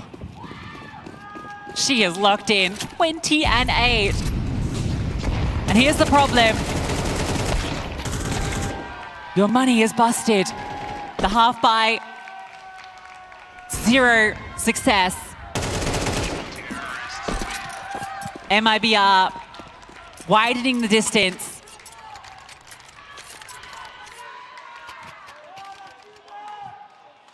VQ gets the AWP to stave off map point. Tell you what, this feels so familiar. This feels so familiar out of MIBR, where you just need one player to step up and have a moment. And as soon as one player has a moment for MIBR, they just run with all of this momentum. They do not give their opponents any room to breathe. The only second wind is coming from the Brazilians. The Equipa need to change that narrative. And as you say, having VQ on this AWP is brilliant. But if she just keeps pushing, if she just keeps trying to force this issue, Younga will be holding for her on the other side. She's been so aggressive, hasn't she? Involved in so many opening kills on Dust 2. I bet she's feeling the pressure to do the same, especially when she's seeing Younga having all of this impact on the other side. But that's not how she plays. She lets the game come to her.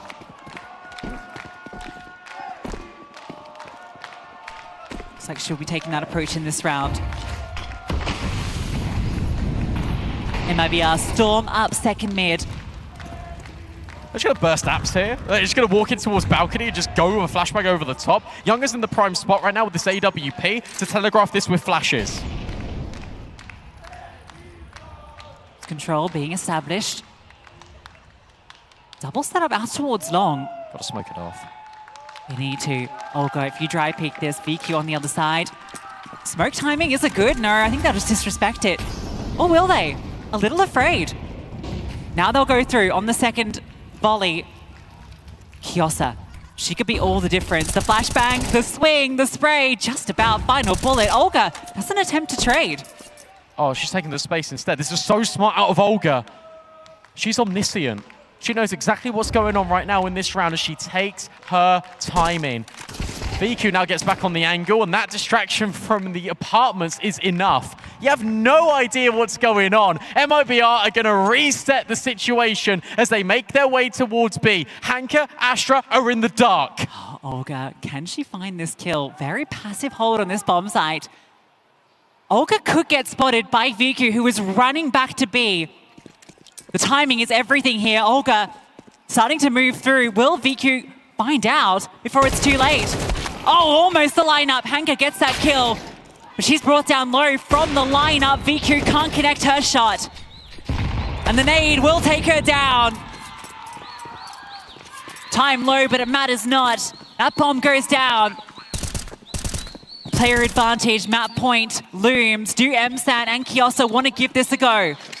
Looks like it. Flashbang straight in. That full blinds Poppins. But Kiosa's taking her time clearing every single corner. MSAN will be the one that removes out Poppins. And they're just going to go together as a unit through the fire and the flames of Inferno. Kiosa are now separated by MSAN. And it's the most powerful crossfire in the game. MIBR are giving them absolutely nothing apart from an AWP bullet in between the eyes. And Younga doesn't even need support. What a round from Olga. Do you think she sold a teammate out by not going for that trade? No, she hears the run back towards long, knows that smoke is down and that there's space to take. And when VQ gets spotted from apps and she goes back to that angle, it's the perfect situation. Olga just walks through. Sure, doesn't get the double kill, but it's enough. I was a little bit worried as well because Gabby, who was the one that was actually doing all the damage in towards the apartments, she was the only one that had a smoke. And I was worried that Olga was going to get caught at some point. Just on the cross, doesn't happen. The Equipa playing checkers on Inferno, Olga playing chess. Now here in round 21, it's a broken and brittle buy. The Equipa have cobbled together absolutely everything they can muster up. Once again, it is Olga, the in-game leader, pushing MIBR in pursuit of this trophy. One more round separates us from Nuke.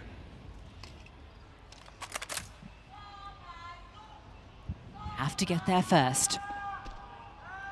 Big have taken Banana. First time I've really seen them get this full control, and MIBR don't like it. They want this control back into their hands.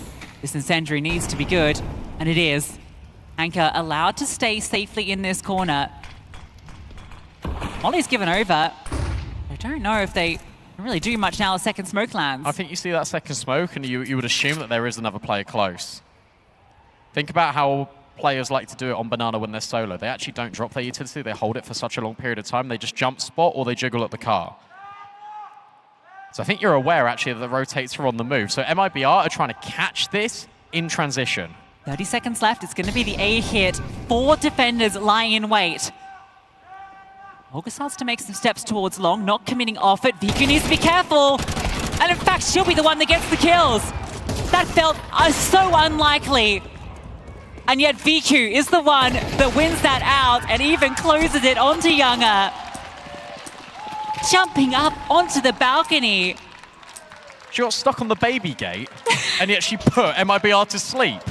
That is ridiculous with the fan match. Just pushing the issue there, and then you've got the round into the corner and towards top brackets. Big Equipa aren't afraid. They're standing on their own 2 feet, and they are demanding respect. So much respect that another 30-second timeout is being called by MIBR. The last thing you want to do when you are right there, when you are so close to forcing this to a side-in map, is to let it slip. What do they do on Dust 2? They let it slip. Big Equipa dig in their heels. 3 more rounds. You cannot get complacent. They got money. You buy into this if you're MIBR, but this is just absurd. It's almost worrying how much MIBR currently are relying on Younger. Because sure, you had that Olga round where she pieced it all together. She's able to have the perfect tactic to get it over the line. But Younger's 25 and 9. Oh my goodness. Gabby's silently chipping away at 17 kills. But you need one of Poppins or Danny just to have a moment. Or all of them just to get a kill. Fighting in Banana. 3 CTs are here though. This util could be deadly. They're forcing it. MIBR are just forcing the issue. Big fight brewing. Anchor trying to get ahead of this util. Oh, she's in trouble. Nowhere to go. And Astra, she might just go down here, getting run over. They're charging at her. She still gets that first kill, running out of bullets, removed. Kiosa needs to be her, and it is! Smoke down, Younger cannot trade. Even if she attempts with the no-scope. She's got to get out. Look at Gabby now. Gabby's knife out, charging in. This is a brawl, and it's Viku hearing it and securing it. These rounds are insane. The silent killer is Kiosa, but in this round, she is loud and proud. Oh, and the smoke timing coming over from A. She's just going to push it. She has to. But you can't push past Kiosa. It's Kiosa that creates the chaos instead. The fact that she holds that angle and she's just so calm under the pressure. One mistake and you're done for. The fact that Astra runs out of ammo. She Yet gets Kiosa a kill. does this. Astra was doomed in that corner. All eyes were on her, but she just tucked enough. 2 chances left for MIBR to force this onto Cedar Creek. Yeah, the money gets worse each time. Your star player brought down to 38 HP. And every time your confidence is just rocked a little bit more, especially with the 2 nades. They don't come down Banana, they come down top mid. Younger's left picking splinters out of her shins. 38 HP. Poppins is tagged a little bit too. That softens them up. Just for these instant M4 headshots. At least there's control, but it feels fragile. Astra drops all of her utility. I think this is the right play though, in all seriousness. I think the fact that MIBR can just group up together, go for and execute, it is the right play. Won't be Kiosa on the rotate this time. It'll be Viku. Smoke lands in towards top mid. That's going to cause some concern. Viku has to stay. They can molly out everything here. They've got so much utility to molly everything, and you can even double nade CT. Viku just cleared that smoke and saw nothing. But it might be too late information. The execute comes through. Hanka ahead of the smoke, playing around the gap, the flashbang, wherever that's come from, it looked good, but the kill can't come through. Damage is huge. Astra, do you spam all the timing of it? Tracking her through the smoke. finally puts the bullets through the air. Uh-oh. Look at Younger. Younger on low HP is going on an adventure. She thinks better of it, gets out of the way and towards CT. So crossfire established and Younger is the missing link. Smoke goes on to Banana. This is good. It looks a little bit off the mark. Olga's removed M-Stan as well. Oh, what is that? Are you kidding me, Olga? That cannot be how you win Inferno. But it looks like it is. MIBR are not done yet. All 3 are needed. And we just had a triple threat of smoke kills. You got Astra tracking these players coming up towards the bomb site. They got Olga doing this. And we said we needed a player, someone to step up. It is Olga not once but twice in the dying embers of Inferno to keep MIBR afloat. The export becomes the import.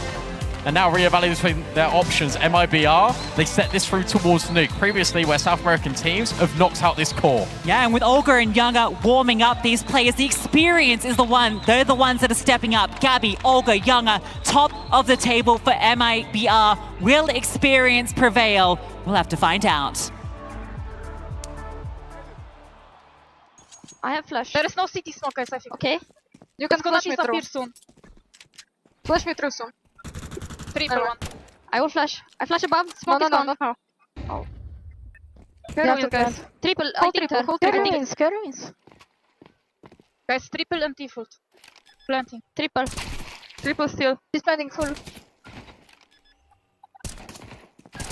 Let's bomb. Triple. Stay alive, stay alive, stay alive. No time, no time, no time, no time. Nice! Nice! Easy. Easy now.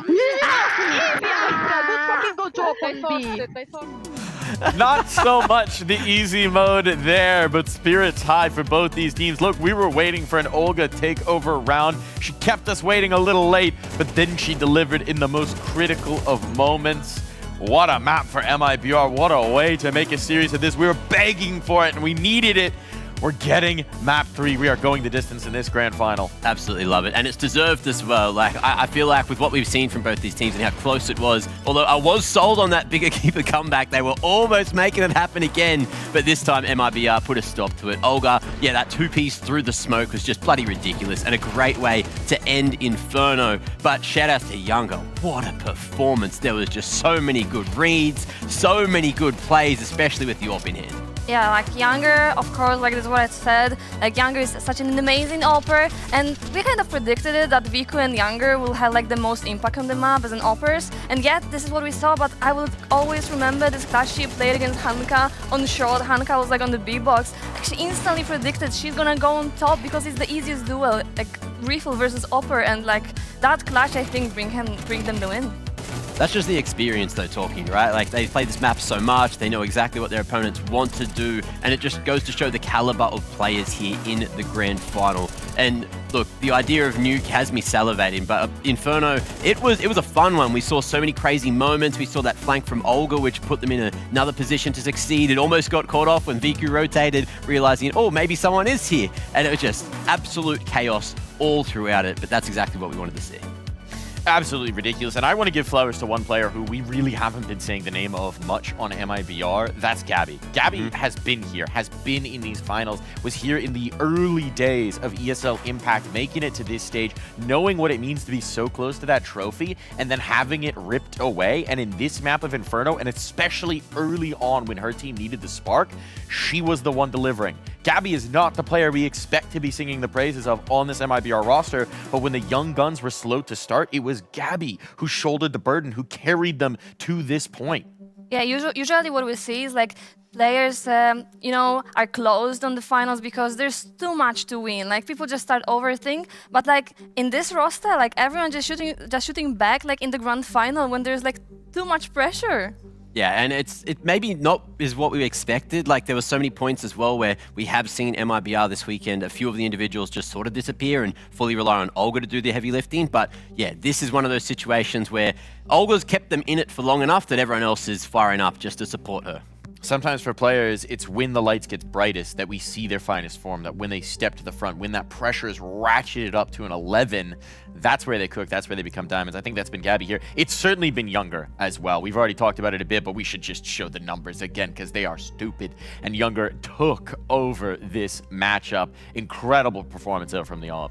Yeah, Younger, I mean, I'm gonna repeat myself again, but like she's an amazing AWPer and I felt it on my skin many times. I watched many games when she performed like crazy and like, yeah, I mean, she deserved this win. She deserved this win like totally, like fully. Yeah, 10 multi-kills is crazy as well. Like, that's just so much impact, so much opportunity, and not just that, but like, yeah, she didn't even have to do the openings, which is kind of weird. You feel like AWPers are usually the ones looking for more of those openings, especially on the CT side, but that's not really where they found majority of their success. It was over towards the T side where they managed to really wrangle it back, especially off the back of losing the pistol. You were thinking, okay, maybe Bigger Keeper's going to be able to run away with this, but it was once the guns got going that we saw MIBR really thrive. It's fascinating that they stayed the storyline, right? Because we saw this on Dust 2. It was Younger, it was Viku as that battle. On this map, we were expecting them to maybe take a bit more of a backseat to some of their rifling teammates, just with the way that Inferno tends to play. Not the case at all. It's the AWPers. It's all about the AWPers in this matchup. They are seizing that spotlight and performing on the stage, and it's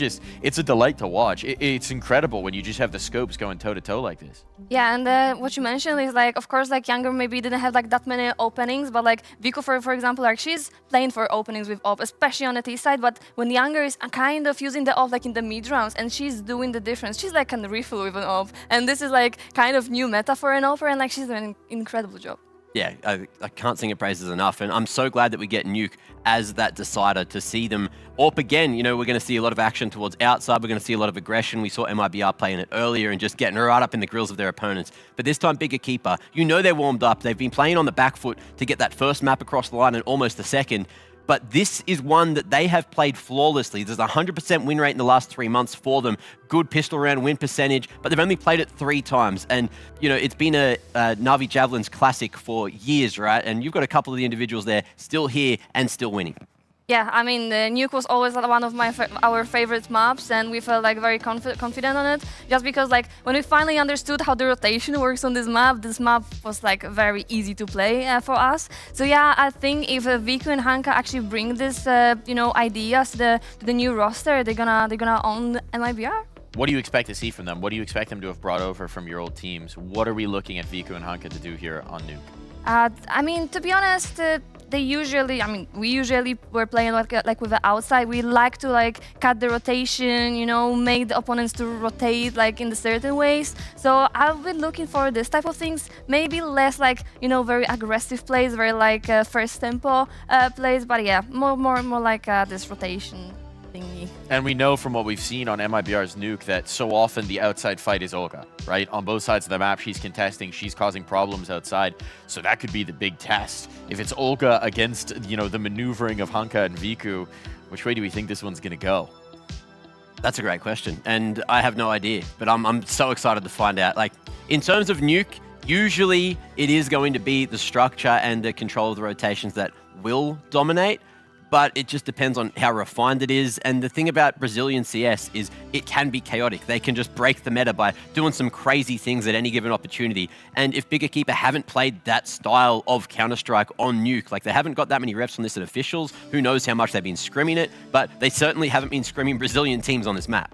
Yeah, and we heard that Brazil is very strong on the Nuke, but I also know Bigger Keeper is very strong there. So I think it's gonna be again very close game. Strength to strength. It's been the story of every map so far. This has been a battle, a tug of war back and forth between these two squads, and so we wouldn't have it end any other way. It's time to end this grand final. At the end of one map of play, one of these teams will be lifting this trophy. One more map in ESL Impact. One more battle.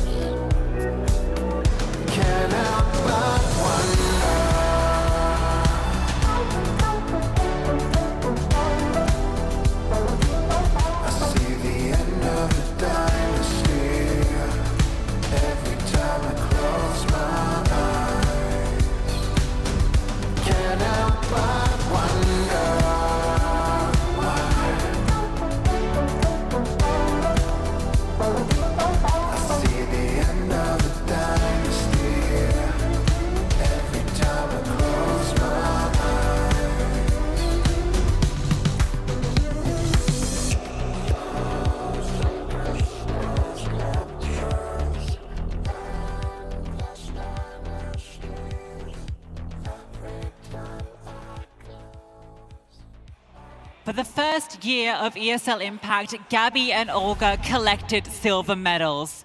For the second year, Viku and Hanka took their place. Last year, Astra learned the same feeling. Always the bridesmaid, never the bride, never the champion. Heartbreak will be doled out on Nuke, but so will elation. We go now into our final map of ESL Impact, but we do not go gently into that good night. And darkness might be falling here in Stockholm, but the stage still shines bright for these players. Still to make that difference, still to step into the spotlight and be that team that lifts the trophy here in Stockholm. Decided on Nuke, decided by tactical ingenuity. It's South American flair meeting European masterminds. Astra's been at the helm of all of these European projects that consistently build and reach late stages in the tournaments. Olga now goes to bat to try and put South America back on the map. Furia did it in Dallas. Can MIBR mold it in Stockholm?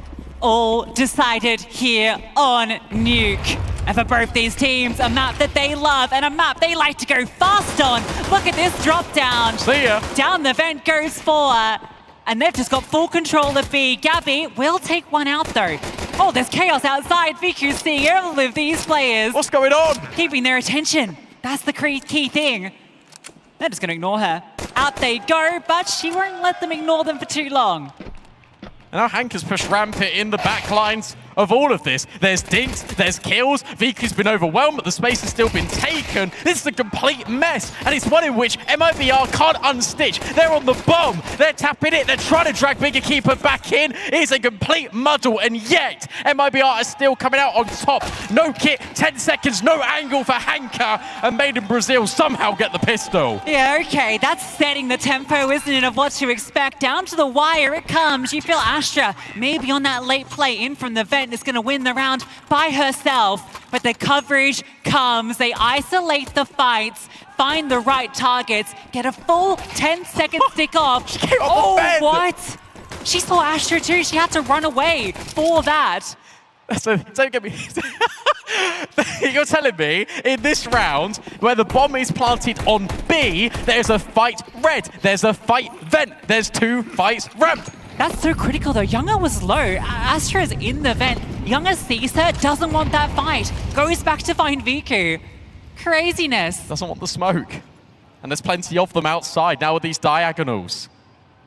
But Bigger Keeper, it really is just smoke and mirrors. They want A and they're going fast. Yeah, flashbangs go through, they charge in. Danny gets one fully blinded, she's removed. Hello? Oh, the flashbang's so good. Younger doesn't know what hit her, hoping M-Sand doesn't scale, but she does. Poppins. Poppins has now just walked through lobby at the same time. Viku's holding and keeping accountable.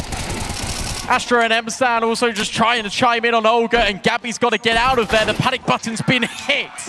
And Hanka slams the door shut. Now that's a convincing clapback, isn't it? First round falls apart quickly. MIBR overwhelmed, but in this time it's Bigger Keeper that swarmed them. M-Sand just keeps on going. The flashbangs, yeah, I think it's the second one that hits. Younger trying to dodge, caught in the open. The MAC-10s make mincemeat on A. Flashbang's so good that it looks like you've timed out. Character models buffering.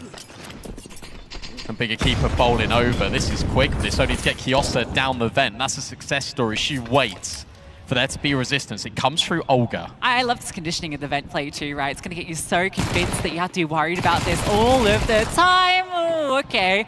Olga just about wins that duel out. So Kiosa removed. They wanted to group up with her, but now losing her, does that change the approach? Doesn't seem like it. Unless they want to just try and scale outside. But we saw MIBR dealing with Sakura doing the same thing. I'm just about to say that. And it was actually the same position with the 5-7 that Gabby occupies that really undid everything. Just like that. 2 headshots lined up. It doesn't get any easier. Finally, there's a trade here for M-Sand. And the MAC-10 is now starting to apply the squeeze. Young her the next casualty on M-Sand's hit list. But Olga now moves into a different corner. The double swing out main, not fighting anything. Bigger Keeper are piecing this one together. Yeah, and you know Olga was down lower, right? Because she got that kill. You know that she's brought down low. Oh, this timing. Absurd. Can Olga win this out? Msan crawls through and somehow Olga still standing. She's got to get out, and she does. Fortunately in the nick of time, but Hanka moves over towards ladder. Did that ladder actually save Olga's life then? I'd be curious. Poppins falls back. They know this is the avenue, and well, they'll hear the drop down. Poppins should be able to walk onto Hanka here. Will she get her gun at the ready? No, I don't think so. Oh, no. No, Poppins surely can just run at her. Yeah, no HP. Tricky one for Hanka. Olga, though, critical onto Msan.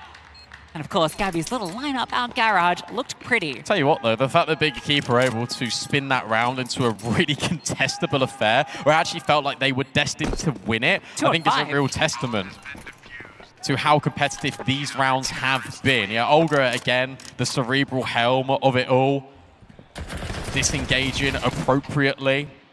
And Hanka has to commit to a bomb plant. Oh, that's pretty sloppy, it's got to be said. Yeah, just clear it. No one holding that angle and Any both of you. walking next to each other. I think the bullet did soak up by the ladder, by the way. Yeah, that makes all the difference. It's rare players get saved by ladders. Only they're the undoing. Still not a bad buy for Big. Whoa, okay, VQ. One burns up. If the swing had come out, though, she might have been able to punish Olga. Oh, Kiosa gets the opener. She had the worst weaponry. That was just a Desert Eagle. Look at Heaven.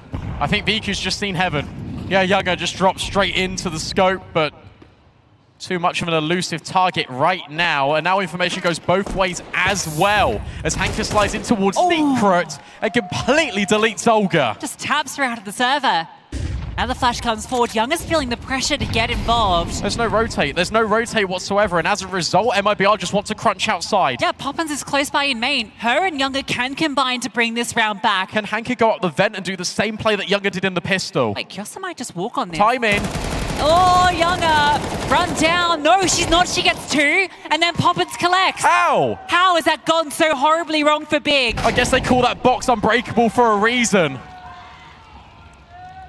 Younger just deals in headshots, Poppins deals in pain, and suddenly Viku, who took all the damage at the beginning of the round, has to be the one to inflict it onto MIBR. 35 seconds left. And this crossfire, whilst it is elongated, it can be split into bite-sized pieces. The jump is enough to spare Poppins. And will Gabby swing out Heaven be enough just to keep this in contest? Bomb now scooped. VQ goes close range. Combat Orpin. A smoke towards Squeaky. She wants to try and dive down the vent. Perhaps no. Maybe a new angle of opportunity, but 10 seconds left. The quick scope doesn't connect, and MIBR makes something out of absolutely nothing. I can't believe Younger gets away with that there. We need to see that back from her POV. That played out so perfectly. Can't spam that box. And her distraction, it was enough to get Poppins to come in from main. It was all that damage being inflicted. Yeah, Msan stopped spamming. I think if she just held that and kept progressing, she would have found Younger, but Poppins is swinging out, applying that pressure. A perfect crunch. MIBR, we saw how good they are in those mid-round movements on the CT side. That was what undid Sakura time and time again. Nothing here, it's just blocks charging in and charging to their doom. Tell you what though, we've had back-to-back rounds now, bar this one, where they have felt impossible for both teams to try and rectify the situation, but they've been both rounds in which MIBR have walked away with the victory. And they're so important, especially in this first half of Nuke, especially where your CT side, it was tested by Sakura. It's going to be tested here by Big Equipa. We know how potent Hanka can be outside. Haven't had to scream Astra's name all that much, but she's so influential on this map. Letty kept singing the praises of Kiosa in the green room, on this map specifically. And yet it's 4-1. It could have gone the other way. It's vital for MIBR that they keep this streak. They limit Big Equipa to max 4 on this T side. Another opener from Kiosa. How many opening kills have Big Equipa got? I'm just curious, because it feels like all the time they're finding the opening. All right, Poppins on the orb. This is a different approach, and, well, we won't see much of it, I'm afraid. Kiosa single-handedly keeping them at bay. And now she knows. Information on 2 players. So much attention has just been gathered by Kiosa to the point where Big Equipa say, thank you very much. You've been an annoying distraction for MIBR. We are all the way down B. The only resistance is Gabby, and she's been brilliant. But she now needs to try and find a multi-kill. She walks away with nothing. Blisters and bruises is all that's inflicted to Big Equipa.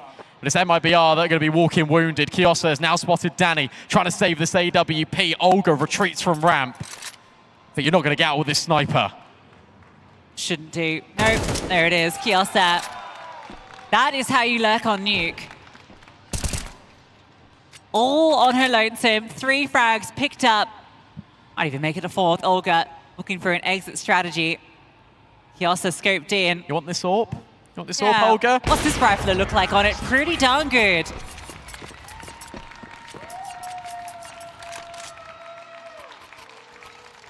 Needed that. It's interesting that Poppins is now the one that feels like she needs to be the point woman, needs to change the direction of the course. Remember, Poppins, she even said it herself to Heku, been playing in every single ESL Impact event since she turned 16. There was a point where she wasn't even allowed to come to the LANs because she was too young. Yeah, I remember that, right? Like that was the whole storyline, this like next superstar from Brazil and couldn't even play in the first season. Not old enough yet. She just kept grinding, knowing that space was waiting for her. And I can't blame her in that round because it's the last thing Kiosa should be expecting, right? That someone would pick up the AWP, get onto that line. Yeah. But I mean, Kiosa, we saw how thorough that clear was. Micro steps. She doesn't stutter.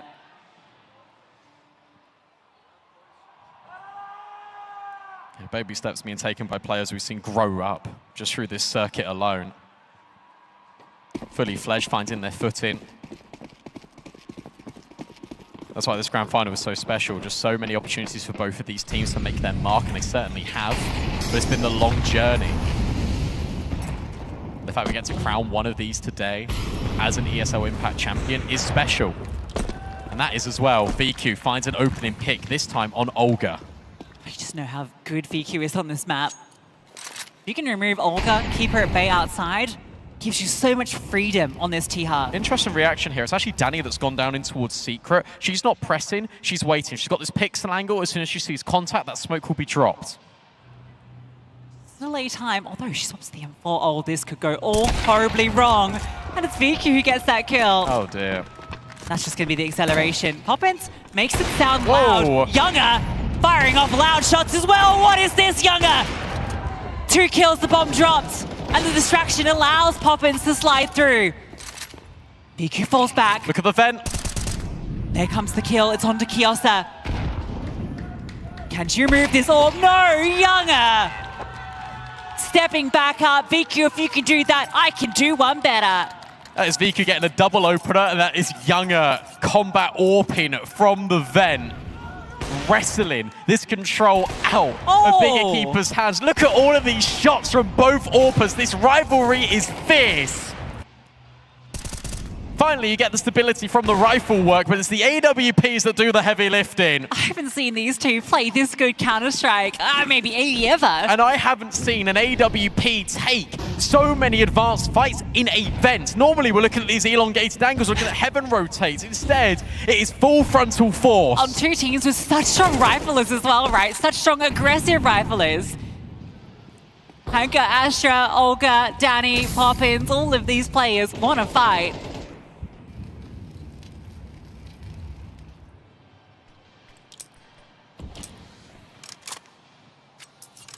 Breathe. Patience. It pays off. And patience is a thing that EU Counter-Strike all knows so well. Big Equipa take a deep breath. They take a step back.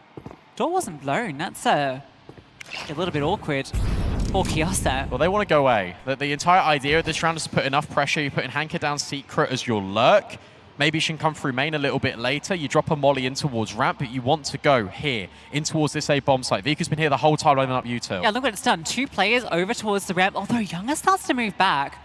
She's going to get into heaven at the right time. This gets weird because you can actually relocate in towards ramp here, and now you probably go off that contact. That's what they were looking for. That punish. We saw Sakura do it so much to MIBR before. Boosted? No. But still takes one before she goes. Younger not there to trade. They can scale down. There's no rotate whatsoever. Instead, they've got to double down in towards this vent. They've got to go straight into the line of fire. Viku is now playing a lurk role with a rifle, and so too is Hanker. They leave, they attract all the attention, but it's Olga demanding the space. Yeah, but can she find it? That's the question. And disengage. And still, VQ now goes hunting. What? Oh! The hunter becomes the hunted. Through the wall, 4 HP, 3 on 3. It might not matter, because she's still got to get here with her teammates. Danny hits an instant headshot. Kiosa in the corner, cleared, but still fighting strong is Danny. Hankadel falls as well. It does matter. Every single frag matters. Look at what they are left with. You can't put together a third of a player there. And it's another one of those impossible rounds that MIBR are winning. 3 for 3. You run that back with that mini-map when VQ is at ramp lurking, when Hanka is deep in secret and the bomb is down. How does it get lost? That kill is how it gets lost. And Kiosa is just stuck in the corner. It's a wide swing out of Danny. It's Olga getting all the space. Younger can then provide coverage from ramp in towards double doors, in towards control room window. As you say, that kill, and also come back to the fact that that door was not broken on Squeaky. They changed plans. Bigger Keeper, they wanted to go in towards the A-bomb site. They reset and went ramp. So the mid-round was completely muddled. You still had these double lurks, you still had Hanka that completely left the situation, went back secret. But if you're off the site, you're off the round. A big keeper can't go off the boil. This is quick with the Tech 9s, and yet again, you're just running into this setup between Younger and Gabby. Kiosa finally alleviates a little bit of pressure, but down B, Younger goes, and she's got help. Not that she even needs it. Might now though, Vicky starts to bear down upon her. Not gonna matter. Dealt with ease. Younger, another multi-kill. She just keeps racking them up. And this is the most one-sided map we have had so far. And yes, it is CT nuke, but think about all of these 4 spies coming forward between MIBR and Bigger Keeper on Inferno, on Dust 2. You could not split the difference. Here, MIBR are causing a landslide.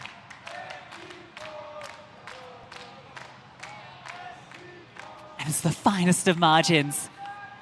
We were so close to reality where Big were sitting in the lead or at least even. That's sitting in the back of your head. All of these rounds so close.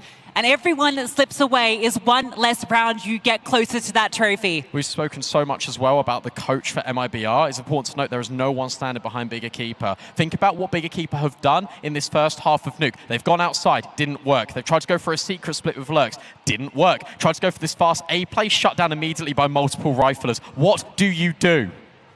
That's a really good point, actually. And that might be, if you're wondering at home why Big aren't taking too many tacticals, they don't have someone to consult for those tactics. And your in-game leader is not stepping up. Your in-game leader has gone quiet, and that really affects the confidence. And Olga is now being really annoying. Hanka needs to clear, but gets overwhelmed by another headshot. That one's simple enough, isn't it? Hanka just walks straight into it. An easy 5-on-4.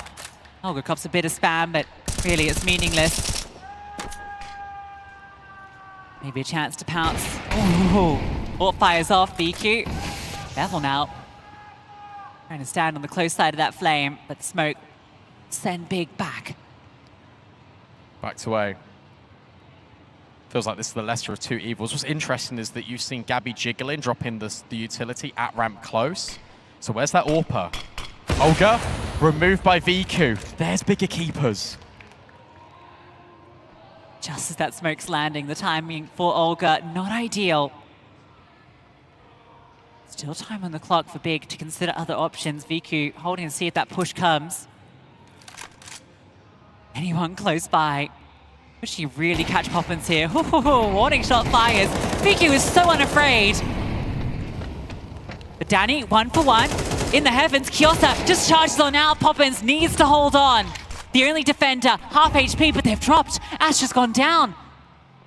And if VQ can join her. Well, yeah, but VQ's waiting. Now she'll eventually drop. They need to group up and go together. Who am I talking about? Actually, both teams. Gabby and Poppins now clear lobby in the midst of all of this, and they're going to go ramp. Yeah, they have to. Vent's out of the question. VQ would have been holding that. Now they should have the idea. The sound cues come through. Astra, this is your moment. Will she stand tall? The nades make it difficult. Good damage onto the first. No further utility to fluster. Save a smoke, and then Viku. She'll take that distraction to strike. Astra will swing, will have her moment, and Big stand the test. Really well played by Big Equipa there in that 2 versus 2. I actually love the fact that Astra doesn't reposition off the back of the bomb site because it just gives so much maneuverability for VQ to do her best work. Does she want to go to doubles? Does she want to go in towards control room? Doesn't matter what the choice is. The point is where you've got a player locked in behind default, everyone is going to be tunnel vision on removing that player. Notice how smoke goes in towards single door. Nade goes towards the back. Flashbang goes up high. No one is considering control room because they know about one known target, and Astra just lives. He can walk away with 5 here. That'd be Money fantastic. not in a good place. MP9 to defend. Look at Younger. Oh, she can't get away. She's going to die. No, she's not. Eat your words. And VQ eats lead. I was talking about VQ. Look at Olga. Olga has just slid into the shadows, sees Hanka. Oh, hello, Astra. You're here as well. That's all the info. It doesn't matter. It's like Olga on Inferno all over again. And now this double up. Or is it really a double up? Because Young has walked away. M-San not phased by this movement. Young has now come back up the ramp. Danny's fallen in the meanwhile because Hanka's down secret. M-San removed. That's your ramp threat gone. This is weird, because Olga's going to walk on Hanka, surely. So now you've got to put a lot of attention here on Poppins. She passes the first test, but maybe not the second. Kyosa is so sharp with these AK-47 headshots, but a 1v4. This feels surely a little bit out of reach, but maybe Big Equipa are due. One of these impossible rounds, fake out.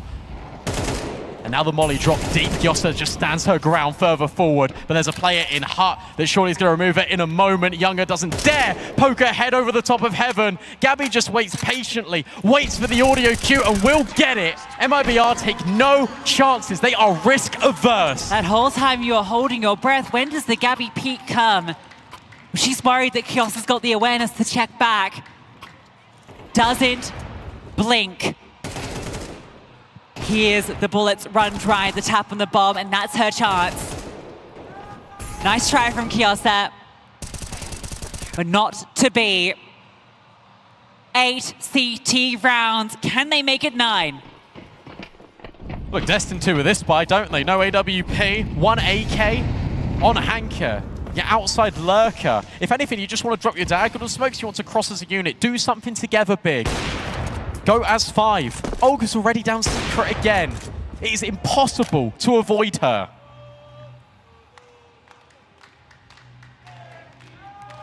Now she's going to go looking. Be careful now. Yeah, Astra. We'll catch her off guard. That's an upgrade for her. She had a Tech 9. Scaling goes forward. Younger misses the chance into another player crossing. That's information. Do you know about Hanka, though? No. M-San tries. Hanka will strike, though. Still standing, and oh, what? She gets that kill? Will be brought down eventually, but I feel like she's done her job. Absolutely. Damage is done, and also space has now been acquired here for Big Equipa. Poppins has to go down the vent. She's going to be the one with the MP9. No one up close, and instead in the single door, she'll find her mark. Viku will follow through with a necessary trade, and Younger, we've seen her do her best work, close quarters in these vents. Is it too much to ask for another one? 14 and 5, double door swings open. And the no-scope doesn't quite connect. They're now both elevated here, Big Equipa. And as she swings out, Astra will go forward. And 4 is what Big Equipa will walk away with on the T side.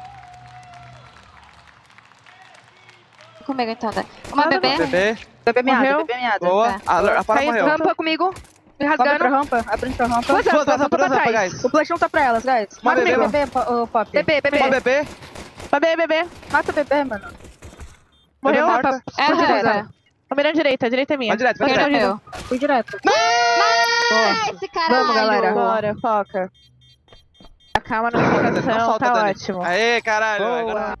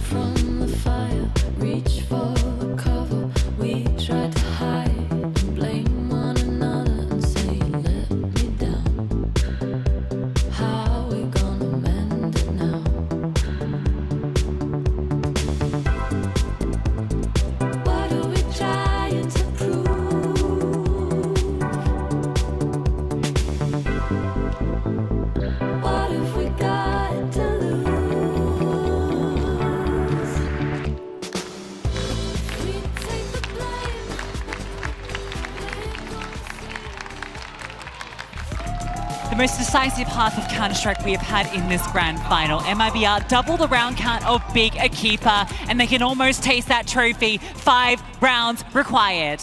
Both teams need your support, Stockholm. So for one last time, let's make some noise! Our final pistol kicks off. Younger down the vent, but the bomb going towards ramp. 2 CTs are here ready. A third, in fact, but it's only 1 required. Headshots come through. The whole of the squad rocks up at ramp. And Big Equipa, they aren't going quietly. Yeah, third in ramp, but VQ emphatic, and now suddenly Younger just trying to connect all the dots together. She got a weird timing, but surely the communication comes through that the last was in vent. Surely this is improbable, trying to work your way forward here. Yeah, you can get Kiosa, maybe you can get M-San. Oh. Is there a pathway here? There's one. Oh, there's 2 for Kiosa. She remains vigilant.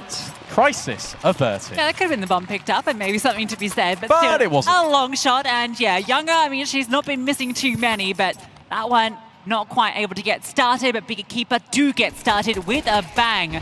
All of that distraction onto A, they don't blink. This feels like they were fully aware of what MIBR wanted to throw. They start heavy ramp, and by the time the hit's coming through, a 4th player's on their way. Yeah, but by the time the hit's coming through, they're all dead anyway. So, brilliant work from Big Equipa. Exactly what the doctor ordered in Stockholm. Now you just got to get by the force buys. MIBR, we know they love a force buy. Yeah, well, we saw Big Equipa win out the force buy right in the first half, so MIBR repeat the trick. Cross down successfully for Olga. Poppins, not quite so successful. Kiosa. That's the bomb. Yeah, you're gonna have to really wake up early in the morning to get past her. I know it was an early start. Feels like Kiosa at her Weetabix first. Younger, well, at least get 1 on the leg.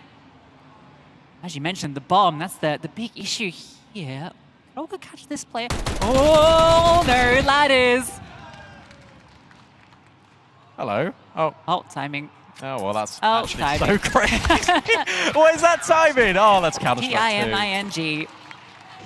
Timing was her name-o. 8-6. Brandon, this will have to be an eco. We're going to be within a single round. And that is why we said, look, it's so important for Big Equipa just to get 4, just to get 5. It's Counter-Strike 2. You can always find a way into this comeback. And now you're on the CT side of the most CT-sided map in the pool. And you've done your job. You've done the bit about getting the pistol, getting the force buy. Now you can settle back down. Obviously, nerves are still going to be there. But hold your horses. You're right back in the running. Horses held. But here's main. That's where the drop comes down. Tanker sees 1. And with Vico at the long range, they got everything covered here. Yeah, easily dealt with. I'll tell you what, this feels absolutely lovely if you're Big Equipa, because you've got to remember, when has there been an eco where you've actually kept 5 alive? I held my breath for a moment there as Olga went on towards M-San's head, but it's fine. It's all okay. They've done their budgeting. They've got a little bit of a bonus now to play with for Big Equipa. Yeah, what do you do? Well, there's a multitude of options here. If it was me, I'd call a lobby crunch. That's my favorite thing to do. But it just feels obvious, you know? It's one of those where you're in your head. Does Astra really want to call a lobby crunch? Do you maybe start with a couple down secret? Do you want to get aggressive outside? 2 SMGs. It's tempting to run at them. They'll not. Instead, they will just play a bit more of a default. Good to get a read on what this T side looks like. I love this angle out of Hanka. Just playing ahead of these smokes. A break on it makes it feel like there's no one up there, but there absolutely is. Tell you what, Big have been doing a brilliant job at just tempering Olga. And if you can tame the beast, sure, there's other heads to this Hydra. That's one of the sharpest bites removed consistently. Maybe you can temper Olga, maybe you can dampen expectations as well here for MIBR, who got off to such a good start here on this first half. At least Poppins is playing well. So too is Younger. It'll be interesting to see what this AWP does for MIBR once they eventually get it into her hands. How they're going to be using Youngher. Because she wasn't really that proactive on the CT side. There was one round where she went back red, but aside from that, she was very reactive. And here, I think on the T side here, MIBR would need to use her to sort of find some of these openings. Astra dealing with the hit util, but Timing. oh, Hanka goes to clear. That's when the strike comes. Little clear into lobby though. They remove Poppins. That's the lurk, but no one's down lower. At least you can get the bomb down, but it still feels okay if you're bigger keeper. Remember, it's your bonus. You still got a player advantage. Yeah, look at the util though. This can get blocked out pretty readily. Yeah, double smokes in towards main, potentially. Molly that as was well. Wing, out of bigger keeper, not allowed. Everyone is here at ramp. Oh, this could be a disaster. Funneled through, and Younger, the player that waits on the other side. Utility goes first. Now they start to charge out from each side. They split through. Younger, sure, delivering on 2, but then overwhelmed by the double. It's on to Gabby. Inferno's hero. Can she save MIBR here? Wanted for her, being diffused. Gabby counting the seconds, counting the minutes. And now Viku will swing, and it's straight into Gabby. The rock of MIBR. The keeper of time as well. Think about how long it has been for Gabby watching on, seeing other people lift this trophy. She does not want to waste her moment. She does not want to make bad of this promise that MIBR have given her. Now armed with a new in-game leader. They just really thought that was a double play. You got to remember as well that the fact that everyone rotates back down from ramp here for bigger keeper, sure, they get these fights head on the bomb site, but then you need to clear control, you need to clear double, you need to clear what's above you. Maybe there's a bait setup. There's so many different avenues. And her taking a couple of steps back, round that corner in towards single is everything because she gets all the information and more. Waits until the last millisecond before opening that door and slamming that opportunity shut for big. That was the bonus round. That was 2 MP9s, FAMAS into it. Now they have everything, the orb included. Smokes outside. Olga got brought down a little bit low. It goes both ways as well. You speak about the investment here for big. That came down right to a 1v2. So you haven't got all the utility at your disposal this time. Funky altercation going on right now. I love that. That angle was actually really funny. You just see the smoke bloop, over. That sends Olga out. Viku spots her on the way back up. Are you peeking, Viku? That should free up Hanka to move about, you'd feel. But she can't move because she's blocked herself off with the smoke.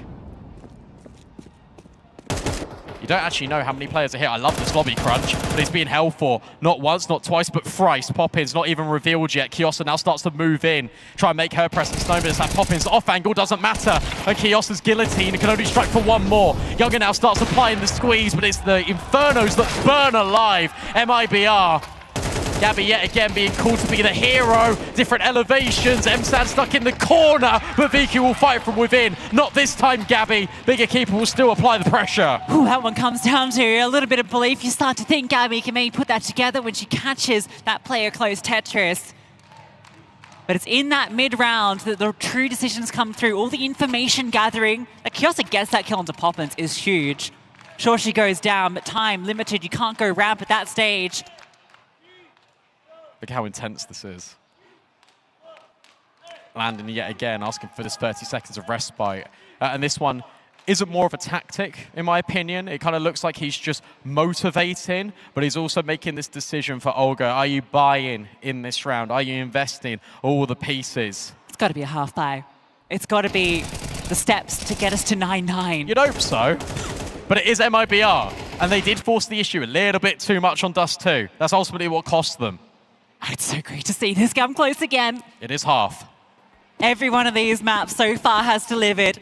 13-11, 13-10. And I wouldn't be surprised if we get double digits from both teams here. Newt had that stat. It was from Letter Cook about running it deep. Having games that go beyond 13-10. We're being treated here after a plethora of 2-0s. Absolute cinema for our last grand finals. Couldn't have asked for a better series. These teams delivering, leaving nothing. I can get a bit of info on this cross. Silent walk. Anyone down here? Yeah, okay. It's Astra. Does she want to block? It's a bit of a threat here. Gabby's the only one with armor though. So you feel Astra, yeah, one, she's happy with that. Nice. I like this. You do give them the space on towards B, but you don't give them control. Instead, you just send them right into the passage of VQ. And now Hanka is still activating as well. She can press off the issue, and they just completely swarm out. MIBR, no bomb plant. But at least that was the half. Olga has money to drop an AWP to Younger. Yeah, I feel like you might want to do that. There you go. 19 and 12. At the moment, neck and neck with VQ. In terms of this series so far, 1.41 rating for Younger across map 1 and 2, 1.42 from VQ. These AWPers, even continuing into this third map, both top the tables. Only pipped by Kiosa. Oh, boost up for Younger. Oh, Hellthor! Younger's boosted to hold red. That's unexpected. Hanka, is this expected? Yes, it is. Poppins provides supporting coverage. You can't get aggressive against the queens of aggression. Against the region that pushes so much. Speaking of pushes, Emsan having a little wander. An adventure with Kiosa. Gabby's holding, but not grabbing the kill. And Emsan actually backs out. Kiosa just goes forward. Oh, hello, Emsan. Emsan's on the roof. And it's being held for by Younger. Are you kidding me? Yeah, I guess they knew that Kiosa had pushed right. There was an understanding that that position could come in. And whilst all this is going on, whilst Poppins might have this kill and this fight in towards Secret, you still got this lurk. Astra on the line. Younger now holding an off angle, now being approached here, but Astra hits the shot. Olga gets caught on the rotate. Yeah, Kiosa catches out Olga. They can get down there in time. At least Kiosa can. You got the vent here? I think they might. Emsan is in lobby. Oh, MIBR keep doing this, especially on the T sides. They keep going into the unknown. Oh, sound cue, it's so loud. Emsan knows everything. And Kiosa makes the drop down. Oh, this feels weird though as well because they have faked this before. They've made ladder movements before. Younger is making noise like they are faking this A bomb site, but Emsan will find the kill. Oh. And now time's the issue. That was a leg shot. That wasn't the collection. Now there's one bullet in this chamber for Younger. As she rounds the corner, she can't collect the kill. It's Emsanity. 1 HP. Insane in the membrane, insane in the game. High impact frags from Sweden Sweetheart. That was a 3-on-5. That was a 3-on-5, and being a keeper, we go, oh, don't push, and then they keep pushing. They keep forcing the issue. That was actually a really, I'm actually so surprised that that doesn't work out for MIBR, because the way that they almost fake it, and now they're going to go quick. It's double digits. It's a force by Brandon. They are all in, and VQ has already removed Olga. Are they banging their heads against the brick wall? Potentially. Danny doesn't get spotted. I don't think. I don't seem aware of it, though. I mean, you should know that they've been dropping down the vent. Banging into a brick wall. Hanka's head made of concrete. And the bullets are even more lethal. Oh, no. A whimper. That's how this round feels. You are up 8-4. You thought you'd done the hard work. But winning ain't easy. So many of these players know that. Well, the bomb's just lost now. Yeah, this is awkward, isn't it? Tried to pounce onto VQ there. That's easy with the drop down. Better angle for her. And she knows one's more there. Oh, free fire. I mean, it doesn't really matter. I mean, look at everyone here. Every single player is here. Younger will get rid of one, but it's inconsequential. Do you know what is consequential, though? That investment. Because now MIBR have nothing. And being a keeper, the world is their oyster. Big Equipa dig deep. Round by round, they have drawn this back into the lead. They need your energy. They call upon it. Hanka and VQ, a familiar position, but they know how quickly it can get torn away from you. Oh, we remember Vertigo, the Katowice. They get undone by those Tech-9s. Force the game into overtime. That doesn't happen here. They wrangle with that investment. They come out on top. Now they've got the chance to put themselves right at the top of the mountain. How much money is going to be here? Not a lot, let me tell you, not a lot. What do MIBR have to stave off grand final points? You've got 4 rounds in a row here for Big Equipa. You had the first gun round going the way of MIBR. You feel like that might be the start of something, but no, immediately neutralized by Big Equipa. They just kept on rolling that snowball. So you've got 3,400 in your pockets. You've got to play for overtime. You have to play for overtime. Can you imagine having that thought in your head right now? After such a lead, feeling going into Nuke, a map that you already dominated today. You know how little is needed to get it across the line, but that little is just out of reach. And now you have to consider conceding series point, knowing you have to play flawless Counter-Strike. You cannot make a mistake for 3 consecutive rounds.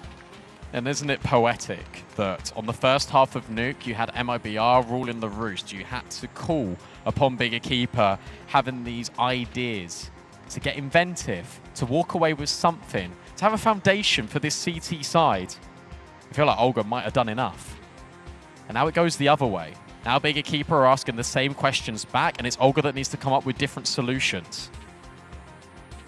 Which in-game leader that is new to the helm of this team and organization is going to spearhead the final journey here in ESL Impact? The final few rounds here on Nuke. And this is where these 2 players who have made a name for themselves on their teams for their firepower, not just their calling, but what they bring to the server, both struggling in this grand final. They gave it all in the earlier semis, 1 game at a time, but now the final stand, and they have to dig deep, find the ideas. Because time is running out. MIBR take the tactical. And that has to be their last opportunity to get Landon behind them on the microphone. We hear guns being bought. Which side is it on? What do MIBR bring in?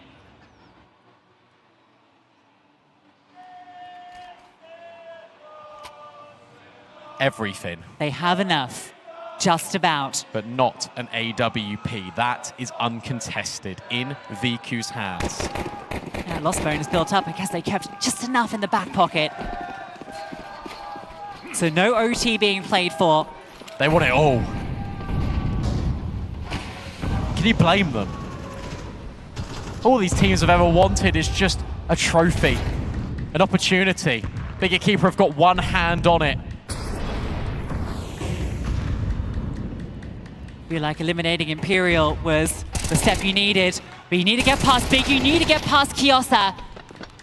Only 1 before she goes, but at the same time, Hanka again, and VQ is already here in control. As she's trying to take complete command of this game. Wide swing, oh, missed shot. They want to keep going to fight it. You really want to challenge VQ in this state of mind, or Younger does, and that was an opportunity. She's not going to be ready for the second player on site. MSAN will get rid of her. Okay, now it's into the 2-on-4. Danny and Gabby. VQ's seen both of them. They know they're down B. Yeah, they know, so they should have the idea. Door opens. VQ wants another line to watch. And a target to find. Gabby, 1-on-4. Bomb on her back. VQ known to play a close double. Surely blindsides her. It's Astra that does. Big Equipa on grand final point. And you have to compromise here if you're MIBR. Do you want utility or do you want firepower? I think everyone knows the answer to this question, but it's worth saying. Are you prioritizing some utilities to get some Tech 9s, Mac 10s for this fast play? And the pressure amounts. So the highest capacity here for MIBR, they decide to compromise. No AKs, it is pure Galil. They need that utility. They need to find some success outside. I'd be so sick if Big Equipa just start pushing them now. Take the fight to them, disrupt them. You're already toppling. You're already off kilter, off balance. So many smokes outside, the double layering to create concern. Kios is not worried. She sees no one progressing. And Hanka's on the jump peak down towards lower, so she'll get this info. Big Equipa has just walked that tightrope. MIBR just crossed with these mid smokes. Hanka just on the edge, jumping for information. Head being reset by this door frame. The flashbang goes forward, but actually it's Olga that presses the issue. Back turn, Hanka will just get 2 kills. 3 left for the trophy. All that's required. And Hanka is still a nuisance at single. And VQ by her side on B. But they're going back up. Not again. Gabby's here at door, clearing this position. M-San, will it be her again? Smoke lands at the perfect time. She spots out one, deals with the M-San, sends them packing. Big Equipa have done it. Your champions. So often at Big Equipa, they have so many of these iterations of this roster. It's been a long time coming, a long journey for Astra, Hanka and VQ. It's well deserved. You feel like it was their legacy to eventually lift this trophy. That is what they've been building up on year, what both these teams have been doing. Because the same story that we put on Hanka and VQ, that can be put on the other side. We know what Olga, Gabby went through in that first year.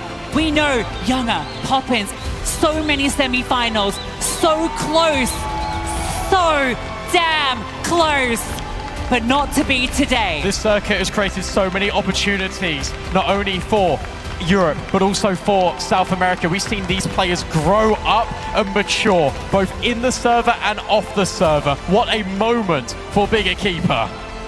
Revel in it, Big Equipa. For MIBR, it's gonna sting, but they have shown that South American Counter-Strike does not end at Furia. The fire burns within all of these players.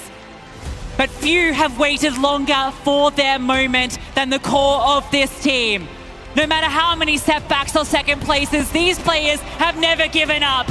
And today, that dream becomes a reality. Stockholm, give it up. ESL Impact Season 8 champions, Big Equipa.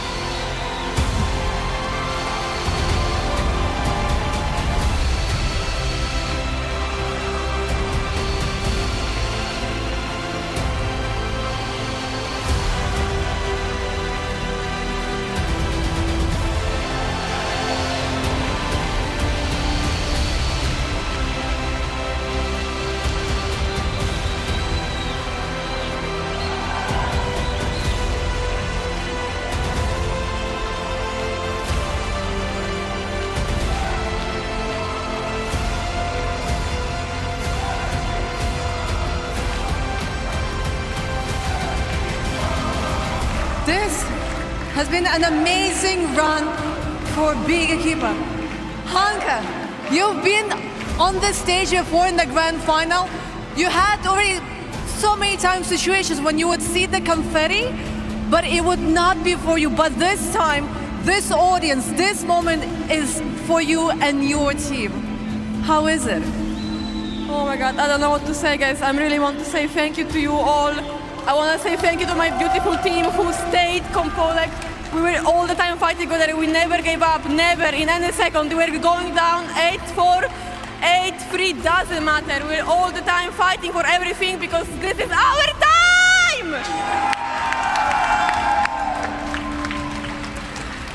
Kiosa, you've been pretty emotional on your Telegram channel saying this is your first ever grand final. I can see the tears. How are you? How does it feel to be a champion? I don't know how it feels, but it's really cool. Like, I'm really happy. I'm really happy. I'm proud of all of my team. And yeah, actually no words. No words at all. Maybe you have a few words considering, We are indeed in Sweden. You are indeed a Swedish player, and your family is here, and the fans. Emma, what do you have to say to Stockholm? I love you.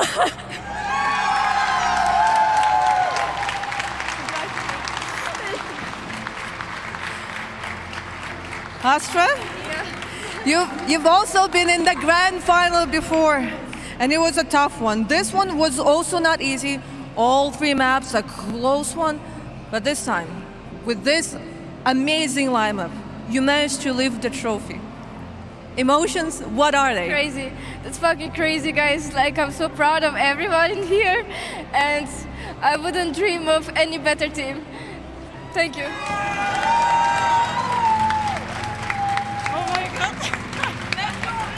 Vico, you have been avoiding me every season. You literally were running away from my interviews.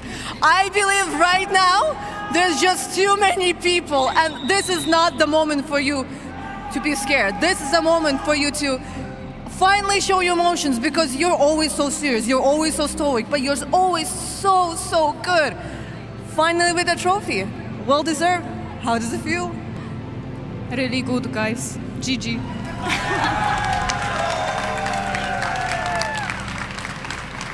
Last but not least, someone who helped out the team, I believe, in the last 1 week. Is that all the time you had with this amazing team? Do you feel like the preparation was well spent? For sure, like, I don't know, I'm a little bit speechless, but we had I was called to come to boot camp with them, like on the last days. We booked a flight last minute. I spent 1 week with this team, this amazing team who spent so much time and trying to practice. And with all the resources we had and support from the organization too, we actually made it happen, and it feels so amazing to like make it work after this. I'm so proud of the girls. It's a big moment for all of you.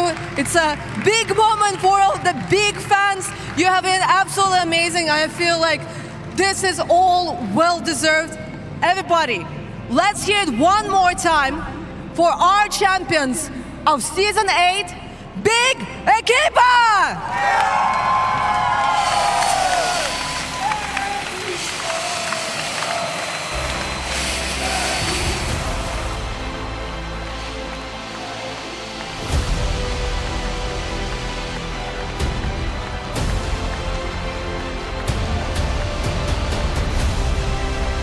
Big Equipa dared to dream at the beginning of this season, dared to be bold, building a roster anew with one goal.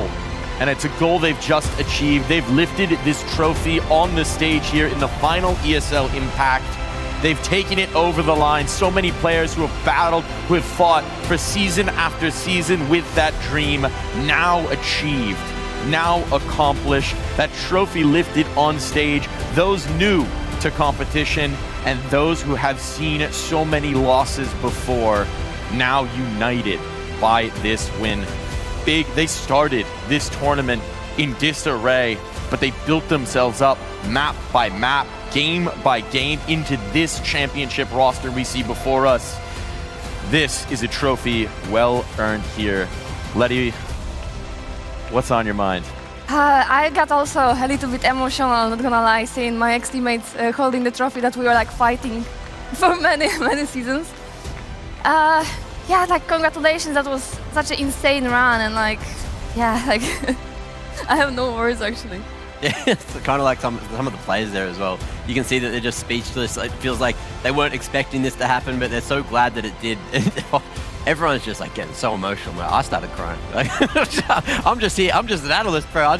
Now I'm crying. You're not crying. I'm crying, bro. How can you not be? How can you not be? Because you know what this represents to the players. You know what ESL Impact has become over the last 4 years of play. The symbol that this trophy represents now.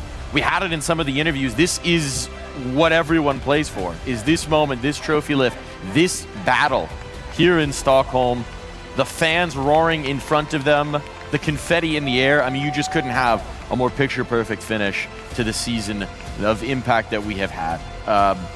Some words now for those who didn't get to that trophy lift. For MIBR, they battled it out. They really did. I mean, such an incredible run from them. Everyone having their moment. Younger on our screen thought she was going to be able to seize that.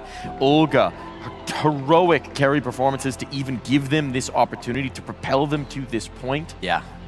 Gabby, Poppins, Danny, you can see just how much this loss means.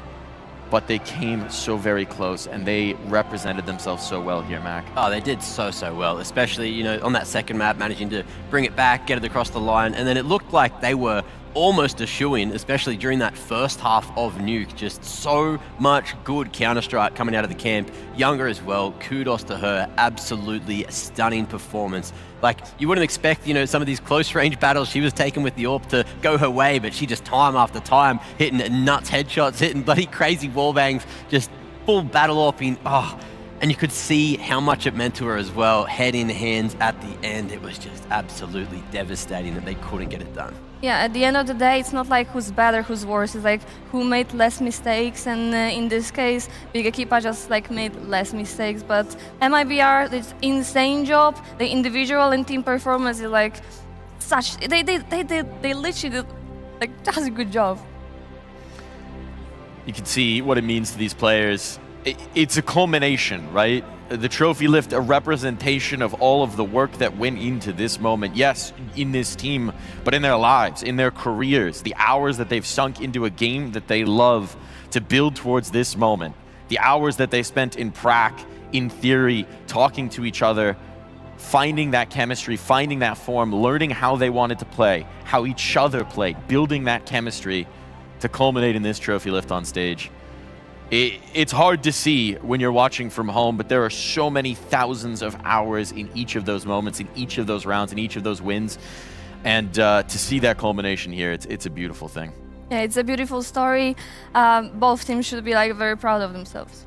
Yeah, it has to say as well that, you know, especially some of the individuals on Big Equipa, even the fresher faces as well, you could see that they were getting emotional. It means so much to Kyosa and MSAN as well. Like MSAN, when Impact was brought in for ESL here, she would have been 15. Like, she would have been 15. I don't think that's old enough to actually play in the league, but here she is finally getting a chance on the big stage and gets it done with a lovely group of women around her. And it's something that we've seen that's been beautiful to watch over the course of Impact, right? Is, yes, a player who literally wasn't old enough to compete in the league, but she may have been watching. She may have been seeing these role models in the early season show themselves on stage and ignite that fire for competition within her.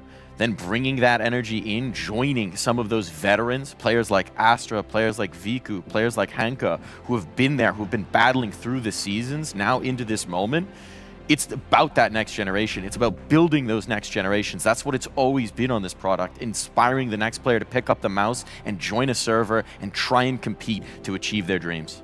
Completely, and of course, like MSAN is still a young player, but also she has the position. She's playing anchor, and it's not about kills. It's not about like doing huge impact. Her impact is literally just sometimes staying alive and just like, you know, playing with brain, and like she delivered. You got to think even back to that first half as well. There was those moments where things weren't going right. There were rounds that MIBR were winning, which arguably they were robbing. Like, Big Equipa was dropping the ball at some point. You could see the pressure on the player cams, and the fact that they were able to turn it around from that point and come out with the W, with the whole championship, the whole damn thing. Like, that takes a lot of resilience. It does indeed. It does indeed. And I think that one of the things you mentioned earlier is sometimes it's just about who makes fewer mistakes. And to me, that typifies consistency. And I think for us, not sure what the numbers are going to tell the story of at the end, but for us here watching, our MVP of this tournament is the player who's most represented consistency throughout. And I think that's got to be Viku. She's just brought such a level to it. Letty, your former teammate, your opper, what is it about Viku that just makes her different? Our coach would say she's just talented, but I think she just feels the game. She spent a lot of time on the server. She played with a lot of players. She spent so much time on, you know, progressing. And yeah, like I think like the all hours she spent on the server just pay her off. Now she's a champion. Yeah, absolute champion performance. And as you said, Mike, like, just the pillar of consistency all through the weekend. You'd see a name towards the top of the scoreboard, if not at the top of the scoreboard, and then her AWP today in the grand finals has just been, you know, the difference maker, the absolute difference maker. Not even in the grand finals, even in the semis, to make sure it happened, make sure they got here to the grand finals and put themselves in the position to be the champions. And she's just such a rock for the team, right? Stone-faced in so many moments on the server, barely cracking a smile even when they're dominating. And we saw it in the interview as well. Heku finally tracks her down, and it's... kind of expected that she's gonna say like something similar. Yeah, long time coming. It couldn't be any other way. It couldn't be any other way, and we wouldn't want her to be any other way. I think we're coming to the close here on this season of ESL Impact, so there's nothing left to do but to say our goodbyes. We're going to get everyone in here for a moment.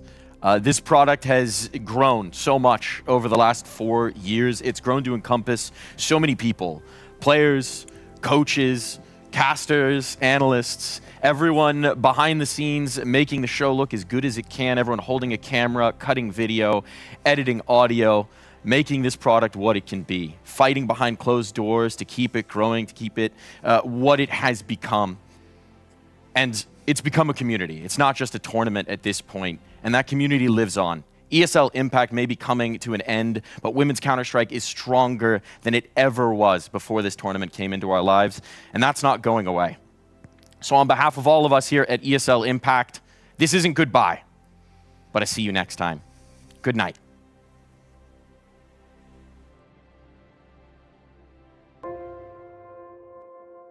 That's new. It glows. Looks sick.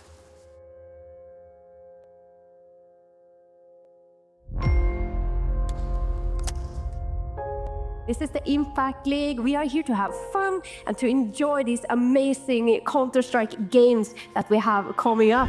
ESL Impact was created with passion to drive for change. The journey has always been about finding the key core, which is a safe zone for all women to participate Counter-Strike. We have seen teams participate at larger tournaments. The most important change that I have seen is the confidence that has been flourishing in the women players. They're forces of nature to be reckoned with. Without ESL Impact, we won't be there. That's absolutely true. My world turned upside down with Impact. I think ESL Impact is a beam of light, like a hope that they're providing, giving women a voice. It helps break down barriers. I believe since Impact exists, the Counter-Strike community has become more open. You could see how excited it made everyone, and that's something that was really nice for the scene, and it kind of encourages a lot more women to be playing. You know, it's important that there's women players, like Anna, that, casual women players can see oh, she's owning, and the Impact League, maybe I can also be this good. I think the most that brings me joy when we created a community, a family, this is the most important thing to me.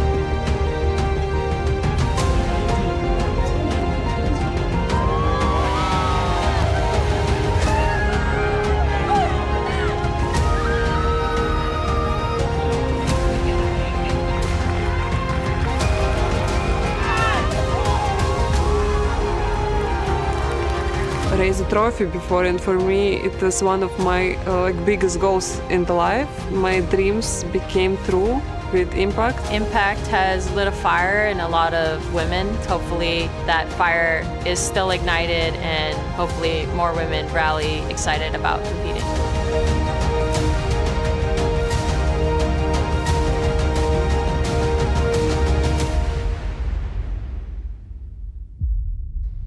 You made an impact.